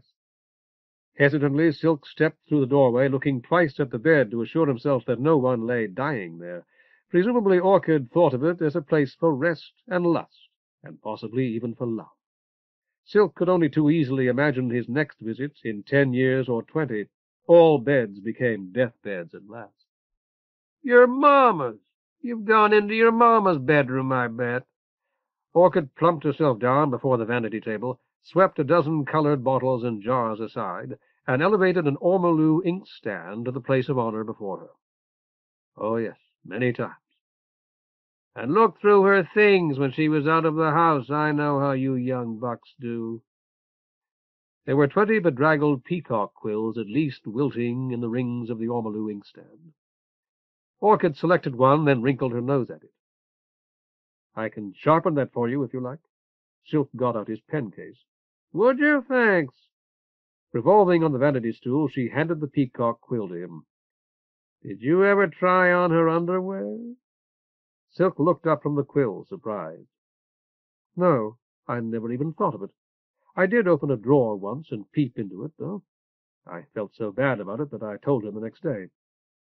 Do you have something to catch the shavings? Don't worry about them. You had a nice mamma, huh? Is she still alive? Silk shook his head. Would you prefer a broad nib? Orchid did not reply, and he, contemplating the splayed and frowsy one before him, decided to give her one anyway. A broad nib used more ink, but she would not mind that, and broad nibs lasted longer. Mine died when I was little. I guess she was nice, but I really don't remember her very well. When somebody's dead, Pedro, can they come back and see people they care about if they want to? It depends on what is meant by see. With the slender blade of the long-handled penknife, Silk sliced yet another whitish sliver from the nib. He was accustomed to goose and crow quills. This was larger than either. Talk to them, visit with them a while, or just let them see you. No, Silk said. Just no? Why not? Hyrax forbids it. He returned the quill to her and snapped his pencase shut. If he did not, the living would live at the direction of the dead, repeating their mistakes again and again. I used to wonder why she never came to see me, Orchid said. You know, I haven't thought about that in years, and now I'll think about Orphan, hoping that Hyrax will let her out once or twice so I can see her again. Have a seat there on the bed, Pedro. You're making me jittery. Reluctantly, Silk smoothed the canary-colored sheet and sat down. A minute ago you said 20 cards. That's about as cheap as they come, I bet. It would be modest, Silk admitted, but certainly not contemptible. All right, what about 50? What would she get for that much? Gods, he considered. I can't be absolutely sure. A better sacrifice and a much better casket. Flowers, a formal bier with draperies, perhaps a... I'll make it 100, Orchid announced. It will make me feel better. 100 cards and everything the best. Orchid plunged her quill into the inkwell. Silk opened his mouth, closed it again, and put his pencase away. And you can say that I was her mother. I want you to say it. What do you call that thing where they stand up and talk in the Manteion? The Ambion, Silk said. Right. I never told them here because I knew, we both knew, what sort of things the other girls would say about her, and me too, behind our backs. You tell them tomorrow, from the Ambion, and put it on her stone. Silk nodded. I will. With florid sweeps of her quill, Orchid was writing the draft. Tomorrow, right? When will it be? I had thought at 11. I'll be there, Pedro. Orchid's face hardened. We all will. Silk was still shaking his head as he closed Orchid's door behind him. Chenille was waiting in the hall outside. He wondered whether she had been eavesdropping, and if so, how much she had heard. She said, You wanted to talk to me? Not here. I waited in my room. You never came, so I came over here to see what was up. Of course. Orchid's draft for 100 cards was still in his hand. He folded it once and thrust it into the pocket of his robe. I told you I'd be there in a few minutes, didn't I? It was a great deal longer than that. I'm afraid I can only apologize. You still want to talk in my room? Silk hesitated, then nodded. We must speak privately, and I'd like to see where it is. Chapter 11. Summoned. What Orchid's got used to be for the owner and his wife, Chenille explained. Then their sprats had rooms close to theirs. Then upper servants, then maids, I guess. I'm about halfway on the inside. That's not so bad. Turning left, Silk followed her down the musty hallway. Half look out on the court like mine does. That's not as good as it sounds, because they have big parties in there sometimes, and it gets pretty noisy unless you stay till the end, and usually I don't. You take those drunks up to your room when they get sick, then you never get the smell of. Maybe you think it's gone, but wait for a rainy night. They turned the corner. Sometimes they chase the girls along the gangways and make lots of noise. But the outside rooms on this side have windows on the alley. There's not much light, and it smells bad. I see, Silk said. So that's not so good either, and they have to have bars on their windows. I'd rather hang on to what I've got. Chenille halted, pulled a key on a string from between ample breasts, and opened a door. Are the rooms beyond yours vacant? I don't think there's an empty room in the place. She's been turning them away for the last month or so. I've got a girlfriend that would like to move in, and I've got to tell her as soon as somebody goes. Perhaps she might occupy Orpon's room. Chenille's was less than half the size of Orchid's bedroom, with most of its floor space taken up by an oversized bed. There were chests along the wall, and an old wardrobe to which a hasp and padlock had been added. Yeah, maybe. I'll tell her. You want me to leave the door open? I doubt that it would be wise. All right. She closed it. I won't lock us in. I don't lock when there's a man in here. It's not a good idea. You want to sit on the bed with me? Silk shook his head. Suit yourself. She sat down, and he lowered himself gratefully onto one of the chests, the lioness-headed stick clamped between his knees. All right, what is it? Silk glanced toward the open window. I should imagine it would be easy for someone to stand there on the gallery, just out of sight. It would be prudent for you to make sure no one is. Look here. She aimed a finger at him. I don't owe you one single thing, and you're not paying me, not even a couple bits. Orphan was kind of a friend of mine. We didn't fight much anyhow, and I thought it was nice what you did for her, so when you said you wanted to talk to me, I said fine. But I've got things to do, and I'll have to come back here tonight and sweat it like a sow.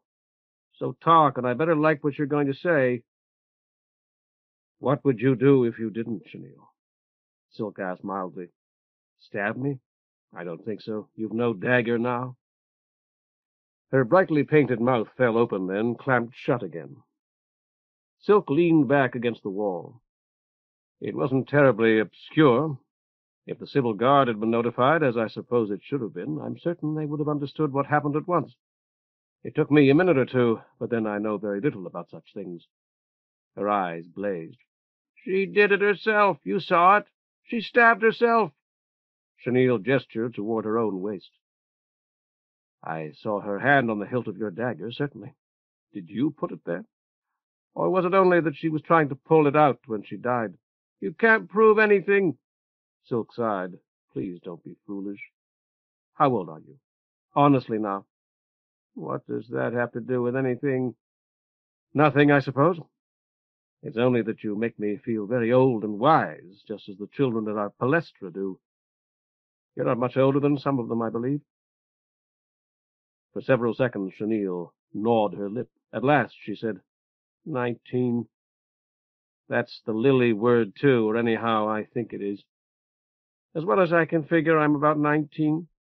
I'm older than a lot of the girls here. I'm 23, Silk told her. By the way, may I ask you to call me Pater? It will help me to remember who I am. What I am, if you prefer. Chenille shook her head. You think I'm some cank chit you can get to suck any pap you want to, don't you? Well, listen, I know a lot you never even dream about. I didn't stick Orphan. By Sfigs, I didn't. And you can't prove I did, either. What are you after, anyhow? Fundamentally, I'm after you. I want to help you if I can. All the gods. The outsider knows that someone should have long ago. Some help! Silk raised his shoulders and let them drop. Little help so far, indeed. But we've hardly begun. You say that you know much more than I. Can you read? Chenille shook her head, her lips tight. You see, although you know a great deal that I do not, I'm not denying that at all. What it comes down to is that we know different things. You are wise enough to swear falsely by Sfigs, for example. You know that nothing will happen to you if you do that, and I'm beginning to feel it's something I should learn too. Yesterday morning I wouldn't have dared to do it. Indeed, I would hardly dare now. I wasn't lying. Of course you were.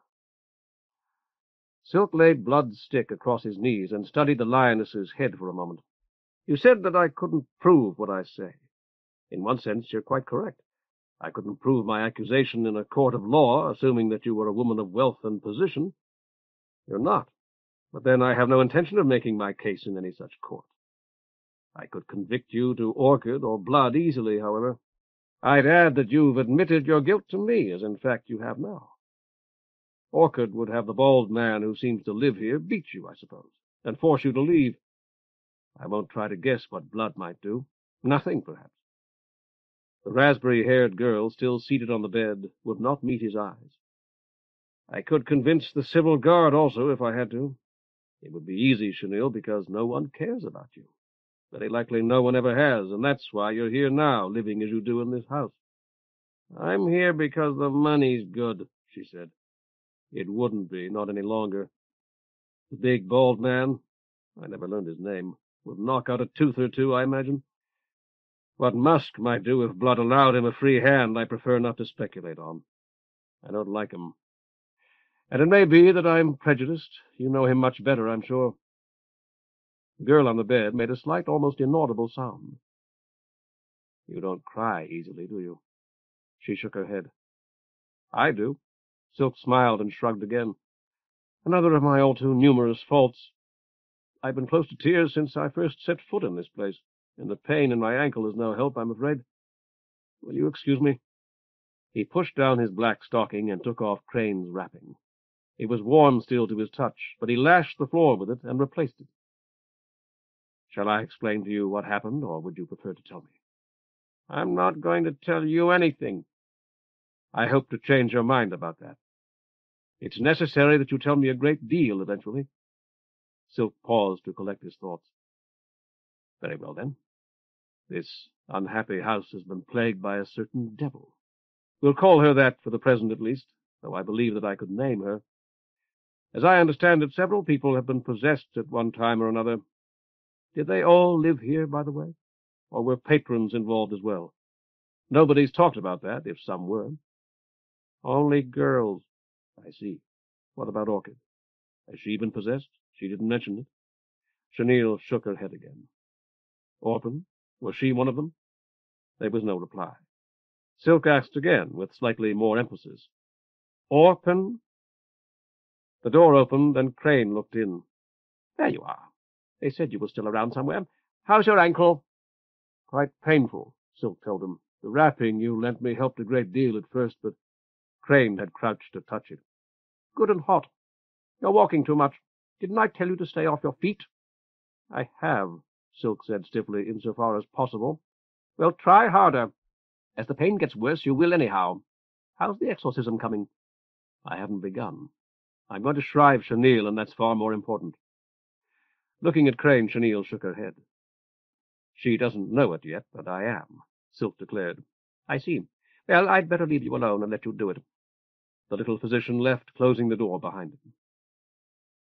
You were asking about Orphan, Chenille said. No, she was never possessed that I know of. Let's not change the subject so quickly, Silk said. Will you tell me why that doctor takes such an interest in you? He doesn't. Silk made a derisive noise. Come now, he obviously does. Do you think I believe he came here to inquire about my leg? He came here looking for you. No one but Orchid could have told him I was here, and I left her only a few moments ago. Almost the last thing she said to me was that she wanted to be alone. I just hope that Crane's interest is a friendly one. You need friends. He's my doctor, and that's all. No, Silk said. He is indeed your doctor, but that's not all. When Orchid and I heard someone scream and went out into the courtyard, you were fully dressed. It was very noticeable because you were the only woman present who was. I was going out. Yes, precisely. You were going out, and thus dressed, which I found a great relief. Sneer, if you like. I didn't begin, of course, by asking myself why you were dressed, but why the others weren't. And the answers were harmless and straightforward enough. They'd been up late the previous night. Furthermore, they expected to be examined by Crane, who would make them disrobe in any event, so there was no reason for them to dress until he'd left. Crane and I had arrived together just a few minutes earlier, yet you were fully dressed, which was why I noticed you and asked you to bring something to cover poor Orphan's body. The obvious inference is that you had been examined already, and if so, you must certainly have been first. It seemed possible that Crane had begun at the far end of the corridor, but he didn't. This room is only halfway to the old Manteion at the back of the house. Why did he take you first? I don't know, Chenille said.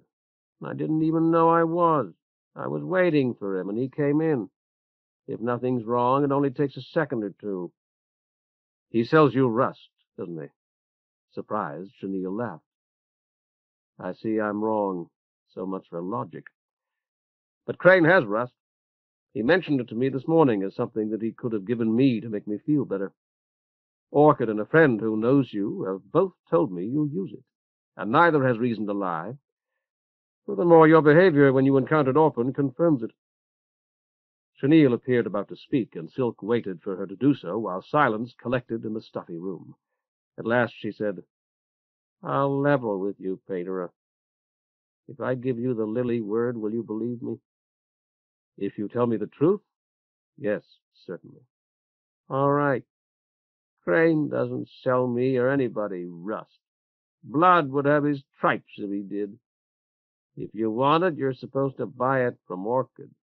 But some girls buy it outside sometimes. I do myself once in a while. Don't tell them. I won't, Silk assured her. Only you're dead right. Crane's got it. And sometimes he gives me some like today. We're friends, you know what I mean. I've done him a few favors, and I don't charge him. So he looks at me first, and sometimes he gives me a little present. Thank you, Silk said, and thank you for calling me Paterer. I noticed and appreciated that, believe me. Do you want to tell me about Orphan now? Chenille shook her head stubbornly. Very well, then. You said that Orphan had never been possessed, but that was mendacious. She was possessed at the time of her death, in fact. The moment had come, Silk felt, to stretch the truth in a good cause. Did you really think that I, an anointed augur, could view her body and not realize that? When Crane had gone, you took some of the rust he'd given you, dressed, and left your room by that other door, stepping out onto the gallery, which you call the gangway. Silk paused, inviting contradiction. I don't know where you had your dagger, but last year we found that one of the girls at our school had a dagger strapped to her thigh. At any rate, while you were coming down those wooden steps, you came face to face with Orphan, possessed. If you hadn't taken the rust Crane gave you, you would probably have screamed and fled. But rust makes people bold and violent. That was how I hurt my ankle last night, as it happens. I encountered a woman who used rust. In spite of the rust, Orphan's appearance must have horrified you. You realized you were confronting the devil all of you have come to fear, and your only thought was to kill her. You drew your dagger and stabbed her once, just below the ribs, with the blade angled up. She said I was beautiful, Chenille whispered. She tried to touch me, to stroke my face. It wasn't Orphan. I might have knifed Orphan, but not for that. I backed away. She kept coming, and I knifed her. I knifed the devil, and then it was Orphan lying there dead. Silk nodded. I understand. You figured out my dagger, didn't you? I didn't think of it until it was too late. The picture representing your name, you mean? Yes, I did. I had been thinking about Orphan's name ever since I'd heard it. There's no point in going into that here, but I had. Crane gave you the dagger, isn't that right? You said a moment ago that he occasionally makes you a present. Your dagger must have been one of them. You think he gave it to me to get me into trouble, Chenille said. It wasn't like that at all. What was it like? One of the other girls had one. She has, most of us have. Do you really care about all this? Yes, Silk told her, I do. So she went out that night. She was going to meet him someplace to eat, I guess. Only a couple of culls jumped her and tried to pull her down. She plucked and cut them both. That's what she says. Then she beat the hoof, only she'd got blood on her. So I wanted to get one for when I go out, but I don't know much about them, so I asked Crane where I could get a good one, where they wouldn't cheat me. He said he didn't know either, but he'd find out from Musk, because Musk knows all about knives and the rest of it. So next time he brought me that one. He'd got it specially made for me, or anyhow the picture put on. I see. You know, Pater, I'd never even seen chenille not to know it was my flower anyway, till he brought me a bouquet from my room last spring. And I love it. That's when I did my hair this color. He said sometimes they call it burning cattail. He laughed about it, so when I asked, he gave me the dagger.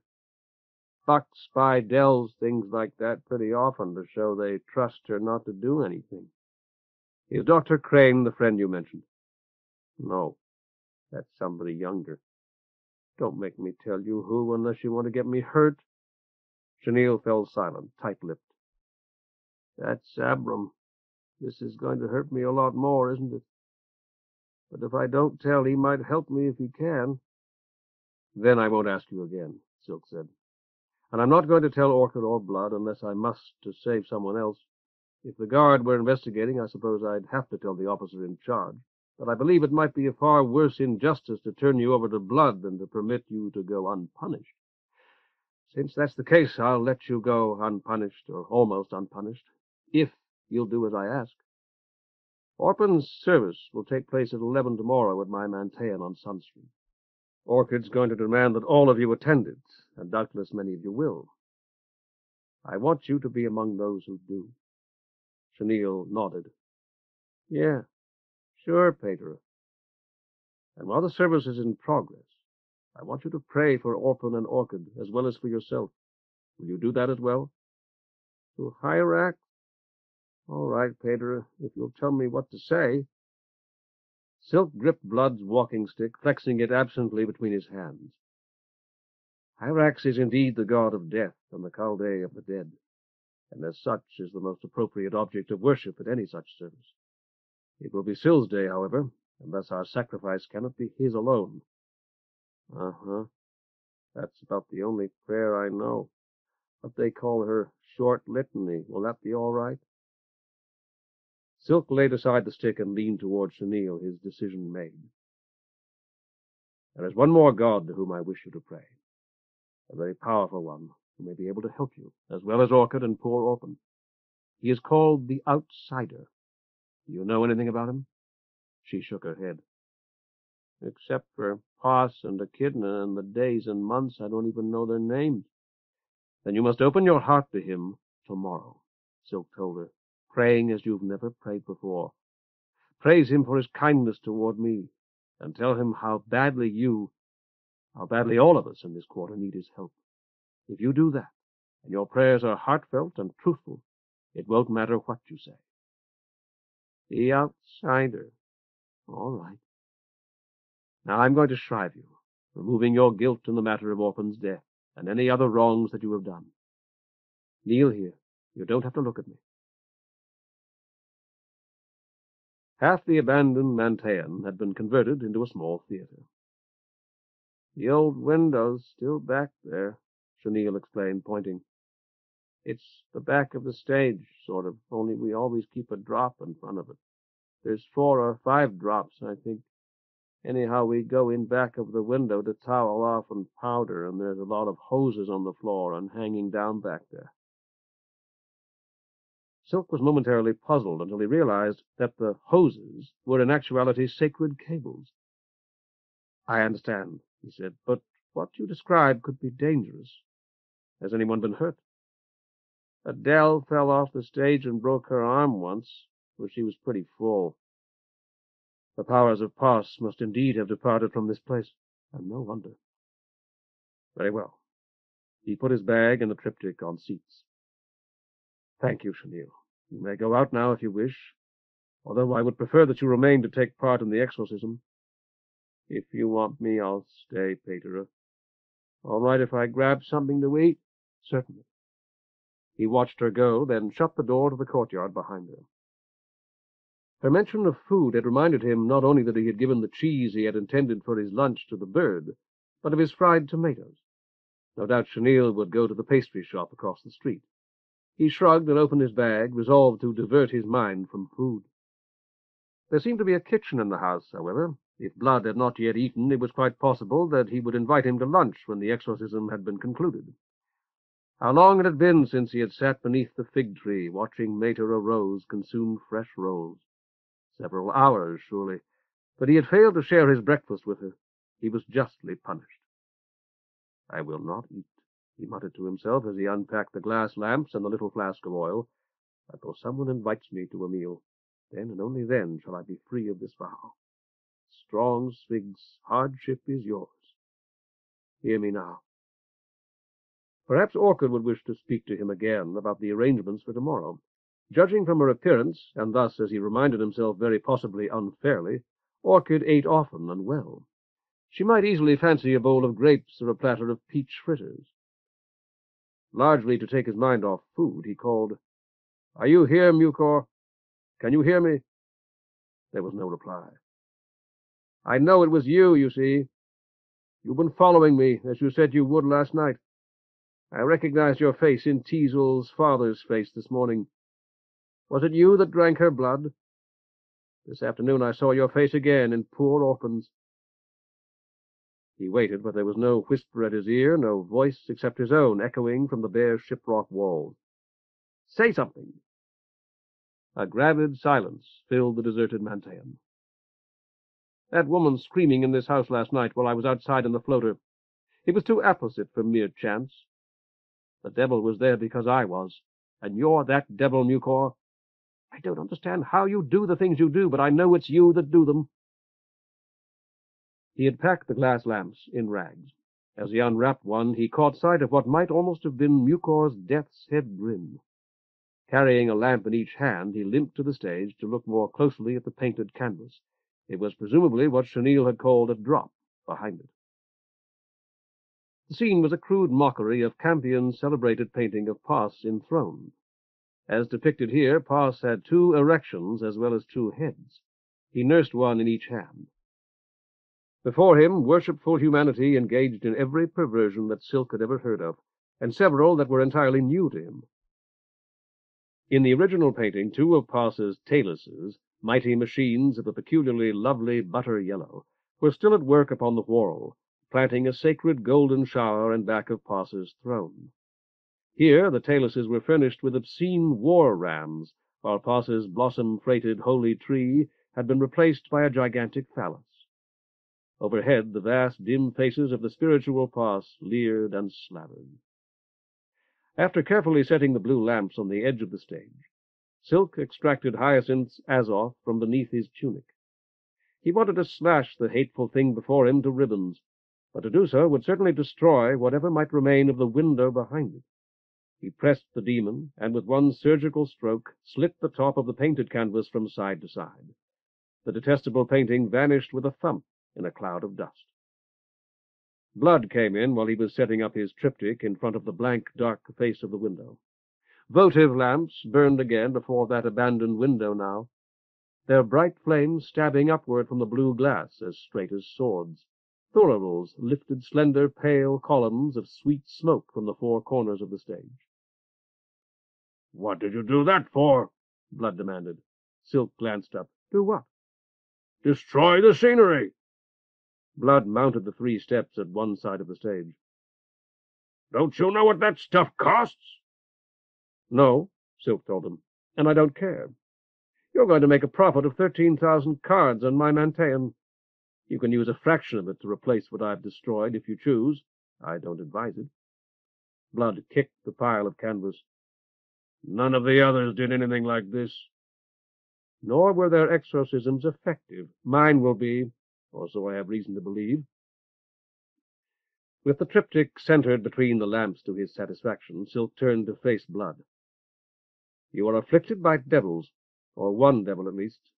I won't bother to explain just who that devil is now, but do you know how a place or a person, any person, falls into the power of devils? Pah! I don't believe in them, Paterer, no more than I do in your gods. Are you serious? Silk bent to retrieve the walking stick Blood had given him. You said something of the sort yesterday morning, but you have a fine effigy of Scylla in front of your villa. I saw it. It was there when I acquired the property. But if it hadn't been, I might have put up something like that anyway, I admit. I'm a loyal son of Viren, Paterer, and I like to show it. Blood stooped to examine the triptych. Where's Pass? Silk pointed. That whirlwind? I thought he was an old man with 2 heads. Any representation of a god is ultimately a lie, Silk explained. It may be a convenient lie, and it may even be a reverent one, but it's ultimately false. Great Pass might choose to appear as your old man, or as the spiraling storm, which is his eldest representation. Neither image would be more nearly true than the other, or more true than any other. Nearly more appropriate. Blood straightened up. You were going to tell me about devils. Well, I won't, not at present at least. It would take some time, and you wouldn't believe me in any case. You've saved me a decidedly unwelcome walk, however. I want you to assemble every living person in this house in this theater. Yourself, Musk, if he's come back, Crane, Orchid, Chenille, the bald man, all the young women, and anyone else who may be present. By the time you get them in here, I will have completed my preparations. Blood mopped his sweating face with a handkerchief. I don't take orders from you, Paterer. Then I will tell you this much about devils. Silk freed his imagination and felt it soar. They are here, and one person has died already. Once they have tasted blood, they grow fond of it. I might add that it is by no means unusual to find them acting upon merely verbal resemblances, notions that you or I might consider only puns. It's apt to occur to them that if ordinary blood is good, the blood of blood should be much better. You'd be wise to keep that in mind. The women arrived by 2s and 3s, curious and more or less willingly driven by Musk and the muscular, bald man, whose name seemed to be Bass. Soon they were joined by Loach and Moorgrass from Silk's own Manteion, both frightened and very glad to see him. Eventually Crane and a dry-eyed, grim Orchid took seats in the last row. Silk waited for Blood, Bass, and Musk to join them before he began. Let me describe... His words were drowned by the chattering of the women. Quiet! Orchid had risen. Shut up, you sluts! Let me describe, Silk began again, what has happened here, and what we will be trying to accomplish. The entire Whorl was originally under the protection of Great Pass, the father of the gods. Otherwise, it could never have existed. He paused, studying the faces of the 20-odd young women before him intently, and feeling rather as if he were addressing Mater Mint's class in the Palestra. Great Pass planned every part of it, and it was constructed by his slaves under his direction. In that way were the courses of all our rivers charted, and Lake Limna itself dug deep. In that way were the oldest trees planted, and the Manteions through which we are to know him built. You are sitting, of course, in one such Manteion. When the Whorl was complete, Pass blessed it. Silk paused again, counting silently to 3, as he so often had at the Anvion, while he searched the faces of his audience for one that had come to resemble the mad girl's, however subtly. Even if you're inclined to dispute what I've said, I require that you accept it for the present, for the sake of this exorcism. Is there anyone here who cannot accept it? If so, please stand." He stared hard at Blood, but Blood did not rise. "Very well," Silk continued. "Please understand that it was not merely the Whorl as a whole that received Parse's blessing and with it his protection. Each individual part received it as well, and most have it still. At times, however, and for good reasons, Parse withdraws his protection from certain parts of this Whorl he created. It may be a tree, a field, an animal, a person, or even an entire city. In this instance, it is surely a building, the one we are in now, the one that has since become a part of this house, so that Parse's protection has departed from the entire house." He let that sink in while his eyes roved from face to face. All of Orchid's women were relatively young, and one or two were strikingly beautiful. Many, if not most, were more than ordinarily good-looking. None resembled Mucor in the least. What, you may ask, does that mean? Does it mean that the tree dies, or the city burns? No, it does not. Suppose that one of you owned a cat, one that bit and scratched you until at last, in disgust, you thrust your cat out into the street and shut your door. That cat, which once was yours, would not die, or at least it would not die immediately. But when dogs attacked it, there would be no one to defend it, and any passer-by who wished to stone it or lay claim to it could do so with impunity. So it is with those of us from whom Parse's blessing has been taken. Some of you, I know, have suffered possession here, and in a few moments I am going to ask one of you who has been possessed to describe it. A small, dark woman at one end of the first row grinned, and though little in her face had changed, it seemed to Silk that he could see the skull that underlay it. He relaxed, and realized that his palms were running with sweat, that the carved handle of Blood's walking-stick was slippery with it, his forehead beaded with perspiration that threatened to run into his eyes. He wiped it away with the sleeve of his robe. "This object behind me was once a sacred window. I doubt that there is anyone present who is so ignorant that she does not know that. Through the window that this once was, Lord Parse spoke to mankind. So it is with the gods, as every one of you must know. They speak to us by means of the windows that great Parse built for them and us. They have other ways as well, of course, of which augury is but one. That doesn't alter the fact that the windows are the primary means. Is it any wonder, then, that when we permitted this one to fall into disrepair, Parse withdrew his blessing? I say we because I include myself. We, every man and every woman in Viren, let this devilish thing happen. In preparation for this exorcism, I did everything that I could to repair your window. I cleaned and tightened its connections, spliced and reconnected its broken cables, and attempted certain other more difficult repairs. As you see, I failed. Your window remains lightless and lifeless. It remains closed to Parse, and we can only hope that he will take the will for the deed, and restore his blessing to this house as we pray." Several of the young women traced the sign of addition in the air. Silk nodded approvingly, then looked straight at the dark woman. "Now I am going to speak directly to the devil who has come among us, for I know that it is here, and that it hears me. That very great God, the outsider, has placed you in my power. You also have a window, as we both know. I can close it and lock it against you if I choose. Depart from this house forever, or I will so choose." Silk struck the stage with Blood's stick. "Be gone!" The young women started and gasped, and the dark one's grin faded. It was, Silk told himself, as though she'd had a fever. The fever was draining away as he watched, and her delirium with it. "Now I have spoken enough for the present. Orchid, I asked Chenille a while ago whether you'd been possessed, and she said you hadn't. Is that correct?" Orchid nodded. "Stand up, please, and speak loudly enough for all of us to hear you." Orchid rose and cleared her throat. "No, Pater, it's never happened to me, and I don't want it to." Several of the young women tittered. "It will never happen to any of you again. I believe that I can promise you that, and I do. Orchid, you know to whom it has already happened? Who are they?" "Violet and Crastula." Silk gestured with the walking-stick. "Will they stand up, please?" Reluctantly, they did so. Violet, taller than most, with sleek black hair and flashing eyes. Crassula, thin and almost plain. Silk said, "This isn't all. I know that there's one more at least. If you've been possessed, please stand up, even if Orchid did not name you."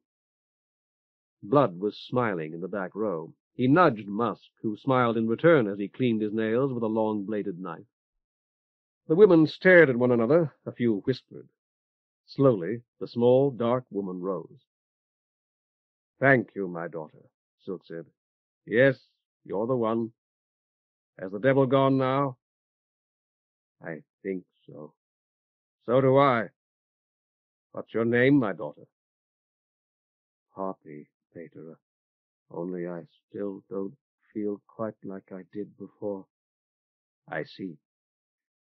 You know, Poppy, Orchid mentioned you to me when we were talking earlier, I suppose." He was on the point of saying that it had probably been because she was Chenille's opposite physically. At the last possible moment, he substituted, "Because you're very attractive. That may have had something to do with your possession, although I can't be certain. When were you possessed, Poppy?" "Just now." "Speak louder, please. I don't believe everyone can hear you." Poppy raised her voice. "Just now, until you said be gone, Pater." "And how did it feel, Poppy?" The small, dark girl began to tremble. "If it frightens you too much, you don't have to tell us. Would you rather sit back down?" "I felt like I was dead. I didn't care any more about anything. And I was right here, but far away. I was seeing all the same things, but they meant different things. And I can't explain. People were hollow, like clothes nobody was wearing. All of them except you." Violet said, "I had my best pins in my hair, and I laid one on the washstand. I didn't want to, but I did. And the drain sort of reached up and ate it. A real good pin with a turquoise head, and I thought it was funny." Silk nodded. "And for you, Crassula?" "I wanted to fly, and I did. I stood up at the bed and jumped off and sort of flew around the room. He hit me, but I didn't care." "Was this last night?" "One of you was possessed last night. Was it you, Crassula?" The thin woman nodded wordlessly. "Was it you who screamed last night? I was here then, outside the house on Lamp Street, and I heard someone scream." "That was Orpen. It had come back, and I was throwing things. The flying was the first time last month." Silk nodded, looking thoughtful. "Thank you, Crassula. I should also thank Poppy and Violet, and I do. I've never had the opportunity to speak with anyone who's been possessed before now, and what you've told me may be helpful to me." Mucor was gone, or at least he could no longer see her in any of the faces before him. When they had met in Sun Street, Blood had told him that there were human beings who could possess others. He wondered whether Blood did not at least suspect that the devil who had troubled this house was his daughter. Silk decided that it might be best not to give him more time in which to think of it. "Now we're going to sing the song that we will sing in the course of the ceremony. Stand up, all of you, and join hands. Blood, you and Musk and the rest must sing with us. Come to the front and join hands." Most of them did not know the Hymn to Every God, but Silk taught them the chorus and the first 3 verses, and eventually achieved a creditable performance, to which Musk, who so seldom spoke, supplied a more than adequate tenor. "Good. That was our rehearsal, and in a moment we'll begin the ceremony. We'll start outside. This little jar of paint and this brush," Silk displayed them, "have been blessed and consecrated already. 5 of you, chosen from among those who live in this house, will participate in the restoration of the voided cross over the Music Street door, while the rest of us sing. It will be best if the 3 who have been possessed were among that 5. After that, we'll circle the house 3 times in procession, and then assemble in here once more for the final casting out." Outside, while surprised urchins stared and pointed at the women, many of whom were still only half-dressed, Silk chose the additional representatives, selecting 2 who were slight of build from among those who seemed to be taking the proceedings most seriously. The Hymn to Every God sounded faint and thin in the open air of Music Street, but a score of watching loungers removed their hats as Blood and Bass gravely lifted each of the 5 in turn on their shoulders. Gamadion by Gamadion, the nearly effaced voided cross was restored to prominence. When the base line had been added beneath it, Silk burned the brush and the remainder of the paint in the largest thurible. "Aren't you going to sacrifice?" Orchid asked. "The others did." "I've just done so," Silk told her.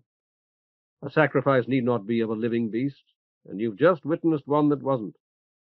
Should a second exorcism be required, we will offer a beast, and retrace the sacred design in its blood. Do you understand the sacrifice and why we're doing all this? I'm assuming that the evil being entered your house through this Music Street door, since it is the only outside entrance to the profane Manteion." Orchid nodded hesitantly. "Good," Silk smiled. "As the second part proper of this exorcism, we will march in solemn procession, making a threefold circuit of the entire structure, while I read from the chrasmologic writings. It might be best if you were to walk behind me, and for the 4 men to take positions from which they can maintain order." He raised his voice for the benefit of the listening women. "It will not be necessary for you to keep in step like troopers. It will be necessary that you remain in a single file and pay attention to what I read." He got out his glasses, wiped them on his sleeve, and put them on. One of the young women tittered nervously. Would Hyacinth laugh so if she were to see him with these small and always somewhat smeared lenses before his eyes? Surely she would. She had laughed at less ridiculous things when they had been together. For the first time it struck him that she might have laughed as she had because she had been happy. He himself had been happy then, though for no good reason. As he cleared his throat, he sought to recollect those emotions. No, not happy. Joyful. Joyous. Silk endeavored to imagine his mother offering Hyacinth the pale greenish limeade that they had drunk each year during the hottest weather, and failed utterly. A devil does violence to itself, first of all, when it becomes an abscess, and as it were a cancer in the whorl, as far as it can. For to be enraged at anything in the whorl is to separate oneself from that whorl, and its ultimately semi-divine nature, in some part of which the various natures of all other things whatsoever are contained. Secondly, a devil does violence to itself when it turns away from any good man, and moves against him with the intention of doing harm. Silk risked a glance behind him. Orchid's hands were clasped in prayer, and the younger women were following in decent order, though a few seemed to be straining to hear. He elevated his voice. Thirdly, a devil does violence to itself whenever it succumbs to the pleasure of pain. Fourthly, when it plays a part, whether acting or speaking insincerely or untruthfully. Fifthly, when it acts or moves, always aimlessly. They had completed half of the third and final circuit when a window shattered above their heads, subjecting Crane, near the end of their straggling line, to a shower of glass. "Just the devil departing," he assured the women around him. "Don't start yelling." Orchid had stopped to stare up at the broken window. "That's one of my rooms." A feminine voice from the window, vibrant and firm, spoke like thunder. "Send up your auger to me."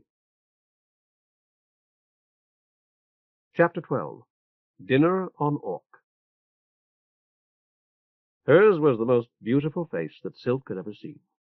It hovered behind the glass in Orchid's solaria, above a suggestion of neck and shoulders, and its smile was at once innocent, inviting, and sensual, the three intermingling to form a new quality, unknown and unknowable, desirable and terrifying.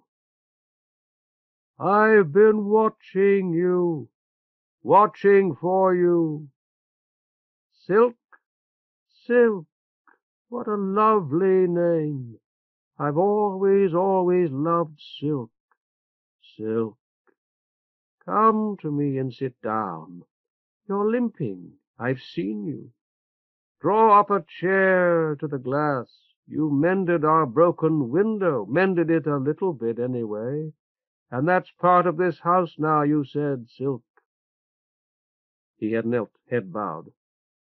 "Sit down, please. I want to see your face. Aren't you paying me honor? You should do what I ask.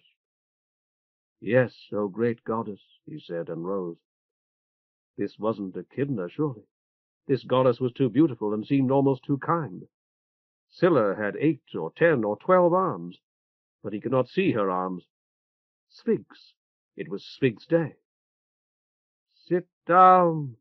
There's a little chair behind you, Silk. I can see it. It was very nice of you to mend our terminal. Her eyes were of a color he had never seen before, a blue so deep that it was almost black, without being truly black or even dark, their lids so heavy that she seemed blind. I would have revealed myself to you then if I could. I could see and hear you, but not that. There's no power for the beam, I think. It still won't light. So disappointing. Perhaps you can do something more? He nodded, speechless. Thank you. I know you'll try. In mending that, you mended this, I think. It's dusty. She laughed, and her laughter was the chiming of bells far away, bells cast of a metal more precious than any gold. Isn't it funny?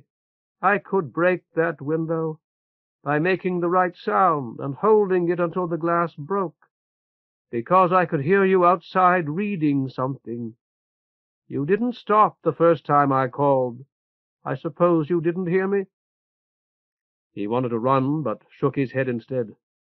No, great goddess, I'm terribly sorry. But I can't wipe the glass. Wipe this glass for me, Silk, and I'll forgive you. If you'll... My handkerchief has blood on it, great goddess. Perhaps in there... I won't mind, unless it's still wet. Do as I asked, won't you, please?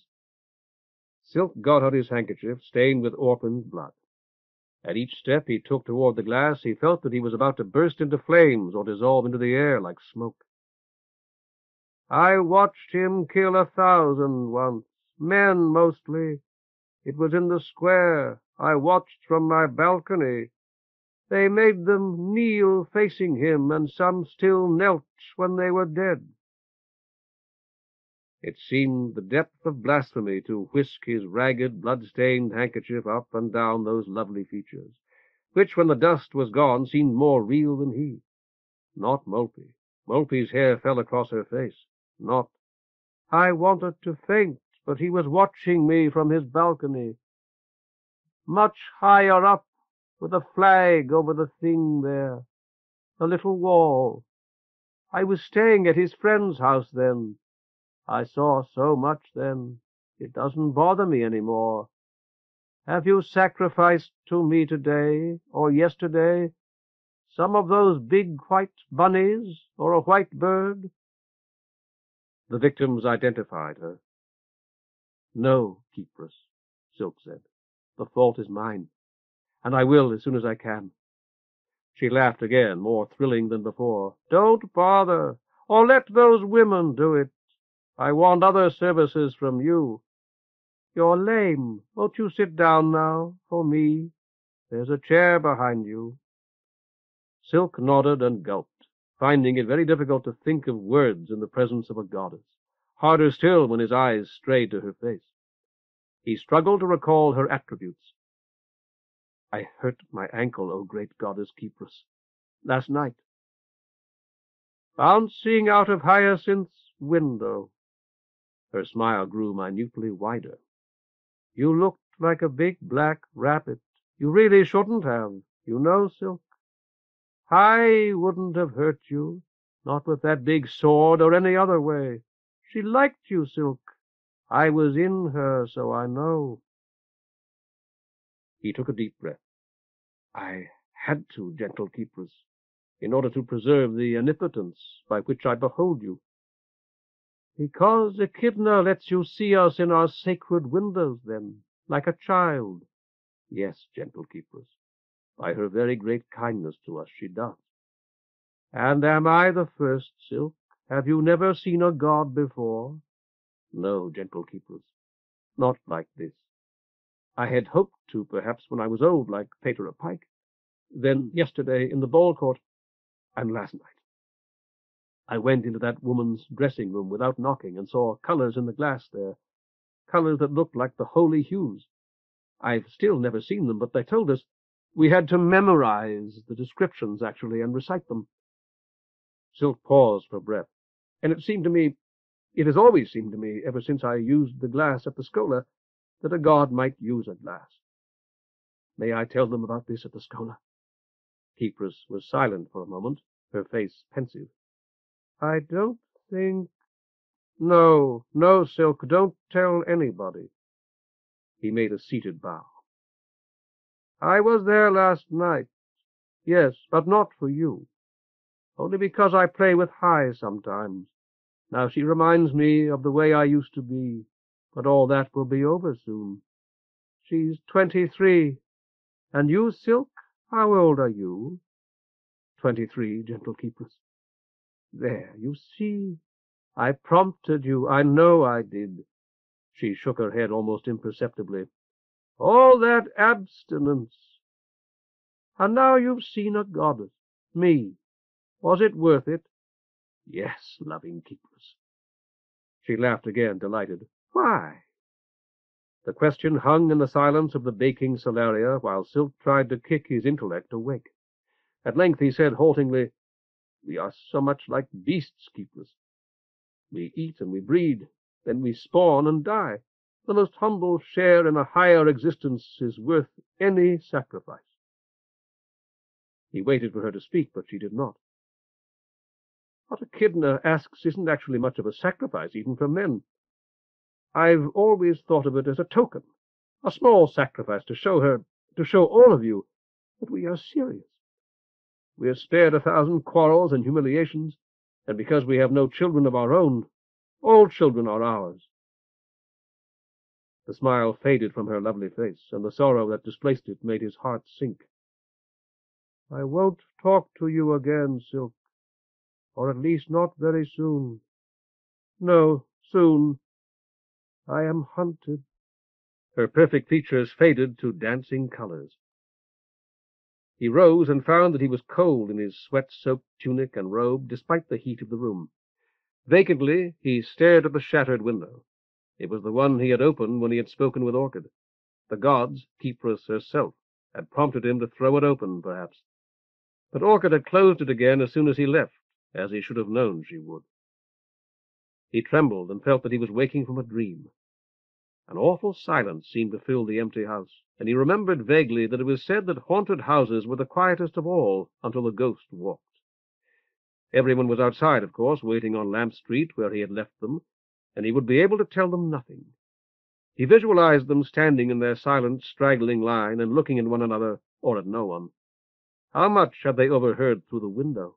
Quite possibly they had heard nothing. He wanted to jump and shout, to throw Orchid's untasted goblet of brandy out the window or at the empty glass. He knelt instead, traced the sign of addition, and rose with the help of Blood's stick.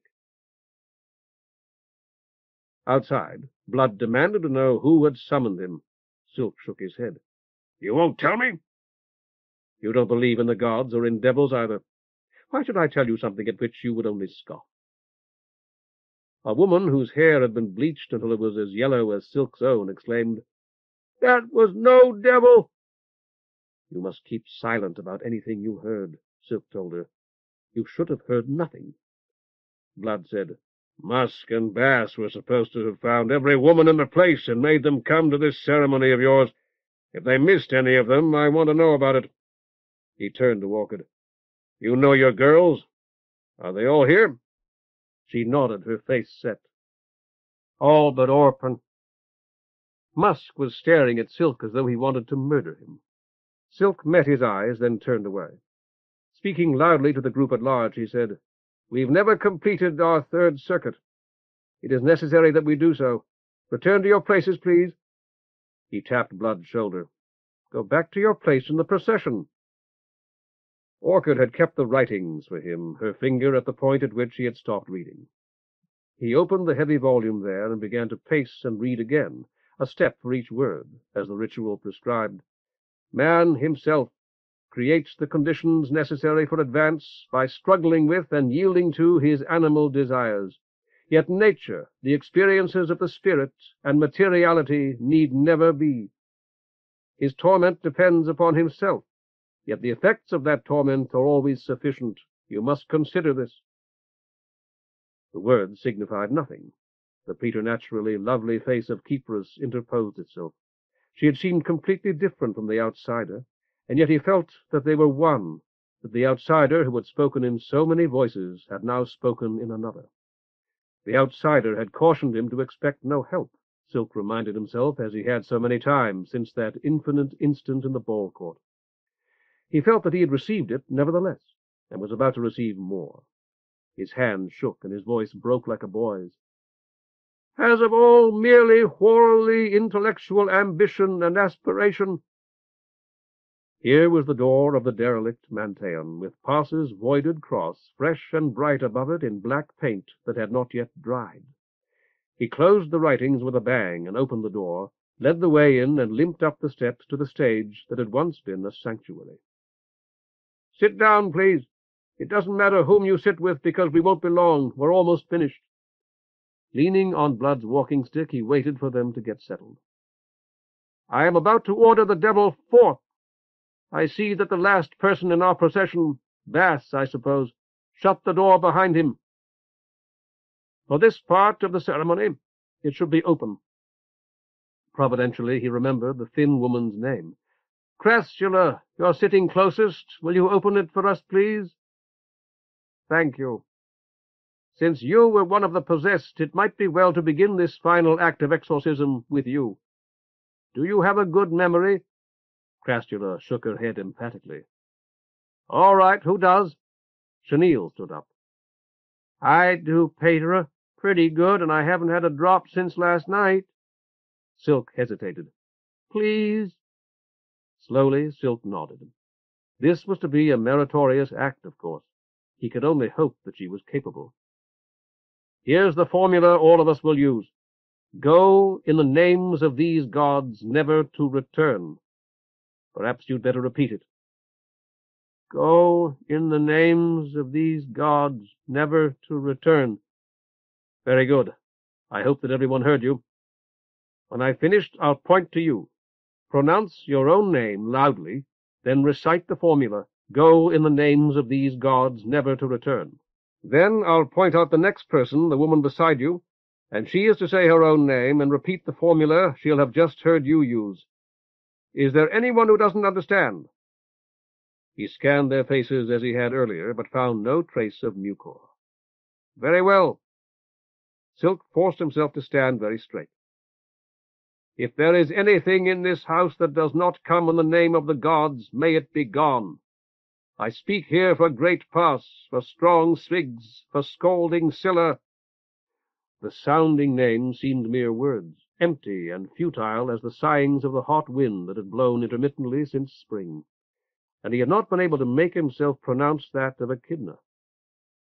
For the outsider and for gentle Kypros, I, Silk, say it, go in the names of these gods, never to return. He pointed toward the woman with the raspberry-colored hair, and she said loudly, Chenille, go in the names of these gods, never to return. Manteion, go in the names of these gods, never to return. Orchid spoke after the younger women in a firm, clear voice. After her, Blood positively thundered. There was, Silk decided, a broad streak of actor in the man. Musk was inaudible. Silk could not help but feel that he was calling to devils rather than casting them out. Silk waited on the uppermost of the 3 steps as he pointed to Bass, who stammered as he pronounced his own name and rumbled out the formula. Silk started down the steps, hurrying despite his pain. Dr. Crane, the final speaker, said, Crane, go in the names of these gods, never to return. And now... Silk slammed shut the door to Music Street and shot the bolt. I've got to go myself. I'm late already. Stay off that ankle. Goodbye, Silk told him, and thank you for the ride and your treatment. He raised his voice. All of you may leave. The exorcism is complete. Suddenly very weary, he sat down on the 2nd step and unwound the wrapping. All the young women had begun to talk at once. He flailed the dull red tiles of the floor with the wrapping, and then, recalling Crane, flung it as hard as he could against the nearest wall. A hush fell as the chattering women streamed out into the courtyard. By the time he had replaced the wrapping, he thought himself alone. He looked up, and Musk stood before him, as silent as ever, his hands at his sides. "Yes, my son. What is it?" "You ever see how a hawk kills a rabbit?" "No, I spent all but 1 year of my boyhood here in the city, I'm afraid. Did you wish to speak to me?" Musk shook his head. "I wanted to show you how a hawk kills a rabbit." "Very well," Silk said. "I'm watching." Musk did not respond. After half a minute or more, Silk rose, gripping Blood's stick. The long-bladed knife seemed to come from nowhere, to appear in Musk's hand as though called forth by a nod from past. Musk thrust, and Silk felt an explosion of pain in his chest. He staggered and dropped the walking-stick. One heel struck the step behind him, and he fell. By the time that he was able to pull himself up, Musk was gone. Hyacinth's Azoth was in Silk's hand, though he could not recall drawing it. He stared at it, dropped it clattering to the floor, clutched his chest, then opened his robe. His tunic showed no tear, no blood. He pulled it up and touched the spot gingerly. It was inflamed and very painful. A single drop of darkly crimson blood appeared on the surface and trickled away. He let his tunic fall again and picked up the Azoth to examine its pommel, running his fingers across the faceted gem there. That was it, and there had been no miracle. Musk had reversed his knife with a motion too swift to be seen as he had thrust, striking hard with its pommel, which must itself be in some fashion pointed or sharply angled. And he himself, Pater Silk, the outsider's servant, had been ready to kill Musk, believing that Musk had killed him. He had not known that he could come so easily to murder. He would have to watch his temper, around Musk particularly.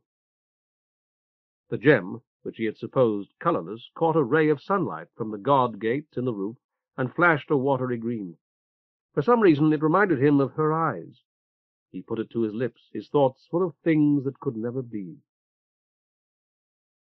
To spare his broken ankle, he had waited until Moorgrass had finished washing and dressing the body, so that he might ride back to the Manteion in Loach's wagon.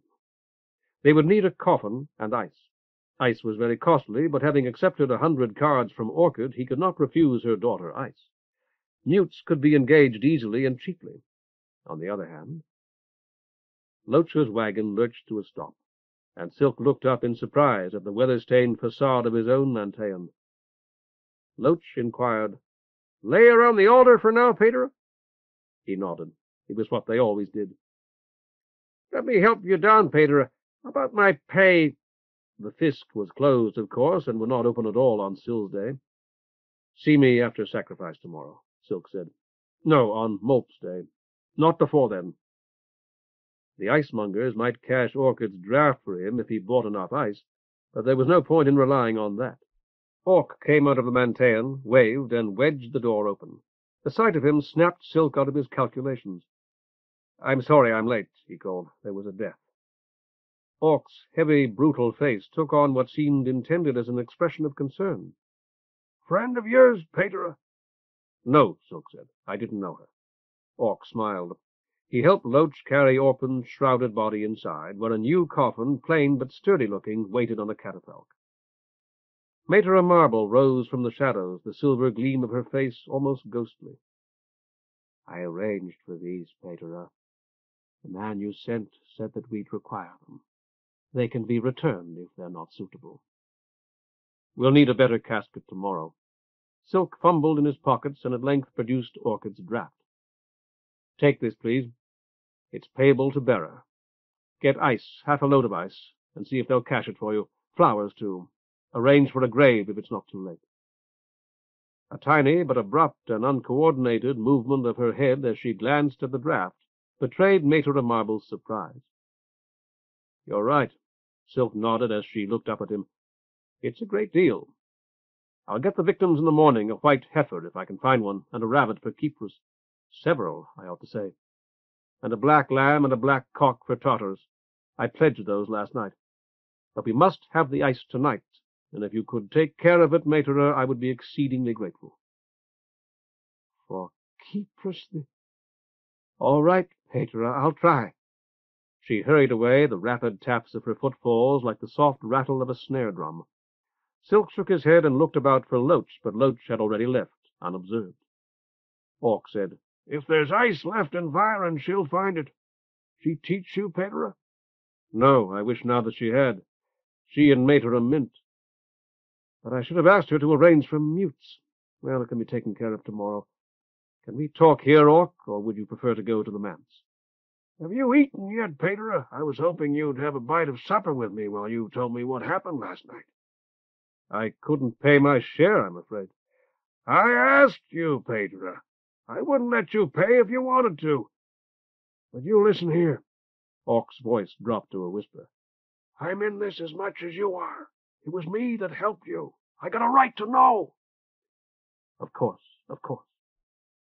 Silk sank wearily into a seat near the catafalque. Sit down, please. It hurts my ankle to stand. I'll tell you whatever you want to know. To tell the truth, I need to tell someone. To talk all of it over, and other things, too. Everything that happened today. And I'd like very much to go to dinner with you. I'm beginning to like you, and I'm terribly hungry. But I can't walk far. Much as I appreciate your generosity, perhaps we should dine together some other night. We don't have to leg it over to the Aurea. There's a nice place right down the street. They got the tenderest, juiciest roast you ever cut on the side of your flipper. Orc grinned, showing square yellow teeth that looked fully capable of severing a human hand at the wrist. Suppose I was to buy an auger, one that really needed it, a dimber uphill dinner, whatever he wanted. That'd be a meritorious act, wouldn't it? I suppose so. Nevertheless, you must consider that he may not deserve one. I'll keep it in mind. Orc strolled to the coffin and pulled down the shroud. Who is she? Orchid's daughter, Orpen. That was nicely done, but you knew her, I'm sure. Her daughter? Leaving Orpen's body, Orc took Silk's arm. Come on, Pater. If we don't get over there, we'll have to eat in the public room. Musk had caught sight of his eagle before he stepped out of the floater. She was at the top of a blasted pine, silhouetted against the brightening skylands. She was looking at the hackboard, Musk knew. She could see the hackboard more clearly from half a league away than he had ever seen the palms of his own hands. She would be ravenous by now. Like a falcon, as Musk reminded himself, an eagle would have to learn to fly before it could learn to hunt. Apparently she had not yet gone after lambs, though she might tomorrow. It was his greatest fear. He circled the villa. The meat bound to the hackboard had been there all day. It was nearly dry now and blanketed with flies. He kicked the board to dislodge them before he brought out the lure and a bag of cracked maize. The lure whistled as he spun it on its 5-cubit line. Ho, hawk! Ho, hawk! Once he imagined that he heard the faint jingle of her bells, though he knew it was impossible. He scattered maize nearly to the wall, then returned to the hackboard and swung the lure again while he waited. It was late, perhaps too late. It would be dark very soon, and when it was, she would not fly. Ho, ho, hawk! As well as Musk could judge, the eagle on the remote snag had not stirred so much as a feather, but a plump brown wood weaver was settling on the cropped grass near the wall to peck at the maize. He dropped the lure and crouched, his needler gripped with both hands, and his left elbow braced on his left knee. It would be a long shot in poor light. The wood weaver fell, fluttered up, cannoned into the wall, and fell again. Before it could fly a second time, he had it. Back at the hackboard, he loosened the nose in the lure line and let the red and white lure fall to the ground. With the noose tight about the wood weaver's right leg, he twirled it, producing a fine and almost invisible shower of blood. Ha, hawk! The wide wings spread. For a moment, Musk, watching the eagle, still twirling the dying wood weaver in its 10-cubic circle, felt that he more than possessed it. Felt that he himself was the great bird, and was happy. You seen what they wrote on that wall, Pater? Orc sat down, having chosen a chair from which he could watch the door. Some sprat from the palestra, like you say.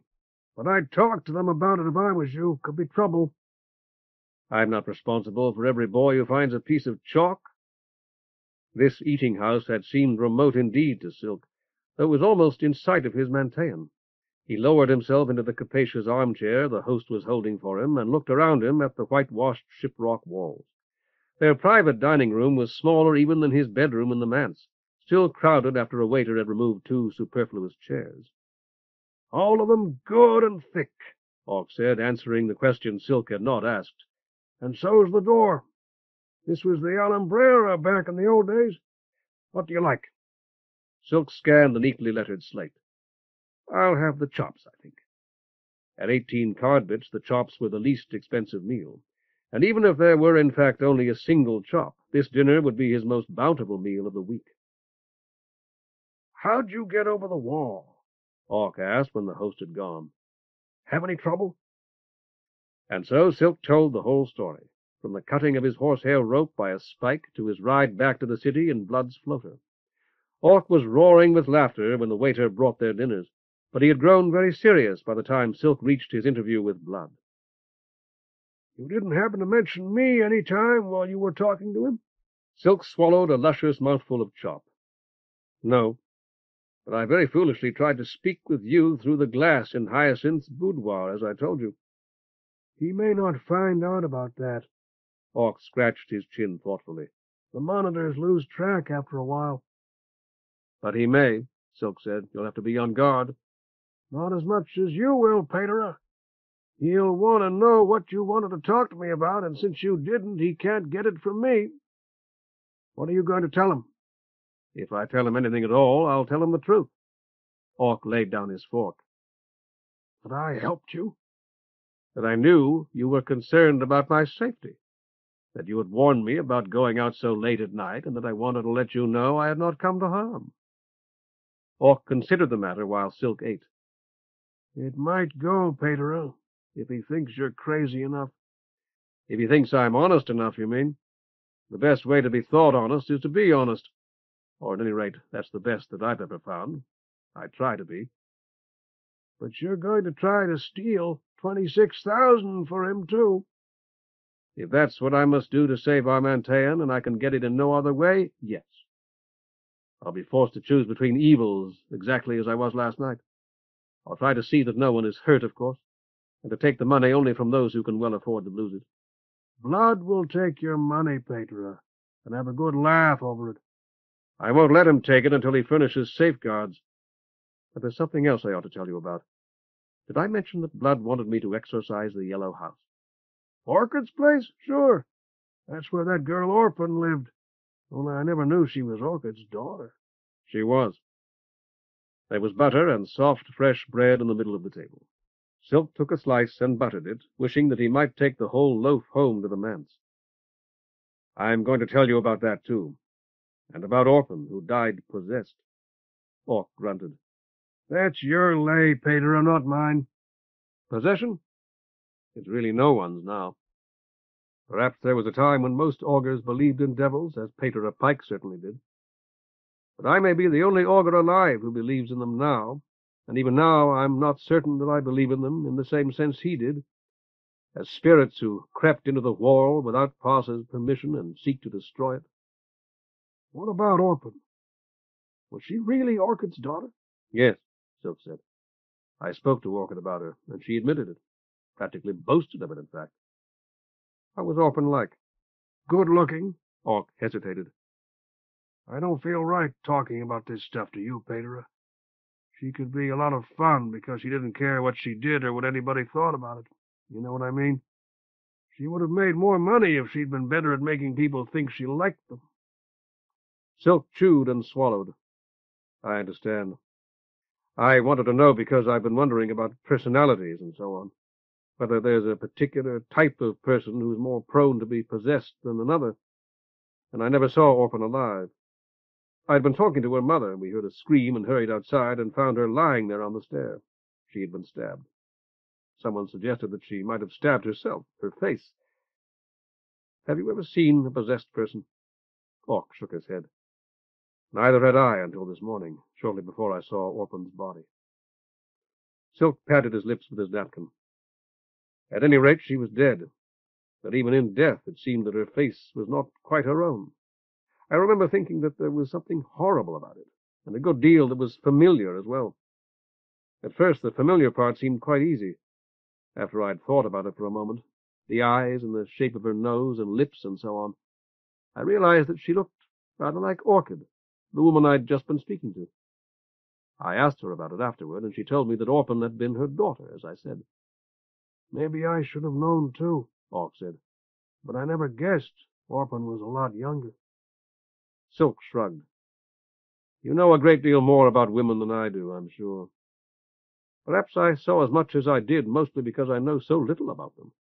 When one knows little about a subject, what one sees are apt to be the most basic things, if one sees anything at all. What I wanted to say, however, was that even the horrible element in her face was familiar. Go on.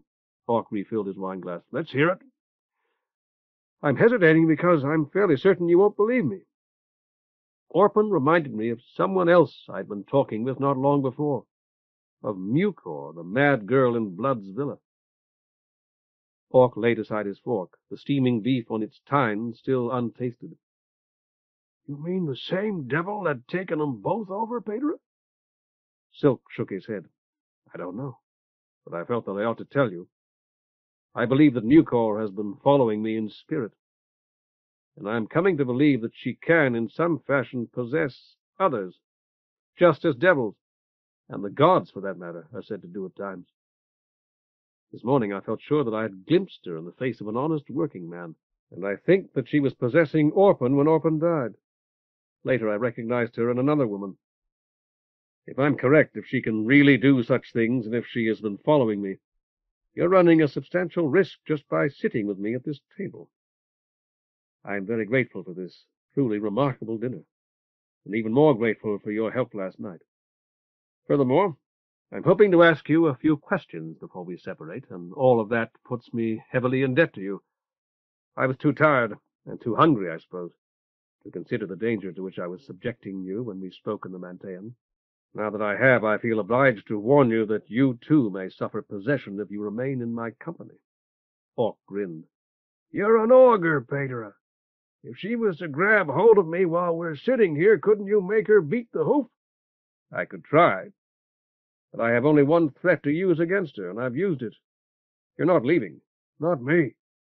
I think I'll have another dumpling instead, maybe with a little of this gravy on it. Thank you.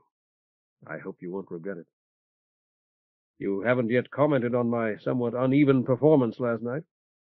If you're afraid I might be insulted, I assure you that you could not be more severe with me than I've already been with myself. All right, I'll comment. Orc sipped his wine. In the first place, I think if you can raise even 1,000, you'd better make sure Blood signs the Manteion over to you before you cough up your gold boys. You were going on about safeguards a minute ago. I don't think you ought to trust in any safeguards except the deed, signed and witnessed by a couple Denver bucks who got nothing to do with Blood. You're right, I'm sure. I've been thinking much the same thing. You better. Don't trust him, even if something that he does makes you think you can. I'll be very careful. Silk's chops were bathed in a piquant, almost black sauce he found unspeakably delicious. He wiped some from his plate with another slice of bread. And I think you've probably found your true calling. Orc grinned. I don't think I could have done much better, and I might not have done as good. This was your first time, too. By number 10, I'll be begging to come along just to watch you work. Silk sighed. I hope there won't be a 10th for both our sakes. Sure there will. You're a real son of Tartarus. You just don't know it yet. 3rd or 4th or whatever it is. I want to see what it is a dimber bucko like you needs a hand from me on. You want to go back to Blood's tonight and get your hatchet? Silk shook his head ruefully. I won't be able to work on the roof until my ankle's healed, and it's more than half finished anyway. Do you recall what I said about Hyacinth's needler? Sure, and the Azoth. A nice Azoth ought to bring a couple 1,000 cards, Pedro, maybe more. If you want to sell it, I can steer you to somebody who'll give you a lily price. I can't because it isn't mine. Hyacinth intended to lend it to me, I'm sure. As I told you, I had told her that I was borrowing those weapons, and I promised that I would return them when I no longer required them. I feel certain she would not have sent the Azov to me by Dr. Crane if I had not said that earlier. When Orc did not reply, Silk continued miserably. 2,000 cards. If I actually received that much, would be an appreciable fraction of the 26,000 that we require. More than 5%, in fact. You'll laugh at me. I ain't laughing, Pedro. You should. A thief who can't bring himself to steal. But Hyacinth trusted me. I cannot believe that any god would wish me to betray a friendless woman's trust. If she lent it to you, I wouldn't sell it either, Orc told him. Just to start out, she's there in Blood's house, and if you've got yourself a friend on the inside, that's not anything you want to fight clear of. You got any notion why this doctor would take on something as risky as that for her? Perhaps he's in love with her. Uh-huh, it could be. But I'll bet he's got some kind of lock. It'd be worth your while to find out what it is, and I'd like to hear about it when you do. I'd like to see this Azov you got from her, too. Suppose I come around tomorrow night. Would you let me see it? You may look at it now, if you like. Silk pulled the Azov from beneath his tunic and passed it across the table to Orc. I brought it to Orchid's today because I feared I might require some sort of weapon. Orc whistled softly and held the Azov up, admiring the play of light along its gleaming grip. 2,800 easy. Might bring 3,000. Whoever gave it to her probably paid 5 or 6 for it. Silk nodded. I believe I may have some idea who that was, although I don't know where he could have gotten that much money. Orc regarded him quizzically, but Silk shook his head. I'll tell you later if it appears that I may be correct. He held out his hand for the Azov, which Orc returned with a final grunt of admiration. I want to ask you about Hyacinth's needler. Blood took out the needles before he gave it back to me. Can you tell me where I might buy more without a brevet? Sure, Pedro. No problem at all. Have you got that with you, too? Silk took Hyacinth's engraved needler from his pocket and passed it to Orc. The smallest they make. I know 'em. He returned the needler and rose. Listen, can you get by without me for a minute? I got to, Of course. Silk directed his attention to his chops. There had been 3, and hungry though he was, he had thus far eaten only the first. He attacked the second without neglecting the tender dumplings, buttered squash with basil, and shallots in oil and vinegar that the eating-house had provided, apparently at no additional charge, to accompany them. Mere worry, mere concern would not save the Manteion. It would be necessary to devise a plan, and that plan need not necessarily involve stealing 26,000 cards. Enlisting the sympathy of some magnate might do as well, for example, or... Silk was discovering that he had devoured his third and final chop, without realizing he had finished the second when Orc returned. Chapter 13. Silk for Caldé. Dr. Crane shut and bolted the door of his infirmary. It had been a hard day. He was glad to be back again, very glad that Blood, who had put in a grueling day as well, would not entertain tonight. With luck, Crane thought, he might get a good night's sleep, an uninterrupted night's sleep, a night in which the cats clawed no one. Musk's hawks refrained from footing Musk and his helper. Most of all, a night in which none of the fools that Byron called women decided that some previously unnoticed mole was in fact the first symptom of a fatal disease. Shuffling into his bedroom, which had no door to the hall, he closed the door to the infirmary and bolted it as well. Let them call him through the glass if they wanted him.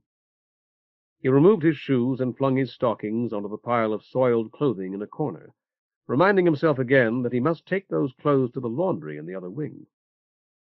Had he put the black stocking he'd cut off that fellow's silk in there? No, he'd thrown it away.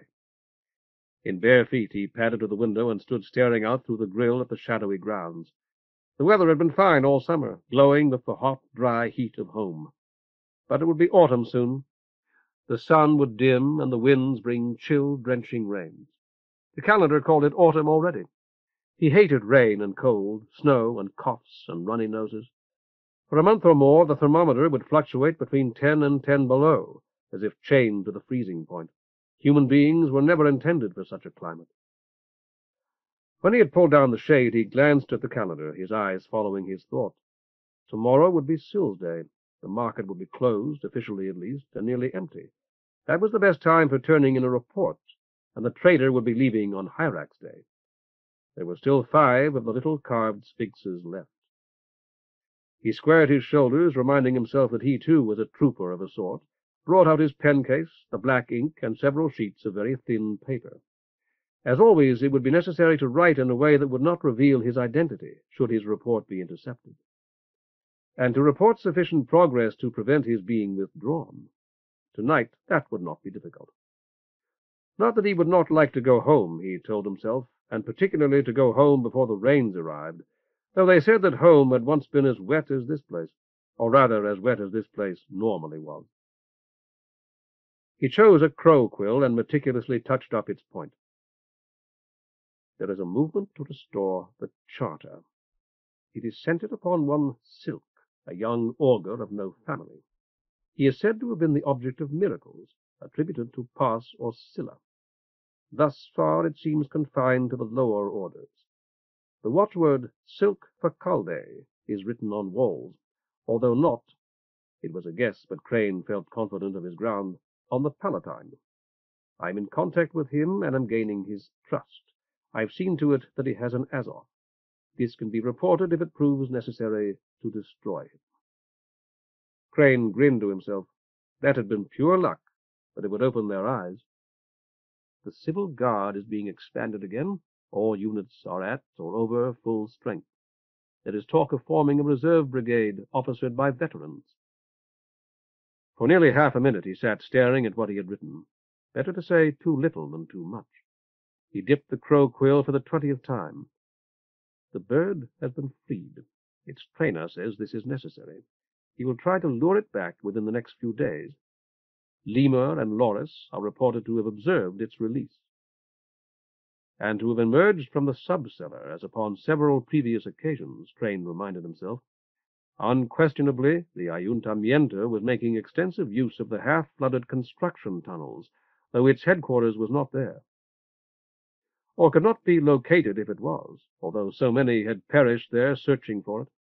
Besides Viron's dormant army, there were Vironese soldiers in those tunnels, as well as several Taluses. Crane shook his head, then smiled at the thought of the Rani's reward. Turning to his glass, he clapped his hands. "Monitor!" The floating face appeared. "Code, snake root. What have you got for me?" Blood's fleshy features filled the glass. "Councillor Lemur ought to hear this." Blood's face was replaced by the deceptively cheerful-looking visage of Potto. "You can give me the message." "I'd rather—" Crane smiled at Blood's reluctance. "That doesn't matter. What is it?" Crane edged nearer the glass. When Blood had faded, and the monitor reappeared to tell him there were no further exchanges of interest, Crane dipped his quill again. Later, the bird has come back of its own volition. It is said to be in good condition. He wiped the quill carefully and returned it to his pen-case, blew on the paper, and folded and refolded it until it was scarcely larger than his thumbnail. When he pressed it into Sphinx's swordless left hand, the hand closed upon it. Crane smiled, put away his pen-case and the remaining paper, and considered the advisability of a long soak in the tub before bed. There was a good light in the bathroom. He had installed it himself, and if he read for an hour, the tightly folded sheet would have taken on the brown hue of the elaborately carved wood before he retired. He always liked seeing that, enjoyed making sure. He was, as he had to be, a very careful man. "Thanks," Hawk said as he resumed his seat. "I feel better now. Listen, Pedro, do you know how to use that thing?" "The needler?" Silk shrugged. "I fired it, as I told you. Not other than that." Hawk refilled his goblet. "I meant the Azoth." "No, naturally you don't, but I'll tell you about the needler anyhow." He drew his own needler, twice the size of the engraved and gold-plated weapon, in Silk's pocket. "Notice I got the safety on? There's a lever like this on both sides." "Yes," Silk said, "so it won't shoot. I know about that." Fine. Orc pointed with his table knife. This pin here sticking out, you call this the status pin. If it's pushed out like that, you've got needles left. Silk took Hyacinth's needler from his pocket again. You're right. It's flush with the side. Now watch. I can empty mine by pulling this loading knob back. A silver fountain of needles sprang from the breech of Orc's needler and scattered over the table. Silk picked one up. There's not much to see, Orc said. Just little rods of solid alloy, some kind of stuff that a lodestone pulls a lot better than steel. Silk tested the tip with his finger. I thought they'd be sharper. They wouldn't work as good. If a thing as little as that went straight through somebody, it probably wouldn't do much damage. You want it to slew around so it cuts sidewise. The point's rounded just a shade to make it feed into the barrel, but not much. Silk put down the needle. What makes the noise? The air. Orc smiled at Silk's surprise. When you were a sprat, didn't some other sprat ever sling a rock at you and almost hit you? So you heard the rock go past your ear? Silk nodded. All right, there wasn't a bang like with a slug gun, was there? It was just a rock, and the other sprat threw it with his sling. What you heard was the rock going through the air, just like you might hear the wind in the chimney. The bigger the rock was and the faster it was going, the more noise it would make. I see, Silk murmured, and with the words the entire scene returned, glowing with the vivid colors and hot shame of youth, the whizzing stones, his futile defense and final flight. The blood that had streamed from his face down his best white tunic to dye its embroidered flowers. All right, a needle's just a tiny little thing, but when it's shot out, it goes so fast that the rock might just as well be traveling backwards. So it makes that noise you heard.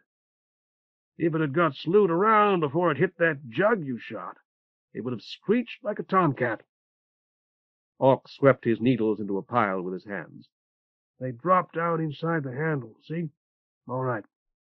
Right under my finger is a little washer with a hole in the middle and a lot of sparks in it. Silk raised his eyebrows, more than ready to grasp at any distraction. Sparks?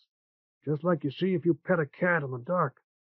They got put into the washer when this needler was made, and they chase each other around and around the hole in that washer till you need them. When I close the breech, that'll stick the first needle into the barrel, see? Orc flicked on the safety. If I'd have pulled the trigger, that would tap off some sparks for the coil. And as long as it's got sparks, that coil works like a big lodestone. It's up front here, looped around the barrel, and it sucks the needle to it real fast. You'd think it would stay right there after it gets there, wouldn't you? Silk nodded again. Or be drawn back to the coil if it overshot. Right. Only it don't happen, because the last spark is through the coil before the needle ever gets there. Are you finished, Pedro? I've told you just about everything I know. Yes, and the entire meal was delightful. Superb, in fact. I'm extremely grateful to you, Orc. However, I do have one more question before we go, though no doubt it will seem a very silly one to you. Why is your needler so much bigger than this one? What advantages are secured by the increase in size? Orc weighed his weapon in his hand before thrusting it away. Well, Pedro, for one thing, mine holds a lot more needles. Full up, there's 125. I'd say your little one there most likely only holds 50 or 60. Mine are longer, too, which is why I can't give you some of mine to use in yours. Longer needles mean a wider cut when they slew around, and a wider cut takes your cull out of the fight quicker. My barrel's longer, too, and the needles are a hair thicker. All that gives them half a dog's cheek more speed, so they'll go in deeper. I understand. Silk had drawn back the loading knob of Hyacinth's needler and was peering at the rather simple-looking mechanism revealed by the open breech. A needler like yours is all right inside a house or a place like this, but outside you'd better be up close before you pull the trigger. If you're not, your needle's going to start slewing around in the air before it ever gets to your cull. And once it starts doing that, don't even pauses, sprats, your pardon, Pedro, know where it's going to end up. Looking thoughtful, Silk got out one of Blood's cards. If you would allow me, Orc, I'm heavily indebted to you. I already paid, Pater. Orc rose, pushing back his chair until it thumped the wall. Some other time, maybe. He grinned. Now then, you remember I said don't even the gods know where your needles are going? Of course. Silk rose as well, finding his ankle less painful than he had anticipated. Well, maybe they don't, but I do, and I'll tell you as soon as we get outside. I know where you and me are going to go, too. I should return to my Manteion. By an effort of will, Silk was able to walk almost normally. This won't take more than a couple hours, and I got 2 or 3 surprises I want to show you. The first was a litter for one with a pair of bearers. Silk climbed into it with some trepidation, wondering whether there would be any such conveyance to carry him to the manse when the business of the evening was done. The shade had risen until no sliver of gold remained, and a dulcet breeze whispered soothingly that the dust and heat of vanquished day had been but empty lies. It fanned Silk's flushed cheeks, and the sensual pleasure it gave him told him he had drunk 1 goblet of wine too many. Sadly, he resolved to watch himself more strictly in the future. Orc strode along beside the litter, his grin flashing in the semi-darkness. Silk felt something small, squarish, and heavy thrust into his hand. What we was talking about, Pater. Put 'em in your pocket. By that time, Silk's fingers had told him that it was a paper-wrapped packet, tightly tied with string. How? The waiter. I had a word with him when I stepped out, see? They ought to fit, but don't try them here. Silk dropped the packet of needles into the pocket of his robe. Thank you again, Orc. I don't know what to say. I had him whistle out this trot about for you, and he sent a potboy off after those. If they don't fit, tell me tomorrow. Only I think they will. The litter halted much sooner than Silk had expected, before a tall house whose lower and third stories were dark, though the windows between them blazed with light. When Orc knocked, the door was opened by a lean old man with a small, untidy beard and white hair more disordered even than Silk's own. Aha! Good, good! The old man exclaimed. Inside, inside! Just shut the door and follow me. He went up the stair 2 steps at a time, with a speed that Silk would have found astonishing in someone half his age. His name's Ziphius, Orc told him when he had finished paying the bearers. He's going to be your teacher. Teacher of what? Hacking. 30 years ago he was best. The best environ, anyhow. Turning, Orc led Silk inside and closed the door. He says he's better now, but the younger men won't accept his challenges. They say they don't want to show him up. But I don't know, Orc chuckled. Think how they'd feel if the old goat beat them. Nodding and content to wonder for a few minutes longer what hacking might be, Silk seated himself on the second step and removed Crane's wrapping. It was cold, and though he could not be certain in the dimness of the hallway, he thought that he could feel actual ice crystals in the nap of its cloth covering. He struck the floor with it. Do you know about these? Orc stooped to look more closely. I don't know. What you got? A truly wonderful bandage for my ankle. Silk lashed the floor again. It winds itself around the broken bone, almost like a serpent. Dr. Crane lent it to me. You're supposed to kick it or something until it gets hot. Can I see it for a minute? I can do that better standing up. Silk handed him the wrapping. I heard of them, and I saw one once, only I didn't get to touch it. 30 cards they wanted for it. Orc slapped the wall with the wrapping. When he squatted to help Silk replace it, it felt hot enough to smoke. The stair was as steep and narrow as the house itself, covered with torn carpeting so threadbare as to be actually slick in spots. But helped manfully by Orc and urged forward by curiosity, jaw set and putting as much weight as possible on Blood's lioness-headed stick, Silk climbed it almost as quickly as he might have with 2 sound legs. The door at the top opened upon a single bare room that occupied the entire second story. Its floor was covered with worn sailcloth mats, its walls decorated with swords, many of them of shapes that Silk had never seen or never noticed, and long cane foils with basket-work hilts. You're lame, Ziphius called. Limping. He danced toward them, thrusting and parrying. I injured my ankle, Silk told him. It should be better in a few weeks. Ziphius pushed his foil into Silk's hands. But you must start now. begin your lessons this very evening. Do you know how to hold that? You're left-handed? Good, very good. I'll teach you the right, too, eventually. Keep your stick in your right, eh? You may parry, but not thrust or cut with it. Is that understood? May I have a stick, too? You agree that's fair? No objection? Where? Over there. An astonishing bound carried him to the nearest wall, from which he snatched 2 more foils and a yellow walking-stick so slender that it was scarcely more than a wand. Like the foils, it was of varnished bamboo. Silk told him, "I can't engage you with this bad ankle, sir, and the chapter frowns upon all such activities. Not that I'd be an even match or anything like a match for you. Besides, I have no funds to pay for a lesson." Aha! Ock's your friend? Your word on his score, Ock? It's not just to get him killed, is it? Ock shook his head. "He's my friend, and I'm his." As soon as Silk spoke, he realized that it was no more than the truth. He added, "Because I am, I won't let him pay." Xiphias's voice dropped to a whisper. You won't fight, you say, with your cloth and gimp leg. But what if you were attacked? You'd have to. And since Ock's your friend, he'd fight too, wouldn't he? Fight for you? You say you don't want him to pay. Don't you think he feels the same way? He tossed Ock a foil. Not made of money, are you, Ock? A good thief, but a poor man. Isn't that what they say about you?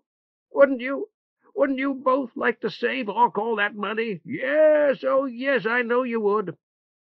Ock unbuckled his hanger and laid it against the wall. If we beat him, he won't charge me. That's right. Xiphias sprang away. Will you excuse me, Paterer, while I remove my trousers? They fell as he spoke. One spindle-thin leg was black, synthetic, and gleaming steel. At the touch of the old man's fingers, it too fell away, leaving him swaying on a single, natural, knotted, blue-veined leg. What do you think of my secret? 5 it took. He hopped toward them, balancing himself precariously with his foil and the yellow walking-stick. 5 I found. Almost too late. Silk blocked a wide, whistling cut at his head. Too many parts? Scarcely enough. Another swinging slash. Don't cringe. Ock lunged at the old man. His parry was too swift for the eye to follow. The crack of his foil against Ock's skull sounded louder than Ock's shot in the cock. Ock sprawled on the sailcloth mat. Now, Paterer, guard yourself. For the space of a brief prayer that seemed half the night, that was all Silk did, frantically fending off cut after cut, forehand, backhand, to the head, to the neck, to the arms, the shoulders, the waist. There was no time to think, no time to do anything but react. Almost in spite of himself, he began to sense a certain pattern, a rhythm that governed the old man's slashing attack.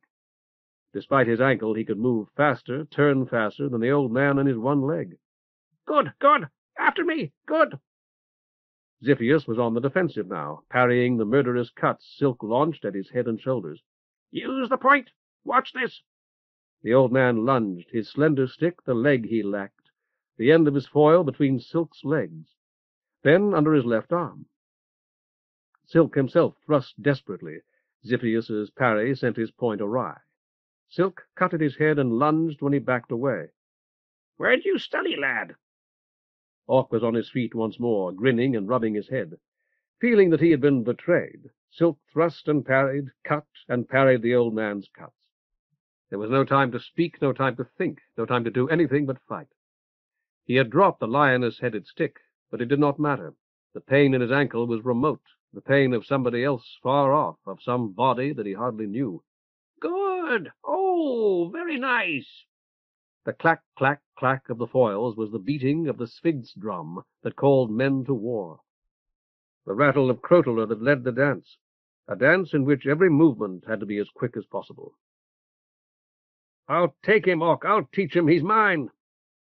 Hopping and half falling, propped by his slender stick, the old man met each attack with careless ease, his mad eyes burning with joy.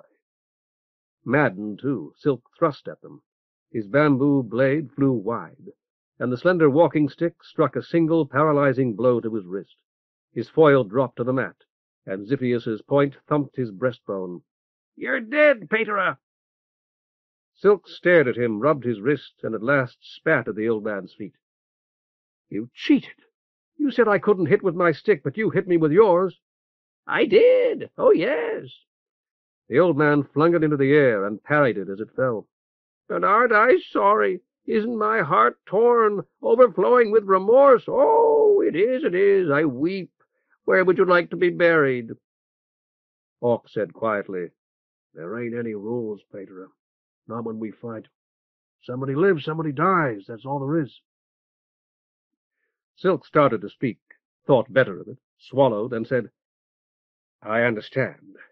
If I'd considered something that happened this afternoon more seriously, as I should have before now, I would have understood sooner. You're right, of course, sir. You're both right. Where did you study? Ziphius asked. Who's your old master? No one, Silk told him truthfully. We used to fence with laths when I was a boy sometimes, but I'd never held a real foil before. Ziphius cocked a bushy eyebrow at him. Like that, eh? Or perhaps you're still angry because I tricked you. He hopped over to Blood's fallen walking stick, snatched it up, practically falling himself, and tossed it to Silk. Want to hit me back? Punish me for trying to save you? Do your worst. Of course not. I'd rather thank you, Ziphius, and I do. Silk rubbed the crusted bruise Musk had left on his ribs. It was a lesson I needed. When may I come for my next? While the old man was considering, Orc said, He'll be a good contact for you, Paterer. He's a master of arms, not just of the sword. He was the one that sold the boy your needles, see? Mornings, afternoons, or evenings? Ziphius inquired. Would evenings be all right? Good. Can we say Hyrax Day, then? Silk nodded again.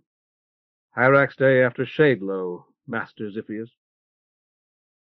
Orc brought the old man his prosthetic leg and helped him keep his balance while he closed its socket about his stump. You see, Ziphius asked, tapping it with his foil, that I've earned the right to do what I did? That I was cheated once myself? That I paid the price when I was as young and strong as you are today? Outside, in the hot, silent street, Orc said, We'll find you a litter before long, Paterer. I'll pay 'em, but then I'll have to get going. Silk smiled. If I can fight with that marvelous old madman on this ankle, I can certainly walk home on it. You may leave me now, Orc, and Pars's peace go with you. I won't try to thank you for everything you've done for me tonight. I couldn't, even if I talked until morning. But I'll repay you whenever I get the chance. Orc grinned and clapped him on the back. No hurry, Paterer. Down this little street. It's String Street, I know it, and I'll be on Sun Street. A few steps east, and I'll be at the Manteion. You have business of your own to attend to, I'm certain. And so, good night. He took care to stride along normally until Orc was out of sight, then permitted himself to limp, leaning on Blood's stick. His bout with Master Ziphius had left him drenched with sweat. Fortunately, the night wind had no edge to it. Autumn was nearly over. Was it only yesterday that it had rained? Silk assured himself that it was. Winter was almost upon them, though there was only that shower to prove it. The crops were in. Meager crops, most peasants said, hardly worth the work of harvest. The parched dead of summer seemed to last longer each year, and this year the heat had been terrible. As it still was, for that matter. Here was Sun Street. Wide though it was, he had almost missed the turning. The funeral tomorrow, Orphan's final rites, and very likely her first as well. He recalled what Orc had said about her, and wished that he had known her, as perhaps Hyacinth had. Had Manteion been able to cash Orchid's draft? He would have to find out. Perhaps she had left him a note. He wouldn't have to tell her to sweep the Manteion. Could rue still be had cheaply in the market? No. Could rue be had at any price? Almost certainly, yes. And there was the manse, with the Manteion beyond it. But he had barred the Sun Street door. He hobbled diagonally across Sun Street to the garden gate, unlocked and opened it, and locked it again carefully behind him. As he went along the narrow path to the manse, where no one slept or ate or lived except himself, voices floated into the garden through the open window. One was harsh, rising almost to a shout, then sinking to a mutter. The other, speaking of Pas and Echidna, of Hyrax and Mulpi and all the gods, was in some odd fashion familiar. He paused for a moment to listen, then sat down on the old worn step. Surely it was, his own. "Who makes the crops to shoot forth from dirt," said this second voice. "You sprats have all seen it, and you'd think it wonderfully wonderful if you hadn't." It was his talk at Manteion from Molt's day, or rather a parody of it. But perhaps he had really sounded like that, had sounded that foolish. No doubt he sounded that foolish still. Thus, when we see the trees dancing in the breeze, we ought to think of her, but not only of her mother too. For we would not have her without her mother, or the trees, or even the dance. He had said that, surely. Those had been his precise words, that babble. The outsider had not only spoken to him, but had somehow split him in two. The pater of silk who lived here and was speaking now in the musty Salaria, and he himself. Silk, the failed thief. Silk, the foe and tool of blood. Silk, who was Orc's friend, who had in his waistband an Azoth lent him by a whore and her trumpery needler in his pocket. Silk, who longed to see her again. The harsh voice, "Silk, good!" Perhaps. But was it that Silk or this one, himself? Was it this one with Hyacinth's Azoth in its hand, drawn unconsciously?